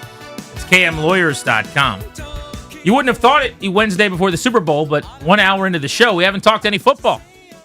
The Wizards dominating the headlines today. How about it, dude? They trade for Anthony Davis. I want to go to the Rude guest hotline, though. We can pivot to Pigskin. Rude, the most reliable heating and air conditioning products in the DMV. And welcome onto the show. Longtime offensive coach in the NFL, coordinator, play caller, formerly here in Washington. Scott Turner is with us. Scott, you grew up in the area because your pops Norv was the head coach. I think you went to Oakton High School. So I'd imagine at some point you were a fan of all these DC teams. Are you still a Wizards or Caps fan, anything like that? I follow the teams. I wouldn't say I'm necessarily a fan. Yeah, I definitely was growing up. I mean, going to at the time when I was there, it was the Bullets, and then the name changed. Name changed to the Wizards. But yeah, definitely went to some games growing up and was a fan of the team. It's tough to follow it as closely, when you're moved and you're not in the area. But I did. I was actually just reading about the trade right now, right before I got on with you guys. It's pretty crazy stuff. Dude, it is wild. Like, that doesn't happen here. You know, it happens. It's like another city thing, but it's Washington that it happened. It's just we're both floored by it. That's all. Yeah, no, it was definitely some wild news. I did not expect it. There's a lot going on with DC sports. The thing I was reading a lot about this morning. It's really a shame with what's going on with the Washington Post. I feel so bad for so many of those reporters, people that covered the team when I was with the with the Commanders, and it just really is a shame because I grew up reading the Washington Post and I got a lot of my sports knowledge, and I used to cut the bracket out every year, and just the fact that that's going away is there's a lot more going on obviously, but it's really terrible that's happening. Here. Well said. Something we're going to talk a lot about on the show as we continue today. Scott Turner's with us on the Rude Guest Hotline on Grant and Danny. All right, Scott, we could go in a lot of directions here. There's a ton of things I want to talk to you about, but I guess let's just start with the offenses that have gotten to the Super Bowl and the play callers, the coordinators themselves. So Josh McDaniels in New England, who's had his chance as a head coach in the past a couple times, and then Clint Kubiak from the Shanahan tree, who is a widely regarded terrific play caller with Seattle and is going to get his first crack at being a head coach in Vegas coming up after this year. What are your thoughts on these two guys? What makes them so successful at what they do? I'm a big fan of both of them. I worked with Clint in Minnesota in 2014, so I was the quarterback coach, and Clint was our assistant receiver coach. And then he left after that year to go to Kansas. And Clint's really kind of a no-nonsense guy. Doesn't say a lot, but when he does, people listen. Really smart. Obviously, his dad Gary, he grew up, with that, learning that offense, and then worked for Kyle Shanahan. And he's been around a lot of different really good coaches, and he's kind of made it his own. Obviously, like it's the Shanahan tree, but it's his offense, and there's different things he does off of it. The under center. The run game, and they do a nice job running the ball, but really where they are the best is they find explosive plays in the pass game. I mean, Sam Darnold led the league in turnovers, and people don't really talk about that because of the amount of explosives they've been able to get in the play action pass game. And obviously it's off the wide zone action, whether it's like a keeper or just like your standard hard action play action pass. But that's kind of the secret sauce of their offense, is kind of chasing explosives, and they've done a great job of doing that. And then Josh, I worked for Josh. When I left Washington, Josh hired me as a pass game coordinator in Vegas, and I was there with him through the offseason, then 2023, and then and then through the season in 2023, he got fired, I think, after the 9th game. And Josh is amazing. I mean, just being able to sit in there with him, and I know it didn't work out like in Vegas, but I was able to. He wanted me to be in there with all the game plan meetings with him, and he's one of the smartest people I've ever met in my life. I mean, he doesn't miss anything. There's no detail that he doesn't miss with the offense. He can sit on the practice field and someone can make on the far side, someone make a mistake and he sees it. I've never been around someone like that, and just understands the big picture of offensive football. And he's got it all, like whether it's the 21 personnel 2-back runs or ability to go 11 personnel and spread you out. And the thing about that offense that I really respect is, like, he doesn't care. Like, whatever he thinks, if he's got to throw it 50 times or if he's got to run it 50 times, like, he doesn't care. He's going to do whatever he thinks is best to win the game. And you've seen, I think this is the 9th Super Bowl he's coached in as a coach. And I know the head coach stuff, and there's some different things that, whatever. I mean, I was there and at the Raiders, and there's some different things that are issues with that. But it's as far as his his track record as offense coordinator, I don't think there's anybody in the league that has the background he does. So both those guys, like I said, I know both of them and got a lot of respect for both of them and what they bring to the table as coaches.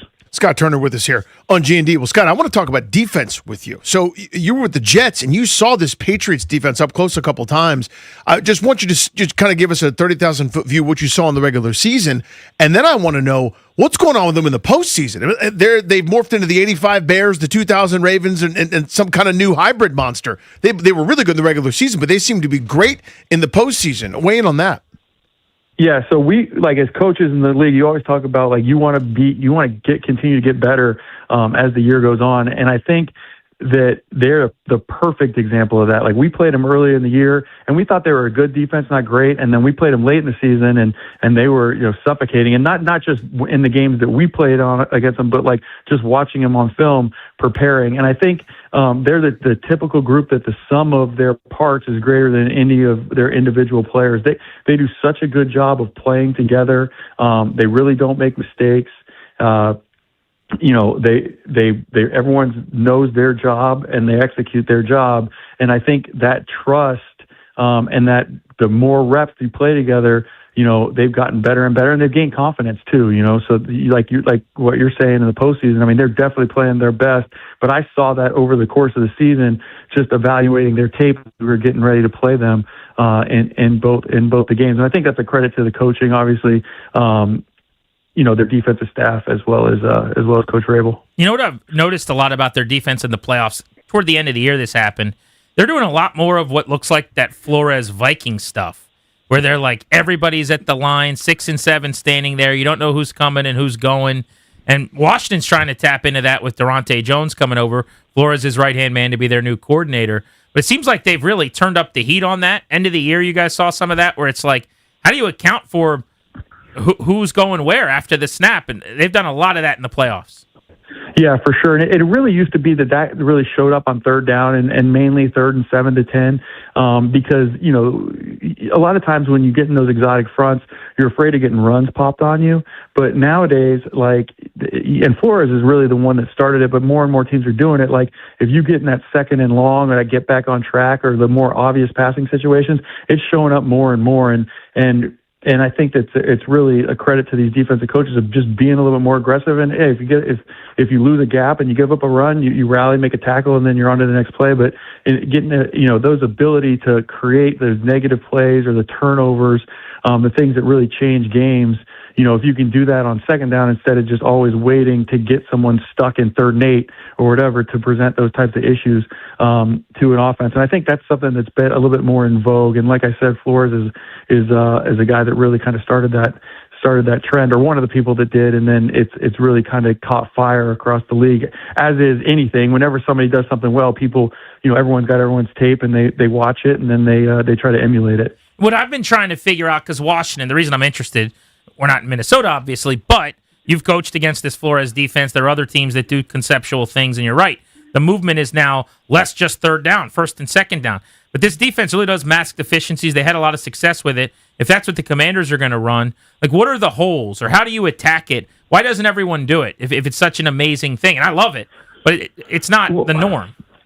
No, it's not. And I think, personnel-wise, you need some guys that are kind of those hybrid players, like the Josh Metellus at the Vikings, that is kind of like a linebacker safety, but he's also a good blitzer, you know what I mean? And, like, there's different players that, those stand-up defensive ends that can also do a good job of dropping in coverage, because that's what that defense does, is, like, they try to do a really good job of, showing everybody up on the line, but then they'll run back into some version of cover 2, or showing everybody up on the line, and then everybody comes, you know what I mean? And then there's combinations of that, or they'll run like a voided fire zone, where instead of, like, normally in a fire zone defense, it's 3 deep, 3 under, but they'll go 3 deep, 2 under, and then you have to, and then those two guys have to match routes. So you can't just have like your standard, these are my 4 D linemen, these are my 2 linebackers, and then here's my nickel and DBs. You got to have guys that kind of have hybrid type ability. So the personnel matters. And I'm sure that in Washington, they're probably already talking about that of like, what guys can we get in free agency? What guys do we have on our roster that can kind of fit these roles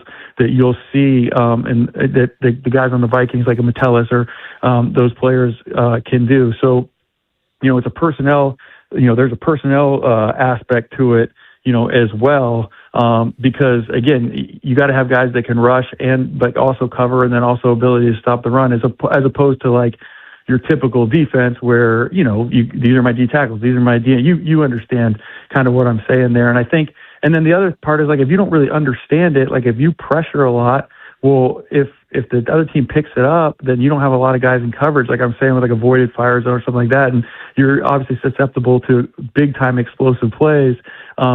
And you're going to have to live with those to a certain extent, but like you got to limit them as well. You can't just be giving up a ton of them. You're going to give up some of them if you play aggressive like that, but you hope that the big plays that you can make as a defense are going to counteract that for you. Scott, I want to go one more big picture, all sort of offensive question for you, as someone that does this for a living.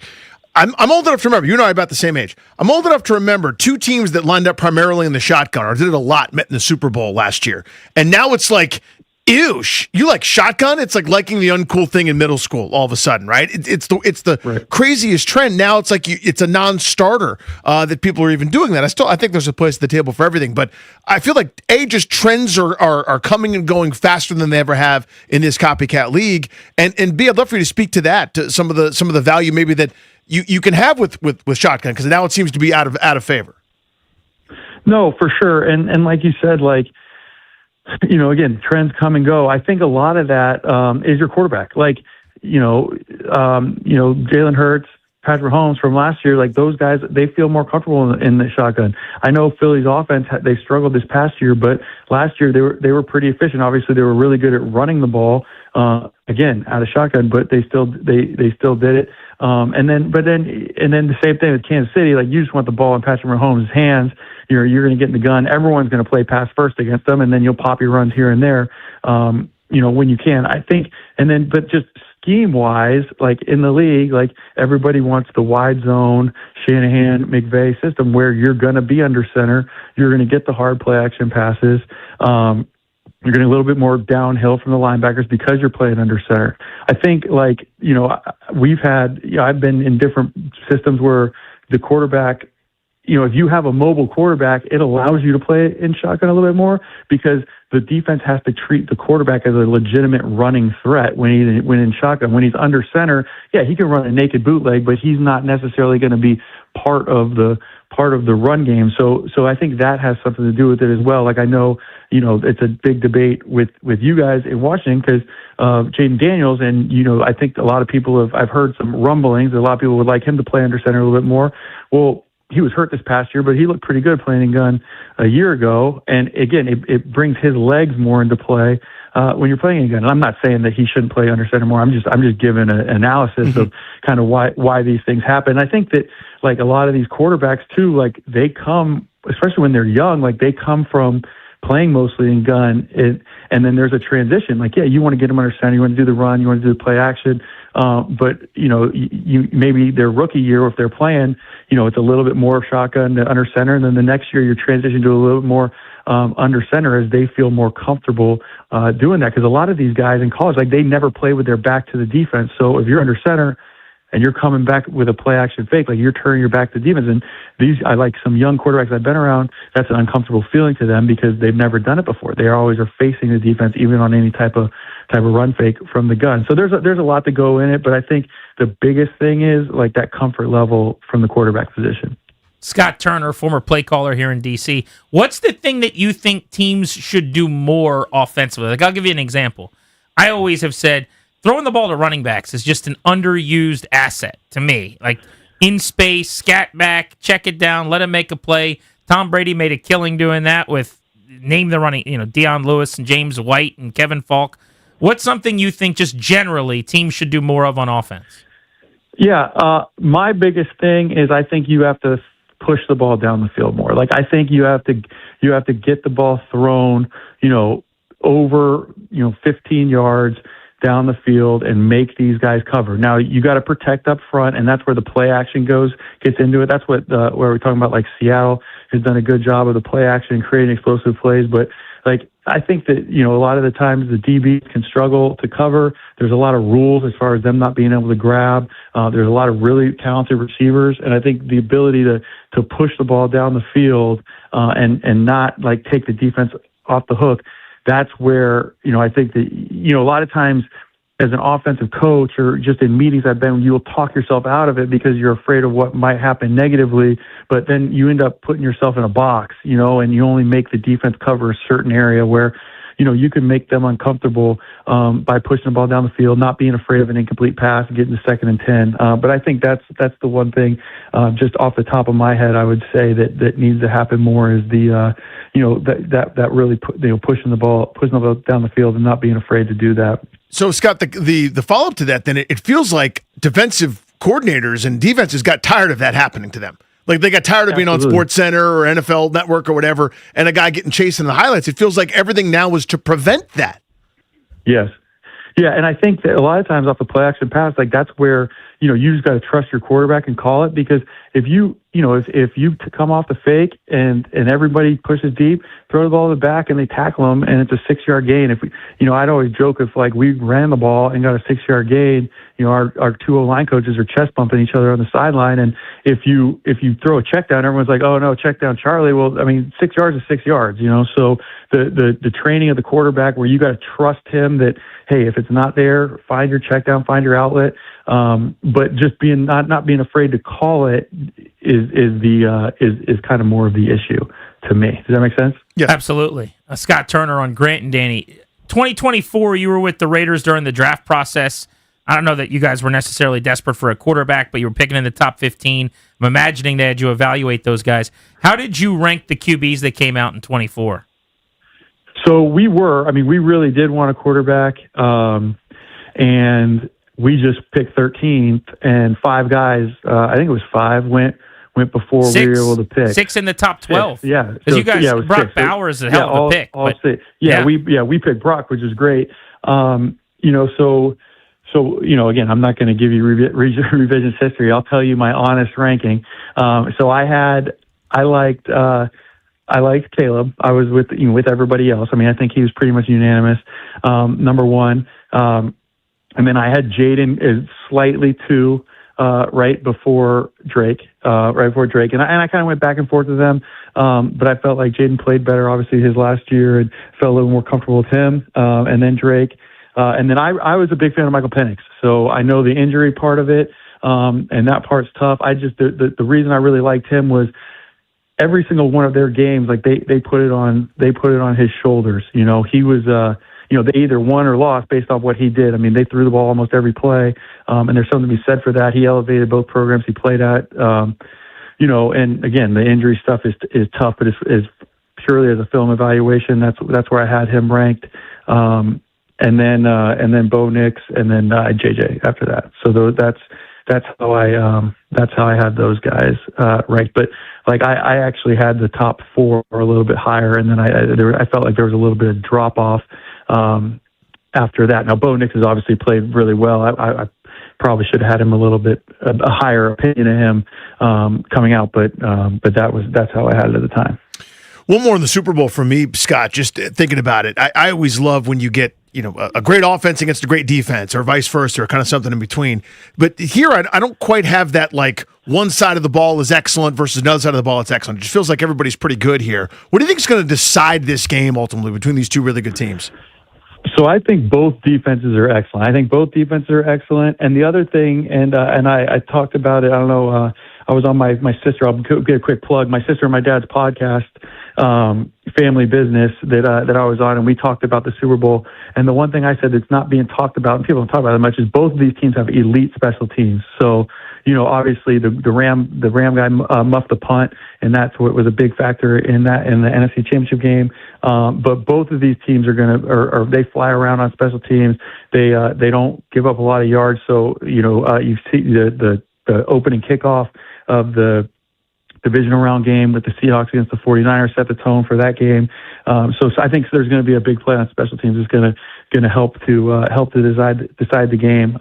We talked about the explosive plays that Seattle makes. I mean, that's going to be a big factor. And then the other thing, like, I wouldn't necessarily count out New England's offense. I know they haven't played as well, but if you look at the defenses that they've played, I mean, in my opinion, they played the two best defenses in the league the last 2 weeks, and then the week before that, they played the Chargers, who aren't too bad themselves. So some of those postseason numbers are a little skewed based off who you're playing, and Drake May's got the one thing that he's done is he's got a great ability to throw the ball, to push the ball down the field, and they got some playmakers in receiver, obviously starting with Diggs, where they'd have a chance to do that. I think it's going to be a really good game, but I think again, based on how they're playing, I think Seattle's offense is playing better than New England's, but I wouldn't count them out, like I said, based off of the quality opponent that they played over the course of playoffs.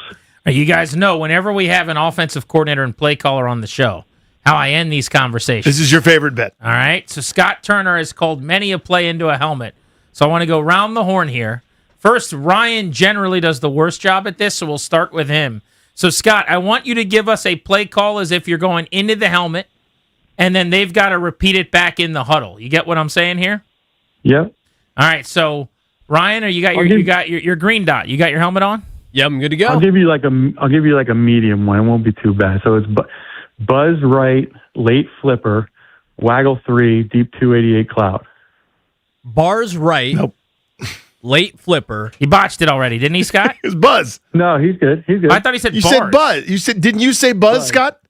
Yeah, buzz right. No, he said bars. No, I did. I thought he said buzz. Well, okay, you guys threw me. Like, let me get through this. Well, you have to say it correctly. You can't just say bars. Well, you guys are talking. Let me hear Scott. Let me hear the play call. I didn't interrupt Scott. I thought that's what we did. I didn't interrupt Scott at all. I'm Matt Stafford. You guys are Sean McVay. This guy's you guys not coachable, Scott. That's the problem. Get him out of the drill. He's not coachable. All right, I'm going to be the lady at the spelling bee dinging the bell when you screw up, and now I'm really going to come for him. All right, so say it again, Scott. Okay, here we go. We got buzz right, late flipper, waggle 3, deep 288 cloud. Buzz right, late flipper, 38 cloud. Yeah. No. Nope. Botched. All right, Toby, you're up. You ready for this? Let's do this. All right, Scott, let's give Toby a play call. By the way, what was that play? So that was an under center play. You start with a bunch to the field, and then you motion the receiver off the ball like a jet motion back into the boundary. Snap it once you cross the tackle, and then you get the X receiver and then that motion receiver. They run like double posts, and then the point. You fake the run to the left, and then you run a deep crossing route by the point guy. So you're trying to clear out everybody into the boundary and bring a deep crosser back underneath. It's good against the teams that always anchor their nickels to the field. I don't know if that makes sense to you. But sounds like it's got a linebacker. little Ben Johnson play we got developing here from Scott Turner. All right, Toby. All right. You're ready. You got the green dot? Let's do it. Okay, we got gun, twins right, fly, key left, 695, F drag, sneak. Gun, twins right, fly. Man, I'm lost after there. All right, Danny, you're up. Oh, Here crap. we go. By the way, this is when I was 16 years old, we did the ADHD test. Yeah. They would do stuff like this to me and be like, comb, computer, TV, and I'd be like, comb. And then I couldn't remember any of it. I have no chance. This is my favorite bit. You I know stink of this. It's All right, so Scott, fun. give me an easy one. Give me like a one-word audible or something, like a check with me. Tobacco. Whatever, I can do it. I'll just go ahead. I'll embarrass myself.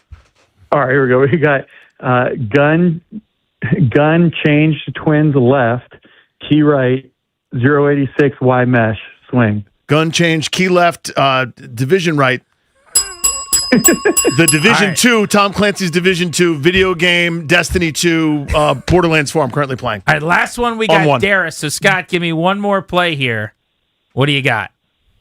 Oh, I gotta keep going here. Okay, so we got... That's your whole playbook. Yeah. Yeah, good. Okay, Yeah, we got get out the Al Saunders 500-page playbook. Gun float right, gone right, 024 Y mesh, H bullet. Oh, man. HB blades.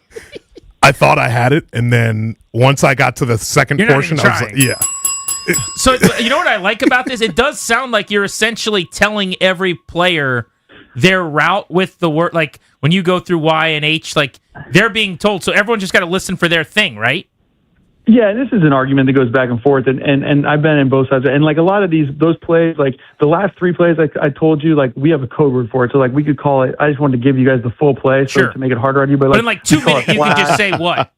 We call it flash, we call it mesh, or we'll call it like that last one was called chief, and basically, but and this is like this goes back. I mean, this goes back to like Joe Gibbs and Don Coryell back at like San Diego State, and when they would get a bunch of junior college guys, so like they would get a bunch of receivers that necessarily only in the system for like a year or two, and basically if they knew, all they had to do was teach them to line up, and then based on where they lined up, they knew what number they were associated with. So the argument is like, okay, you get the quarterback, and like you can make it easier on the quarterback by just making it one word, right?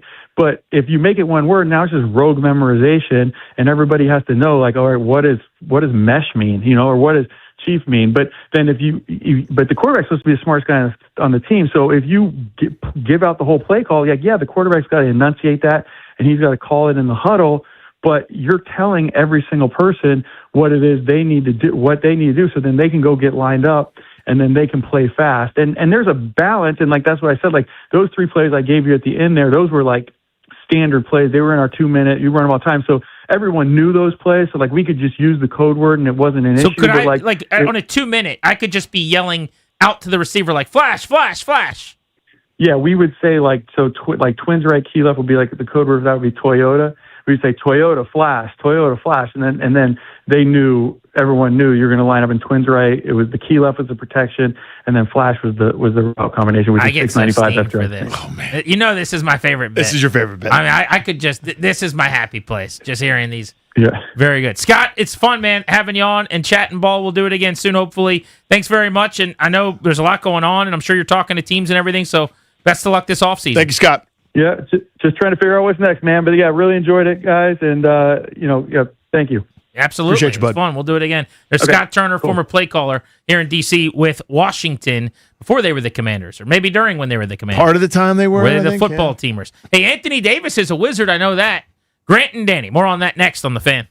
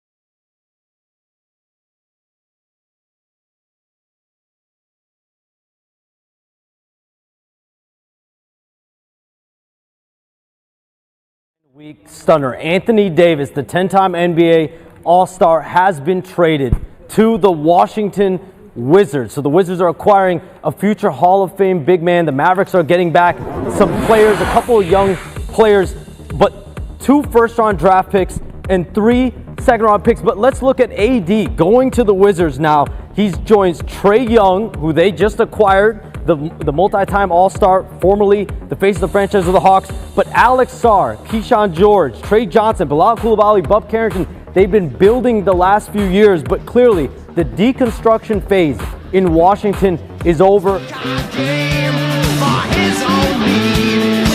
Jim Charania on ESPN on the Wizards acquiring Anthony Davis this afternoon. He broke the news. Welcome back, Grant and Danny on the Fan. What a weird day in DC sports this has been. I've been in my feels all day long, emotional and down in the dumps, because the Washington Post made the worst decision in the history of the Washington Post, gutting the sports department as if we're not in a major market and covering sports doesn't matter. So I just not okay about that. And then inexplicably, after that decision, pretty quickly, Danny, a blockbuster deal, one of the biggest deals in the history of the Wizards. Nobody at the Post is writing about it. And how about this story straight out of the DC Sports Blog? Lakers center Jackson Hayes has been suspended 1 game for pushing a Wizards mascot. What? Wait, what? I was at that game. I didn't notice it, I guess. Did you see it? The Lakers, Jackson Hayes, a center, was suspended a game for pushing a Wizards mascot. Does anybody have more intel on this for me? Was it G Wiz? He better not have touched G Wiz, damn it. My kids are going to be really upset if that's what he did. Was it like if it's a mascot, it's got to be G Wiz. It couldn't have been like a member of the dance team. Was it G-Man who does the dunk sometimes or something? Is G-Man even still around? I don't know if he's still around. Jumping off trampolines? I don't know. 1 game for pushing a Wizards mascot. Someone get Zach Leonsis on the horn. I want to press charges on this guy. You want to fight on the court? That's fine. That's you your leave business. Our mascots alone. That's your business. You want to engage in fisticuffs. Seriously, does anybody have video of that? Please tweet me at Grant H. Paulson. I want to know what happened here. But what a crazy day, mostly on the Wizards front, on this Wednesday here on The Fan. So here's my question. Make this our poll of the day on 106.7 The Fan's Twitter account, Darius. How good do you expect Washington to be next year after this trade? Because I think a lot of this is still about the long-term vision. Mm-hmm. But next season, this is now a playoff caliber team, I would think. Oh, yeah. Certainly a non-lottery team as a floor, but I've seen people saying the ceiling is a 3 seed or a 4 seed, maybe a 5 or a 6 seed. I think they'll be a 4 or 5 seed next year and a playoff team pretty clearly. Yeah, it's really hard to gauge exactly just because you don't know what it's all going to look like. How many games does Anthony Davis play? How healthy is he, et cetera? How long do you have him for? But you count a year of growth for Trey Johnson, another year of progression. I don't expect a violent leap forward like we just got for Alex Sarr, but some leap forward, right, in terms of consistency. Add some playmaking that is, Trae Young to make it a little easier on Sarr to get buckets. And all of a sudden, I don't think they're challenging Detroit or the Knicks or Boston with Jason Tatum back, just yet. But they could be frisky right in the middle of the pack in the Eastern Conference next year, to me at a minimum. Yeah, and being a 4 seed, by the way, there's no ribbon or banner for that. Like, that can be viewed as a stunt in the development and not getting your top pick and not really being on your way. But if it's a stepping stone, if it's it used to That's be the difference. That was the apex with this group. Yeah, you maxed out with veterans, a bunch of guys. The Wall and Beal group, exactly. or like before that, the Arenas and Jameson group. Like, we could be the 3 seed or the 4 seed and then be cannon fodder for LeBron or whoever else was at the top of the East at that time. This wouldn't be that. This would be the first step toward climbing in this conference would be to leap back into the playoff mix in the middle of the 8 seeds. Jordan's in National Harbor. Wants to hop in on the Wiz. What's up, Jordan? How are you? What's up, fellas? How y'all doing? Good, man. How are you? Good. 3 quick things. Number 1, the picks are protected as far as the first rounds are concerned, so no problem with that. Number 2, the GM and Mike Winger, they must clearly see something in Trey, Sarr, and Keyshawn that lets them know that they feel like we're ready to take that next step. And 3, one thing that's lost in all the John Wall hype from from a couple of days ago with that Game 6 shot was that was against Boston, who were playing against Tatum and Brown. That was in 2017. If you think about it, that same team just won a championship last year. So you're talking about 7 years later from that Game 6 shot against John Wall. It's a great point. For them to get their first title. Yeah. It takes time. It does. And they're building this thing up. It's a really, really good phone call. Thank you, buddy. 800-636-1067. You want to hop in. It's not microwaved, right? And you're counting on, think about the jump SARS made from year 1 to year 2. What does that look like from year 2 to year 3? Yeah. I mean, he's like, just to put a number on it, it's stupid to try to quantify it, but just bear with me. He is 1.7 times what he was last year. Yeah. There's no way you get another 1.7 next year. But again, you continue to improve in some way. That's a badass. That's an all-star. Oh, if he's gone from a D player or a C- player or whatever, just overall, to like a B player, is there an A in there? Like, what else is there in the tank? I think it's a really good point when you look at the Celtics and the runway and how long it took them to get to their max and to their apex. Let's go to JB in Alexandria, and we have not taken a single call. We've taken a lot of them from people that did not like the trade. I believe he will be the first one we will take, and you're welcome on the lines as well. What's up, JB? How are you? Hey, what's going on, fellas? And I'm gonna try to be brief. Like, you know what I'm saying? I kind of got animated with Toby, but check me out, man. Like, why does Washington always want to take other players? Like, I mean, other teams. Like, we don't want this player, get him out of here. But Washington, bring him here. He's gonna be great for us. Anthony Davis is terrible. He has not been good since he's been with the Pelicans when he played with DeMarcus Cousins. Anthony Davis needs to play with another big man for his game to be effective. If he does not, he will not be good. He's going to get hurt within the first month of playing here. And then everybody's going to be like, why did we do this trade? Why did we do this? Anthony Davis is a terrible investment. I'm talking about Dallas probably was happy to get rid of him. Well, I'm sure they are. With the injuries, but let me They're in counter a different here. place than the Wizards are. Let me counter. 23-24. Now, I know that's in NBA terms and sports terms, it's ancient history. That's an all-defensive team player. That's a second-team All-NBA player. He was fourth in Defensive Player of the Year voting. 25 or 24.7, 12.6, 3.5 assists, 2.2 blocks. It's not because he's playing next to another big or something. To say he's terrible? When he's on the court, he's good. If your point is you can never count on him on the court, that's a very fair criticism. But the idea that when Anthony Davis plays basketball, he's terrible, you lose me there. Yeah, I don't think there's anybody, and I don't think he meant that. Maybe he did. I don't know. He's wrong if he did.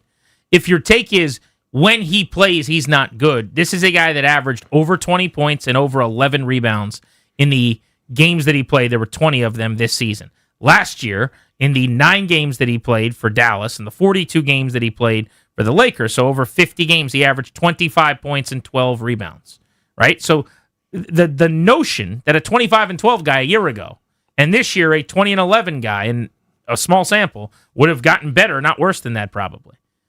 That he can't play, I refute that outright. If your point is it's a bad investment because he's old, true, he is old. Because he gets hurt all the time, true, he does. Because he's going to get hurt this year, I think that's a reasonable take too. And your point is then what? Everyone will say it's a terrible deal. Well, it'll look less good, but you're out of the deal in a year. Then you trade him at the deadline next year. Yeah. If you want to get out of that contract, because someone will be desperate for that $60 million to come off their books. Worst case scenario, he's here for 2 seasons. Trae Young's here for 1, and it goes badly.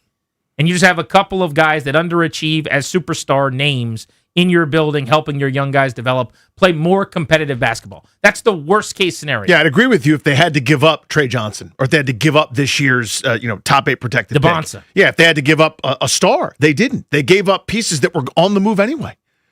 Middleton is not a part of the future here. Neither is A.J. Johnson, who I actually liked a little bit, but they clearly didn't have many plans for him.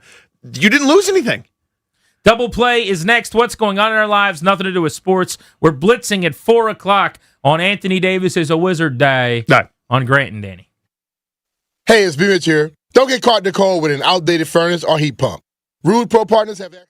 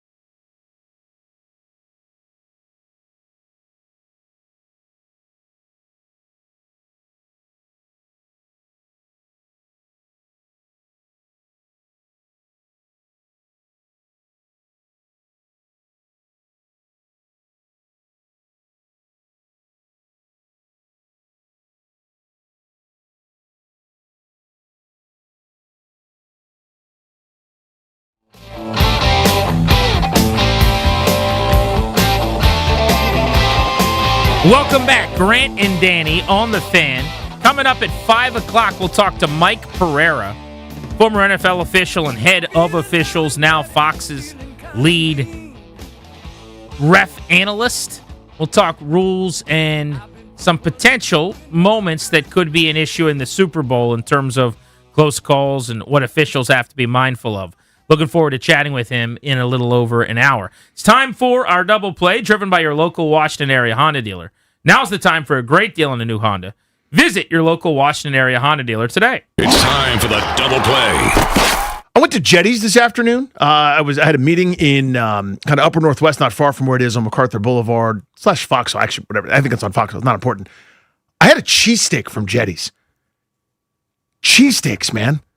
Like, there's been a weird, my algorithm on the Instagrams is very strange. Like, I get like a lot of fitness content. Then it's like, hey, man, you could make this recipe at home that's like not bad for you. It's like got cottage cheese in it. Like, okay. And then I get cheesesteak content. So, like, there's a dude that's like, hey, what's up? I'm here in the DMV trying all the best cheesesteaks. Which Celebrity Deli? Let's take a bite. Like, yo, this slaps. Even though that's dumb. Like, I like Celebrity Deli a lot too. But I had a cheesesteak. The point is, cheesesteaks are outstanding. I don't eat cheesesteaks enough. There are a couple sandwiches like that.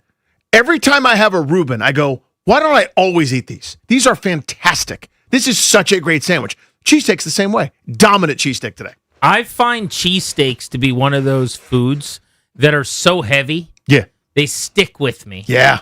And so it's almost like there's never the right time. I couldn't. You did one today for lunch at work. Yep. And now you're doing a 4.5-hour radio show. Yeah. I'm not going to go full Iron Eagle and say I'm mindful of dairy on days where I'm calling games. Mindful of dairy is a great line. But I don't want to be sitting here super full and lethargic and not moving quickly. Like, you got to be sharp and with it, right? That's not a lunch food for me. That is a dinner option. Mm-hmm. I should have cheesesteaks more. I hope they haven't been ruined for me. I do have to tell you, and it had nothing to do with the cheesesteak, I don't think. But the last time I had a cheesesteak, not long after eating it, I got sick. Oh, no. And you remember how you had this issue with a chicken Caesar wrap? Chicken Caesar wrap, Yeah. and you haven't had one since. This was over a year ago when I ended up having the flu, is what happened. It had nothing to do with the cheesesteak. But that was like the day that it all kicked off. I've not had a cheesesteak since. And that was the week that Because there's an intrinsic correlation now, yeah. Washington was playing the Detroit Lions in the playoffs. That's right. About to get to the NFC Championship game when all that went down. And you're going to do the Grant Paulson flu game. Just get on the plane with the flu. I was basically not allowed to do that by people that are smarter than me. Yeah. My wife, our boss, some other people. I'm like, I'm just going to do this. I'm just going to fly. And they're like, you really shouldn't do that. Yeah, no. So I didn't. I stayed home. I watched in the basement half dead. But I wonder if in my mind, it's like you have tequila and then you have the bad night. Now you spell tequila and it's never the same. That's another one of mine, I think I kind of need to get back up on that horse. I might need to just eat a cheesesteak to have a good memory replace the bad memory. So my Jetty's cheesesteak experience, really, really good. And I think I'm now going to start doing a bit of a cheesesteak tour. There are a couple spots that are supposedly known. I've got them bookmarked. There's one in Alexandria. I think it's called the Broiler that's supposed to be really, really good. Celebrity Deli's got one that's very highly well. I'm sure that's a term phrase. That's well reviewed. Super highly well. Yeah, highly well. I don't know if you know how good that is. It's not just well, it's highly well.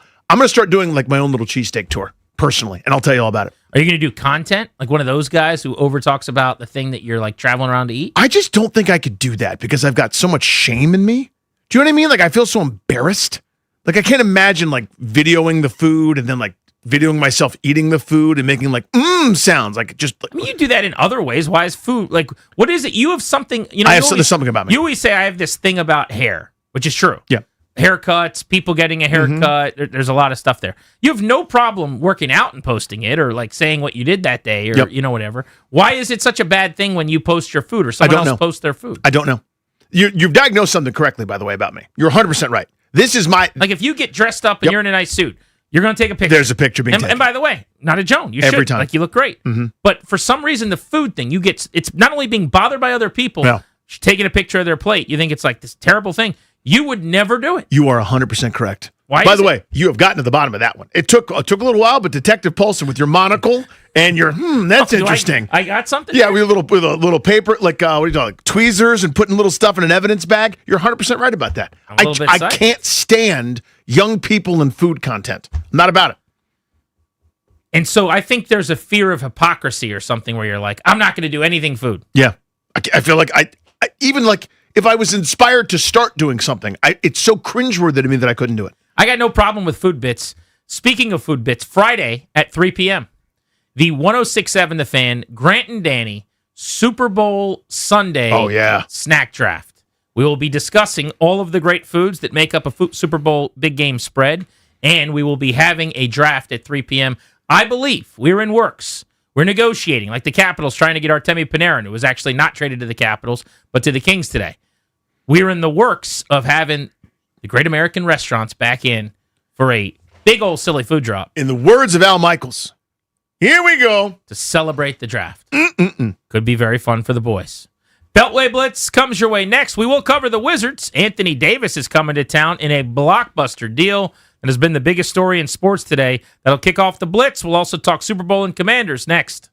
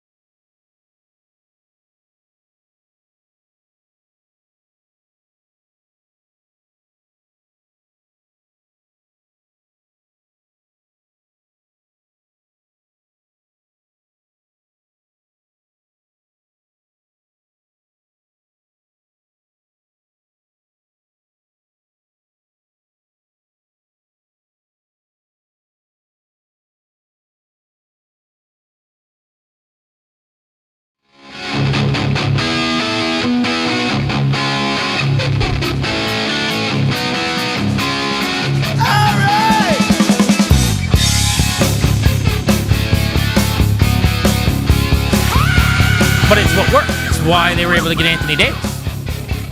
Chris Russell's upset about tanking in sports while commenting that the Wizards did a good job on the trade, as if the tanking wasn't why. I don't see how there's no correlation there. I can't explain this all to you. The only reason they were able to do the thing today that they did, which is gives them a chance to be good for the first time in my lifetime, is because they tanked. And yet he's still walking around here going, all these people were so excited about tanking. Well, today is a great day. This is how it should be done. Yeah, you mean the correct tank that allowed them to do this? How did we get those assets?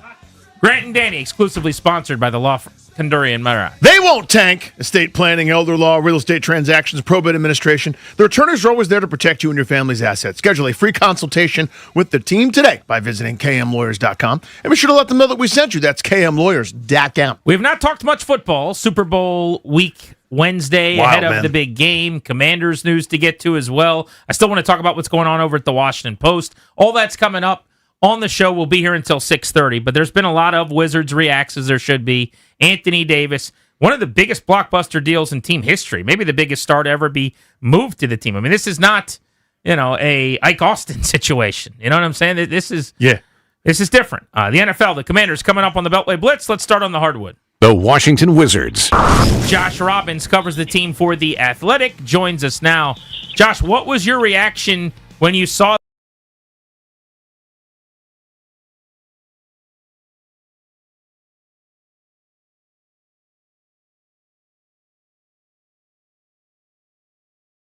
that the Wizards were looking at big men to complement Alex Sarr? So I heard some rumors that they had been sniffing around on Jaren Jackson Jr. I don't know whether that's accurate or not. There had been rumors about them being open to trading for Zion Williamson. I'm quite certain that is accurate. But there is this, and then Walker Kessler was rumored. But yes, the commonality in all of it is they were looking to add defense, physicality in the form of a big man. And if he's healthy, Anthony Davis brings that. So, Josh, what does it mean for Sarr? You referenced him. I've always felt better about him potentially as kind of like a 4.5. I don't know if I want him. And I know the old back to the basket muscle bound center is almost the way of the dodo, but there's still some big bodies he's going to have to deal with. I prefer not to have him take some of that abuse at times while also giving the team the lineup flexibility where he can be a 5 at certain points. What are your thoughts there, and what does this move mean for Sarr? Defensively, I think it doesn't affect him one bit. He does have the agility to play the 4 if he has to. He can play the 5. I believe AD's preferred position is the 4. What it does give the Wizards the capability of is to field an incredibly athletic front court defensively. With Coulibaly involved, or even Keyshawn George, that's a very tall, very athletic defensive front court. Offensively, I think, is where I have more confusion as to how it would work, but it's a problem that they can tolerate, I think. Alex Sarr most likely will only become a better three-point shooter in time. I think he's far better three-point shooter than his numbers indicate. And the wild card in all this is that they have Trae Young in the fold, waiting for next year. And if there's any point guard I think there's several point guards who could work in this case, but he should be able to unlock both guys in the lob game. He should be able to find them for open jumpers. So offensively, I have questions about how Sarr and Davis interact with each other. Defensively, no, that's not the case. Josh Robbins of The Athletic covers the Wizards. So let's talk about the potential downside to this. Let's say it doesn't work out. We've had a few people push back and say he's old, he's injury prone, you're derailing the rebuild, you're saving up all these assets, and this shouldn't have been what you jumped at. What do you say to that, and what does this look like? It does feel like in a year they can get out of Trae Young, and in 2 years they can get out of Anthony Davis. So, how much a downside is there? The downside in terms of the outgoing cost And by cost, I mean draft picks, outgoing draft picks. In Davis's case, very minimal. They are giving away the least favorable of the Houston Rockets, LA Clippers, and Oklahoma City Thunder's first-round pick this year. So that's going to be the 30th pick in the draft. They're giving away the Golden State Warriors pick in 2030 that the Wizards only would have gotten if it lands somewhere from 21st to 30th. By that time, I think Steph Curry, he might not be playing anymore. That pick may never be conveyed. So in terms of an outgoing cost, it does not injure the Wizards' rebuild unless they could have used these picks for some other trade. So very small, minimal cost in that sense. And I really view this move, along with the Young move, as kind of a hedge to help make sure the young guys progress next year, and as a hedge in case this upcoming lottery doesn't work out the way the Wizards hope it will. Let's just say somehow they drop to 6th or maybe even 7th. That would be a huge problem for the Wizards, except that now they have a means for next year to get better with the people they have. So I see this all different ways. Yes, Anthony Davis, as injury prone as most players in the league are, more so than most players, that's a problem. His age, not preferable, but still, I see the reasoning here. Josh, really appreciate you, buddy, on a busy day, man. Thanks so much for the info. All right, you're welcome. Take care, guys. Thanks so much, my friend. Hit that NFL sounder, please. The NFL. Pal Nate Davis, USA Today, to talk about the National Foosball League. Nate, where will this game, talking about the old Super Bowl between Seattle and New England, where will it be decided in your mind? Kind of what matchup or what sort of key do you think will end up deciding the outcome? Yeah, I mean, I think we got to see the Patriots offense make a little headway against the defense. I mean, we haven't.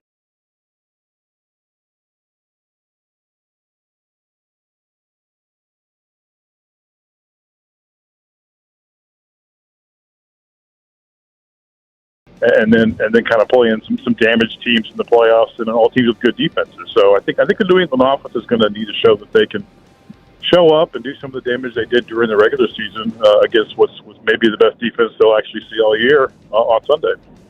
You think it'll be a fairly close game, or how do you see it playing out? I mean, if you were to ask me for an answer right now, I'm probably going to pick the Seahawks to cover. I mean, I thought really that. I think the de facto Super Bowl for me was the Seahawks-Rams game. I mean, those were the two best teams in my mind for really the second half of the season. So I'm got a pretty good lean towards the Seahawks right now. People are still kind of bringing up, will Sam Darnold throw him out of the game and all that? And hard for me to believe that we're still at that point. Obviously, his teammates have a ton of confidence in him. They've gotten their running game going in the last month or so. So they're really a well-rounded team with no weaknesses. And did a lot of research, extra research on the special teams today. I don't know that any team has a better special teams unit than Seattle. So that could be another area where they kind of distinguish themselves. So, Nate, crunching numbers, it makes it sound like I'm sitting down there with a pocket protector and a calculator. But doing my best here to count some stuff up. Let me phrase it that way. Against everybody that's not the Rams, since Thanksgiving, I think the Seahawks have given up 2 touchdowns. Now, the Rams have something, and they have been able to move the football against them. It's actually really that much more impressive when you quantify it that way. So it's kind of twofold.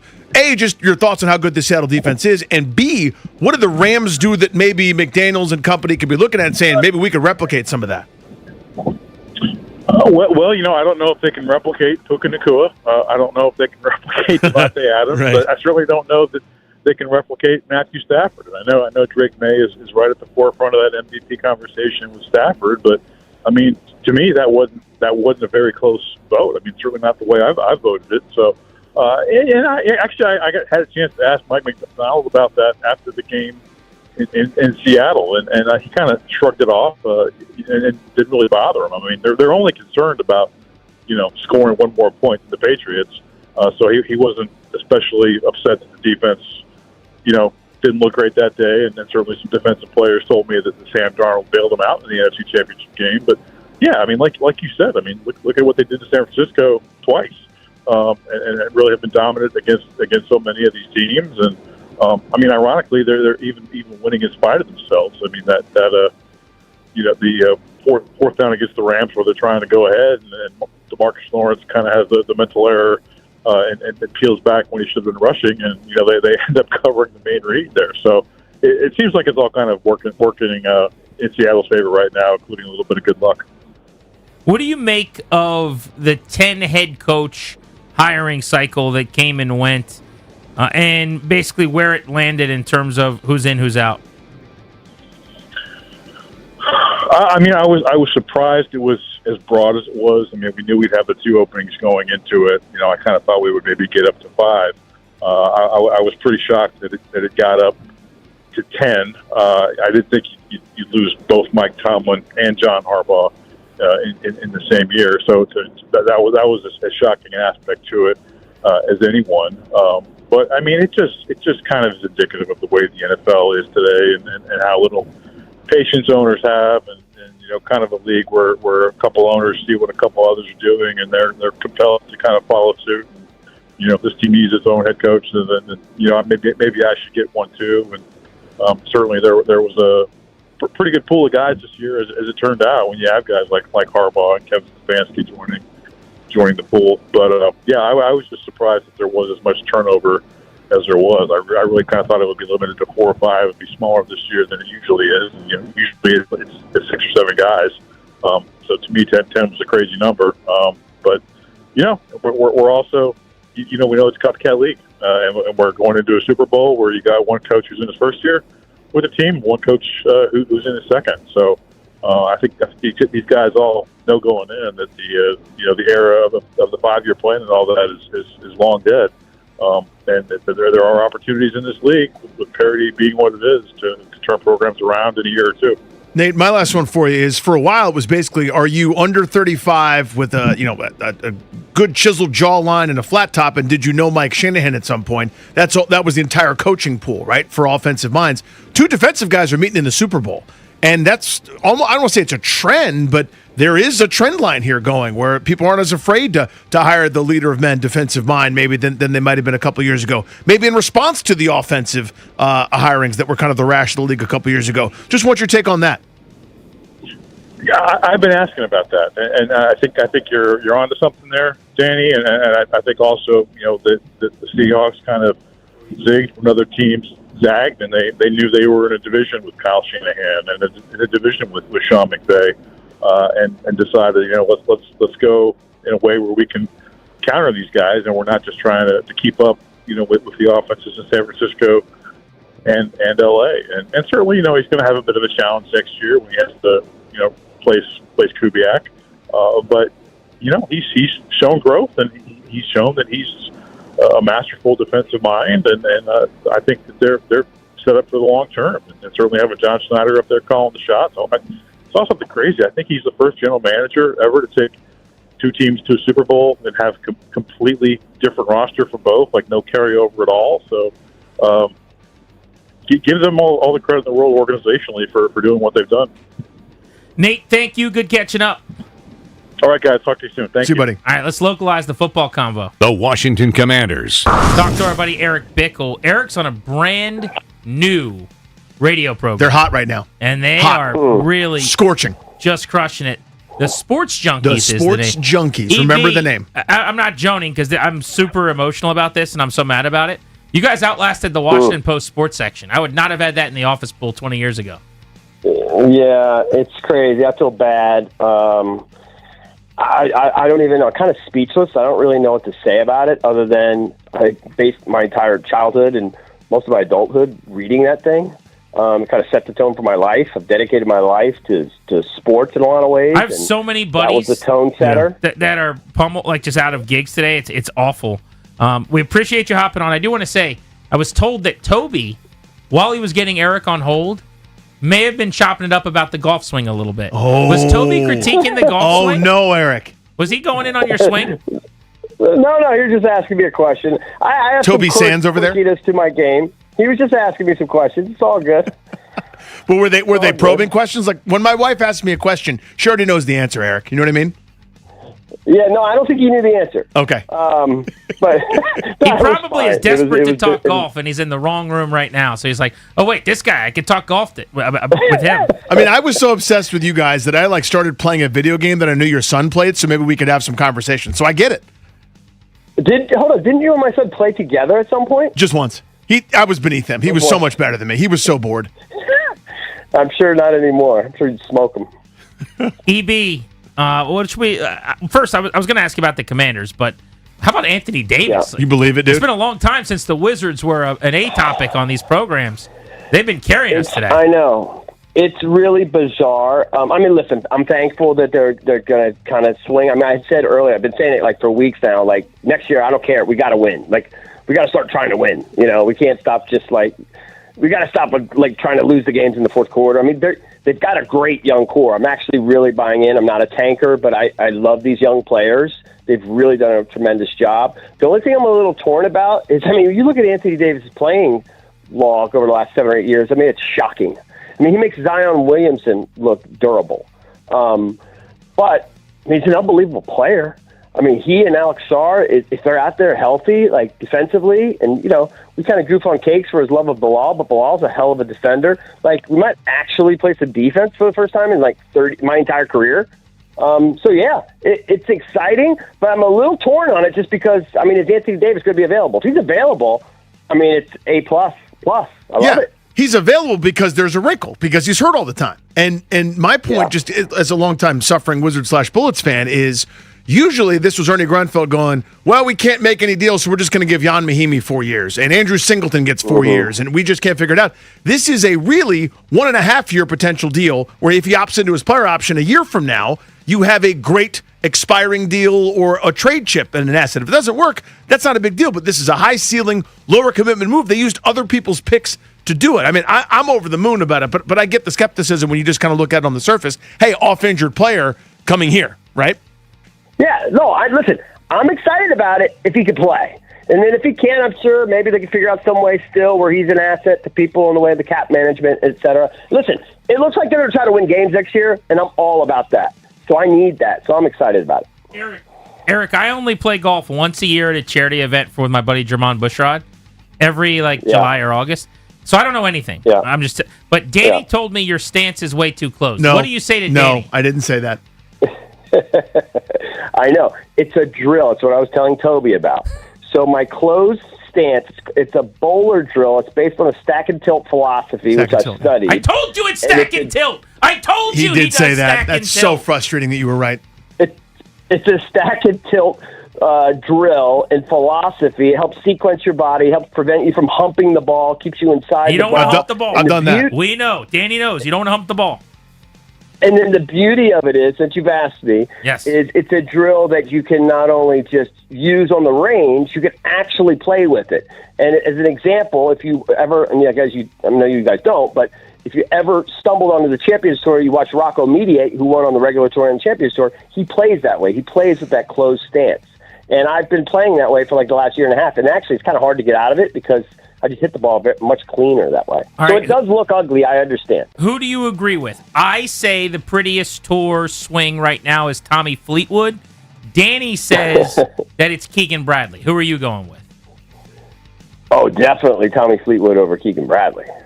I'm getting my ass kicked over I don't know here. if you're being serious, but definitely Tommy Fleetwood. Tommy Fleetwood has one of the most admired swings on tour.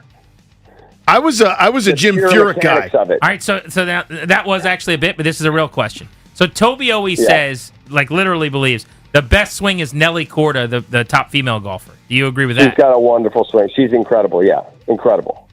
Incredible tempo, everything about her technically. She might be the most technically sound player. Look at Galda Paulson over there. More technically sound than Paige Spiranak? She's so technically sound, She's Eric. the most technically She's sound. got a lot of sound pieces, too. So Very technically much so. sound. I didn't know we were going to talk hoops and golf with EB. Dude, that's why you booked Bickle for the Blitz, I'm man. glad we did. See, Dad, we needed to get EB Versatile. on. We didn't talk about the versatile, Commanders, baby. but whatever. Yeah, whatever. Hey, we had Whatever Scott you Turner need, on boys. today. Didn't you guys have Scott on recently? Yes, I He feel was like I kind of silly. started that wave because he's amazing, and you know he was here in that weird, bizarro COVID awfulness, and with Ron, and just like Also known as the Rivera era. Yeah. Yeah, it was just an awful era. But he's a great guy, and obviously, I mean, he's well-established pro, been doing it for a long, long time. Super nice guy, and I highly recommend. I stumbled onto it because I found his dad's podcast, which I immediately started to subscribe to because he and his dad were telling amazing stories, and I was like, we got to get him on the show. So yeah, I was awesome. I listened to your interview. He was great. He was fantastic. So yeah, I heard him on with you guys. I'm like, Scott Turner's a little bit Scott silly on Turner's air. silly. So yeah, so he was great. Yeah, today. why We had not? fun. Right? I'm yeah, in. he's a super nice guy, and I feel like he'll come on anytime you want. So it's great. All right, Eric, be good, and Good thanks luck with for the new hopping show, on. buddy. All right, buddy. All right, hang in there, The guys. show's got a chance. I'm telling you guys, check it out, 6 to 10 a.m. He does this whole thing where he's like, "This is what's going on in Hollywood," and it's like, what? Like, Oh, so he must be super plugged in he's on all the so Hollywood plugged stuff. in. He's seen every movie, knows every reference. We got David Aldridge coming up next of the Athletic fame. Of course, a Hall of Famer as a broadcaster covering the NBA. What does he think about the Anthony Davis deal? We're about to find out. Shop best of season produce at Whole Foods Market. Get Sumo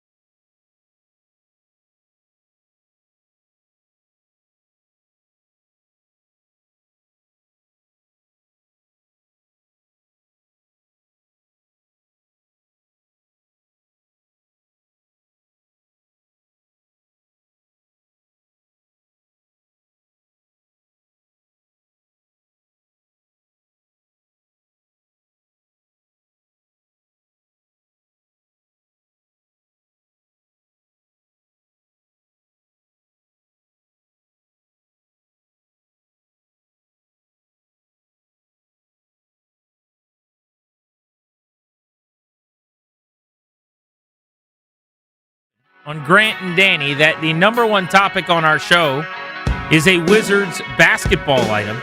It's also the number one topic in sports in America today.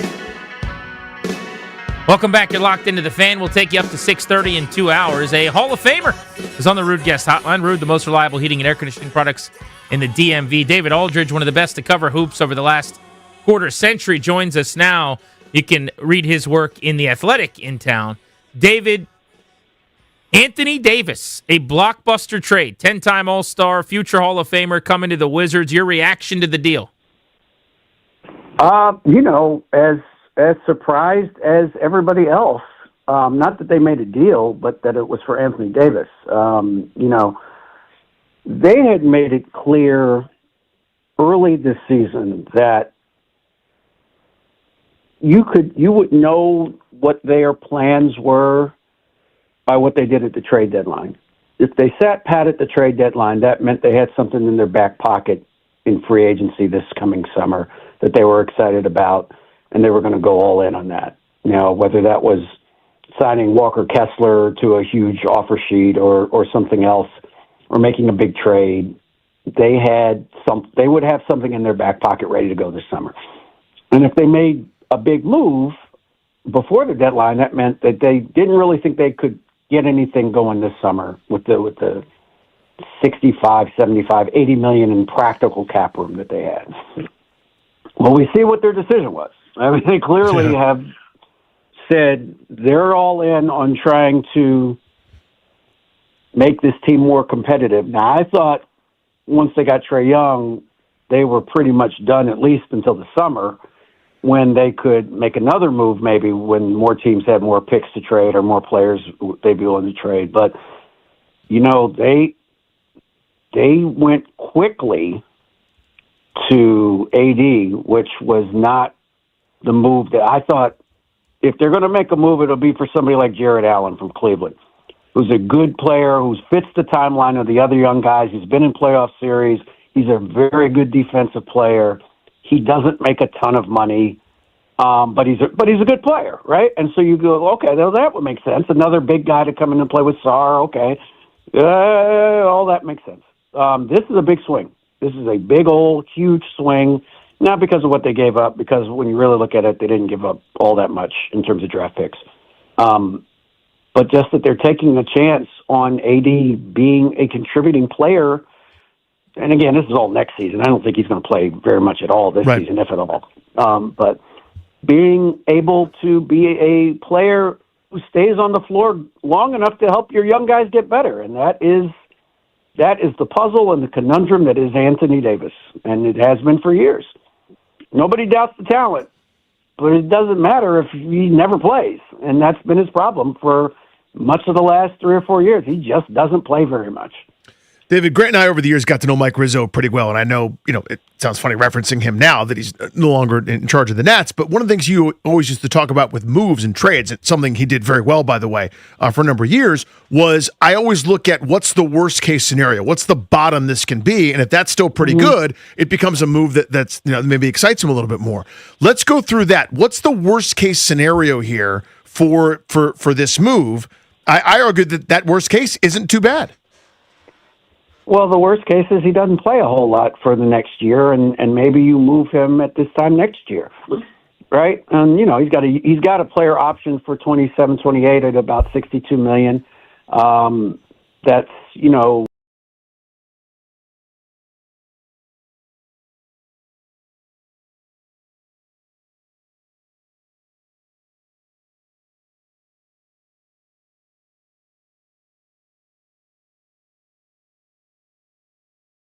you're going to be the team to do that. And the Wizards will take the next 6 months probably to figure that out. It's a tough call, but again, it depends on how many times you actually see him put the uniform on. I can't make a judgment about a guy that never plays. So until I see him play 40 games, 45 games, in a row, I can't really tell you they should keep him or they shouldn't keep him. That's the problem. It's hard to judge. But the worst case is that he doesn't play a whole lot, and they move him for more stuff next year at this time, and it's the same thing. Expiring contracts are the new currency. Technically, he would be on an expiring contract. You would work it out with his agent, obviously, if that's what you were going to do. And there was a particular team he wanted to go to and try to get some combination of picks or players that could help you down the road. But yeah, that's it. I mean, and the best case scenario is that he plays very well and Trae Young plays very well, and this team makes the playoffs next year. While not giving up, and it's important to say this, they didn't give up any of their core guys. Yeah, right? I wanted to get into that. Because for me, like they're trying to have their cake and eat it a little bit too, I think, with you're going to be more competitive next year. I think that's important for the young guys. But what I care more about is the path they've been driving down. And it's not like they turned the car around today. I mean, you still have Trey Johnson and Alex Sarr in your starting lineup with Young and Davis. They're going to have, hopefully, a top 5 potential superstar that they're drafting this year who could be the best player of the whole group if it all works out. Koulibaly, Keshawn George, Bub Carrington. They traded 0 of those guys. The 5 picks they gave up, none of them were their own. The 2 first-rounders are kind of fake because one of them might be 30 and the other one is top 20 protected. So they gave up nothing. I guess my question or point would be, number one, like a comment on that, but then also bigger picture, do you feel like even if the Trae Young or Anthony Davis things don't work out that well, that they're on the floor, isn't there still a path with what they're building at the same time simultaneously that this ends really well if they get a top 5 pick and it hits? It depends on the pick, Grant. It depends on who they get in the draft. Yeah. Like if it's 1 or 2 and you get a chance to take Patterson or DeBansa, or even 3 or 4, if you get Boozer or Wilson, like you get one of those 4 guys, and there's a couple other guys after them. Kingston Fleming is a terrific player at Houston. He's a great size for a point guard. The kid at Illinois is playing his mind out right now. He's playing great. Yeah, so I mean, this is a really good draft. Like you're gonna have to really mess up not to get a good player out of this draft. But obviously, you want to have your pick of whoever you think the best of that group is, right? I mean, it doesn't matter what position it is. They are not in the place where they can draft by position. They have to take the best talent that's on the board that they see, whoever it is. And if you're one, you can take the best of all of them, right? So you have no 1 or 2.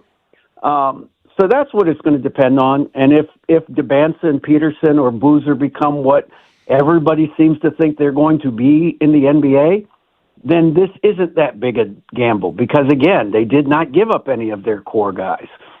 If the draft pick becomes a star player, not a good player, not a role player, they've got all the role players. They got plenty of role players on their team now. They need a star player. And if the draft pick becomes a star, then they have a great chance to kind of do this quickly, and it doesn't really matter if they keep Trae Young or if they keep Anthony Davis. It'll help them, but it doesn't. You don't have to put in massive resources or overpay to keep them. But if they wind up picking 7th or 8th, or God forbid lose the pick, then it's a different story, I think. Where does Young fit into this for you, DA? I mean, that to me is another sort of low downside kind of move where you can get out of the deal. He could be a trade piece, but it seems maybe they got some. I mean, the Trevor Schlink connection is there. Maybe they really like him. Where does he fit in? Well, they do like him. Yeah. I mean, that's not fake. They really do think they bought him on the low side. That he has a chance to get back to where he was in 2021, where he got him to the conference finals. And, they almost got to the finals. They think he's going to be that guy again. We'll see. I'm not as convinced as they are, but, we'll see. Yeah. He is a dynamic offensive player. Dynamic. He is a terrific offensive player. I do worry about the defense. Because they have built their team. And Anthony Davis is a very good defensive player when he's healthy. So that's not, he helps a lot. I mean, if you watched, I was at the game last night, and Alex Sarr's having a terrific season. But if you watched Karl Anthony Towns just abuse him down low, just weight room him under the rim a couple of times, that was not pleasant to watch if you're a Wizards fan. So you need a guy that really knows how to defend like Anthony Davis does. Now you become really good defensively with him and Sarr, and maybe it's Koulibaly, maybe it's Keyshawn George, whoever it is at the 3, maybe it's DeBansa. I don't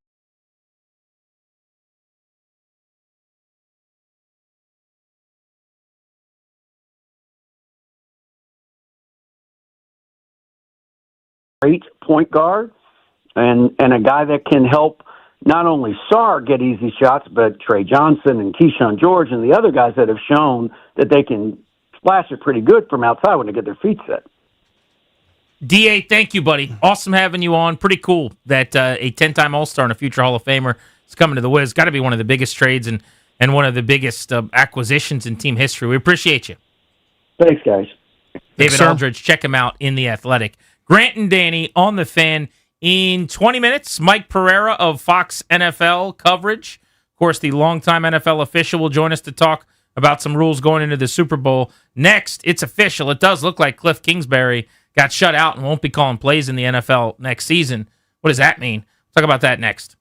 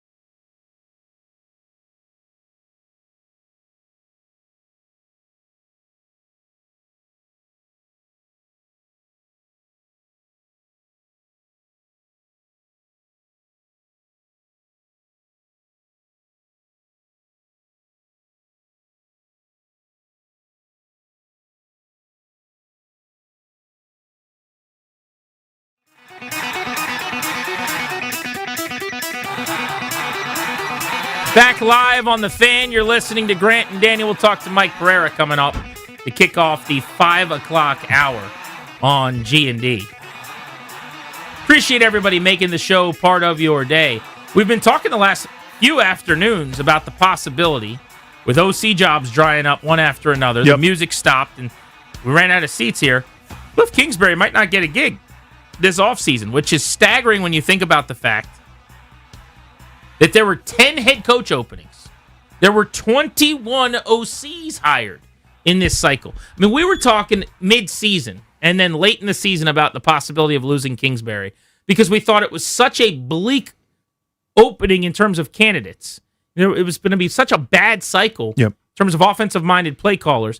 Maybe if there's 4 or 5 openings, he gets one of those jobs. Danny, there ended up being 10. A third of the league basically needed a coach. Crazy. Now, a lot of those guys resurfaced immediately. So like your Stefanskis, your Harbaughs, McCarthy's, those guys are like plug and play. So it wasn't all ascending young guys like Mike LaFleur that were chosen over him from a different system and regime. See, the Shanahan system. But man, it's still got to feel like a referendum of some type. He may have been choosy. He may have said no to some interviews. I'm sure there are jobs he wouldn't have wanted or said no to. I'm not going to interview with the Browns, whatever. But 20 plus OCs, 10 plus head coaches, and not one team hired him? Pretty crazy. Again, this is my working theory. This could be a million things. The answer is probably yes to a million things. We always want to do one line or one summary as to what it is. I'm sure, again, seeing New Orleans last year, he could have had the gig by all accounts, chose not to. He's probably choosy enough because he's got Arizona head coaching money still for another year or so, plus his coordinator money here from Washington. So he'll be doing just fine. Doesn't have to take the first thing that comes. See the New York Jets job, right? Even if he wanted it, maybe they chose Frank Reich ahead of him. Who knows? But the point is, reading the tea leaves, we were asking Scott Turner about this earlier. Again, a year ago, teams that lined up in the shotgun as much or more than anybody else met in the Super Bowl. Now, it's pretty exceptional. Kansas City got Pat Mahomes, and for the Eagles, Hurts, that's the way he's always run it, but Barkley's running roughshod through the world, 2 great receivers, really good tight end, good offensive mind, etc. So the world has changed so dramatically since then. It's now like, ew, you have shotgun in your playbook? You're not welcome here. Wait a minute, you mean you major in that? That's what you just did in Washington? Get out of my building. It's now moved that fast, it seems like. Now, whether that's fair or not, whether that's 100% accurate, I don't know. Certainly the perception, though, is that he was not in demand. Think about how crazy 1 year later is, right? A head coaching interview, a job that he could have had, versus, it seems like, shut out of the desirable spots. And yes, Seattle might end up being open as soon as Kubiak gets a gig, but they're not going to go from Shanahan coaching tree, that design under center that produced outstanding offensive results from Sam Darnold and company, to line up in the shotgun, RPO this thing to death, horizontal raid. We're not doing that. I think that the league has pushed back on what he does, and he's going to have to adapt or you're going to be in trouble. Now, do I think the league's probably doing a little too much here? I do. Because you only got to go back to 24 to find how fantastic things were. And I think he's still a pretty good option. In fact, if you go back to before Washington hired him, I was kind of out on Kingsbury. I was not a big fan. And some of my gripes are the same gripes I have today. The stuff I didn't like before he got here, I don't like louder. You know what I'm saying? Yeah, I still don't like that. That said, I would tell you I was wrong overall. Like, he is better than I thought he was.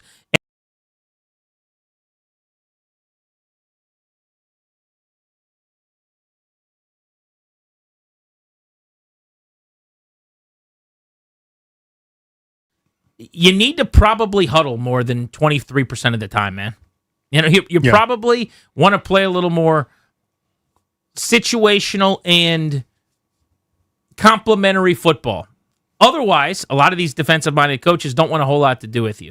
And you're going to need to get under center. I know you hate it. You're going to need to put some guys in motion. It's okay to move guys around and get some stacks and get some free releases. You got to adapt a little bit because I think you're seeing everybody wants the Shanahan thing, the Ben Johnson thing. People don't want his thing. We're going away from that. And maybe in a couple years we go back to that. I don't know. You said a word that I think is my number one gripe. Always has been and will continue to be until it's different. Adapt. I don't think he adapts quickly enough. I think he's so smart and so capable. He's up at 3 a.m. and you're not. Like he's driving in the dark with his Dunkin' Donuts coffee in the pitch black of dark, getting to the facility earlier than anybody else in the world, and he's smarter than you. he's a slow adjuster. I've always felt that about him. It took weeks and weeks and weeks and weeks before finally Terry McLaurin lined up anywhere other than the left side. Let me ask you a question. Is he a slow adjuster or is he stubborn and unwilling to adjust? I think both. Because and I think that matters. Yeah, I do too. And I don't think he wants to adjust. Agreed. I don't know this. I haven't talked to him or spent a lot of time around him. He's not really a personable guy from my experience. Now, I don't know how fair that is because I'm not at the building a ton, but just the limited interactions I've had with him, he's not a bubbly media guy. He doesn't really want to do that. Right. Perfectly fine. I don't need you to hold my hand and tell me why you call the plays you call. Nothing wrong with that. My point is just I don't have a great window into how he thinks because of that. But I wonder, it feels to me like my way will work. I will show you. This is how I do it. This is how we will do it. You will see. That's not the best way forward just generally for me. And some of the great offensive minds in league history have been that way. I mean, Sean Payton is as stubborn as they come. And he's like, I'll pass over certain quarterbacks because I want you to run my thing my way. You know what I mean? Like there have been guys like that have been successful. And Kingsbury's got some pelts on the wall here, kind of to your point. But I have felt for a while like he just doesn't adjust quickly enough. And some of those in-game things when they're taking it away and it's like, hey man, they see this coming, they've sniffed it out. No, if we do it right, it's going to work. It's going to work. It's going to work. And then all of a sudden you don't have a first down for a while and you lose into Philadelphia on Thursday Night Football. To me, that's been his weakness. And so when everybody like to try to dunk on us when we're pointing out the cliff, they go, it's not real. They had a first down in that drive. It was always real. It's always been real. There are drop-offs. When they got into conference play when he was in college, it got worse. Well, they're playing better teams. Oh, so your counter argument is that it didn't work against better defenses? Okay, is that an issue? That's always been a thing with him, and I think this is the wake-up call potential that he's going to need to say, I need to be able to adjust quicker in real time. We'll get back into the Wizards trade for Anthony Davis next hour on G&D. We'll kick off the hour next with Mike Pereira on the phone, the rules expert and analyst. Let's talk NFL rules ahead of Super Bowl 60. It's a football Wednesday that's become all basketball on G&D.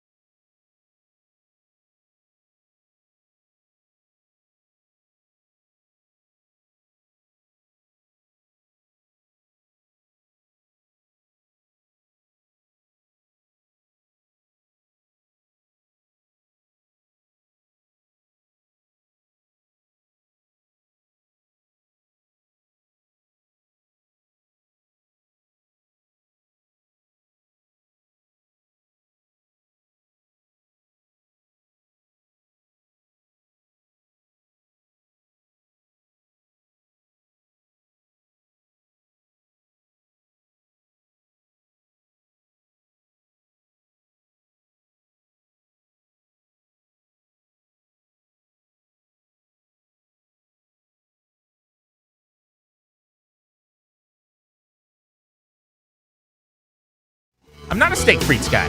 Yes, I love steak, and yes, I love French fries. I don't like the combination together. I want mashed potatoes. If not mashed, I want a baked potato or a Hasselbeck potato. French fries don't go with steak. They go just fine. I don't like that pairing. Everything goes in that delicious house sauce. Also, steak and frites at a restaurant, like, give me a better cut. I want a ribeye. I want a filet. Like, the cut when you get steak and frites is a little bit nubbier. That's totally a thing. It is a lesser cut of steak, but the whole point is it's like you're dumbing down the steak a little bit to do a little steak frites, steak and fries. If I'm eating steak, I'm not dumbing it down. I get that. Also, I want mashed potatoes. We are sponsored by the law firm Condori and Murad, estate planning, elder law, real estate transactions, probate administration.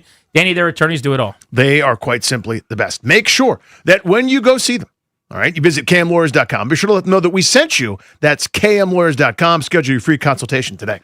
I always like having Mike Pereira on the show from Fox Sports. He covers the NFL officiating for them and is one of their rules experts, longtime official, head of officials. We just learn about the game, the rules, and we get to kind of air our grievances as if like he's going to fix it all for us. So always fun, and what better time than Super Bowl week to check in with Mike. You're on in D.C. with Grant and Danny. How are you? Well, I'm great, and I learned from you guys because I'm telling you right now, I'm going to have a ribeye and frites tonight in Manhattan Beach, baby, and it's going to be a beautiful thick steak, and I'm going to enjoy my frites. Thank you for putting that thought in my head. I'm great. The least we could do. So you're having a ribeye, which makes it better because generally you're not steak and frites is not a ribeye. So I like that you're classing it up with the ribeye, the best cut of meat. But wouldn't you rather have that with some mashed potatoes? No, absolutely not. I hated mashed potatoes when I was 7 years old when it was forced down me. I don't like mashed potatoes. I want crispy frites, crispy French fries to go with my steak. Because you get the salt as a nice little palate cleanse right back to the steak. Sometimes it's together in one bite. It's your own amusement park ride, Mike. I love that. Beautiful. Mike, there's a lot of ground to cover with you. I actually want to start with the ref news of the week as far as officiating goes. The NFL is going to look into and consider the possibility of being able to throw flags upon review on what are like injury-related type plays. So we're talking any kind of roughing of the passer, horse collar type stuff. Your thoughts on what would be unprecedented and kind of brand new if they could go back? Right now, we can review the things that were called, but this would be something that wasn't called at all that they missed, and they could buzz down to the officials and say, hey, he grabbed his face mask before the next play. Let's throw a flag. Yeah, man, I think it's coming. I think for the first time it's going to get legitimate discussion with the competition committee. I mean, Donna Ponte said that before she left to go to the New York Giants, but, I think it's right on the edge of happening. Look, it's not like you're going to do this and nobody's done it before. I mean, this has happened now in the spring leagues where you can call, and I call them player safety fouls that, that are missed, that are actual fouls. You can add a flag. I felt that, when they got to the point where you could take off fouls for face mask or for horse collar or for hits on defensive players, I mean, most of the controversy is the ones that aren't called, and you think back about face masks, especially. So I'm all in for that as long as the people that are running the system are qualified enough and trained enough that they can actually go ahead and call the fouls. So that's the question that I do have, and then. Might you expand it? If you get into the area of now calling fouls, you've got to think back to the Rams and the Saints and the missed pass interference call there. Are you going to try to go down that direction like they tried once before and failed? But they failed, to me, when they shouldn't have, because what they did was they tried to apply a different standard than, what the official actually is to call. So in other words, they said, it's got to be so clear and obvious that it's pass interference that you can add it then. But if it's close, even though it is, if it's close, then don't add it. Well, if they're going to do it again, it's got to be an either it is or it isn't. And the bang-bang plays, if they're bang-bang plays, but they are interference, then you have to add those. So, I think they'll probably do a little bit more, pay a little bit more attention to the UFL this year to see how that works. And it's not like in the UFL they have two people that don't know anything about football, making these decisions on whether to add the fouls or not. It's actually Dean Blandino and myself.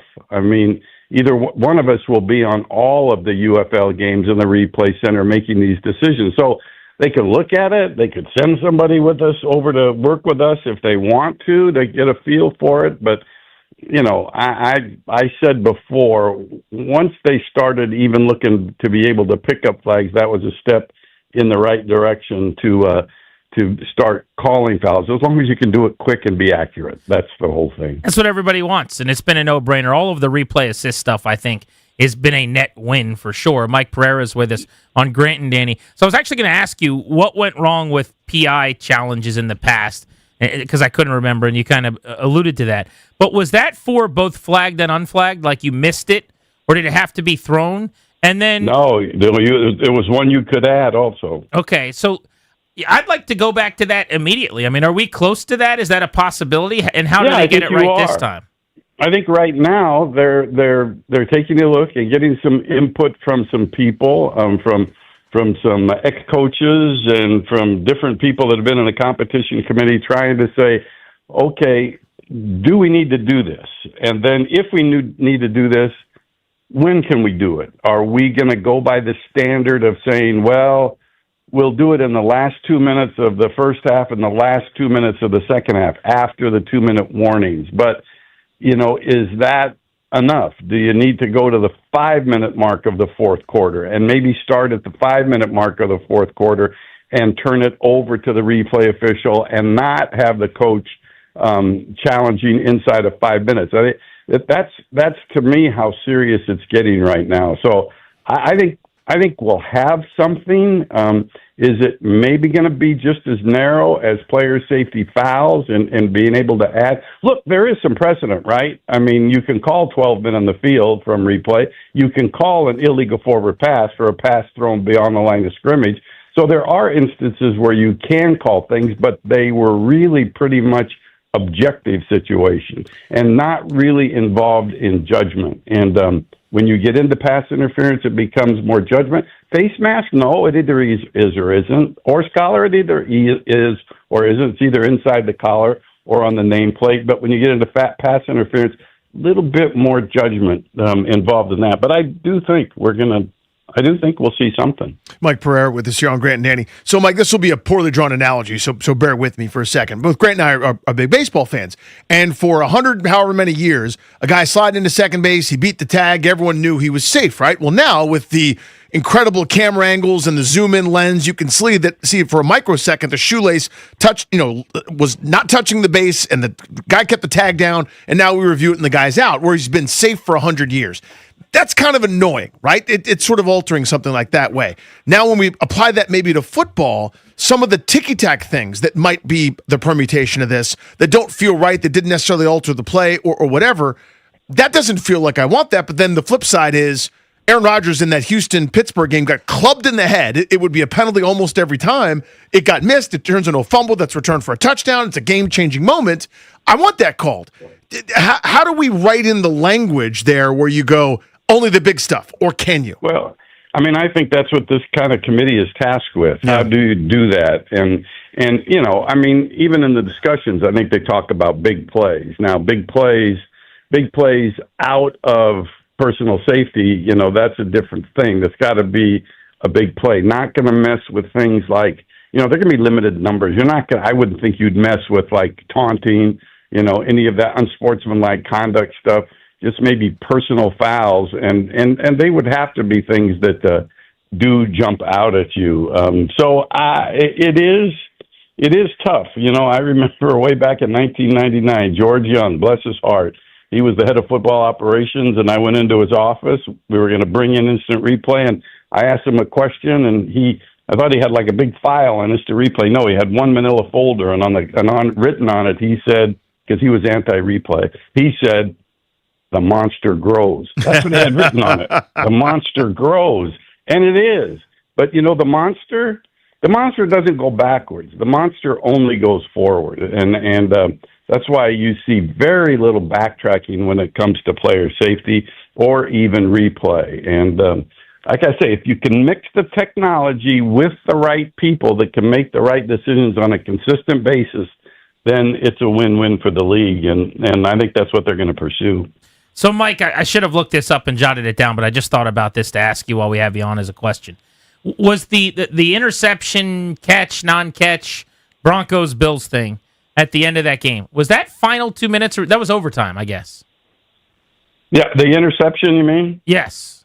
Yeah, no, it's clear. It's clearly an interception, which is why they never stopped and looked at it. The problem is that, again, you talk about people. When you have the Aaron Rodgers play where the batted pass, where he came down with the ball and then the ball came loose, and they said that he didn't have it long enough or whatever it was, and then they later admitted that they were wrong, that they should have left the call the way it was.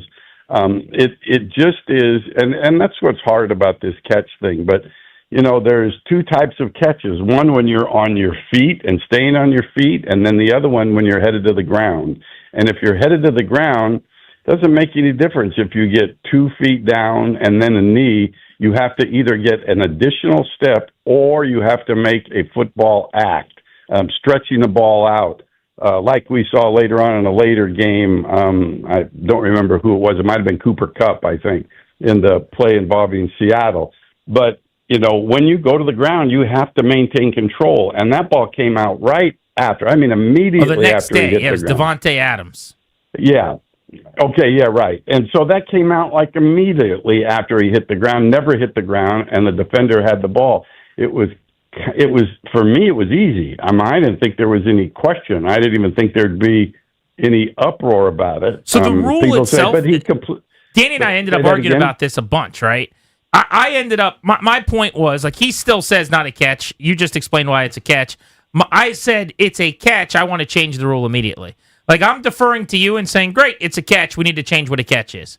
Because I can't have a guy, when a safety is basically out of position, land on the ground, and while sliding on the ground, possessing the football, have it ripped out of his arms by a guy jumping on top of him. Theoretically, in a normal situation, he'd be down by contact. I get he hasn't survived the ground yet, so he's not.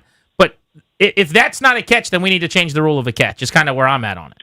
I don't want to change the rule on a catch anymore. I mean, geez, we've done it forever. If you ask people now in this day and age, what's the most confusing part of football? It's the catch. Is it a catch? And then for the football people, for the officials, and for us rules analysts, I think for the most part, it's got pretty clear now. And much of the focus is on the additional step, the third step. But I think, it's difficult, but, people have to understand that, the runner, when the runner goes down and the knee hits the ground and he's been contacted, he's a runner. The play is over when the knee hits the ground or another body part other than the hand or foot. The receiver's not a runner yet. He doesn't become a runner until he absolutely completes the process of the catch. And that includes, going to the ground, maintaining control after you hit the ground. It's fairly simple, although you might say nonsensical if you want to, but I think it's about as clear as it's ever going to get in replay. I mean, this is kind of one of those things in replay. Replay really mucked it up. I mean, when you think about it, when you broke it down and, before it was very simple. You didn't have replay. As an official, they would tell us, if in doubt, call it incomplete. That's what they would say. If he gets 2 feet down and then you're in doubt as to whether he had the ball long enough, call it incomplete. And then replay came and then started dissecting it and saying, well, what is long enough? Okay, then we put language into the rules that said, well, let's see, if you have the ball long enough to turn up field and make a football move or stretch the ball out, and then they added an additional step. It's just, I think it's always something that we're going to have that's going to keep me working, I guess. That's maybe the great thing. Yeah. Good job, security. I know, right? They look over to you. Was that a catch? Listen, man, I don't know. Back to you guys. Mike Pereira with us here on G&D. So when it comes to the Super Bowl, This is always hard for me because you obviously want to make the correct calls. Every official does. I have no doubt of that. They're human beings with their sentient thoughts, emotions like everybody else.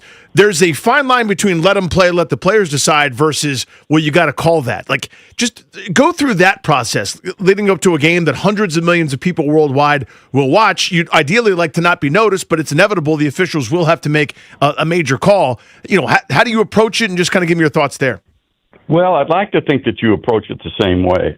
Although, you don't often have games where it might be 160 million people or whatever watching the game. And they are never told. I promise you this, and I am honest with you guys. They're never told to let them play. But I'm just telling you, the subconscious mind takes over, and you don't want to be the story. Right. And you're a little looser, which I don't like because I don't think it's fair. I don't think it's fair to the players. I don't think it's fair to the coaches, but you try not to be a part of the story. So it's more human nature, but there is going to be criticism. We just don't have games without it anymore, partly because of replay, partly because the speed of the game, it's gotten tougher and tougher to officiate. Hell, last night, I turned on the Pro Bowl flag football game, and I watched the first half. They were killing the officials. This is a flag football game that no one cared about. And they had a lineman that caught a pass, and they said the quarterback was on the line. They had the play at the goal line. They missed that. But why did they shut this play down? Wait a minute. That was flag guarding. That was hand guard. That should have been. It's just the way it is. Yeah. If it happens there, it's going to happen on Sunday. And Mike, so you just hope. Why can't the person in your ear just tell you what the call is? More often. Can't you? Yeah, so in other words, all that matters is getting the call right. So I've always thought when the officials come together, someone should just be like, hey, I'm looking at it. He caught it or he didn't. I think there's a bit of a slippery slope there, but I was one that talked about it's kind of what we do. It's kind of what we do in the spring league again. I call it an eighth official. I said, just like you said, okay, sometimes officials get together, and often it will happen on a block in the back on the punt return, of which there seems to be one, or a hold every time. And they get together, and one official says, hey, you got 23 on the block in the back? I think it looked like to me it was from the side. And they end up having a discussion and coming to a conclusion. I said, put an eighth official. Have a rotating official. Have 8 officials on the crew instead of 7, and have the 8th sit in a enclosed booth somewhere in the stadium and have the replay. Just let him look. He's not replay. He's just part of the crew. And if he can say, yeah, that was 23 block in the back, say it. Let's go. Let's move on. And but you get further, taking the game further and further off the field. I don't think that they'll ever get quite that far, but I do think, now now with the expedited review, it's somewhat the same, because they have to make that decision within 20 seconds of the play clock, the first 20 seconds. So they're quick decisions. So they're making some of these, which I think will probably take it, just like we're going into balls and strikes with robots. Probably we'll take it to a point where technology gets further and further involved. Mike, you're the best. Always appreciate the time. Enjoy the game this weekend.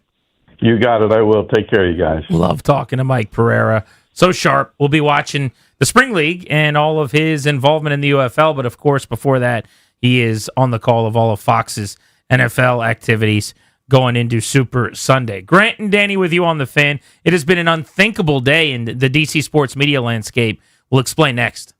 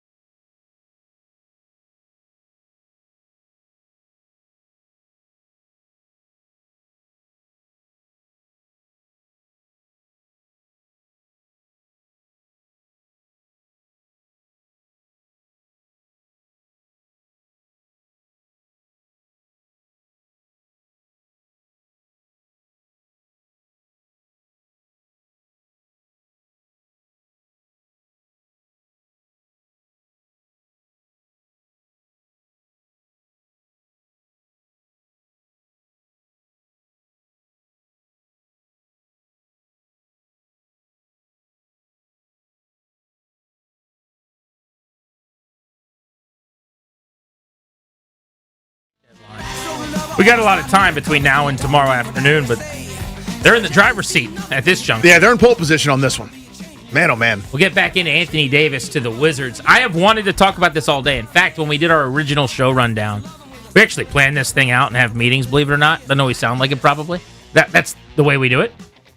We were leading with the Washington Post sports section being disbanded today. That's what we were going to start the show with. And I admit that this one for me is, maybe not everybody cares to the same extent that I do, but I think a lot of you do. I think a ton of our listeners do. And this is personal and this is emotional. It stinks. This is an awful, awful day and an awful, awful thing. But the Post announced today that it eliminated its sports department as part of mass layoffs of 1/3 of its staff across all departments. And that's something we'll talk about here. Is it's not just the sports. That's the sports section, our sports show. Our little sports show, Our reaction has been mostly about that. But it's 1/3 of the actual newspaper. One of the great beacons of journalism in history, and one of the most important papers of all time. When you look at the Watergate scandal and some of the things unearthed and uncovered and the journalism done, it's iconic. It's a legendary brand. It's the Washington Post in what has been a top 10 media market forever. Unthinkable this day. We joke about the state of our union, radio and newspapers and the trends and what's happening. I cannot believe this happened today. It all happened pretty quickly over the last week and a half, 2 weeks. We found out it was going to take place. And to me, it's just so unnecessary. That's the frustration I really have is that this doesn't need to happen. It's a choice being made, and it's a total bummer. There's no way around that. It is a bummer. There's so many people that we've had on the show a million times that we've gotten to know over the years. You're checking your timeline, you see that tweet. Like, I'm part of the group that got laid off. I'm part of the group. And it's like, God, it's gut-wrenching. It sucks. There's friends of ours. Your friends, yes. Like true, legitimate friends. Colleagues, friends, people that have been gracious enough with their time, again, to come on our airwaves that we've gotten to know in press boxes or, media rooms or on the field in Nats Park or everything in between. It's it just stinks. There's no way around that. That, on an individual basis, like human beings having to go through that. It sucks. I wish I had a more profound, eloquent way of saying that, but it does. Your heart goes out to them. That's the personal part. It's so much bigger than that, though, right? Respectfully to them, this is not about a buddy of mine or a reporter that you liked losing a job. What happened today is a sports tragedy, in my opinion, and it's a gigantic loss in terms of journalism and the sports media industry. It is larger than gigs being lost. The gutting of the department, not just sports, but covering the Middle East. Do you realize they've gotten rid of all of their photojournalists? All of them, Danny. Mm-hmm. All of their photojournalists at the Washington Post. It's hard. It's terrible. Only industry I've ever wanted to be in. And this was like one of those pillars where you see other companies coming and going. You see other publications try their hand out, not succeed or fail or whatever. You go, well, it's the Washington Post. At least you'll always have the Post. At least you'll always have, columnists and beat reporters traveling to games and doing it the right way. Someone's going to be spending the money. Nope. Not that either. But look, people are going to say newspapers are dying. True. Yes, that version of how you get your content is not as important as it was 30 years ago. I read the work in the Post every single day. I haven't touched a newspaper in years. It's been a long time. You don't need to have a newspaper in your hand to get that content. There are ways for this to work. There's other ways to consume it. And the other thing I keep hearing that bothers me too is like this idea of it's just sports. I don't really play that game. The it's just sports game. Coverage is so important. Sports are so important to communities. You're talking about people's identities tied to, your hometown is home for a lot of us because of our sports teams. When people move to a city, one of the ways you ingratiate yourself and start taking to a market is going to those games and taking on those teams. Sports make you feel prideful and they make you feel despair, but there's a connection and an identity to it. So the it's just sports thing bothers me. Yeah, it's unrelatable to me. I mean, you and I are in this gig as, sports fan doesn't cover it. Like it's our livelihood. It's our whole thing. It's our identity. It's intrinsic to who we are. And it's just that institution is no more. It's just, it's hard to come to grips with. I'm sure you were like me. I grew up I've heard from thousands, or not personally, I've seen dozens of people saying this, but I would imagine there are thousands of people that have a story like mine, which is, this is not just a bit. Like, I started reading by reading the Washington Post sports section. It would plop down in front of me. Hey, you like sports? Here you go. And that's how I'm learning to form words and sentences and becoming a writer and all these other things. That's how a lot of people in this town did. Oh, totally. Yeah. I mean, the times that I did get to read the paper, I'd walk in there and find wherever the sports section was, rip it out, and I'd read it from cover to cover, and then I can move on to whatever else was next, if anything at all, right, with that local paper. But as times have changed, certainly, I don't know, man. You said I forget exactly the phrase you used. You're like, I can't believe it. Like, I can, and that's depressing, if that makes any sense. Where I'm going, you can believe that the Washington Post wouldn't have a sports section at all. Yeah, here's the trend line. The way that we're going, and I'm not saying it's good. I'm going, there so much money's being lost, and the industry is adapting and changing, and it's now more TikTok than it is, the post-game story. It's now more live reaction video and those live spaces and podcasts, or the cameras right up somebody's nose and they're just nodding while someone else is like sarcastically talking about fantasy sports or whatever, or gambling and things like that. And like, that's what people are consuming. And I'm going, oh my God, we're getting away from the thing. And sure. And here we are. But there's still a place for what the Post does. Of course there is. Journalism. Yeah. You said there's so much money being lost. That's another thing that's bothered me about today, is like this idea of like it's a bagel shop. It's not. It's not a bagel shop. I believe there are certain businesses that have a fiduciary responsibility to a community. An owner of a team shouldn't move out of the city. I've always kind of felt that way. You talked about this a lot with Ted Leonsis and other people where, especially if you're getting any kind of public money, but there is this fiduciary responsibility when people are pouring into what you have, or in this case, when you're super important to your community. I think newspapers, journalism, there's a responsibility. When you're talking about educating people and unearthing and watchdogging and doing this stuff, like, this is not a restaurant where, like, what's the bottom line? Is it green or red? The well-being of the community is involved, in a sense, the education of the community. So there's a responsibility to do right by your community. And if you don't want that responsibility, fine, sell the newspaper. If you don't want to lose money, that's okay. I'm not telling you should lose money. Somebody might be willing to take that responsibility on, I bet you, who's got a lot of money that won't feel it. And that's what should happen here, in my opinion. Like, the decision to shutter this thing, which is the decision of the owners and those people to make, is fine. But you're talking about money. Let's talk about money. You know how much money the Washington Post lost last year? I've seen varying figures, but take a guess. Tens of millions. $77 million, okay? Now, I promise you I'm not a guy who thinks billionaires are evil because they have money. That's not how I view the world. And I promise you that I don't find the word billionaire to be a pejorative. I typically don't like telling people what to do with their money either, okay? But I'm going to be hypocritical and do that for a second. Jeff Bezos is worth $239 billion. That's what he's worth.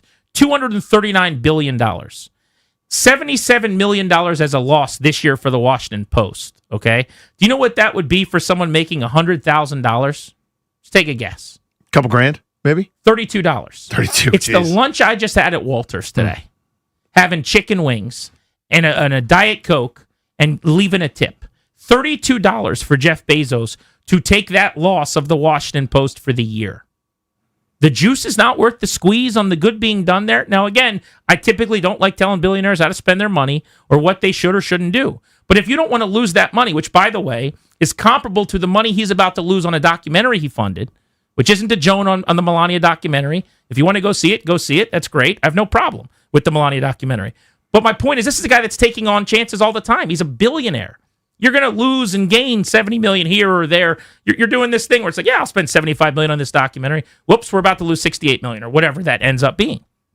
So it sounds crazy to say you're going to lose $77 million. It's $32.20 to this person, who since 2024, over the last 2 years, has gone from being worth $194 billion to $249 billion.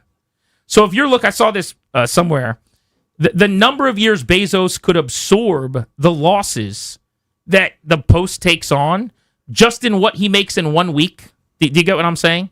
Okay. So with what he makes in a week, if he never made any more money, he could go 5 years in a row running the Washington Post before he was out of money. Just on one week coming in. So this is not really about money, I don't think. But let's say it is. He's Mr. Great Businessman. I'm not going to lose any money. I'll do the documentary and lose $70 million, but that's a different thing. I'm not going to lose the $77 million here.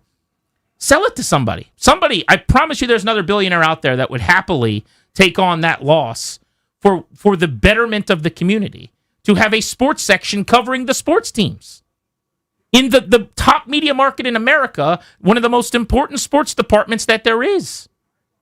So if you're asking me or disagreeing, that's fine. Yes, it's emotional and it's annoying to me as someone who loves this thing, who has buddies involved, but this is the only industry I've ever cared about.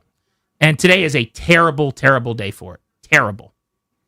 Yeah, it's just hard to believe that this is that it's here. You know what I mean? It's hard to explain, but it's something that I grew up with. It's something that I have cared about for so long. It's just, as EB said earlier when he joined us on the Blitz, it's like the times I read that sports section, like that's where Michael Wilbon was. That's where Tony Kornheiser was. That's where Barry's Faluga chronicling all the Nats' journey to the World Series was. That's where those columns were. That's where Boswell was. I have a quote on my senior page from my high school yearbook from Tom Boswell talking about Cal Ripken.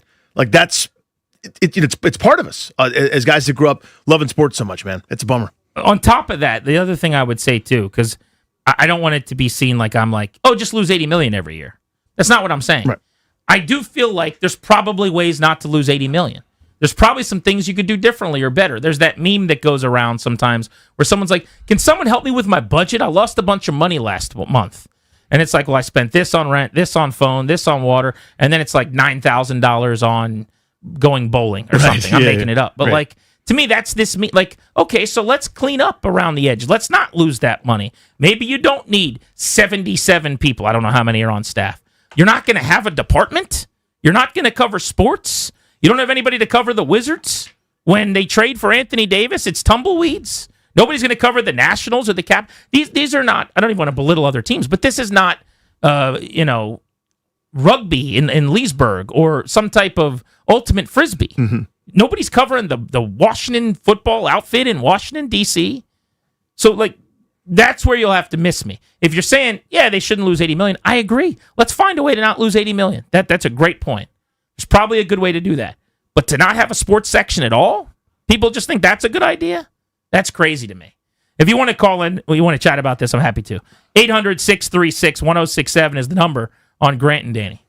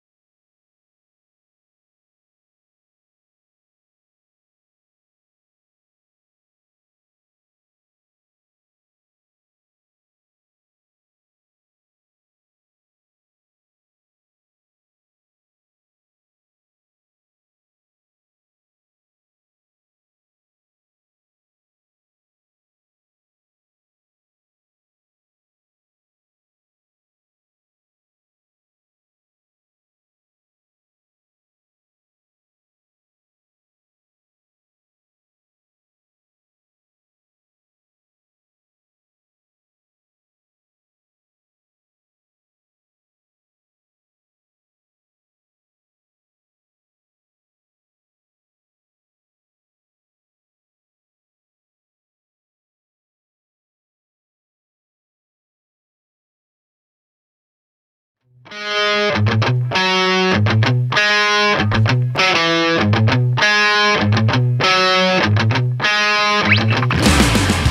live on The Fan, we're Grant and Danny. It's unimaginable to think that the Washington Post, as of right now, has no sports section.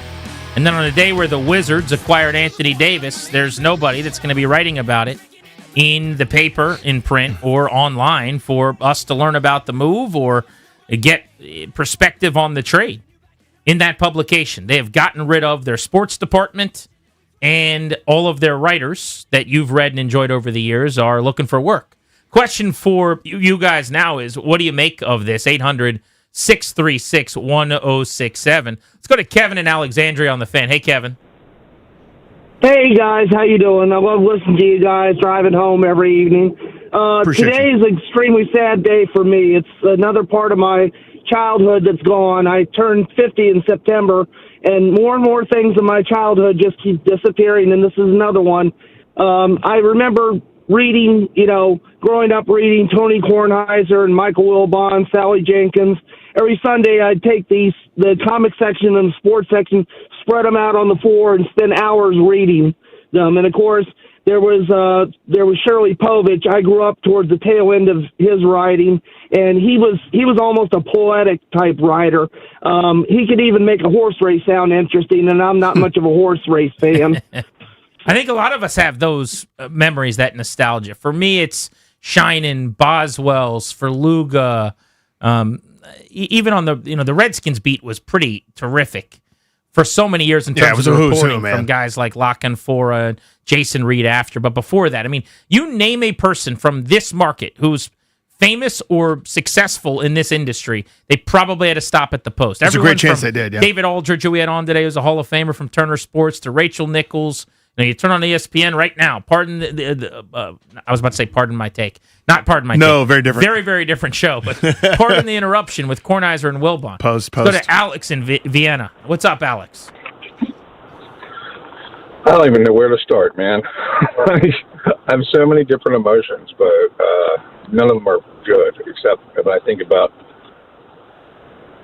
the positive things that I had from the Post growing up, like learning to read, like the previous caller said about stealing the sports page before my old man could get it, sitting on the floor on Sunday morning and reading it. And then last year, my kid, he played high school football at Madison here in Vienna. He got written up in the Post. It was such a big deal. Yes. It's the coolest thing in the world. Yeah, being Alex. all Met was the greatest thing ever. Well, most of us can't relate to that. Kudos on your all Met. I didn't mean it that way. I just mean like seeing that. Like, congrats oh my God. on the S, man. Yeah. But you know what I mean? Like, that's, dude, my classmate made an honorable mention, and my buddy made second team. Like, that was the greatest thing. I still remember the first time my name showed up in I just thought it was the most amazing thing in the world. My parents still have framed pictures of Post stuff that I got to take part in, like up on their walls. Reggie in Upper Marlboro, how are you? I'm okay, fellas. I'm just doing okay. I do want to add that I'm a long-time listener, first-time caller. And, hit that! Hooray! Hit that! Hooray! Hit that! Hooray! Well, all right. That'll do it. It's just like the last two callers, man. I'm 52. My father would always get the Washington Post, and that was the way for me to read. That, reading some of the guys that you all mentioned before, and Sally Jenkins, that was the way I connected with him. I learned about the local sports teams, Georgetown, the Skins, basketball. It's just hard to believe that that's going away now, and there's no way to connect to what's going on in the local sports, whether it be pro or college. Here's what I will say. Appreciate the call. The tough thing is there is no other publication, as far as journalism goes right now, that is fully invested in staffing and doing all those things other than The Athletic, right? And this should be a boon to their business. I already subscribe to The Athletic, but I'll double down on all of that at this point. And if they're smart, they're going to try to pick up as many of these people that are free agents now as possible. But I hate to make it sound this way, but it is an opportunity for the rest of us in some way, and we're going to be here until they turn the lights off. and try to keep kicking ass talking about DC sports. It's just different. Yeah, it's the the world's equivalent different. of playing point guard versus center. Like, our job is not the same as their job. They do things different than we do things. And ideally, it's a stew where they sprinkle something in, we sprinkle something in. But the landscape is definitely changing, and there are opportunities for people in new media now. And many of the folks that are out of gigs, that are our friends, hopefully land on their feet doing some of those things. But what I can't fathom, like, you're... I don't want to put words in your mouth. You seem more okay with it, I guess, or like more understanding of it than I do. Whereas I'm going, fiduciary element, $77 million is $20 to you. Let's not lose $77 million. Let's figure out ways to make it only $49 million next year. My point is, and I think we should all be able to agree with this, and hopefully you agree with me here, there is zero reason and or it is unacceptable for the Washington Post to have zero sports department, to not cover any of the local teams. There will be nothing on the Wizards, the Capitals, the Nationals, and the Commanders. They don't have a department like there's some low-budget, low-rent operation. That is unacceptable. I hear you. I wouldn't say okay with it. Understanding but maybe. Do you agree with the point I just made? Yeah. I guess for me, I'm going. This is a very morbid example here, but my mom was sick and in deteriorating health for a really long time, and when it finally happened that she passed away, it was like, yeah, that makes sense. It's awful. This sucks, but I saw this coming. That's kind of where I'm at, I think. You know what I mean? Like that. Again, it doesn't say it's right. It doesn't make it right. It doesn't mean that I'm excited about it or like doing jumping jacks. What's coming is a major scale back, a worse version of what we have. Nobody has suggested that the Post would. You're acting like they got rid of some writers today. I mean, there will be zero sports section. Yeah, again, I'm not saying it's good. The New York Times got rid of their sports section. Yeah, and they run The Athletic now. Well, they bought it and picked it up. I mean, right. So they got bigger and do more sports. They do more journalism and more sports. Well, they farmed it out. I mean, it's the again, you made a good point about the amount of money, but like when you go, this business that's in business is losing money. They've lost a ton of money. They continue to. Cuts are happening all around. People are taking this less seriously. The world is going speeding bullet train that way. They're over here. Yeah. Again, I'm not thrilled about it. I think it's bad. On a binary, I wish this was not the case. So two things. One, then fix the things that don't work. Totally. You used a sledgehammer. Use the chisel. Like, do the things that work. Keep them. Also, zero is not enough. If you're telling me you don't need the staff to be as big, you don't need 4 beat writers on everything, fine. To not cover teams, that there's no one reacting tomorrow to the Anthony Davis trade, we're just closing shop. Nope, not good enough. Come up with a new thing, new plan. Start again, yeah. Henry and Reston, what's up?